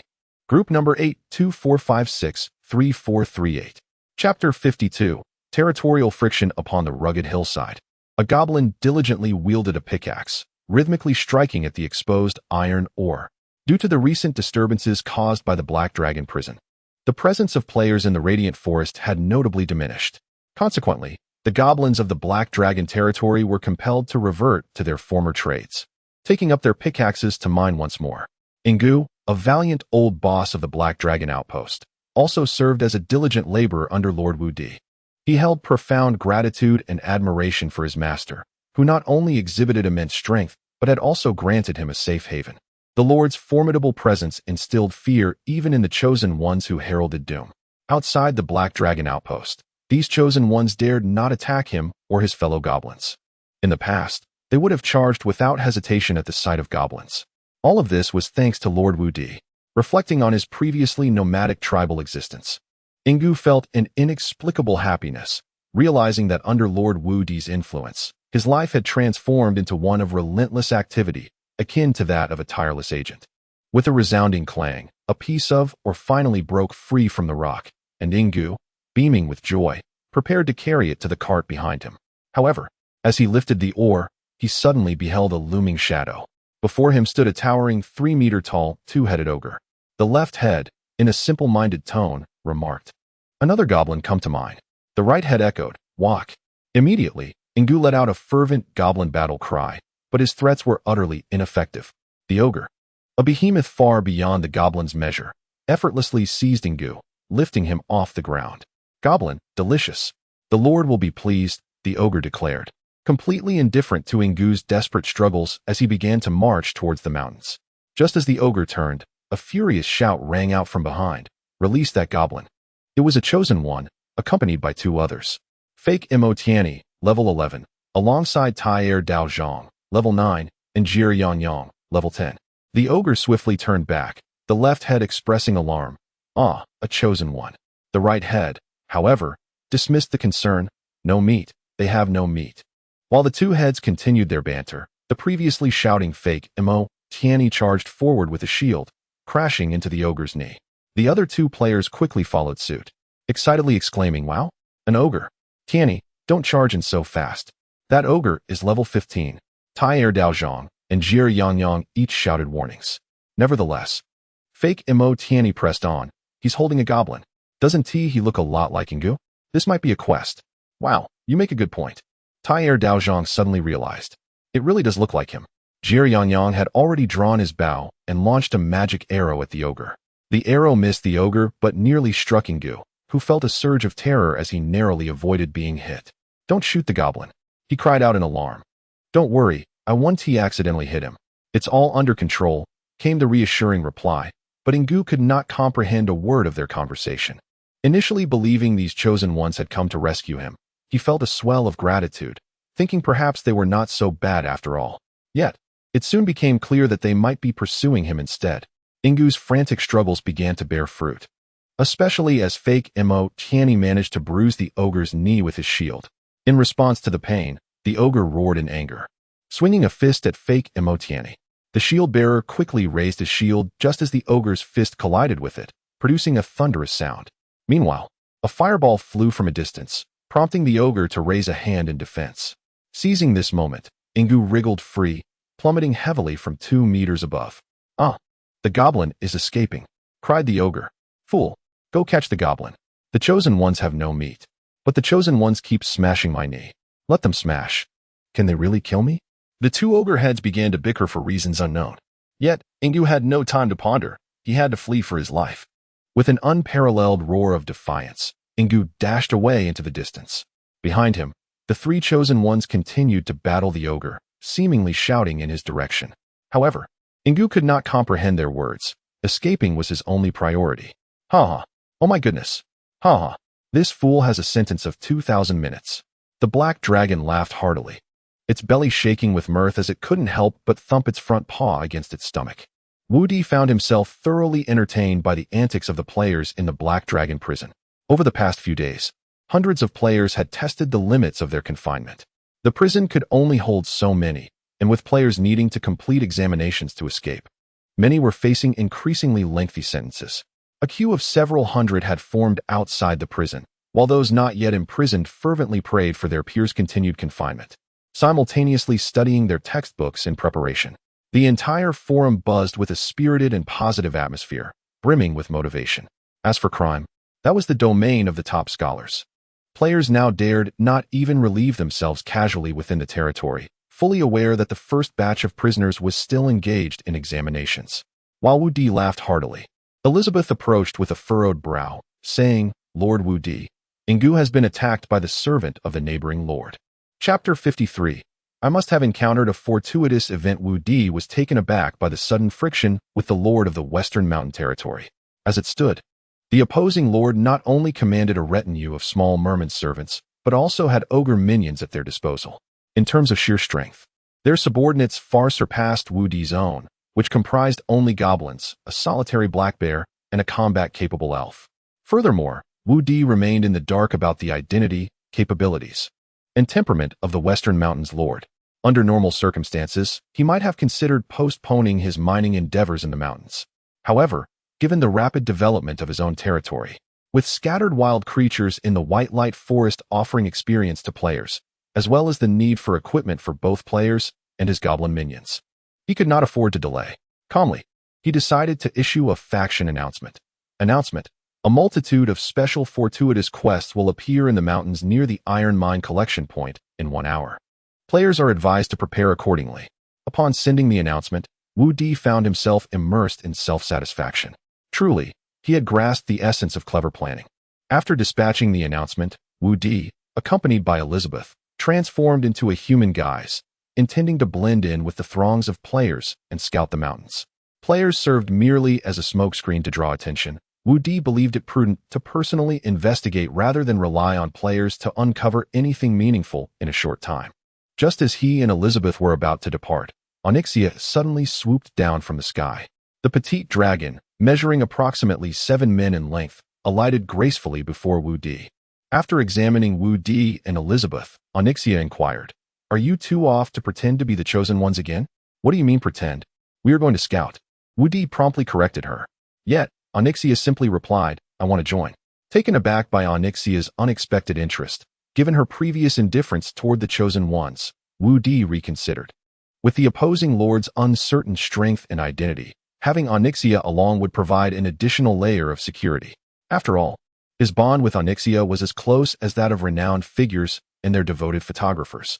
Very well. After a moment's contemplation, Wu Di acquiesced. "Have you heard? Gil Banging has logged in." "Is that for real? I haven't seen Gil for half a month." "It's true. I saw it with my own eyes." "It's true. I helped him connect to the internet." "It's true. I input his account password." "It's true. I assisted him in learning skills." "Get lost. I'm being serious. Are you guys joking with me?" Wu Di, assuming the identity of Gil Banging, logged back into the White Light Forest, causing quite a stir. Especially when players spotted his level 15 status and his equipment, which was enhanced by 5, the excitement was palpable. Notably, when Wu Di generously displayed some of his gear, the reactions were explosive. Sindori Longsword, Green Excellent, 5. One-handed weapon, required level, LV 15, maximum attack power, 100, strength 40, stamina 30. Agility 10. A crafted item from the Copper Hammer, imbued with the power of Sindori. This single sword boasted attributes that overshadowed the standard level 15 gear. He also possessed a shield. Sindori Shield, Green Excellent, 5. Shield, required level, LV 15, defense power, 100, strength 20, stamina 40. Agility 5. A crafted item from the Copper Hammer, imbued with the power of Sindori. These attributes ignited the crowd's enthusiasm. Wu Di was nearly overwhelmed by the throng of players. As for the two female characters nearby, Elizabeth and Onyxia, they garnered little attention. Many recognized Elizabeth, while Onyxia, a strikingly beautiful and elaborately adorned mage, attracted a fleeting glance before someone remarked, "Bro, move aside. You're blocking my view of the wealthy player." Such a beautiful female character must surely be a trap. Only men truly understand men. However, Onyxia was oblivious to the players' banter. She merely accompanied Wu Di to see the world and enjoy the spectacle. The players surrounded Wu Di, bombarding him with questions. "Gil, how are you so exceptional? When can I be like you? Gil, where have you been all this time? The Battle Intent Guild seems to be planning to come after us again. What are they even doing? Unmatched, and a few major guilds are already attacking their stronghold. They won't have time to bother with us. Gil, how did you level up so quickly? You've gained 5 levels in just a few days. Gil, do you need a son? I can be a daughter too. Good heavens. You bunch of clowns. Are you trying to make me laugh myself to death? Gil, ignore them. No one understands the role of a son better than I do." Wu Di found the players' enthusiasm quite understandable. As a prominent figure in the White Light Forest, it would be odd not to draw a crowd. After all, during his previous gaming experiences, he would have approached any major guild leader, city lord, or celebrity commander for a photo or a chat. However, Wu Di had pressing matters to attend to. "All right, my friends, I must hasten to the Iron Mine Mountains to trigger the fortuitous quests. Enjoy your discussions." With that, he swiftly departed with Elizabeth and Onyxia. The players were left to chatter, while the main force surged toward the Iron Mine Mountains, eager to seize the fortuitous quests. Even prisoners in the dungeons were frantically completing tasks to expedite their release. The onlookers knew they needed to hurry. If they delayed, they might miss the quests. As the players' main force rushed toward the Iron Mine Mountains in search of fortuitous quests, Itchy Chick found himself amidst a fortuitous event. His thoughts were consumed with excitement. He and his two companions, Fake Modi and Tai Air Daozhong, had already been slain by a two-headed ogre, their forms dissipating into magical light points. He wished them well, hoping they had returned to the resurrection point rather than the prison. As for him, Itchy Chick, he felt fortunate to have been captured. When the ogre seized him by the arms and dragged him into the mountains, he could hardly contain his exhilaration. He shouted at the ogre, "You buffoon! Do you have any fortuitous quests for me? Hey, can you hear me?" After his outburst, the ogre's two heads began conversing in a language he could not comprehend. Noticing that they had no intention of killing him, Itchy Chick quickly logged off to post about his situation on the forum. "Nanning Zhou Yinting, that doesn't mean much. I was captured by an ogre once too, and there were no fortuitous quests. They just turned me into stew. Yue Englishing. It could have been barbecue, huh? Muyu Huajiao. Not quite the same. He.S. near the Iron Mine Mountains in the White Light Forest, where fortuitous quests are currently spawning. Lon Ling Xiao. Is that for real? I gotta go." Itchy Chick dared not linger on the forum for too long and hastily logged back in. Upon his return, he was met with the sight of a fist as large as a sandbag hurtling toward him. The ogre exclaimed, "Why has this chosen one suddenly fallen into a faint?" Cyber language, "I have no idea." "Ah, they are awakening." Cyber language, "Splendid. Let us proceed. We shall deliver you to the Lord, and you shall bear many adorable little ones, O chosen one." Cyber language, though the words were incomprehensible and a few blows were received, the excitement was palpable, and the mood remained quite splendid. A serendipitous quest. Is it not a remarkable encounter? Surely, it shall yield splendid rewards. Huh, how could that be possible, wouldn't you agree? Chapter 54. The little merman Fizz on a rugged mountain path. A diminutive merman crouched behind a large rock, cautiously peering out. He served as a sentinel. This little merman, named Fizz, once thrived in the luminous white light forest, living a carefree and joyous life. His days were filled with swimming in the rivers, catching fish, and resting. However, when the chosen ones arrived, Fizz and his tribe were compelled to abandon their beloved home in the forest. They aspired to traverse the mountain and reach the other side, where tales spoke of the shattered sea. Before their departure, the elder merman gently patted Fizz's fish head under the warm sunlight, smiling as he proclaimed, "As long as we scale this mountain, we shall find a new homeland." The mere thought of the sea filled the little merman with a profound sense of security. Yet, this notion proved to be nothing more than a fragile illusion. Before they could even glimpse what lay beyond the mountain, they encountered the malevolent ogre tribe. From that moment onward, they were reduced to the ogre's servitude, toiling daily to catch fish, not for themselves, but for their lord. Fizz remained oblivious to the true identity of their lord, as they were overseen by the fearsome ogres. Their territory lay nestled on a mountainside, while the ogres and the legendary lord resided in deeper and loftier realms. The ogres would occasionally emerge to issue orders, instructing Fizz and his companions to keep watch and patrol to thwart any intruders. Fortunately, the chosen ones had never contemplated venturing into these mountains, for they were steep and barren. Fizz had resigned himself to the belief that he and his fellow mermen would languish as the ogre's slaves, growing old and solitary in the mountains, forever deprived of life by the water's edge. Yet, an unexpected turn of events unfolded. A new lord had emerged in the White Light Forest, 2 juvenile black dragons. The appearance of black dragons was a notion Fizz had never fathomed. They were mere legends to him. Since the arrival of the 2 young dragons, tranquility in the White Light Forest had been shattered. The black bear Tyson, who frequently competed with them for fish, exerted himself even more vigorously. The goblins began to recklessly chop down trees and collect stones. Fizz even witnessed the 2 juvenile dragons soaring above the forest, engaging in battle with the chosen ones on the plains. The scorching and terrifying breath of the dragons could be felt even within the mountains. That night, Fizz spent a restless vigil, trembling with fear. The increasingly frail elder comforted their kin the following day. "Little mermen, do not fear. Though the dragons are formidable, Their terrifying breath will reduce us to ashes before we even feel pain. The elder's words seemed to have a calming effect. However, Fizz soon found himself troubled once more. For those chosen ones, who had previously wreaked havoc with their explosive displays, had suddenly arrived in their vicinity, intent on mining for stones. The elder referred to these as iron mines. Although the ogres had issued orders to intensify patrols, they appeared undeterred. The elder explained, "Those foolish ogres are utterly unaware of the terror the chosen ones possess. If even one of them discovers our camp, countless others will descend upon us." The following day, the elder was taken away by the ogres, cited for having been offended. The outcome was all too apparent. "Ah, my dear elder, may the paradise of mermen be free from ogres." Fizz began to reminisce about the elder, when suddenly, a fellow merman rushed towards him, calling out in distress. Upon seeing the approaching merman, Fizz turned to him, bewildered. "What is happening?" The merman shouted in panic. Fizz's mind raced. The elder had often spoken of the chosen one's terror. Why could the ogres not heed such warnings? Fizz hastily abandoned his task and ran toward the camp nestled in the mountainside, oblivious to the throng of chosen ones that had emerged from the white light forest below. "Overlords, please release this chosen one. They are harbingers of doom. If one is discovered, all will find us," implored the merman. However, the two-headed ogre paid them no heed, clutching a chosen one who babbled incoherently in a tongue foreign to Fizz. The captive, battered and bruised, bore a resilient spirit and even smiled amidst his injuries.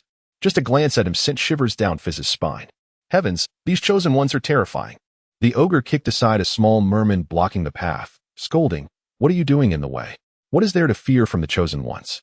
Our lord could dispatch them in an instant. The chosen ones of the white light forest are no different. They are as weak as you little mermen." As the ogre spoke, he jostled the captive chosen one dismissively and continued toward the mountain-ass summit. The other mermen, despite their pleas, found their words falling on deaf ears. Fizz's tears fell uncontrollably. Anger surged through him as he trembled, cold sweat pouring down on a scorching day. The chosen ones roam freely among us.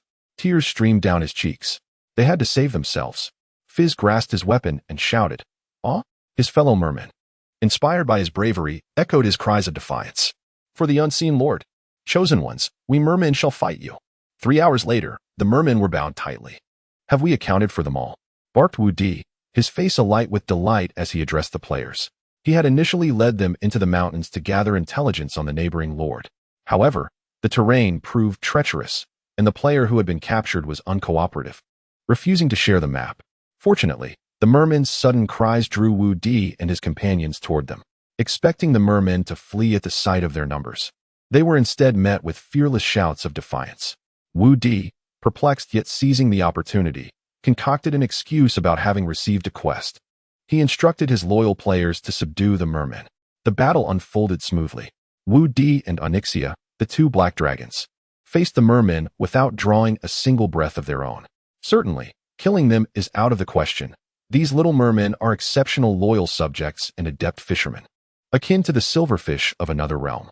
My territory greatly requires such talents. After capturing all the mermen, I counted them, exactly 30. Quite impressive. Next, it was time to interrogate them. I casually selected one merman and took him to a secluded spot away from other players, enlisting the help of Onyxia and Elizabeth to stand guard. Then, in cyber tongue, I inquired, "What is your name?" The merman appeared bewildered, taking a moment before responding. "My name is Fizz." Chapter 55. My readers are truly handsome. In this week's update plan in the past week, I embarked on my promotional journey, updating a total of 80,000 words in pursuit of advancement. The results have been gratifying. I have successfully ascended, securing 4 recommendation spots in one breath. I extend my heartfelt gratitude to all my readers for their unwavering support. As we enter the second round of recommendation competition next week, I am acutely aware that during the initial phase of a new book, expectations tend to be somewhat tempered. However, I am well aware of my own limitations. I possess no extraordinary talents, and my writing may not be particularly captivating. My appeal lies solely in my appearance, which pales in comparison to the handsomeness of my esteemed readers. It is your charm that encourages you to collect my novel and cast your daily votes of recommendation. I would like to express my sincere appreciation to all my dashing, graceful, and charming readers, those who captivate hearts and bring forth blossoms wherever they go. May your wishes be fulfilled. May you enjoy happiness each day, maintain good health, excel in your studies, and find success in your endeavors. Thank you all.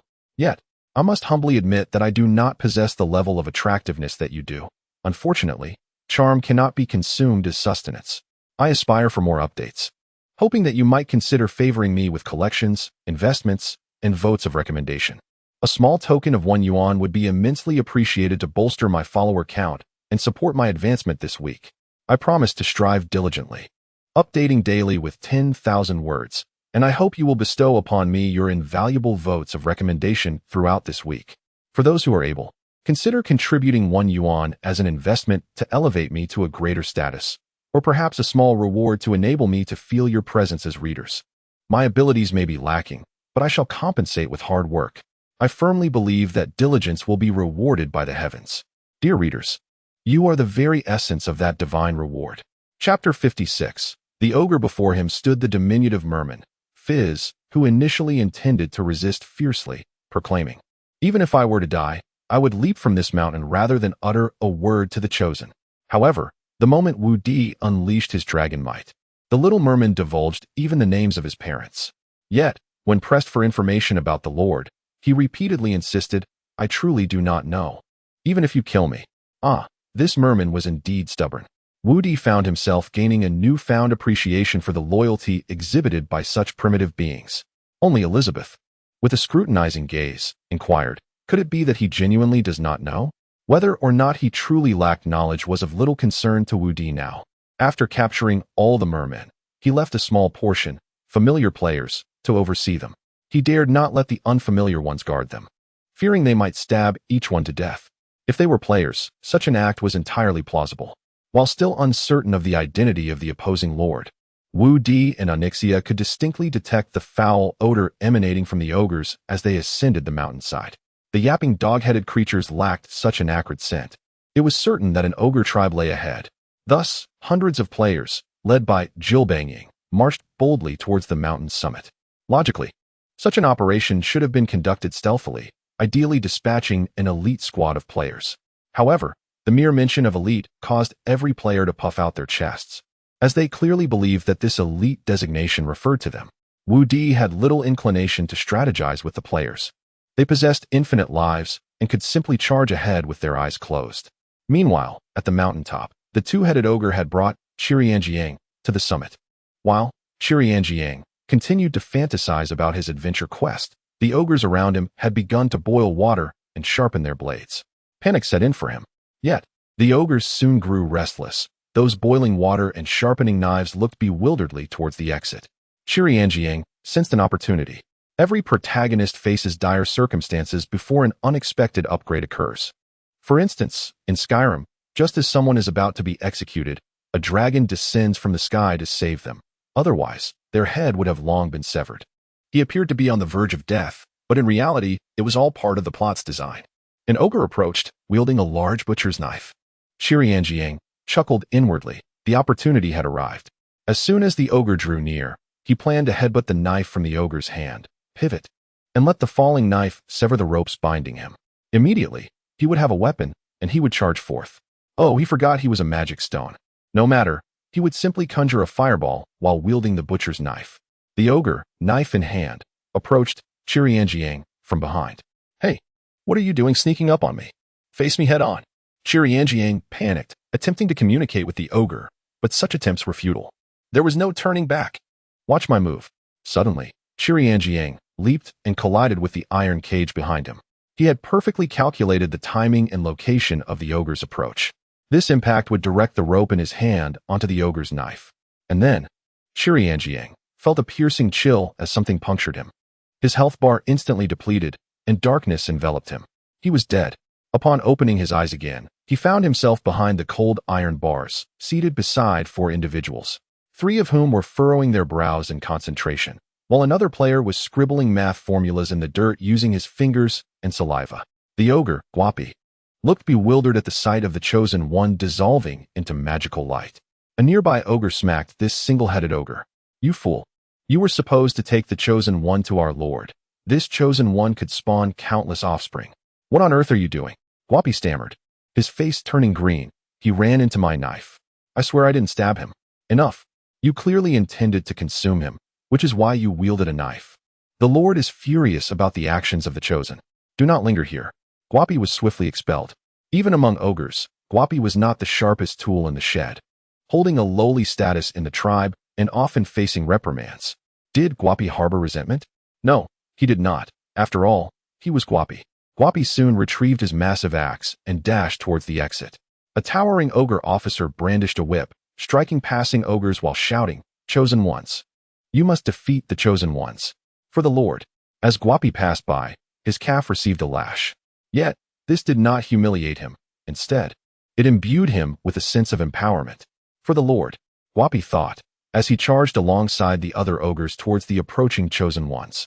The chosen ones were diminutive, appearing as children compared to the towering ogres, standing 3 to 4 meters tall. Upon sighting the chosen ones, Guapi, even without engaging in combat, could feel their weakness. Were these truly the world destroyers spoken of by the merman? Huh, how cowardly indeed. As Guapi beheld the hundreds of chosen ones charging towards him, he scoffed. Is this all? He raised his axe and swung it down towards the nearest chosen one. Bang! Watching the chosen one dissolve into magical light, Guapi felt an immense sense of satisfaction. These chosen ones were akin to chickens, easily captured and dispatched. A few hundred small chickens? It would merely take a bit more time to slaughter them. Thus, he mused. Wu Di, alongside Elizabeth and Onyxia, blended into the throng, engaging in fierce combat. He had already briefed Elizabeth and Onyxia beforehand. Just acted out. These ogres posed no threat, their levels hovering around LV20, with a few at LV25. Yet to Wu Di, the Black Dragon, they were mere trifles. However, for the players, they were formidable foes. The players' attacks barely scratched the surface, as they were effortlessly taken down by the ogres. Yet, Wu Di was not in a hurry to clear the field of these ogres, for their numbers were limited, only about 30. Moreover, the opposing lord had yet to make an appearance. Did the chosen ones arrive at their doorstep and still not show themselves? Or were they merely preparing to flee? Chapter 57. The Golden Oil Field? The night sky resembled a washed-out blue-black rag, its somber expanse adorned with twinkling stars, failing to conceal the sorrowful heart of Guapi. Leaning against a large rock, he found the night's stillness unbearable, his eyelids heavy as if laden with lead. Unable to resist, he thought, I'll just take a brief nap. Suddenly, a resounding slap struck his face, jolting him awake. Wake up, Guapi. You cannot afford to sleep. He opened his eyes to find a two-headed ogre before him, one head wide awake with bloodshot eyes, while the other slumbered peacefully. The alert head admonished. Have you forgotten how our old friend Zaijibo perished? He succumbed to a sneak attack, while dozing off, struck down by those damned chosen ones. Those fiends could assault us at any moment.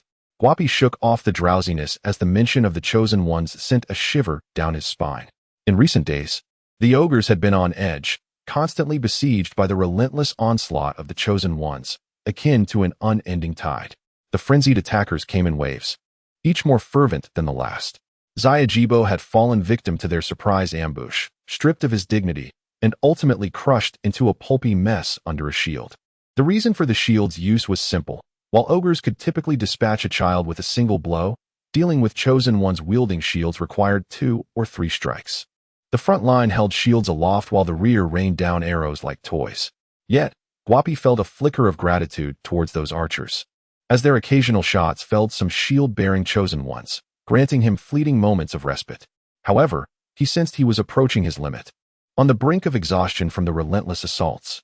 Damn it, those wild creatures have sat down to rest. Quick, charge forward. They seem to be faltering. It's our victory. Midnight party. With great effort, Guapi rose to his feet as the chosen ones surged forth once more. Meanwhile, Onyxia, bored at the mountainside, had ventured out for a stroll, finding nothing of interest. The female. Only Wu Di remained steadfast, keeping vigil to ascertain the true nature of the opposing lord. An intangible sense of impending danger gnawed at him, leaving him restless. Days passed, and the ogres grew increasingly dazed from the players' assaults. Yet the enemy lord remained hidden. To bolster player morale, Wu Di had procured newly released green quality gear from Copperhammer as a reward for their upcoming endeavors. Players, upon seeing the equipment showcased on the forum, were spurred into action. The 24-hour bombardment of enthusiasm was relentless. Additionally, some players crafted detailed maps of the iron mine, selling them for a decent profit, over 100 copies in mere days. Though piracy soon followed, Woody could only marvel at the talent involved. Players of the Midnight Party gathered in mass at the iron mine, launching a fierce assault on the ogre's lair. All melee fighters raised their shields, regardless of whether they had learned defensive skills, forming a solid front. Mages and healers prepared to unleash spells and restore health, while archers, take me with you. My chances of hitting a teammate are only 25, which is abysmally low, yet my damage output is explosive. Get lost. The last time you shot me in the back of the head, I was down in an instant. Woody nearly burst into laughter. Archers, known for their high damage and rapid fire, faced a grave flaw: the risk of friendly fire. Those who hadn't invested in skills to mitigate this risk often prioritized pure damage output. In smaller squads, this was manageable. However, in a large-scale battle involving hundreds, the potential for misfires soared. Consequently, many archers resorted to wielding shields, pretending to be warriors, hoping to stumble upon a piece of rare loot. Without further ado, Woody observed as the ogres ultimately crumbled. Most lay exhausted on the ground, subjected to the players' relentless onslaught. Woody felt no pity for the ogres. They were undoubtedly valuable laborers, and their current state presented an opportune moment for capture. Assuming the role of a spiritual leader, Woody directed the players to bind the ogres, intervening harshly if any resisted. As he awaited the players' frenzied charge into the ogre cave, he prepared himself. Come, come. The chosen ones are storming your home. Can you remain seated? Woody readied himself to spring into action the moment the Lord emerged. He envisioned a fierce assault beginning with a clawed strike to the face, followed by a deadly bite. And if the foe resisted, a breath of lethal fire. Once subdued, he would negotiate. Of course, if he found himself outmatched, he would instruct the players to cover his retreat. After a period of anticipation, Woody's attention was drawn to a forum post. Damn.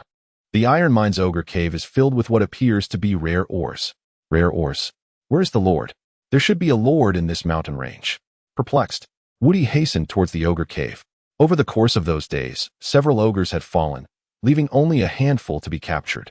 He paid them no mind. Striding directly into the cave, players who spotted Woody greeted him respectfully, calling out Brother Jill, and bouncing alongside him. Among them, a rather peculiar player, missing an arm, bounced around, flailing his severed limb. Woody struggled to maintain his composure, relieved when the unfortunate soul succumbed to his injuries shortly thereafter. The entire ogre cave teemed with treasure-seeking players.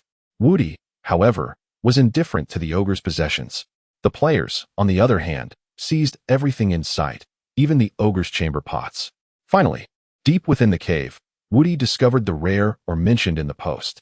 It was a massive crystal emanating a faint blue glow, buzzing softly as he approached. Magic crystal, or a mineral rich in magical energy, crucial for powering large cybernetic cities. Just a small fragment could sustain an entire city of thousands for a day. Its significance was akin to that of oil on Earth. In essence, Woody had stumbled upon a vast oil field right at his doorstep. Next update scheduled for 2000 hours. Chapter 58. Territory planning in a humble stone cottage. Cured animal hides adorned the exterior, while a rudimentary woodworking bench, complete with a simple saw, occupied the yard. A small garden patch showcased nascent green shoots. Unlike ordinary flora, these plants exhibited a peculiar swaying motion, their stems and leaves undulating in a manner that unsettled Woody. These were mandrake plants, a species cultivated exclusively by elves, known for their soporific, therapeutic, and lethal properties. However, for Woody, they held little practical value. This was Elizabeth's stone cottage. After numerous renovations, it had evolved into a respectable dwelling, far superior to its initial makeshift shelter. Even window frames were being crafted and left to cure in the sun, awaiting installation. However, Woody's visit was not a mere inspection of her abode, but rather a delivery of magic crystal ore. Magic crystal ore. Lord Woody, where did you find it? Elizabeth exclaimed, rising abruptly from her chair. Her cottage was now furnished with rudimentary wooden furniture. In the iron or mountains nearby, Woody gestured towards the western mountain range. What? Is it extensive? Substantial? Is it all as solid as this sample? Observing Elizabeth's fervent reaction, Woody paused. Contemplating before responding, it's quite extensive. The exposed portion is roughly my size. That large. Elizabeth's gaze became vacant. Woody, witnessing her expression, couldn't help but conjure an image of astonishment. Ah, curse this draconic lineage, he thought. I understand the strategic significance of this magic crystal ore, but there's no need to be so agitated, Wu Di said, attempting to regain his composure. Lord Wu Di, are you implying that I am to oversee the magic crystal mine? Elizabeth inquired, slowly resuming her seat, her skirt settling upon the chair, her slender legs neatly aligned. Her countenance conveyed profound astonishment, rendering her speechless. Even as an exile, Lord Wu Di is willing to place such trust in me? She asked, composing herself. While Wu Di yearned to retort, precisely because your situation is so dire, I trust you implicitly, he refrained, knowing it would diminish her goodwill. Assuming an expression mirroring Elizabeth's, Wu Di affirmed, Indeed, you are my most trusted servant, Elizabeth. Though commonplace, it was undeniably the appropriate response. Elizabeth rose, bowing deeply before Wu Di. Rest assured, Lord, I shall not permit the loss of even a single fragment of this vital strategic resource. Witnessing Elizabeth's earnest declaration, Wu Di felt reassured. However, she promptly headed towards the exit. Where are you going? He queried. To secure the magic crystal mine. Those chosen ones are untrustworthy. They will undoubtedly attempt to pilfer your magic crystal, or without supervision. Elizabeth declared with unwavering conviction. I'm going to eliminate them all. Wu Di ultimately dissuaded Elizabeth, instructing her to first manage the affairs of the ogre and merman captives. As for the magic crystal mine, Wu Di was not overly concerned about the players pilfering the ore, as it held no value for them. His primary objective was to issue a daily quest. Collect magic crystal ore, regardless of how much or the players had previously hoarded.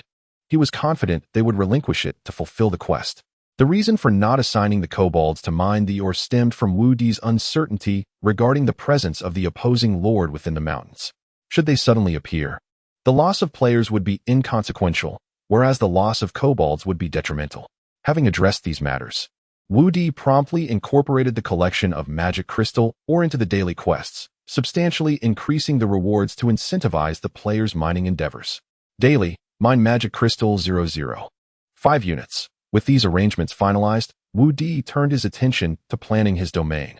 It comprised 2 distinct territories, the core domain, a circular region with an 8-kilometer radius, and the White Light Forest Magic Stone, a circular region with a 1-kilometer radius.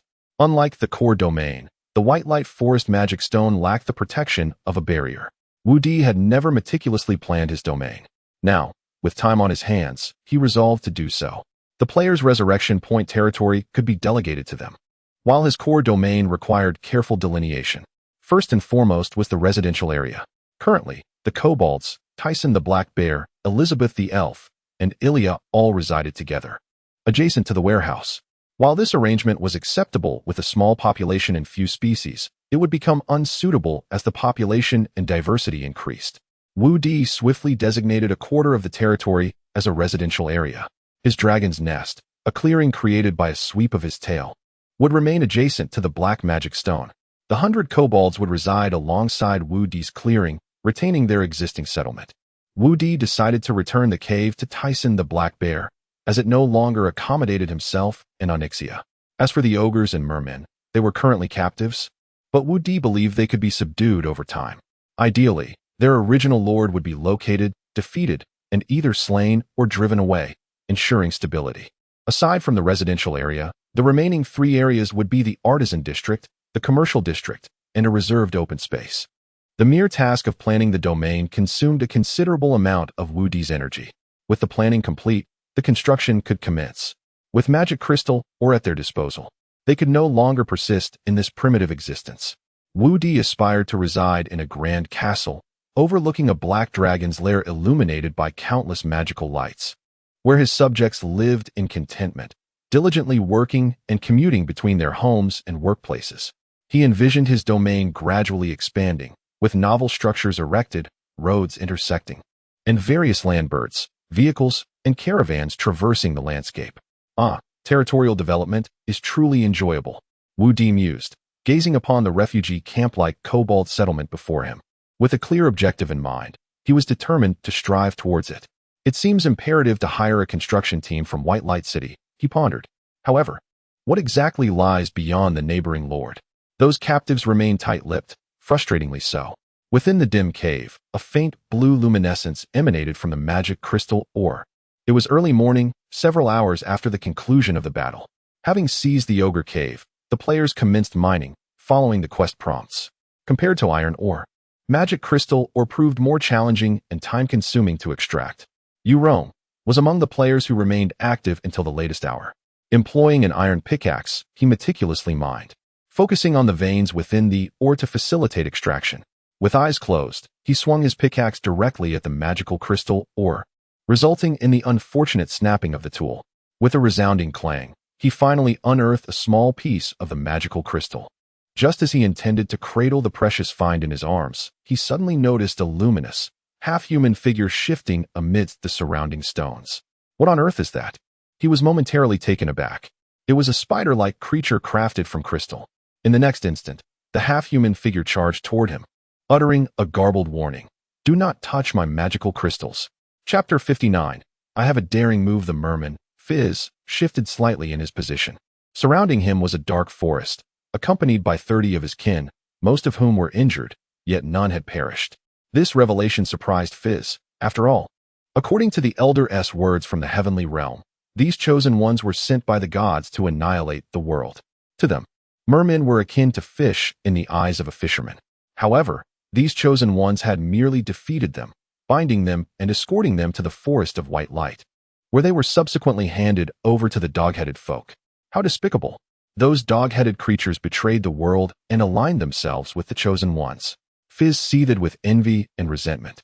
As a dog-headed creature with its repugnant visage passed by him, Fizz's countenance transformed into one of deference and amiability. The dog-headed creature bellowed, "Attention, everyone! The esteemed steward, Miss Elizabeth, has come to visit you."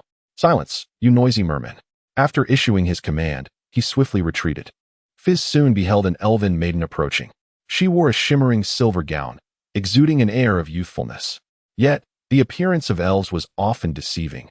Unlike mermen, who lived no more than 20 years, elves could appear eternally young. Elizabeth stood before the group of mermen, her expression grave as she declared, "You should be well aware of your predicament. You are now captives of our dragoness nest. Your lord has shown no intent to protect you. Under normal circumstances, you would not survive. However, our lord, the great black dragon Woody, is exceedingly generous. Even in the face of our overcrowded territory, he is willing to accept and safeguard you from any harm, including that posed by the chosen ones." After delivering her address, Elizabeth turned to the nearby dog-headed creatures and commanded, "Starting tomorrow, these mermen will be divided into 3 groups of 10, rotating to guard them while they fish. Our territory does not harbor idlers." The dog-headed creature replied respectfully, "Understood, Miss Elizabeth." Aside from their lord and lady, she was the most revered figure among them, known for her problem-solving prowess. Once Elizabeth concluded her speech to the mermen, she proceeded towards the ogre's encampment. The mermen, timid by nature, could easily be intimidated through verbal threats, but ogres were a different matter, dangerous and malevolent. Most ogre tribes refused allegiance to other lords, and many powerful ogres were lords themselves. Yet, the black dragon was different. The might of dragons typically subdued such brutish races, provided they lacked a leader. Compared to the nearly surrendering mermen, the ogres exhibited fierce resistance, ultimately surrendering only after sustaining significant casualties. Once their strength was somewhat restored, they would invariably choose to revolt. Thus, the chosen ones had to shatter their limbs to control their formidable power. Elizabeth refrained from addressing the ogres and instead commanded the dog-headed folk, "Hang all the ogres from the trees and let them starve for a few days." Persuading them would yield no results. After a few days of hunger, it would require Lord Woody's intervention. After resolving the affairs of the 2 groups of captives, Elizabeth intended to arrange for the daily collection and transportation of magical crystal, when she was suddenly startled by a loud sound overhead. Glancing up, she observed Lord Woody soaring above her, with Lady Onyxia following closely behind, both heading towards the Iron Mountain range. Could it be that the lord in that region had made an appearance? Elizabeth pondered. Upon seeing discussions among players on the forum, Woody hastened with Onyxia to the summit of the Iron Mountain, the Ogre Cave. The players' screenshots and videos were remarkably clear, and Woody immediately recognized the crystalline spider-like creature. It was not a true spider, but rather an elemental being, more accurately, an elemental puppet infused with its master's consciousness. It bore similarities to the creatures Woody had constructed in the Black Dragon Armory, though Woody had utilized cheats, while the opposing force relied on its innate power. Few lords possessed such abilities. Woody and Onyxia quickly deduced a possibility, an elemental lord. In the cyber world, due to the magical web, the air was saturated with magical energy. As this elemental energy coalesced into a substantial mass, it could give rise to other beings with self-awareness, known as elemental beings. The most distinguished among them were termed elemental lords. They originated from the magical web and had an almost perfect affinity for magic. Different elemental lords possessed varying powers, granting them considerable advantages in their respective terrains. From the current observations, Woody surmised that his neighboring lord was likely an earth elemental lord. The reason for its absence in the assault on players via crystalline spiders might not stem from cowardice. Elemental beings were devoid of such a concept. This elemental lord likely could not manifest. Though powerful, elemental beings were not free in their movements. Elemental lords had to reside in areas rich in their respective elements to maintain their consciousness. Venturing away from such locales would equate to suicide. Considering the abundant mineral deposits, including magical crystal ore, within the Iron Mountains, it was evident that the elemental lord was indeed an earth elemental lord, dwelling in a location close to the Ogre Cave. Having pondered these matters, Woody's prior concerns dissipated. He might harbor trepidation towards other lords, but he felt little fear of elemental lords. In fact, having an elemental lord as a neighbor was a fortuitous circumstance. The presence of this elemental lord would lead to the continuous accumulation of earth elementals. This indicated that iron mines previously exhausted could suddenly re-emerge. The regeneration of magical crystal ore might be slower, yet it was still possible. However, mining posed life-threatening risks since the elemental lord would seek to attack. For the players, this was splendid news. They feared nothing, save for a life devoid of peril, which made them feel uneasy. Moreover, Woody contemplated the prospect of designating this elemental lord as an outdoor boss. As long as the mountain remained intact, the elemental lord would not perish. This was simply marvelous. Woody was concerned that the players might feel bored, leading to a decrease in the game points he generated, thus hindering his ability to swiftly level up and accumulate game points. Suddenly, an ingenious idea for a formidable wild boss emerged in Woody's mind, sparking a flurry of creative strategies. Chapter 60. The uninvolved audience in the dead of night, amidst the nearly pitch-black expanse of the Iron Mountain Range. Near the entrance of the Ogre Cave, players were engaged in a fierce battle against the unexpectedly emerged wild monsters. Before them stood creatures resembling spiders, their bodies crafted entirely from translucent crystal, with 8 elongated legs, devoid of fur, yet possessing razor-sharp tips akin to swords. A direct strike from these spider legs would bypass all defenses, save for shields and heavy armor, leading to immediate defeat. Outside the Ogre Cave, the number of these crystal spiders was manageable, but within the cave, they were densely packed, creating an impenetrable barrier. Even the external presence of these crystal spiders was proving to be a significant headache for the players. Nainon in Laugu Fun desperately raised his shield to block 2 of the spider legs lunging at him. The impact caused his shield to cave in, fracturing the bones in his arm. This was a level 10 shield, bolstered by a level 10 defensive skill. Nainon in Laugu Fun could hardly guarantee his survival for a second strike, given that this crystal spider was a formidable level 15. Hang in there, big farmer. I'm coming in for damage, shouted a dual-wielding agile fighter named NQ Xiaoyu as he charged forward, ready to unleash a flurry of strikes upon the crystal spider. However, upon hearing NQ Xiaoyu's call, the spider's attention swiftly shifted towards him. A surge of green light enveloped Nainon in Laugu Fun as he shouted, "You little rascal." This was the taunting skill of a defensive warrior. Yet, the taunt failed to take effect on the crystal spider due to the vast difference in their levels. Before NQ Xiaoyu could even launch his attack, the crystal spider was already charging towards him. "Oh no! Healer, heal me! Love me once more!" cried Dakong Yin Cha, the backless healer, who immediately retorted, "Get off me! I can't even heal the tank. Why should I bother with you?" The crystal spider soon turned its gaze towards Dakong Yin Cha. Similar battles were raging near the entrance of the Ogre Cave. The only silver lining was that these crystal spiders did not stray far from their lair. Otherwise, the late-night players would surely meet their demise here. Faced with the level 15 crystal spiders, they were being ruthlessly slaughtered. These creatures, much like the players, were unyielding to pain and death, infinitely respawning as long as the elemental lord resided within the Ogre Cave, ensuring a continuous spawn of monsters. as the battle tilted unfavorably for the players. Many contemplated giving up, realizing that without a substantial team to assist them, they stood no chance of entering to mine and complete their daily quests. Suddenly, a resounding dragon roar echoed through the dark sky. Roar! Wu Di's voice reverberated through the night. A dragon. It's a boss. How majestic. I wish to ride the Lord. I wish to ride too, if only I had a dragon's reins. First, you must be able to slay the Lord. As the black dragon lord made his grand entrance, he swooped down, unleashing his breath to clear the area. After his thunderous roar, Onyxia, standing beside him, curiously inquired, "Why did you roar so loudly?" "Oh, just creating an atmosphere," Wu Di replied, somewhat taken aback. "I was merely trying to intimidate." After their brief exchange, the two dragons descended together. Even in their juvenile stage, their massive forms struck the ground with a resounding thud, causing tremors across the earth.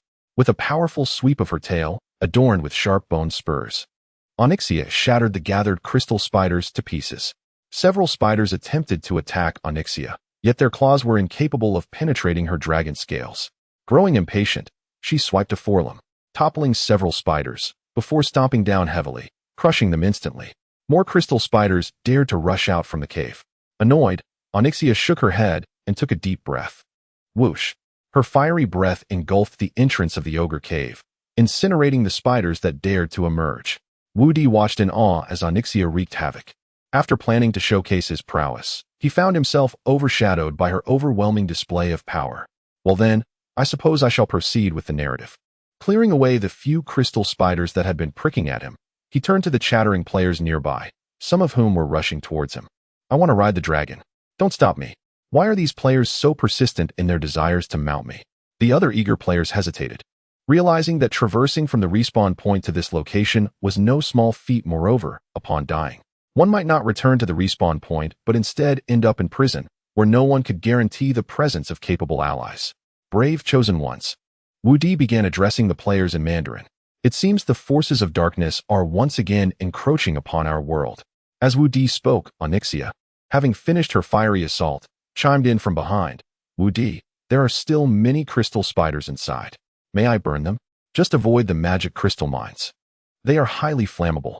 "Understood," Onyxia replied, quickly scuttling into the ogre cave, evidently planning to engage the crystal spiders in close combat. What did the plot just mention? Can someone translate that? Translate?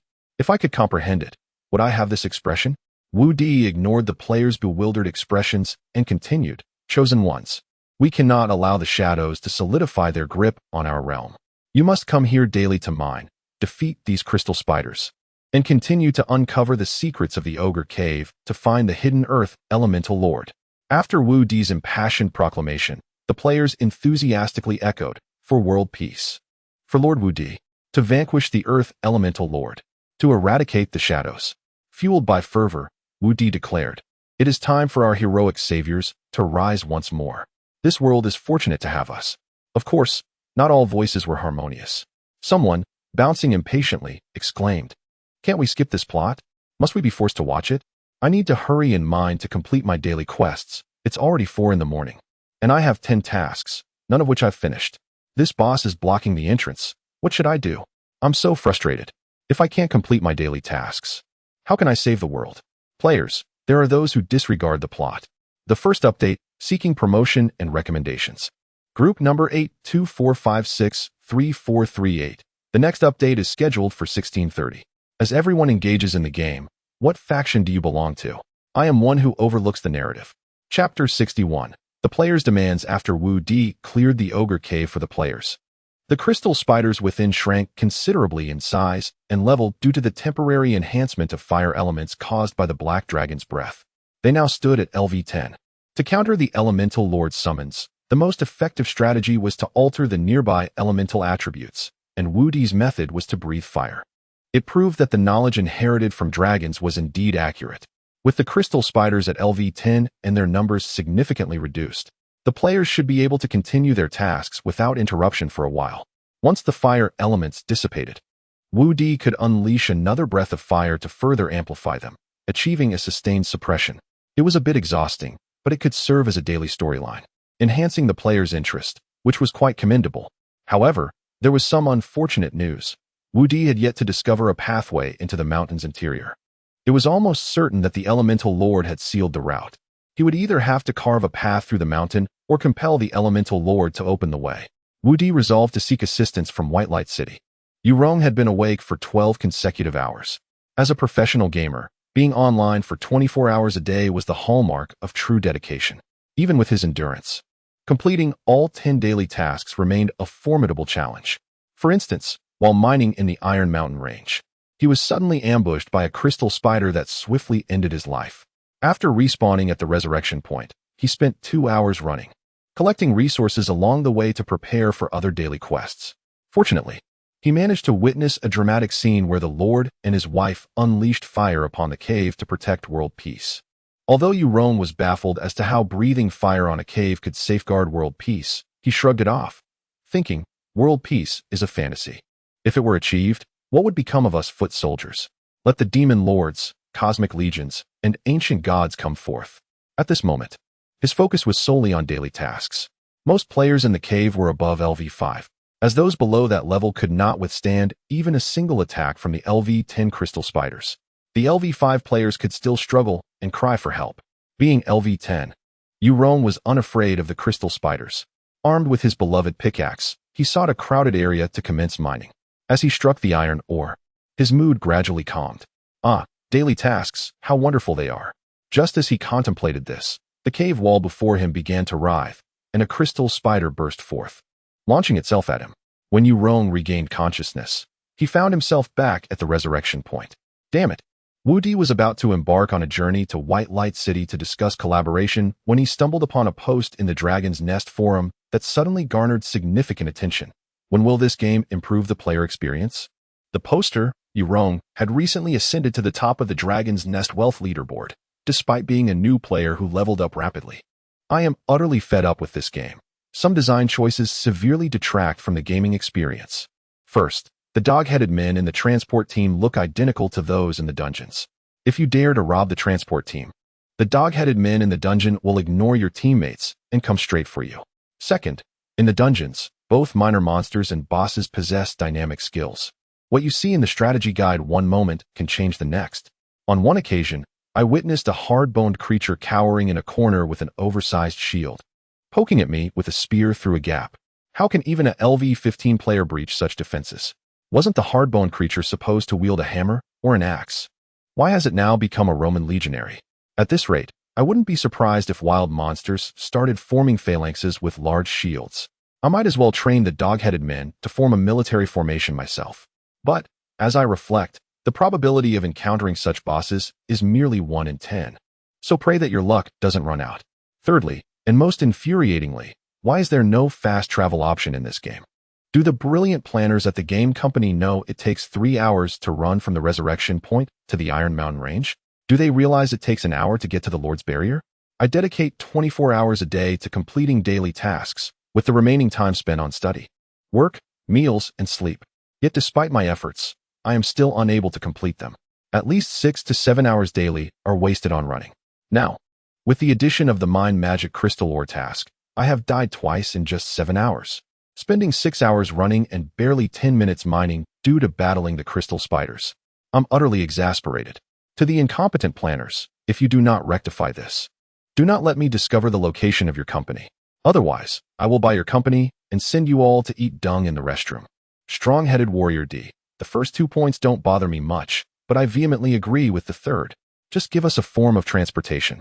Happy Dark-Robed Warlock. To be fair, I believe the game is still in development, and it is meant to be realistic. Why not catch a chocobo to reduce travel time? Tea grows cold. However, we don't have chocobos in the White Light Forest. The nearest chocobo breeding ground is a 2-month journey away. Red-haired Baki. But this inefficiency in completing our daily tasks is unbearable. It was evident that the player named Yurong was genuinely furious. However, Wu Di remained unfazed. His grievances against the planners had no bearing on him as the Black Dragon boss. Nevertheless, the player's points were undeniably valid. Efficiency was indeed lacking. Wu Di was not a mere planner. His goal was to create an exceptional gaming experience. His priority was to strengthen his territory. Although he oversaw 333 players in the White Light Forest, countless others outside were developing freely. Who knew when a powerful guild, akin to the Battle Intent Guild, might arrive at his doorstep with a military formation? It was imperative to grow stronger swiftly. As for the peculiar antics of the dog-headed men at the Black Dragon outpost, Wu Di decided to reward them for their ingenuity. He silently recorded the players' demands and then sought out Elizabeth. He intended to take her, the stewardess, to White Light City. There was no choice. The list of supplies was extensive, and he was uncertain about the prices of magic crystal ores. However, Elizabeth had grown up in the Elven society and was familiar with their affairs, making her an invaluable companion. Second update. Today also features a 10,000-word release, requesting recommendations and promotions. Group number 824563438. Next update scheduled for 2000 hours. Chapter 62. Let us first purchase attire. The luminous vines, emanating a gentle white light, provided illumination for the train being carried by the earthworms, accompanied by a boisterous exclamation from the groundhog conductor. The earthworms scurried aside to indulge in the soil. Wu Di escorted Elizabeth into the carriage. Elizabeth was adorned in exquisite white lace undergarments, meticulously tailored from the finest fabric. The lace, embroidered with golden threads, elegantly framed her delicate form, accentuating her graceful silhouette. The edges of her undergarment were crafted from luxurious white, snow-sculpted leather, with neatly pressed cuffs adorned with golden trim. Over this, she wore a resplendent Rococo-style gown, tailored from lustrous taffeta, embellished with vibrant lace and pearls. The gown featured the hallmark lace trimmings characteristic of the Rococo style, adorning her shoulders, neckline, sleeves, and even the waist, bestowing an air of opulence. It was not that Elizabeth had a penchant for such ostentatious attire. This singular ensemble was reserved for significant diplomatic occasions. Her other garments bore a more modest charm, reminiscent of a neighborly maiden, pretty, yet lacking in distinction. Regarding the issue of the exiles being barred from entering the city of White Light, Elizabeth voiced her concern. My Lord Wu Di, while I have gained entry as a diplomatic envoy from the Dragoness Nest, I am, after all, an exile. Might this affect the relationship between our territory and the city of White Light? Elizabeth sat beside Wu Di, disregarding the astonished glances from the surrounding elves and humans. Previously, when Wu Di and Onyxia had arrived, they were escorted by a contingent of guards, who formed an impenetrable barrier around them. Those with any sense understood that Wu Di and Onyxia were formidable figures. However, this time, Wu Di had not sought out Gandothus in advance. He had brought Elizabeth on his own. As for the train tickets, they were only available within the walled cities, yet Wu Di had previously acquired numerous tickets from Gandothus. Concerned for the relationship with the city of White Light? Have you ever heard of a dragon fretting over diplomatic relations with other races? Wu Di furrowed his brow and remarked. Though his words may have sounded conceited, they held a kernel of truth. Before the advent of the Chosen Ones, dragons had long occupied the pinnacle of the world. Concepts such as dragon knights and dragon-slaying legends could be set aside. The dragon race was invincible. Yet, they were not so trivial as to vie for titles like the King of Continents or the Harbinger of Doom. They preferred slumber, resting beside their companions. Elizabeth pondered Wu Di's words, momentarily taken aback, but then recognized the wisdom in them. The Lord himself was an anomaly among dragons, as she had never heard of any dragon engaging so frequently with other races. Wu Di could empathize with Elizabeth's feelings, having recently experienced her exile from the Rapid Stream Fortress. Nonetheless, such worries were unfounded. The train glided to a halt before the gate of White Light. Fully armed elven guards, as before, boarded the carriage. One of the elven sentinels whispered to the approaching groundhog conductor. Meanwhile, the remaining guards scanned the carriage with keen eyes. When they reached Wu Di and Elizabeth, Wu Di noticed a crimson glow emanating from Elizabeth's shoulder blade. Elizabeth instinctively lowered her head, reaching back to conceal the red light on her shoulder.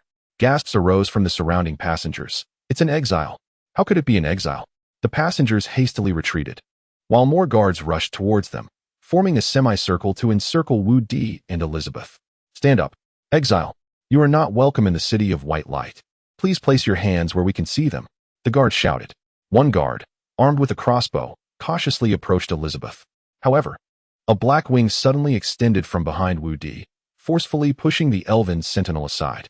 From Wu Di's back emerged a pair of formidable flesh wings, stretching out 4 meters long in a half-transformed state.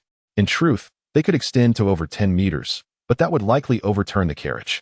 Wu Di shielded Elizabeth with his wings and calmly addressed the astonished passengers and guards. I apologize for interrupting your inspection, but she does not belong to your city of white light or any other walled city. She is a member of the dragoness nest. Might you kindly step aside and refrain from disturbing us? Upon hearing this, the expression of the elven guards shifted to one of excitement. They knelt, and one leading sentinel exclaimed, "You are the esteemed Black Dragon Lord Wu Di, are you not? I have heard tales of your valor in repelling the Chosen Ones and safeguarding our city of white light. We extend our highest respect to you. We apologize for any inconvenience caused to you and your companion." After this, the sentinel rose and gestured for the other elven attendants to vacate the carriage. Wu Di gradually retracted his black dragon wings. Regarding his attire, my lord Wu Di, Elizabeth was momentarily flabbergasted. Not anticipating Wu Di would assert his identity in such a manner or protect her so forcefully. Wu Di, maintaining a calm demeanor, leaned back slightly, allowing his cool back to rest against the chair. He crossed his legs, placing his hands atop his knees to present a relaxed posture. Oh, this is merely what a lord ought to do.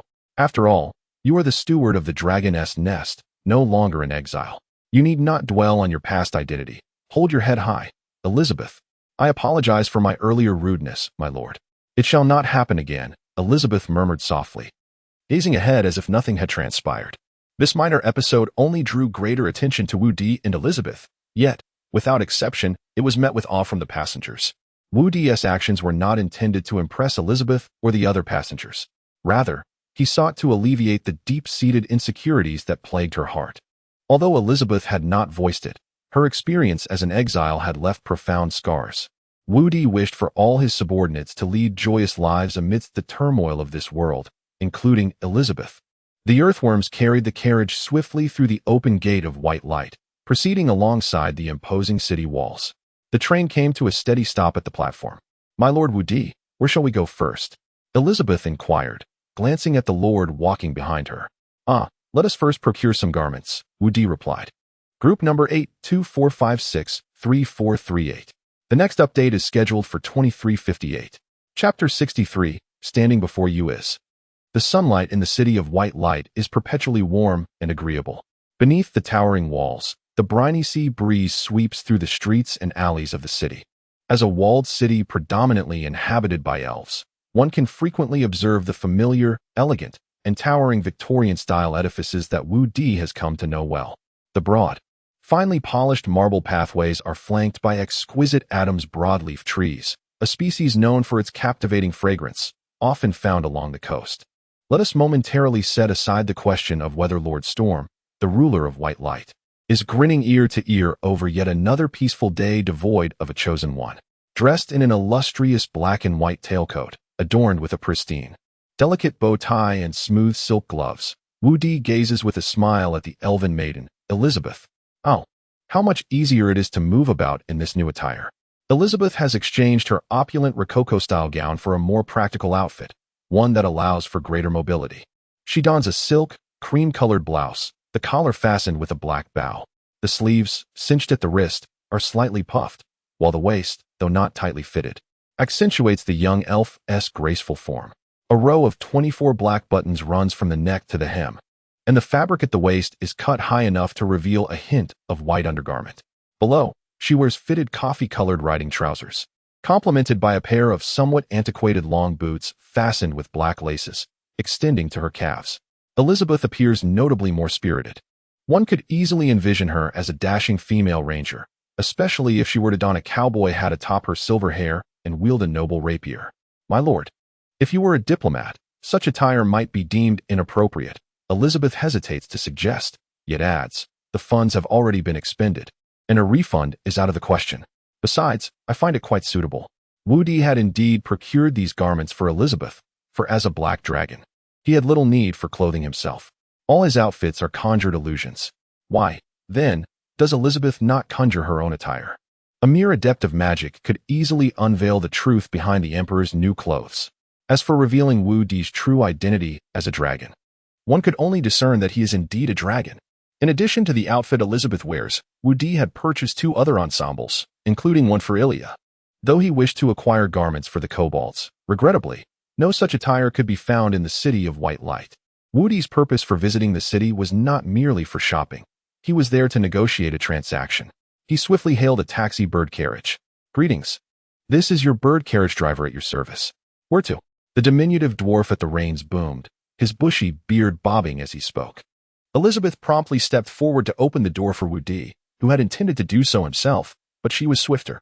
Woody nodded in acknowledgement and took his seat in the carriage, with Elizabeth following closely behind. "To the Lord's Hall," he instructed the driver. As the avian carriage resumed its journey, picking up speed along the road, the dwarf driver, like most taxi drivers, began to chat amiably. "At this hour, if you are heading there for official business, you might not gain entry," Elizabeth inquired, puzzled. The dwarf laughed heartily before responding. "That place is open 24 hours. But today a distinguished guest has arrived, so you may not be allowed in." "A distinguished guest?" "Indeed. A diplomat from Rapidstream Fortress, a count at that. It seems he wishes to discuss matters regarding the Federation." "The Federation?" Woody mused, casting a glance at Elizabeth. Having been exiled from Rapidstream Fortress, she should possess a deeper understanding of the situation, especially since the legacy of the dragon's lineage did not encompass knowledge of elven politics. Rapidstream Fortress serves as a stronghold of the Arthi Kingdom along the Western Road, which, prior to the cataclysm of the Chosen Ones, had unified nearly a quarter of the Western continent. Recognizing Woody's confusion, Elizabeth respectfully elucidated. "However, due to the impending cataclysm, all kingdoms have ceased their military expansions, and many have fragmented into independent city-states. Yet, the Earthy Kingdom has retained its cohesion. The diplomat's mission may be to persuade White Light to join the Earthy Kingdom as an allied city-state." Woody nodded in understanding. He had little interest in politics, but was surprised that even in the face of the impending doom, the city of White Light still attracted attention. Indeed, the allure of power is an irresistible force, whether among humans or elves, in a normal world or one on the brink of collapse. Frankly, I find the notion of the Federation rather inconsequential. Who knows, perhaps one day the Earthy Kingdom will no longer exist. Recent news from the north suggests that the Chosen Ones are gathering in increasing numbers, and it is uncertain when they may breach the walls. It is truly terrifying. The dwarf driver continued to expound upon the Chosen Ones. Woody noted that nearly all native inhabitants of this cyber world seem to extol the prowess of the players. It is uncertain whether they truly comprehend the terror that players embody or if it stems from the creator's continuous divine revelations over the years. Perhaps it is a combination of both. "Oh, this chaotic world has unraveled due to a single utterance from the creator, bringing forth the fourth calamity from Earth. Yet here I am, a great black dragon, capable of sleeping until I awaken naturally." Thus, amidst the dwarf driver's enthusiastic chatter, Woody and Elizabeth arrived at the Lord's Hall. "Farewell. May you find fortune in this world ruled by the Chosen Ones," the dwarf driver proclaimed, a blessing that felt less than sincere, before departing with his avian carriage. Woody, accompanied by Elizabeth, approached the majestic structure before them. The entrance, flanked by a row of stone columns, soared to a height of 7 or 8 meters, with a sign reading "Office Hall of the Lord of the City of White Light." A red carpet cascaded from the grand entrance down the lengthy staircase to the street, where a line of elven guards clad in golden armor stood in orderly formation on either side. Having noticed Woody and Elizabeth's approach, one elf, dressed in distinctive attire and appearing to be a leader, hesitated momentarily before exclaiming, "Is that you, Lord Woody?" Woody was surprised to find that someone recognized him. "Indeed, standing before you is the guardian of the White Light Forest, the owner of the Dragon's Lair, the harbinger of calamity, the Black Dragon King, Wu Gilbanging Chad Sundi." Before Woody could respond, Elizabeth, with great professionalism, straightened her posture and declared loudly, "Quickly, go inform your lord." Upon hearing Elizabeth introduce herself, Woody felt a slight flush of embarrassment. Chapter 64.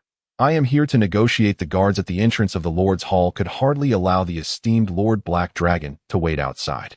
Soon Woody, accompanied by Elizabeth, was led by 2 attendants into the reception room to await their meeting. A slime maid, clad in a maid's outfit, hurriedly approached, pushing a small cart while emitting cheerful sounds reminiscent of piku piku. Delicacies, red wine, and oddly shaped fruits were meticulously arranged upon the table. Following this, the slime maid repositioned the dining table right in front of Woody and then lay down upon it, exclaiming in a sweet, high-pitched voice, "You can only drink half." "Oh, Piku, With that, she produced a straw and inserted it into her abdomen, if it could indeed be called an abdomen.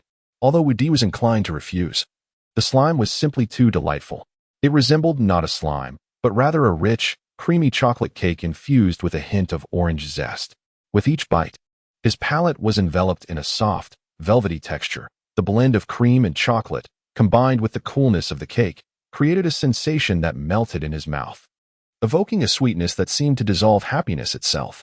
Every morsel was an exquisite indulgence. Yet, upon realizing that such a delectable treat was, in fact, a living slime, tears involuntarily trickled down his cheeks. "I shall take just one sip," he murmured, tentatively extending his mouth to draw in a taste. "Suck. Piku, piku, piku. Ah, let go of me. I'm losing myself."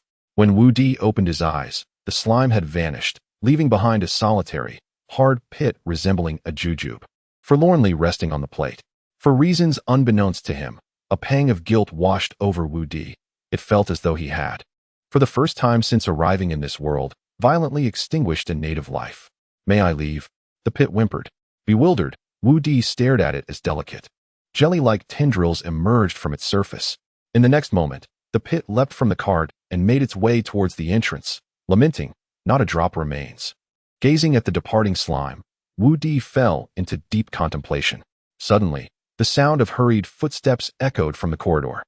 Woody pushed the dining cart aside and quickly spotted an elderly elf entering. The elf was diminutive, with slightly wrinkled skin and hair that had turned entirely white. He sported long white eyebrows and a beard resembling that of a goat. This was the Lord of White Light Forest, Storm. "Welcome to White Light City, Lord Woody. It is truly regrettable that we did not meet during your last visit," Storm said, his demeanor energetic despite his age. He approached Woody and bowed slightly. "You should have informed us of your arrival in advance, so we could prepare a grand banquet in your honor." "A welcoming banquet is unnecessary. I am here to discuss collaboration." Woody gestured dismissively, as his status as the Black Dragon rendered him indifferent to elven festivities. "Collaboration is certainly agreeable.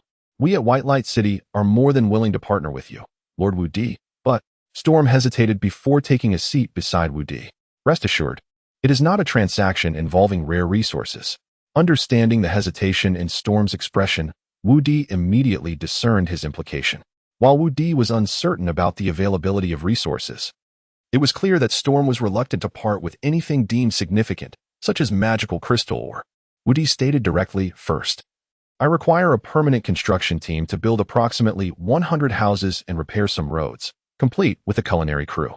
As Woody began to elaborate, Elizabeth had seamlessly transitioned into the role of secretary, diligently taking notes. 100 houses? We can certainly provide the manpower, but the sheer volume of building materials may prove somewhat impractical to transport, and factoring in the materials, the cost could be rather steep. Before Storm could finish, Woody waved his hand dismissively. "Do not worry about the building materials. I have over 1,000 laborers in my territory, tirelessly working day and night to gather wood and stone. They are capable of processing raw materials. However, I will need to procure more tools for processing construction materials from White Light City." Wait, Lord Woody, you have over 1,000 laborers," Storm exclaimed in surprise. "But to my knowledge, the goblin tribes nearby have long since migrated elsewhere. How could you possibly amass such a workforce in such a short time? You have only been in White Light Forest for about 2 months, haven't you?" As soon as Storm posed his question, Woody merely scoffed. Elizabeth promptly set down her pen, her expression serious as she addressed Storm. "Lord Mayor, I must urge you to adjust your perspective. You are not conversing with a mere lord of an elven kingdom or any other realm. You are speaking to the guardian of the illustrious White Light Forest, the owner of the Dragon's Nest, the Chosen One's Bane, Woody, the Black Dragon King." "Ahem, just Woody will suffice. I prefer to be addressed as Lord Woody," he interjected. "Understood, Lord Woody," Elizabeth continued, turning her gaze back to Storm. "Never attempt to comprehend a Black Dragon Lord with your mortal reasoning. Do you grasp the significance of a Black Dragon Lord?" Arms crossed, Woody leaned back at Elizabeth's words. "I understand, Lord Woody. Please forgive my earlier indiscretion. I will promptly arrange for the most exceptional 100 master craftsmen to proceed to your territory for construction efforts." Storm spoke with a respectful demeanor. "To express our esteem for you and our gratitude for your previous defense against the Chosen One's incursion. All expenses for these craftsmen will be covered by White Light City. Since you, Lord Storm, have expressed it so. I am left with little choice but to acquiesce. Wu Di replied, shaking hands with Storm, thereby solidifying their first collaborative agreement. Wu Di had considered allowing players to assist in constructing houses within his core territory. However, he quickly dismissed this notion. Firstly, players were notoriously uncontrollable, often engaging in reckless antics. One could never be certain when they might surreptitiously place an explosive beneath him while he slept. Secondly, the architecture in the cyber world utilized a form of energy known as magic, which provided lighting, temperature control, and other functionalities. Players could only draw magic from the magical net to cast spells. They lacked the core construction knowledge required in the cyber realm. Thirdly, players were avid forum enthusiasts. They would inundate the forums with details at the slightest disturbance. If they were allowed into his territory, Wu Di suspected that by nightfall, an intricate map of his domain would surface online, crafted in 3D Max. Lastly, players were, in his view, all two-faced traitors. Wu Di was no Navi planner. His dominion was confined to the White Light Forest, and players were currently barred from entering his core territory, under the misconception that the game map was incomplete. If even one of them were to step inside and discover that the legendary Black Dragon Lord was merely lounging in his core territory. Once again, 2 Black Dragons. Goodness, this will certainly be a spectacle. Wu Di should abandon the idea of constructing a territory and hasten to erect a turret, engaging in a tower defense game instead. Players in the vicinity will undoubtedly rush over at the first opportunity. Throughout this ordeal, the only beings Wu Di can trust, standing on the side of his faction, are the indigenous inhabitants of this world and the wild creatures. Players have always been a source of grave concern. It would not be an exaggeration to say it is akin to a vendetta against his father. Wu Di reflects that had it not been for the arrival of players into his world, he would not have been born in solitude on a precipice. Instead, he might have enjoyed a blissful family life. His parents, 2 black dragons spanning over 100 meters in length, would have taken him to soar through the cyber world, living a life of unrestrained freedom. Unable to contain himself, he discreetly raised the prices of all items in the blacksmith shop by 50. In the Black Dragon prison, the difficulty of the tests for the imprisoned players has been escalated to a new level. Only then can he slightly alleviate the resentment that weighs upon his heart. Now, let us discuss the second item of the transaction. Wu Di spoke. I require a new portal. Chapter 65, The Bargaining Elizabeth, a new portal? Lord Wu Di. This might be somewhat challenging. The Lord of Stormwind expressed his concerns. As you are aware, portals are devices that consume vast amounts of magical energy. The Temple Research Institute had already expended considerable resources installing your previous portal, resulting in disputes among their ranks. Furthermore, our energy supply in White Light City is currently problematic. Providing another portal would incur significant costs. Before the Lord of Stormwind could finish his sentence, Wu Di produced a softly glowing blue crystal from his pocket and tossed it onto the table. Energy is not an issue. Observing the exquisite purity of the crystal, the Lord of Stormwind was taken aback. Such a high-quality magical crystal was indeed a rarity. How did this Black Dragon Lord come by it so casually? It was truly formidable. Wu Di, of course, would not divulge that he had discovered a soil element lord in the mountains bordering the White Light Forest. This magical crystal was, in fact, a condensation of various magical elements from the magical web. The soil element lord was likely newly emerged. Otherwise, the previous White Light City would have certainly discovered such an abundance of magical crystals. Nonetheless, that magical crystal was now Wu Di's. With limited gold coins at his disposal, he intended to use these magical crystals as currency for their transaction. All he required was their assistance in establishing the portal. The activation and subsequent magical energy would be of no concern to them. Upon hearing Wu Di's proposal, the Lord of Stormwind nodded in understanding. I comprehend. I will have the personnel for the portal installation accompany the construction workers to your territory. Elizabeth promptly took notes, and Wu Di continued. The third matter involves some special items. He paused before stating, lava stones. Lava stones? We do possess some in White Light City, but their price may not be trivial, as they are rare minerals essential for many intricate magical instruments. The Lord of Stormwind calculated briefly before responding. I can offer 10 units of lava stones, but they must be exchanged for an equal quantity of magical crystals. Before Wu Di could reply, Elizabeth interjected. I apologize, my lord, but the significance of magical crystals is clear and requires no elaboration.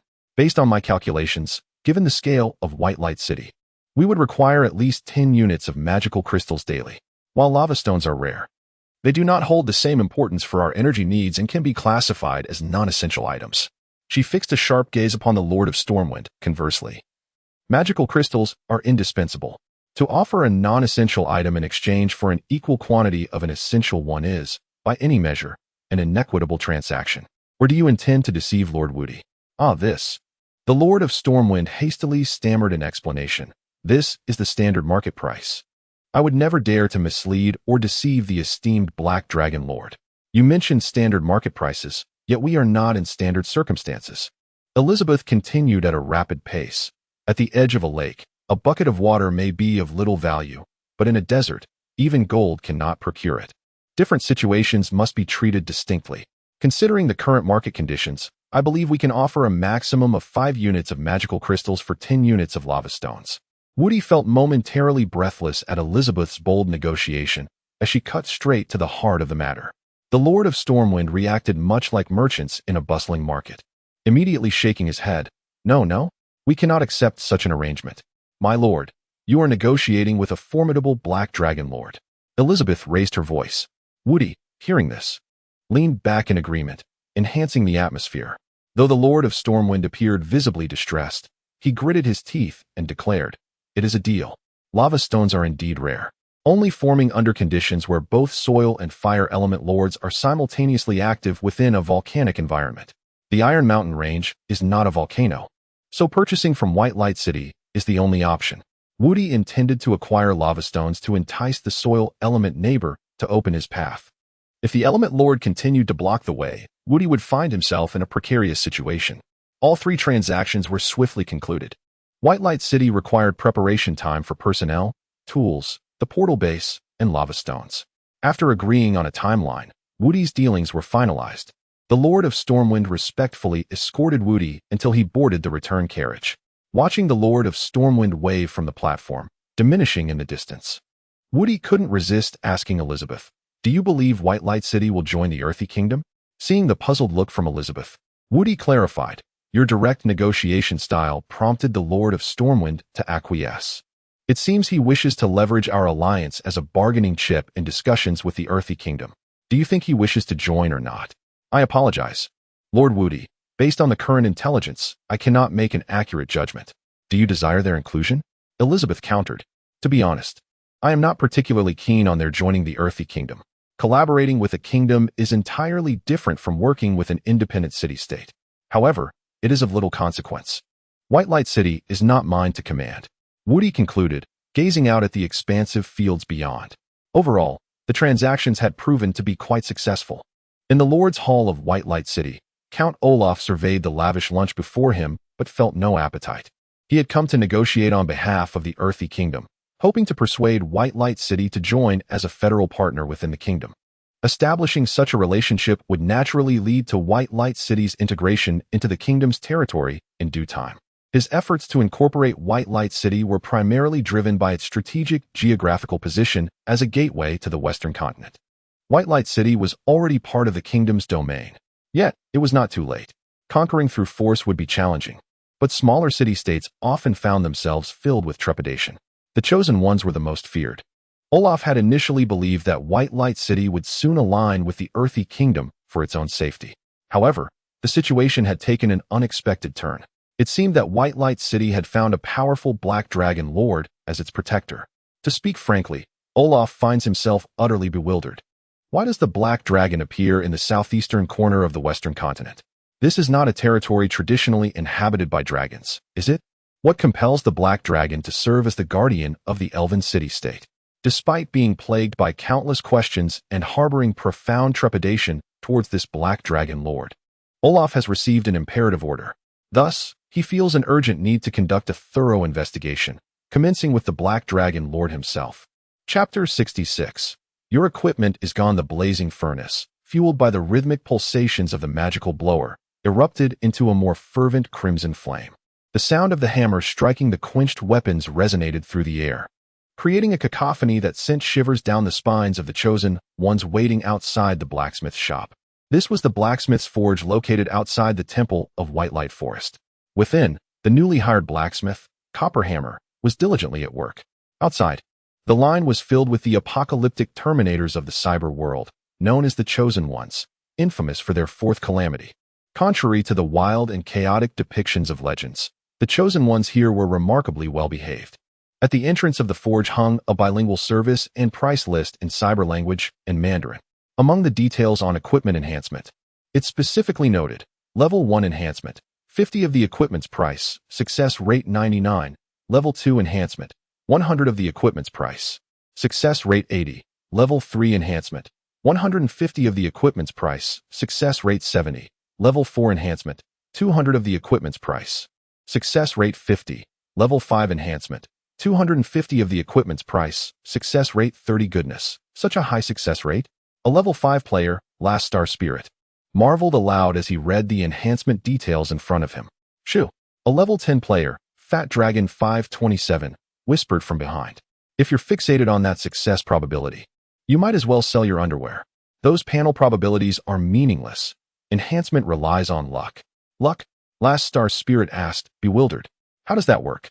Don't you read the forum guides? There are countless posts from seasoned players detailing their experiences. Fat Dragon 527 gestured towards Copperhammer, who was engrossed in his work. First, observe the mood of the blacksmith. It's simple. If you see him working energetically for over an hour in the morning, his mood is usually good.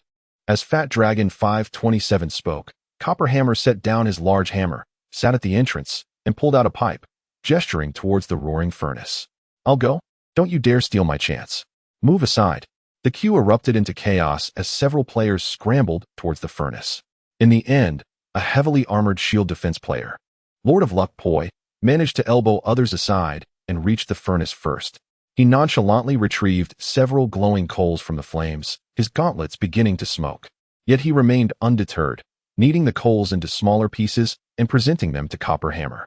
Copperhammer placed the coals into his pipe and took a deep draw. Exhaling a plume of black smoke, he relaxed momentarily. Now's our chance. Fat Dragon 527 exclaimed, nudging Last Star Spirit. Did you see? The blacksmith is smoking the coals. The success rate just shot up to at least 80. Fat Dragon 527's voice grew louder, prompting nearby players to hush him urgently. Shoo! Don't disturb the blacksmith's good mood. Fat Dragon 527 raised his hands in apology and fell silent. In the long line, players dared not even breathe too loudly. After a few moments, Copperhammer stood up, pipe in mouth, and reached for the enhancement hammer. Lord of Luck Poi quickly offered his shield, his legs trembling with anticipation. He fixed his gaze on the shield placed on the table as Copperhammer lifted the hammer high. With a resounding clang, the hammer struck, and the shield burst forth with a radiant glow. Yes, my shield has finally been enhanced to level 3. Lord of Luck Poi shouted in exuberance, jumping in delight. Shoo! Quiet down. The blacksmith scolded, setting down the enhancement hammer and removing his pipe with a disapproving click of his tongue. Fat Dragon 527 sighed and shook his head. Oh, it's all over now. The blacksmith's mood has soured. Forget about enhancing my chest armor today. What a disaster, encountering such a clueless teammate. With that, he turned to leave, leaving Last Star Spirit stunned in disbelief. He had never heard of a game where equipment enhancement depended on an NPC's mood. The panel clearly stated the success probabilities. Was it merely for the foolish? Unfazed by superstition, Last Star Spirit clutched a pair of Goblin Warrior boots he had just acquired. Perfectly suited for himself. As equipment from dungeons could be enhanced, he thought, with a 99 success rate for a level 1 enhancement. How could I possibly be in that one? The line had vanished, and Last Star Spirit approached the enhancement station. Copperhammer wrinkled his nose in distaste. Observing this, Last Star Spirit chuckled. Wow, this NPC is quite realistic. Look at that expression of distaste. Placing the boots on the enhancement table, Copperhammer swiftly lifted his hammer and struck. Clang. The boots vanished. Last Star Spirit stood frozen, eyes wide and mouth agape. What? Quick, look over there. A large group of elves and dwarves has arrived at the starting point of the daily merchant quest. How amazing. What is happening? Is there a new storyline? A throng of players dashed eagerly towards the cave that housed the underground transit station of White Light City. What could I possibly do? Gondos had never felt such tension before. He was leading 100 dwarven builders and an equal number of elven guards swiftly through the White Light Forest, laden with various tools, portal bases, and a cart full of lava or all designated for transport by the goblins of the dragon's nest. Initially, Gondos had anticipated the transport to occur in secrecy. However, it wasn't long before a large group of chosen ones surrounded them. Fearing a brutal battle, he even began shouting, "Daddy, don't kill me. Daddy, please don't." Yet, the chosen ones did not attack. They merely bounced alongside the convoy, some attempting to toss stones under the wheels, only to be halted by the goblins. Others, armed with bows, attempted to shoot arrows, but their faces betrayed their struggle. Unable to let loose their arrows as the goblins formed a protective circle to separate them from the forces of White Light City. Gondos had never imagined that the goblins could be so brave. However, the Lord of the Black Dragon and his minions, those goblin-like creatures, displayed an air of remarkable composure. One of the goblins even reassured him, saying, "Do not panic, it's merely standard procedure." Chapter 67. Preparations commence. Plot development. Gandithus once believed that the goblins were a timid and feeble species, until he arrived at the White Light Forest and witnessed a courageous group of goblins standing up to protect their kin. Remarkably, they even dared to insult the chosen ones in the tongue of the divine. One goblin spat at a grinning chosen one and declared, "You are destined to fail. The shadows will ultimately triumph." Though the goblin's command of the divine language was rather clumsy, it was indeed the language of the gods. The chosen ones, who had been laughing jovially, were suddenly rendered speechless. Someone murmured, "What just happened? Why does this goblin sound exactly like a hard-boned one? Is this your first time accompanying the cart? Haven't you noticed that this goblin resembles a hard-boned one? It's merely a smaller version, surely." The officials must have been lazy when creating NPCs, opting to simply copy and paste the code. Goodness, can a groundbreaking immersive online game truly be this lazy? Why not? It's quite normal. Indeed, do not provoke these goblins, or the dungeon will have them watching you kill. Even a tank's defense will be ineffective. Gandithus could not comprehend the chatter of the chosen ones, yet he could discern their sudden shift to tension and caution upon hearing the goblin's proclamation, leading to a mutual agreement to depart. What did that last remark mean? Gandithus inquired, eager to learn from the goblin Hardbone. The goblin replied nonchalantly, "I am unsure. It was taught to me by our lord. Perhaps it was meant to intimidate." Though Gandithus yearned for Hardbone to instruct him, he suspected that knowledge of the divine language was likely part of the dragon's legacy. He felt that directly asking might provoke Lord Woody's displeasure. After much contemplation, he ultimately chose to forego this rare opportunity. The group continued their journey toward the heart of the dragon's lair. Despite being closely observed by players, the building and transport teams managed to safely deliver their contingent of over 200 individuals, along with supplies and tools, into the territory, thanks to the vigilant protection of their goblin allies. Outside the territory, Woody greeted them warmly. A colossal dragon, measuring an impressive 9 meters in length, hovered in midair, its wings maintaining a flapping motion. Its body bristled with black spines, and its powerful limbs could tremble the earth beneath them with a mere step. The dragon's lizard-like head, with a gaping maw capable of swallowing an elf whole, boasted razor-sharp teeth that could inflict grievous wounds with the slightest brush. The mere thought of being chewed within such a terrifying mouth sent chills down one's spine. To the dwarves and elves of White Light City, the fearsome black dragon embodied evil and terror. With a sinister grin, the dragon lord opened its toothy jaws, releasing a gust of hot air. Its serrated teeth parted slightly, producing a voice that seemed to echo from the depths of hell. "Welcome to the dragon's lair, esteemed elites of White Light City." On the surface, the black dragon lord appeared to be welcoming them, yet its menacing demeanor, coupled with the expressions of the chosen ones, some grinning, others dazed and disheveled, created an unsettling atmosphere. One dwarf craftsman, overwhelmed, collapsed to the ground. Woody pondered, "Do I truly appear so terrifying?" It seemed he had frightened a dwarf into submission. Nonetheless, the majority of the inhabitants of White Light City remained resolute, albeit slightly unsteady, pale-faced, and struggling to articulate their thoughts. Elizabeth quickened her pace, clutching a thick list in her hands. Woody stood on his territory like a conspicuous flag. The dwarves and elven sentinels had begun erecting their tents at a nearby encampment, while goblins watched enviously, for the tents from White Light City were undeniably more luxurious than their own makeshift shelters. Elizabeth approached Woody and reported, "Let them stay here. They have prepared their own provisions." "What are the tools?" After Woody's inquiry, Elizabeth swiftly opened her record and reported, "In total, there are 3,000 sets of various cutting and polishing tools, suitable for basic processing of construction materials. How does Lord Woody intend to distribute them to the players? Have the goblins transport these tools to the blacksmith shop for sale. Let them purchase as needed. And what of the lava ore? Has it been stored in the warehouse? Yes, all 10 units of lava ore have been secured in the warehouse. Furthermore, the base for the teleportation device has been assembled. Does Lord Woody intend to install it in the iron mine? After Elizabeth's question, she looked expectantly at Woody. He pondered for a moment and continued, yes.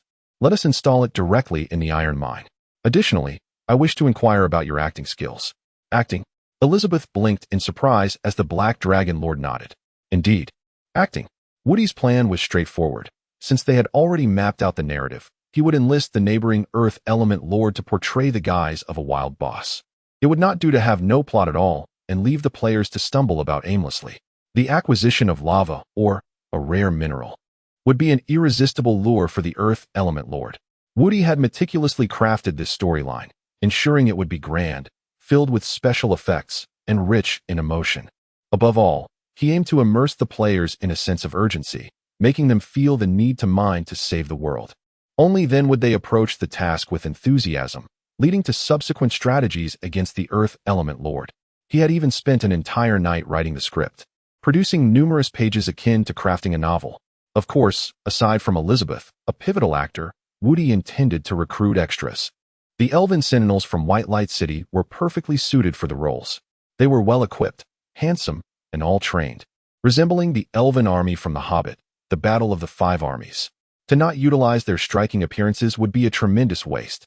However, before the narrative could commence, Woody had numerous preparations to undertake, including training the actors. Fourth update, completed in 10,000 words, seeking recommendations. Group number 824563438. Finally, I have reached a long-anticipated plot point. Filming the narrative, an apocalyptic entertainment plan for another world, begins. Next update at 7 o'clock, Chapter 68, The Dragon's Nest, Content Update Version 1. 2. Upon hearing that the esteemed Lord Woody, the formidable Black Dragon, sought to borrow over 100 elven guards, Gondos felt a wave of anxiety. Lord Woody, he confessed, while I am the appointed leader for this mission due to our acquaintance, I must express my concerns. If these elven guards are to partake in perilous endeavors, it may prove difficult for me to justify this back in White Light City. Gondos spoke candidly. Although White Light City wished to foster a solid relationship with Lord Woody, their interactions had been limited. It was far too early to risk their lives for the Black Dragon Lord. The previous deployment of 2,000 elven soldiers was solely to counter the Chosen Ones. However, Lord Woody had no intention of exposing the elven guards to danger. As soon as they entered his domain's protective barrier, he promptly added them to his list of allies. Rest assured, in my capacity as the Black Dragon Lord, I guarantee that the Chosen Ones in the White Light Forest will not dare to attack you. I do not intend to send you into harm's way. I merely require your presence for a few errands and the recitation of certain lines. These lines must be spoken in the language of the Chosen Ones, clearly and in unison. Given Woody's assurances, Gondos realized that continuing to refuse might incite the Black Dragon Lord's displeasure. Moreover, during their previous journey laden with supplies, the Chosen Ones had shown no inclination to attack. With this in mind, Gondos cast a curious glance at Woody and inquired, Lord Woody, do you possess a method to subdue the Chosen Ones? Woody, with an enigmatic gaze, replied, I know of a remarkable ritual capable of temporarily suppressing the terrifying nature of the Chosen Ones. Thus, I require your assistance, but do not ask for further details. It is a legacy of the dragons. Yet, it was evident that this Black Dragon Lord could not truly control the Chosen Ones, as evidenced by his own precautions in safeguarding his territory. Nonetheless, it was undeniable that Lord Woody had a knack for dealing with the Chosen Ones. Was it truly due to the mystical ritual? Very well. I consent to allow the elven guards to cooperate with you, Lord Woody, but as you mentioned, their safety must be ensured. Naturally, Woody agreed. After all, having the elven guards merely run errands and chant slogans posed little risk. These guards were of no less than level 40. Even if they were to face the level 15 crystal spiders in the Iron Mountains, they would remain unscathed. Gondos quickly summoned the elven attendants, who had set up their tents. Within the safety of the Black Dragon's barrier, they felt remarkably at ease, especially knowing that the two Black Dragon Lords were allies. Once gathered, Woody addressed them. I am Lord Woody of the Dragon's Nest, and I trust many of you are familiar with my name. I have summoned you to partake in a crucial ritual, one that will protect White Light City from the chosen ones of the White Light Forest. You need not inquire further, just understand its significance." After Woody's declaration, the elven soldiers remained silent, displaying the discipline of a trained army, unlike the murmuring of players. Woody cleared his throat and proclaimed in their tongue, "For the glory of White Light City, for the glory of the Dragon's Nest, for Lord Woody." Following his rallying cry, he instructed the elves, in the coming days, focus solely on perfecting this chant. It must be synchronized, powerful, and articulated clearly. Let us commence our practice. After a brief demonstration, Woody entrusted the teaching to Elizabeth, for he lacked the patience for such tasks and had other matters to attend to. Update announcement. Dragon's Nest Content Update version 1.2. The Shadow Outpost has struck down upon the White Light Forest like a nail, while the irritable earth elementals in the Iron Mountains fall under its dominion. A crisis looms over the White Light Forest, and our great Lord Woody is deeply troubled by the world's fate. At this moment, he has uncovered an opportunity within the Iron Mountains, magic crystal ore. This is a wholly new version that promises a decade of unparalleled enjoyment. New update features are now live. 1. We have officially launched the blacksmith shop's equipment enhancement function, which has been met with enthusiastic response from players. You may now enhance your equipment at the blacksmith shop. 2. A new daily quest, Gather Magic Crystal Ore, has been introduced. This material effectively counters the Shadow Menace. Please ensure you collect it daily. 3. Considering players' challenges in completing daily tasks, we plan to introduce new teleportation routes from the White Light Forest Temple to the Iron Mountains. However, this will require the completion of a preliminary task. Quest name: collect teleportation resources. Quest description: the esteemed Lord intends to construct a new teleportation portal to reduce your travel time to the Iron Mountains for mining. However, you must gather essential resources. Quest objectives: resource collection, cumulative for all factions. Resources must be submitted. Wood 0 100 units, stone 0 100 units, fish 0 100 units, magic crystal or 0 100 units. Quest reward: a new teleportation portal 4. To alleviate the burden of daily tasks post-portal update, we have expanded the daily task list. Players can now undertake up to 15 daily tasks. 5. We are about to launch the latest blacksmithing profession, contingent upon completing the preliminary tasks. Quest name: Blacksmithing Profession Preliminary Quest. Quest description: the Lord is concerned about your daily idleness and aims to find you meaningful work.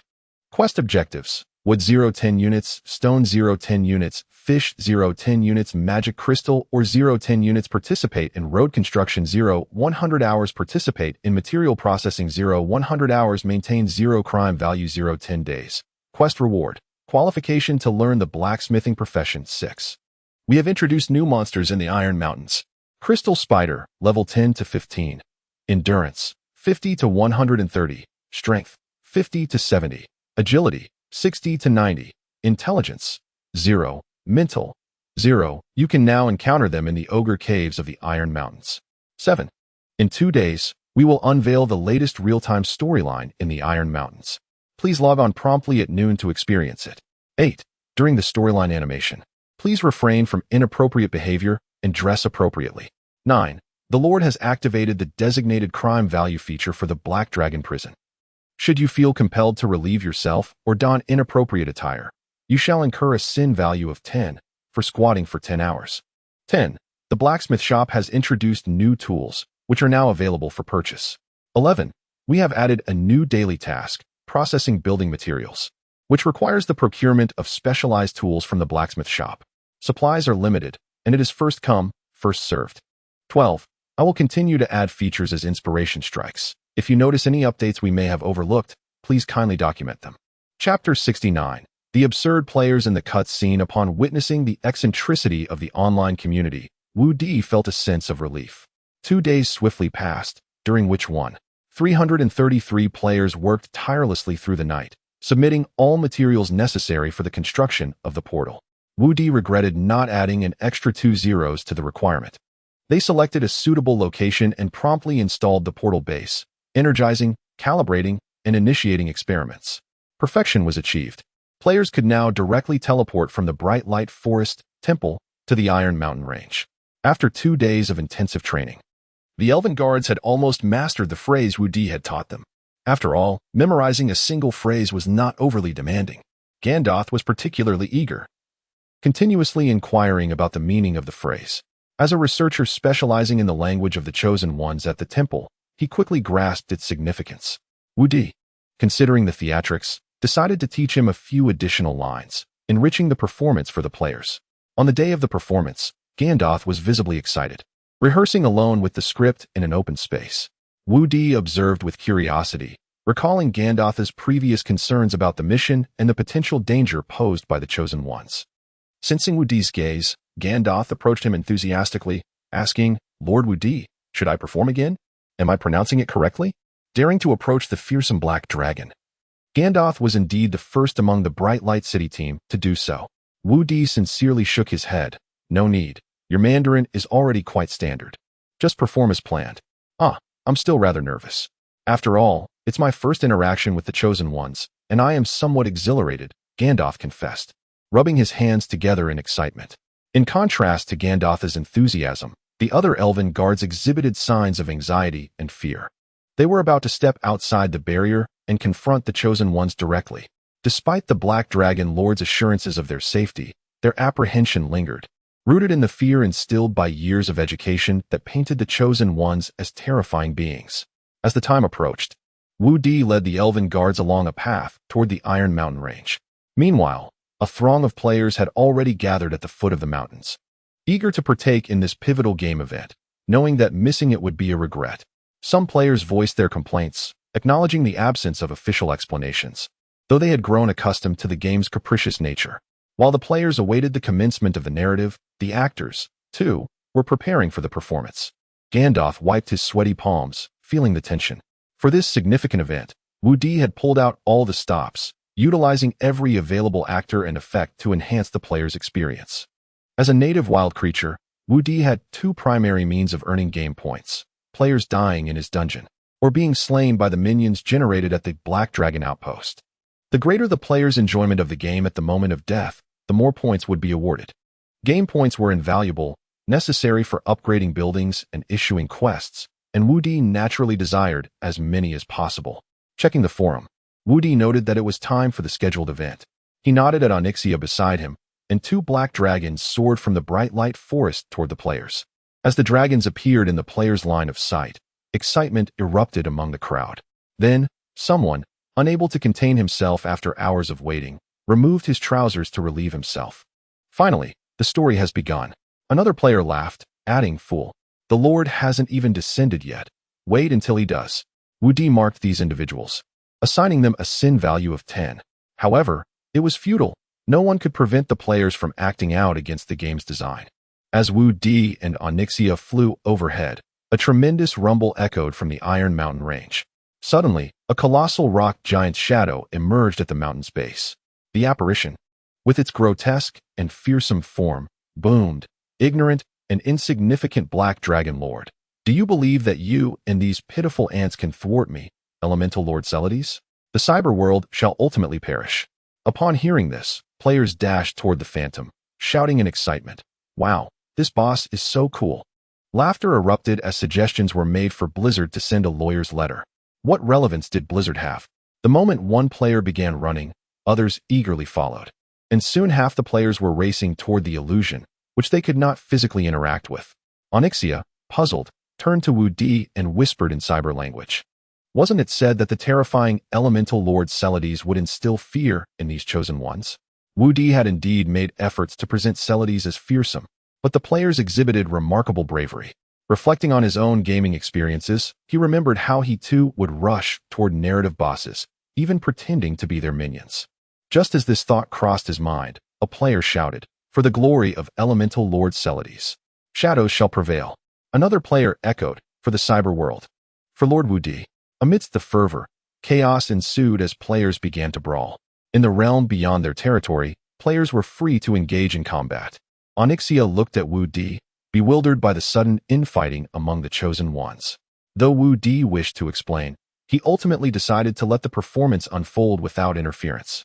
He abandoned the notion of maintaining order among the players, recognizing it as an impossible task. With a flap of his wings, he soared before the Elemental Lord Celades, declaring, You shall never thwart justice. We, the dragons, alongside these valiant warriors, shall triumph. Perish. Saradeth. Woody opened his mouth and unleashed a breath of fire towards Saradeth.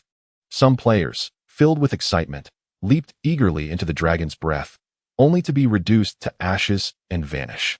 Goodness gracious. This is truly lethal. What fools. Ha ha. Run, run. Woody observed the reactions of these players, nearly choking on his own breath of fire, and if it weren't for the ongoing performance, he would have been tempted to lie on the ground, patting his belly in laughter for a while. Like this, ha ha ha. Chapter 70. You have been empowered. The reckless players perished utterly beneath Wu Di's dragon breath. However, thanks to the presence of teleportation portals, they swiftly returned to the fray as the narrative unfolded.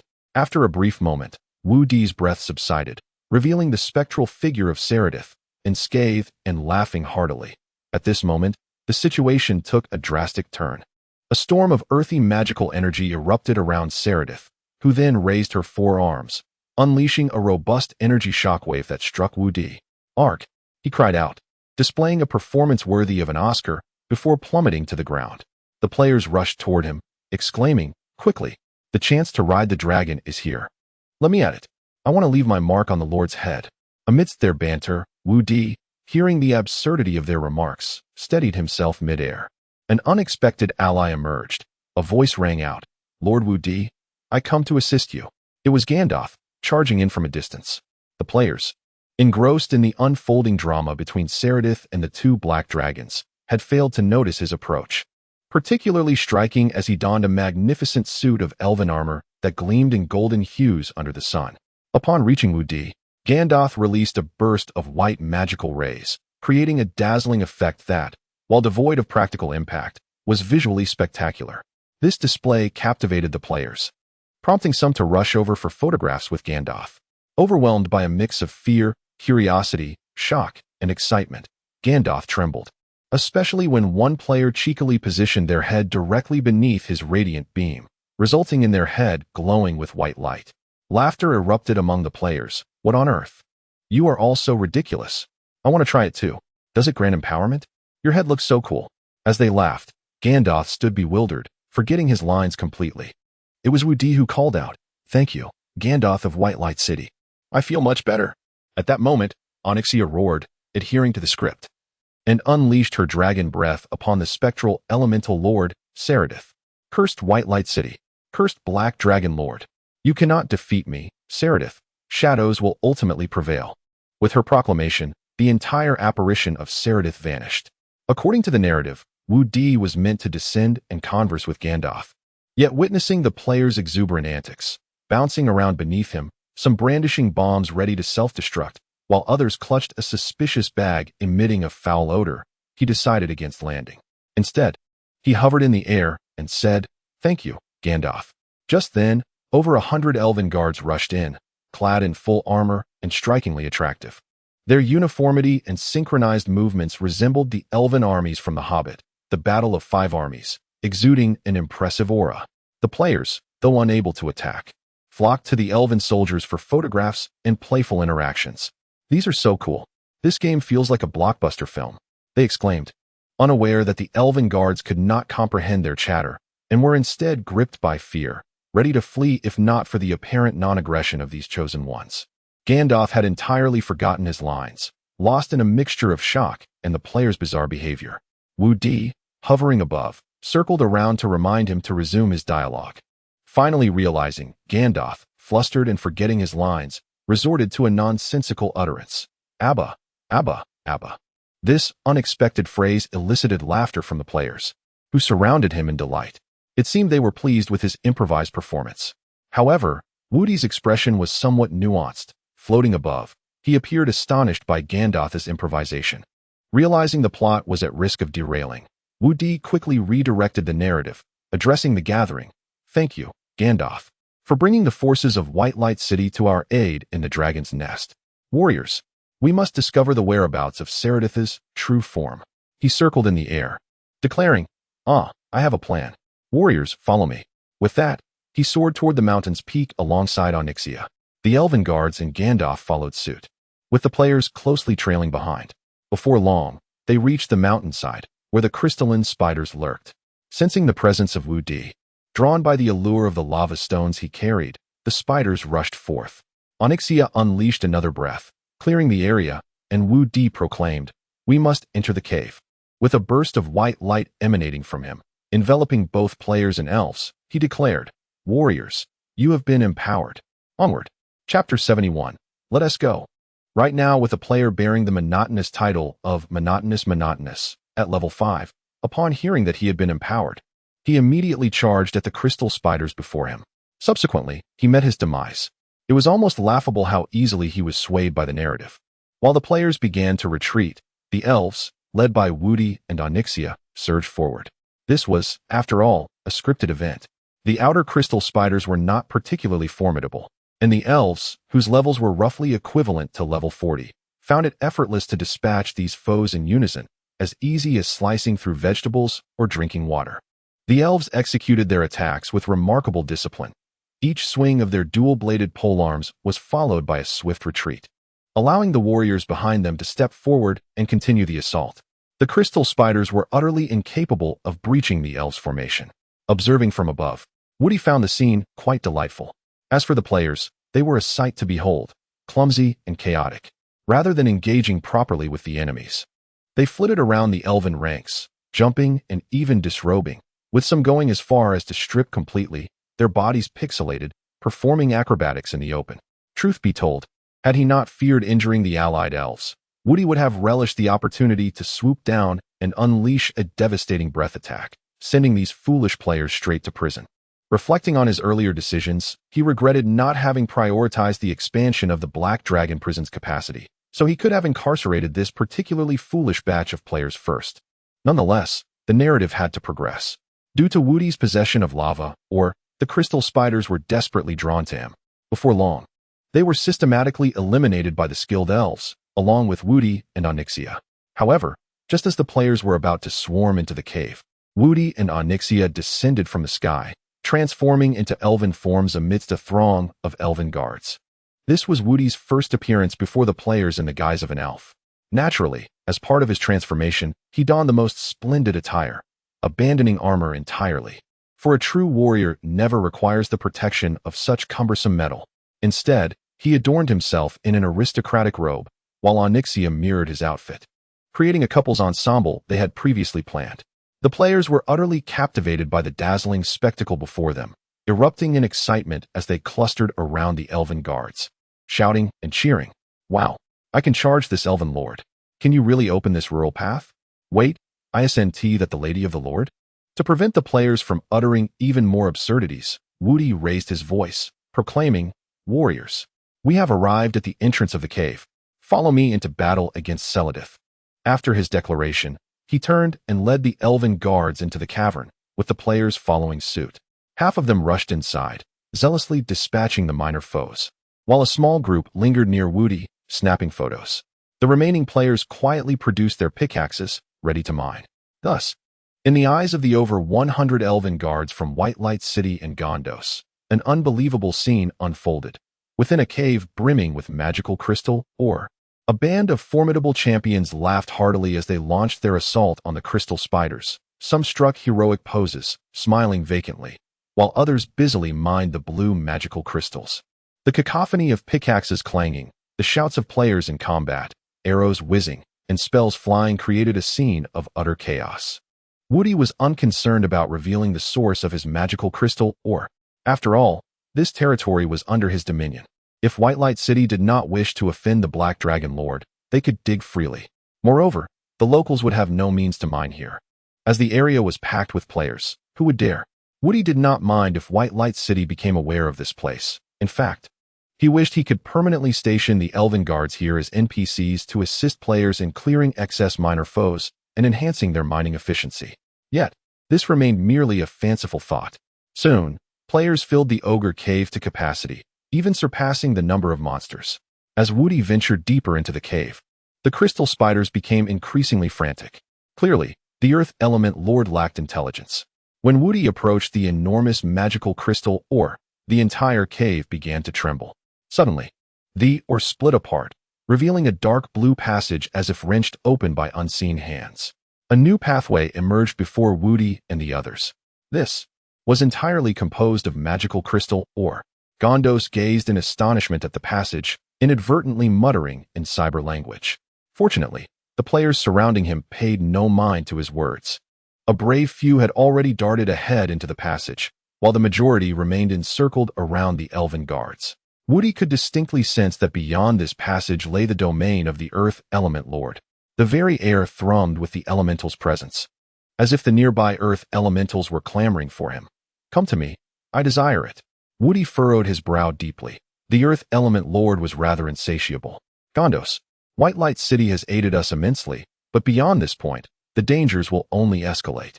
The city is already battered from its struggles against the shadows and cannot sustain further losses. Standing at the entrance of the passage, Woody addressed Gondos and the elven guards behind him. Upon hearing Woody's words, Gondos stared at him in bewilderment. Meanwhile, the players engrossed in the storyline were moved to tears. What have I missed in this grand narrative? Who is White Light City? Why is it in such disarray? Why can't we go save them? Perhaps it was a matter of faction power. It might be revealed later. Could it be that walled city on the coast, reminiscent of the Titans from Attack on Titan? It was a possibility. Gondos' intended reply should have been, "No, we wish to stand with you." To which the elven guards would have echoed, "For the glory of White Light City. For the honor of the dragon's nest. For Lord Woody." This was the plan. Yet, Gondos was utterly overwhelmed by the champion's antics, especially as a player named Dwanmut Saiji stood before him, bare-bottomed and performing acrobatics, asking his companions to record the moment. Gondos was so astonished that he forgot his lines. As Gondos stumbled through his words, nearby players shouted in disbelief, "Oh no, a bug has appeared again. We must sacrifice a programmer to the divine deity Nima Abba. I could easily send your father flying with a single punch. It utterly amuses me. How did you conceive such a pose for our photograph? Let me showcase my aerial splits, dear players."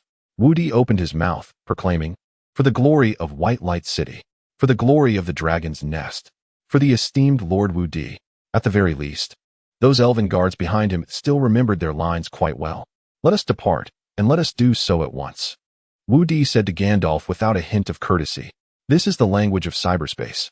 Next update at 7 o'clock. The elves of White Light City all retreated, making their way into Woody's territory. Woody, in turn, led the players onward. The passage was straightforward, extending downwards. It was quite spacious, with luminous magic crystal ores lining both sides, and the concentration of earth element was increasing. As the passage came to an end, Woody led the players into a vast cavern. The entire cavern was immense, filled with blue magic crystal ores. However, the most striking sight was a stone giant, fused with the mountain, with only its upper body and arms visible. It stood 20 to 30 meters tall, its facial features clearly carved with eyes and a mouth. It bore no resemblance to Celadrin, whom Woody had previously transformed into. This was the Earth Element Lord, Woody's neighbor, who had long resided in the Iron or Mountains. In terms of raw power, the Earth Element Lord was formidable. However, its strength was limited by its inability to leave the Iron or Mountains, rendering it unable to inflict any real harm on Woody. Woody was not yet strong enough to defeat it, nor did he intend to do so soon. Instead, he planned to use the Earth Element Lord as an outdoor boss for the players to challenge once they had grown stronger. Woody's goals for this visit were twofold. First, to introduce the Earth Element Lord and mark its location for the players, allowing them to explore on their own. And second, to collect some stones from the Lord to use for the 30 small murlocs and 10 ogres held captive in his territory. He intended to recruit these wild monsters into his ranks. "Warriors," Woody exclaimed in his elven form. "This must be a minion of Celadrin, an Earth Element Lord. Charge! Defeat it!" With that, he dashed forward, transforming back into his black dragon form. Onyxia followed suit, transforming into a black dragon as well. The stone giant remained silent, hurling a massive rock at Woody. Its arm detached from the wall, and it effortlessly seized a boulder, launching it towards Woody. Woody unleashed a dragon's breath upon the boulder, bathing the cavern in fiery light. The rock instantly melted, shattering into fragments that rained down upon the players, causing some casualties. Simultaneously, numerous level 20 crystal spiders emerged from the walls, charging towards the players. Woody ignored the players' battle and flew directly towards the Earth Element Lord. The Earth Element Lord swung its massive arm at Woody, who braced himself and met the Lord's fist head-on with his powerful limbs. The fist, half the size of Wu Di, collided with him with a deafening thud. Wu Di was driven down several meters before coming to a halt. Onyxia flew to the side of the fist and unleashed her dragon's breath at the wrist. The Earth Element Lord's wrist began to melt under the intense heat. However, the Earth Element Lord was not easily subdued, quickly swinging its other hand at Onyxia. Onyxia deftly dodged the attack, but the dragon's breath could no longer be sustained. Without the dragon's breath, the Earth Element Lord's wrist began to regenerate. Seeing the rapid regeneration, Wu Di knew he had to act fast. He grabbed the Earth Element Lord's fingers with his hind claws, lunged forward with his front claws, and pushed off with his hind legs. The entire dragon lunged forward, latching onto the Earth Element Lord's wrist. The wrist was glowing red from Onyxia's dragon's breath, and the surface of the rock was extremely hot. However, Wu Di, being a black dragon, was unfazed by the heat. He opened his mouth and unleashed another blast of dragon's breath at close range. The Earth Element Lord clearly felt the pain, thrashing its arm in an attempt to dislodge Wu Di.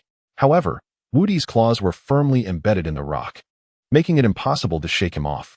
Meanwhile, many players had seized the opportunity to break free from the crystal spiders and charge towards the Earth Element Lord. They began unleashing a barrage of attacks on the Earth Element Lord's groin, wielding two-handed great swords and chanting, crotch-chopping swordplay. Several players, like Monotonous, were particularly enthusiastic. However, with so many players, the Earth Element Lord's groin, despite being 30 meters tall, could only accommodate so many. Approximately 200 players could attack simultaneously, which was the limit. While ranged players fired arrows and fireballs from behind, the melee players were too crowded to attack effectively. They resorted to attacking the players in front, hoping to create an opportunity to strike. After all, no one knew when the Earth Element Lord would fall. The health bar was invisible from the player's perspective. Everyone wanted to be the first to grab any treasure chests that might appear upon its demise. In truth, the player's current level and skills were insufficient to inflict any real damage on the Earth Element Lord. Nevertheless, they seemed to be enjoying themselves. Wu Di had no time to observe the players' reactions. Together with Onyxia, they took turns unleashing dragon's breath on the wrist wound. After several minutes, they finally managed to sever the stone wrist. Wu Di flew away, carrying the Earth Element Lord's fist, while shouting, "Warriors, keep it up. It's almost down. I need to rest." Upon reaching the passage, he immediately transformed back into his elven form. The two of them, one in front and the other behind, carried the Earth Element Lord's fist and fled down the passage. It was thrilling to put on a show and then run. They had no choice but to flee, as Wu Di and Onyxia had exhausted their strength to sever just one of the Earth Element Lord's fists. The Earth Element Lord would likely regenerate soon. Wu Di and Onyxia were currently unable to defeat such an elemental lord, as it was deeply rooted in the mountain and could regenerate at any time. They decided to leave it to the players. Some players attempted to follow Wu Di and Onyxia, but the two were too fast. Moreover, the entire cavern was swarming with crystal spiders. The players were now facing a battle they could not win. But that was all right, as it was all part of the plot. Chapter 73. Observations of Count Olaf as Wu Di and Onyxia braved the relentless blows of the Earth Elemental Lord. They surged forth from the cave of the ogres. The entire Iron Mountain range trembled as though in the throes of an earthquake, a testament to the Elemental Lord's fury. Onyxia closely followed suit. The two black dragons swiftly traversed the vast expanse of the White Light Forest, passing through the protective barrier and entering their domain. Wu Di discarded the Elemental Lord's severed fist before the ogres bound to the trees, and then he and Onyxia descended. Their forelimbs rested upon the fallen fist as they surveyed the emaciated ogres with a commanding gaze, proclaiming, "Your lord has been vanquished by me, Wu Di the Black Dragon. You shall either pledge your loyalty or face death. I expect your response before nightfall." After delivering this stern ultimatum, Onyxia bared her fangs in a fierce display, exhaling a torrent of searing dragon fire from her throat. Observing the expressions of the ogres, Wu Di felt confident that a satisfactory reply would be forthcoming before the night was through. For now, however, he yearned for rest. The battle with the Earth Elemental Lord had been exceedingly fierce. Alas, how wearying it was for a mere black dragon hatchling to be so burdened with responsibilities. With these thoughts of lamentation, Wu Di succumbed to slumber. Meanwhile, unbeknownst to Wu Di, A distant elven noble had been observing the scene unfold. Count Olaf, hailing from the kingdom of Earthy, was a nobleman from the fortress of Tidal Rapids. He had initially set out for White Light City to negotiate matters of alliance. However, the city's lord displayed an unwavering resolve, seemingly bolstered by the presence of two black dragons. Olaf pondered the absurdity of a black dragon serving as a protector for elves. Yet, in the realm of diplomacy, one must maintain decorum. It would be unbecoming to so bluntly dismiss such claims. Count Olaf, a man of action rather than one prone to impatience, sought to uncover the truth. After numerous inquiries, particularly after witnessing one of the Black Dragon Lords accompanied by an elven maiden visiting White Light City for negotiations, he confirmed that the Storm Lord of White Light City indeed had ties with the Black Dragon. The elven maiden appeared vaguely familiar, but Olaf could not place her and chose not to dwell on it. Yet, the question loomed. Why would a black dragon choose to protect an elven city? Such a notion defied logic and reason. To ascertain the situation, Count Olaf resolved to investigate personally, venturing beyond the confines of White Light City into the wilderness. Facing the potential dangers of the Chosen Ones alone, only a man of Olaf's audacity would dare such a feat, however. Even he was left trembling after learning about the Black Dragon Lord, Woody Gilbanjan Chadsunda, who had made his home near the Temple of the Chosen Ones. The formidable barrier he erected was impenetrable, even to one of Olaf's magical prowess. How could a juvenile black dragon possess such terrifying strength? Moreover, the Chosen Ones themselves appeared to harbor an intense fear of this black dragon lord. Even the kobold minions managed to intimidate them. Olaf witnessed the kobolds safeguarding the elves and dwarves of White Light City, escorting various supplies without a scratch, even in the gaze of numerous Chosen Ones. They were indeed Chosen Ones. Not even the might of an adult dragon could compel them to attack. Count Olaf had seen the terrifying prowess of the Chosen Ones firsthand. Although he was a count, he was no weakling. He understood the true nature of their terror was not exaggerated by divine proclamations. In Olaf's eyes, the Chosen Ones were 100-fold more fearsome than described. Could this black dragon lord be so formidable? Olaf found it hard to believe until the moment when the Black Dragon Lord engaged over 100 elven guards in battle against the Chosen Ones just outside the White Light Forest's mountains. Fearing exposure, Olaf dared not approach too closely, instead choosing to observe from the treetops at a distance. He witnessed flashes of light and bursts of magic. The two black dragons unleashed their fiery breath while the cries of the Chosen Ones echoed in the air. Soon, it seemed the Chosen Ones gained the upper hand, compelling the black dragons and their retinue to retreat to higher ground. Then, amidst the chaos, they vanished into a cave. Olaf feared for the lives of the young black dragons. In combat with the Chosen Ones, their only advantage lay in flight. Once they entered the cave, how could they escape? However, when Olaf saw the elven guards emerging unscathed, he was left astonished. Not a single one had suffered injuries, yet many bore visible signs of battle. How could this be? They had fought the Chosen Ones, and yet they had sustained no losses? Just as Olaf grappled with this perplexity, he peered skyward. Could it be? The Chosen Ones had them cornered in the cave, yet the dragons appeared unharmed. Count Olaf fell into deep contemplation. Was this black dragon lord more fearsome than the Chosen Ones themselves? This dragon was indeed terrifying. Woody, having not slept long, was roused by Elizabeth at dusk. She brought news of great import. All the ogres had pledged their loyalty, and the 30 murlocs, upon learning that their lord had vanquished the elemental lord and secured the allegiance of the ogres, quickly declared their fealty as well. Elated by Elizabeth's report, Woody joyfully patted his belly. His domain now boasted 100 kobolds, 10 ogres, 30 murlocs, 1 black bear, and 2 elven maidens. The strength of his territory was steadily growing. As the players began to deliver building materials, the dwarven craftsmen commenced their work. In the territory, the sounds of construction echoed as they erected houses and laid roads. After surveying his domain, Woody turned to the forum to peruse the posts. With such a magnificent storyline unfolding, the players must be thrilled. Perhaps they would even share live streams or guides. How would they perceive the Earth Elemental Lord? And what of their striking Black Dragon Lord? Woody could hardly contain his excitement. Next update scheduled for 2000 hours, Chapter 74. The players beyond the camp. The discussions on the forum regarding this significant storyline remain fervent. Among them, the post by player Denane garners the most attention, the first wilderness boss storyline. Greetings, I am Denane, an ordinary little miner from Dragon's Nest. Image of a mining scene with a face full of dust, This is my character in the game. I initially anticipated a humble existence, diligently mining in this cyber realm for the Dark Dragon Lord. However, to my surprise, I found myself thrust into action, wielding my pickaxe as a valiant warrior destined to save the world.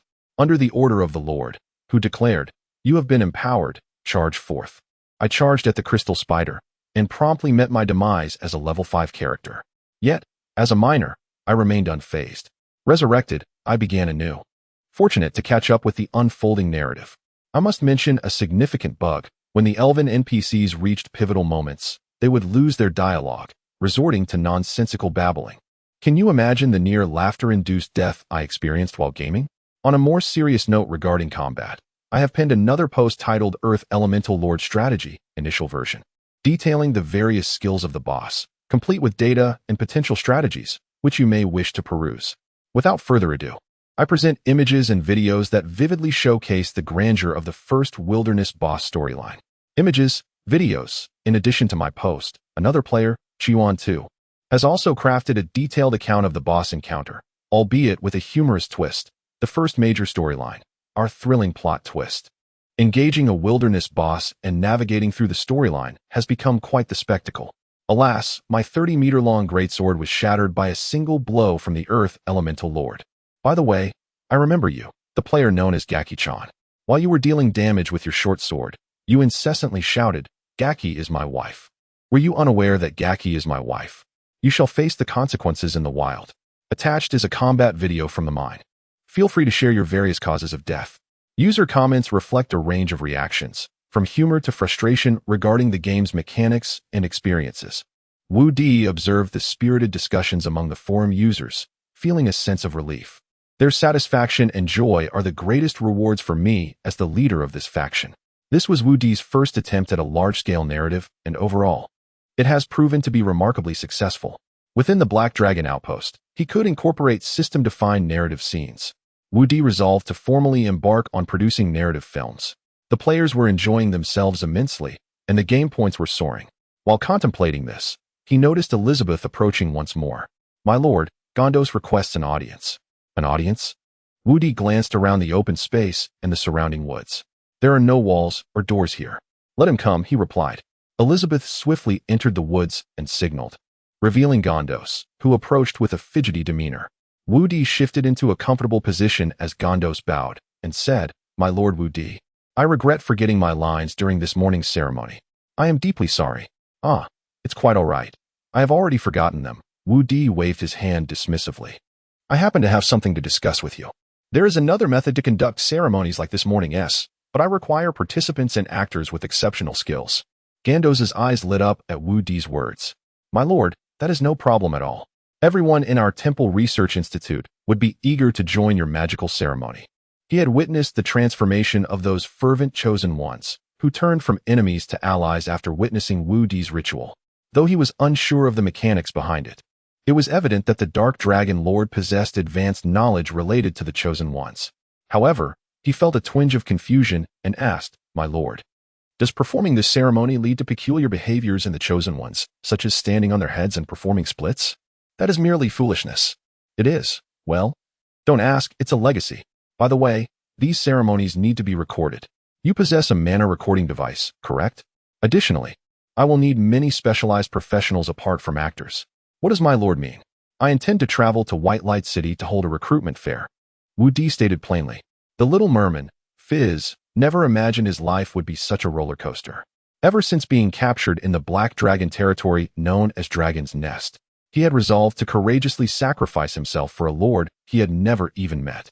However, after a few days of confinement, his former superiors, the ogres, informed him and the other mermen, "The Earth Elemental Lord has perished.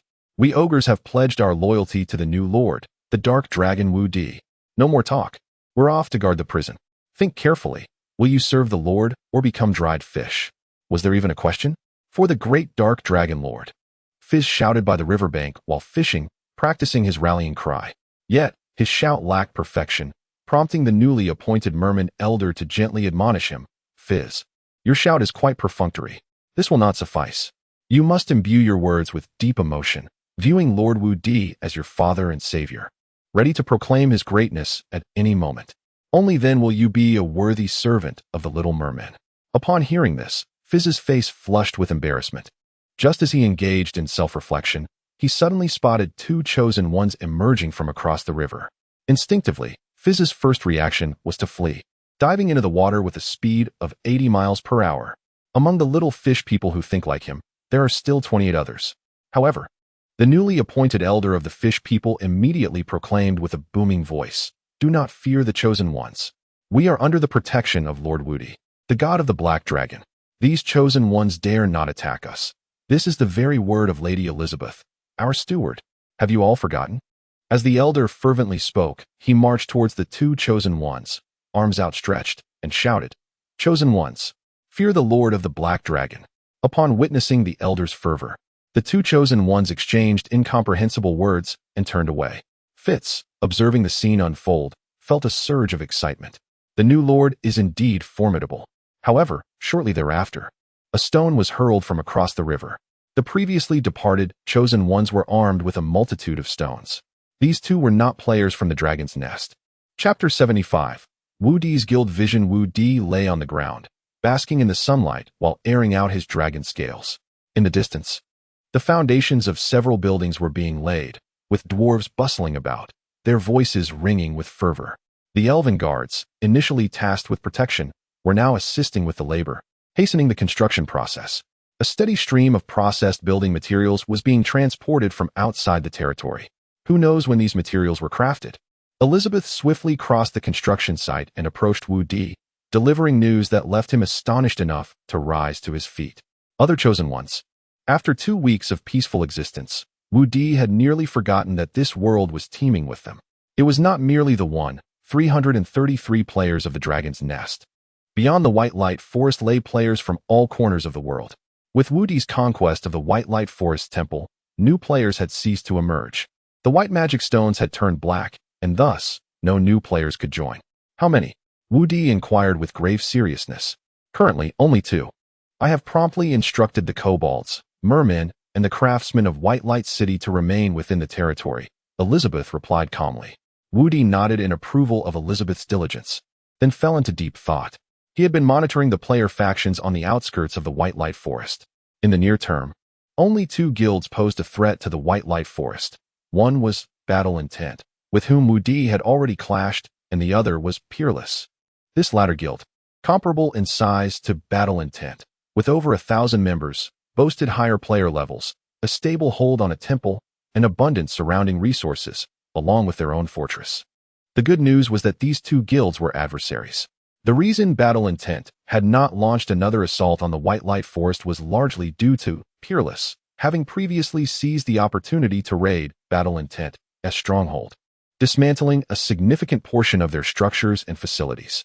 Player guilds thrived on a constant surge of enthusiasm. A moment of cowardice could drastically diminish their cohesion, leading to mass withdrawals. After all, who plays games solely for hardship? If one must endure hardships while earning a salary, they might as well do so on the opposing side. These 2 guilds were engaged in a fierce back and forth. Wu Di skimmed through forums, finding no significant clues. However, the openness of the White Light Forest made it entirely normal for other players to venture there. If outsiders arrived, what would be their first course of action? Naturally, it would be to claim a resurrection point. 2 newcomers arrived in the White Light Forest, one named Sorrowful Shadow Feather, and the other Anastasia. One was a level 15 warrior, and the other an 18-level mage. Their appearance instantly captivated the attention of other players from the Dragon's Nest, given their elevated levels. The White Light Forest was a novice zone, where most players hovered around level 10. The highest among them, such as Gilbong Ying, was merely at level 15. Anastasia, as a level 18 mage, and being newcomers, was a spectacle not to be missed. Surprisingly, there was no display of exclusivity. The 2 players were guided straight to the now blackened temple. However, upon arrival, they discovered they could not interact with the Black Temple. Previously, approaching the Novice Village Temple had allowed for interaction to bind resurrection points. Why was it different here? I don't know. Perhaps a prerequisite task is required to join a faction? That might be it. We had to complete tasks to join a faction before, one speculated. Just as curiosity mounted, Anastasia and Sorrowful Shadow Feather suddenly received a prompt. Would you like to join the new faction Dragon's Nest? and submit to the authority of Lord Wudi? Yes, you will bind to the resurrection point of the White Light Forest and accept the leadership of Lord Wudi, adhering to the rules he sets forth, and may only utilize resurrection points within his territory. No, you will be teleported to the nearest other novice resurrection point and bind to that new point. What the hell? It's just like what was mentioned on the forums. I received a system prompt. Anastasia exclaimed. I received one too. Sorrowful Shadow Feather echoed, both choosing without hesitation to accept, joining the illustrious Dragon's Nest. They had traversed for over 10 days to join Dragon's Nest. How could they choose otherwise? Thus, they seamlessly integrated into the family of Dragon's Nest, and their first step was to claim daily quests. Throughout this process, Wudi, in the guise of Gilbong, observed them from the shadows. When these two players applied to bind their resurrection points, Wudi received a prompt of their request. After much deliberation, he decided to extend an invitation to them. There was no need to worry that these two newcomers were spies. After all, every player was essentially a potential traitor.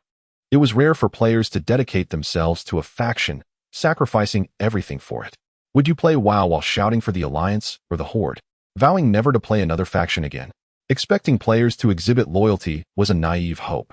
What Wudi sought to do was to engage players with a rich and entertaining gameplay experience, offering substantial benefits to bind them to his cause, ultimately aiming to expedite the construction of his stronghold. Currently, the so-called guild organizations within the entire cyber world were not the guilds recognized by the temple system. Instead, they formed a framework of guilds organized through online registrations in reality, managing members within the game accordingly, akin to a rudimentary household registration system.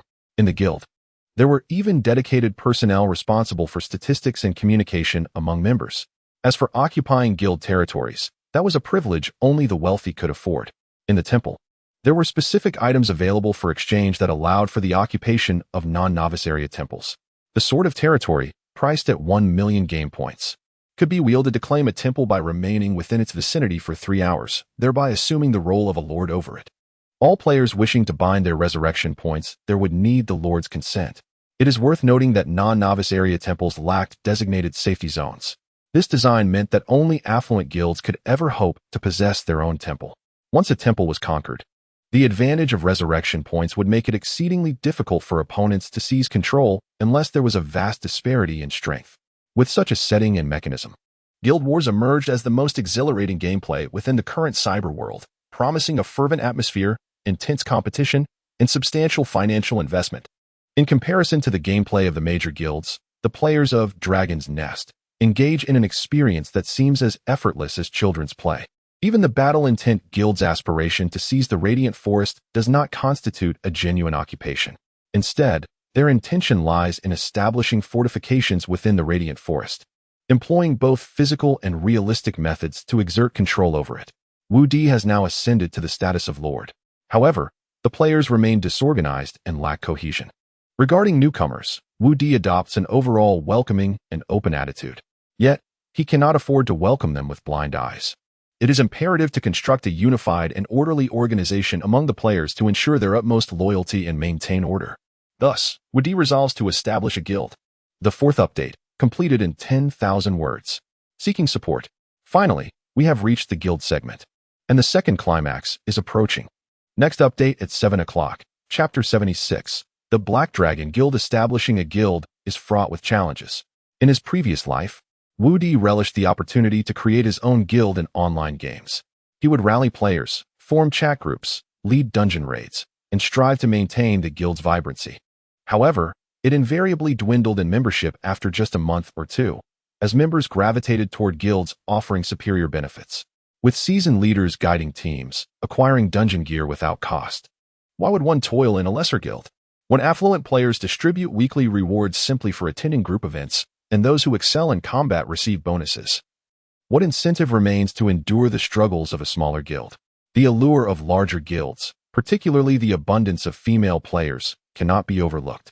Though harsh, this is the reality, whether in life or in the game. Wudi swiftly took the initial step towards founding a guild by posting Black Dragon Online Game Guild. Officially established today, the poster, Jill Banging, addressed the comrades of the Dragon's Nest. Greetings, fellow adventurers. I am Jill Banging, and today I am as spirited as my name suggests. As the title implies, considering the myriad threats facing our dragoness nest, the war-intent guild harbors a relentless ambition against us. We must unite. Hence I have resolved to establish a unified guild, the Black Dragon. The name is inspired by our dashing Black Dragon Lord.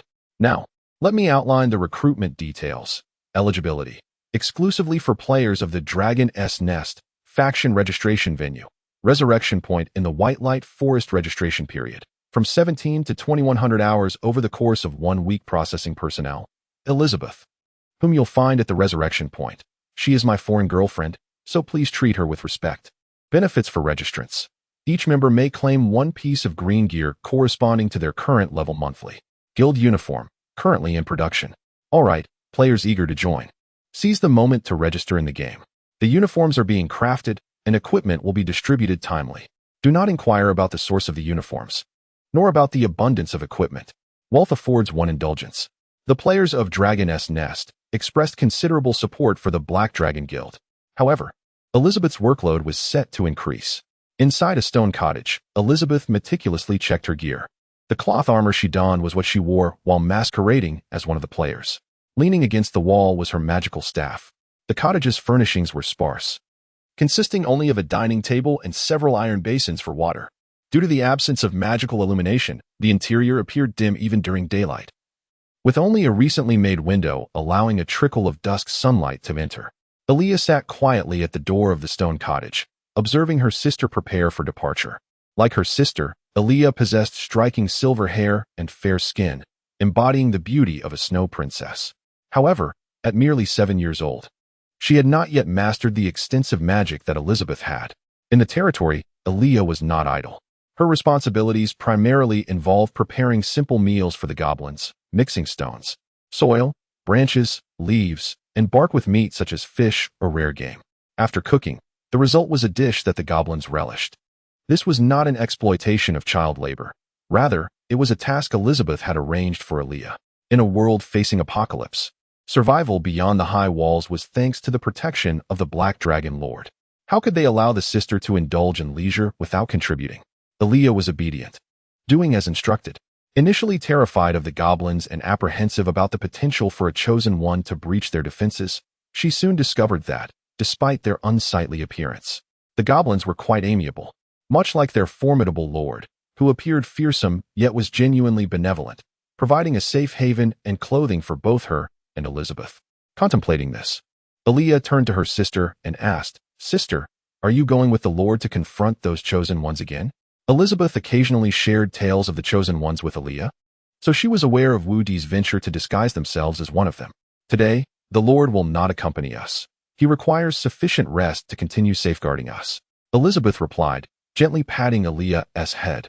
But do not worry for me. Those chosen ones will not attack. Are the chosen ones of the White Light Forest good people? Aaliyah inquired, curious about the differences between them and others. No, Aaliyah. The Lord has said that regardless of their origin, all chosen ones are the same. Given the chance, they will attempt to harm us. Under no circumstances should you approach a chosen one without the Lord's permission and supervision, Elizabeth explained with a smile. As for their non-aggression towards me, it is solely due to the Lord's deterrence. Aaliyah nodded, silently committing Elizabeth's words to memory. Elizabeth stood, now clad in her gear, grasping her staff as she stepped outside. Take good care of the house, Aaliyah. Aaliyah watched her sister depart, resting her chin on her hands and gazing at the darkening sky. Thank you, Lord. Transformed into human form, Elizabeth navigated the shadowy forest. Occasionally, she spotted forest wolves with eyes glowing a faint green. However, these were not true beasts, but rather magical puppets crafted by Lord Wu Di at the Black Dragon Armory, utilizing wood, ore, and other materials.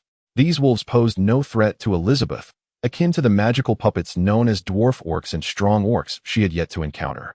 They only attacked chosen ones, avoiding any other beings. To the players, Elizabeth appeared as a character with a health bar marked Elizabeth LV15. Players were free to engage in combat outside safe zones, rendering her indistinguishable from ordinary players. No player had ever attacked Elizabeth, for despite the visibility of her health bar, she fell within the realm of allies. Players from the Black Dragon's Nest were entirely incapable of harming Elizabeth. Some even speculated on forums that Elizabeth and Jill Banging were using hacks. The forest wolves did not rely on sight, but rather on magical perception. After casting a glance at Elizabeth, the Timberwolves quietly departed. Elizabeth continued her journey and soon found herself within the vicinity of the temple. At that moment, outside the temple, a throng of players had gathered, all having registered to join the guild. Chapter 77. The gender issue of players as dawn broke. Wu Di awoke to find Onyxia sprawled across his back, her green slit eyes staring intently. Her scales resembled those of a crocodile, and her sharp teeth glinted as she exhaled warm breaths. From a conventional human perspective, the scene would be as terrifying as a T-Rex emerging from the shadows in a rain-soaked Jurassic Park. However, through Wu Di's eyes, it appeared as an enchanting vision of beauty, playful, alluring, and captivating. "You're awake. I've devoured all the fish," Onyxia lazily announced, stretching her mouth wide. Wu Di turned over, allowing Onyxia to rest gently atop him. For the Black Dragon, this moment resembled a scene inappropriate for children, yet for any normal observer, it would be a terrifying sight. "You lie. I can clearly smell the fish," Wu Di yawned, his mouth wide open. In response, Onyxia maintained her position before retrieving a plump fish from the side, still wriggling with freshness. As she leaned closer, Wu Di's heart raced, his dark reptilian visage flushing crimson. The sensation was akin to a first love, poised to feed him with tender affection. Wu Di gradually parted his lips, but the fish suddenly leaped from Onyxia's mouth, flopping on the ground, its eyes wide in a final plea for survival. "Such mischief," Onyxia murmured, before descending from Wu Di and playfully tossing the fish back to him. After catching the fish in his mouth, Wu Di heard Onyxia remark from a distance, "Your elven secretary has been waiting for quite a while. You ought to attend to your territorial affairs." Finding a comfortable spot, Onyxia lay down, observing Wu Di with the gaze of a woman watching her hard-working partner.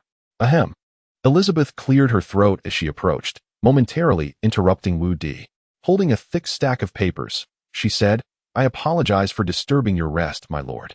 Here is the player registration list I compiled overnight for your review." Elizabeth respectfully presented the list.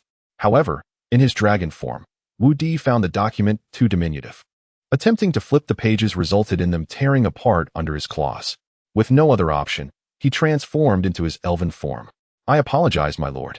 Time was too short to create an enlarged version." Wu Di waved dismissively at Elizabeth's apology.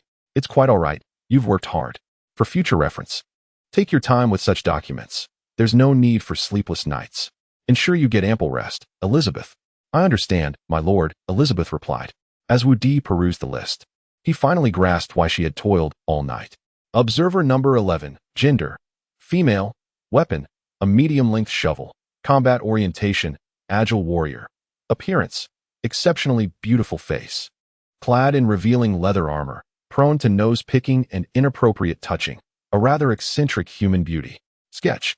JPG. This. Wu Di felt the need to elaborate. "Elizabeth, one cannot determine a player's gender merely by appearance. A seemingly lovely maiden may very well be a rugged warrior, while a rugged warrior might actually be a stunning maiden. In reality, most are likely the latter." Elizabeth's eyes widened in surprise as she quickly took notes. "I see. This is the first time I've encountered such intelligence. By the way, there's no need to sketch them next time. Simply remember their names. They cannot use magic to inscribe their names above their heads like us." Elizabeth resumed her note-taking with diligence. Wu Di continued to evaluate the list. White spirit wing, gender, female, weapon, one long and one short object, she claims to be charms. Though the actual weapon appears to be a slender magic staff on her back, with low magical power. Combat orientation, healing, appearance, exceptionally beautiful face. Donned in a white robe, seemingly well connected with friends. Sketch. JPG. Oh dear, how glitch. With such a charming visage, she must be a rugged warrior, no doubt about it. Ghost cloud, gender, female, weapon, a standard shield, accompanied by a basic sword and shield. Combat orientation, defensive warrior, appearance, a beautiful woman clad in heavy plate armor, disinclined to wear a helmet. Sketch. JPG. Goodness, why are they all female? How much do you all enjoy playing female characters in games? After flipping several pages, Wu Di finally discovered a male player. Yu Rong, gender, male, weapon, an ornate two-handed sword, with a wooden bow on his back. Combat orientation, balanced in strength and agility. Appearance, lavish, affluent, handsome. Others refer to him as a wealthy lord. Sketch. JPG, upon seeing you roam. Wu Di felt a sense of comfort. The top-ranking guild leader in the forum deserved special attention. He hastily skimmed the remainder of the list and handed it back to Elizabeth, stating, "Next time, please just note the names. Detailed descriptions are unnecessary. Players can respec their skills and change their gear at will. Gender is entirely unreliable. As for appearances, we can simply photograph them when the magic recording device arrives from White Light City." After finishing his instructions, Wu Di transformed back into his dragon form, intending to play with Onyxia, only to find her fast asleep. To alleviate his awkwardness, he paced in a circle before coiling up, tucking in his limbs and tail. "You may continue with your tasks. I shall rest for a while," he told Elizabeth. She bowed slightly and exited. Indeed, even in slumber, a dragon exudes formidable presence. Far from the dragon's nest, in the Rapids fortress, a dozen elven elders sat around a conference table, anxiously deliberating. "With the Black Dragon Lord's protection over White Light City, what shall we do? We still wish to secure a maritime outlet in the Western continent. Can't we negotiate with the Black Dragon Lord? Surely. He has no interest in the cities of other races." Indeed. The merger plan for White Light City faced grave obstacles. Just then, the conference room door swung open, revealing a young, tall elf clad in resplendent armor. Unlike the robed elders, this young elf and his armored companions were armed. The elven elders bowed respectfully to him. "Prince Dreas," they greeted.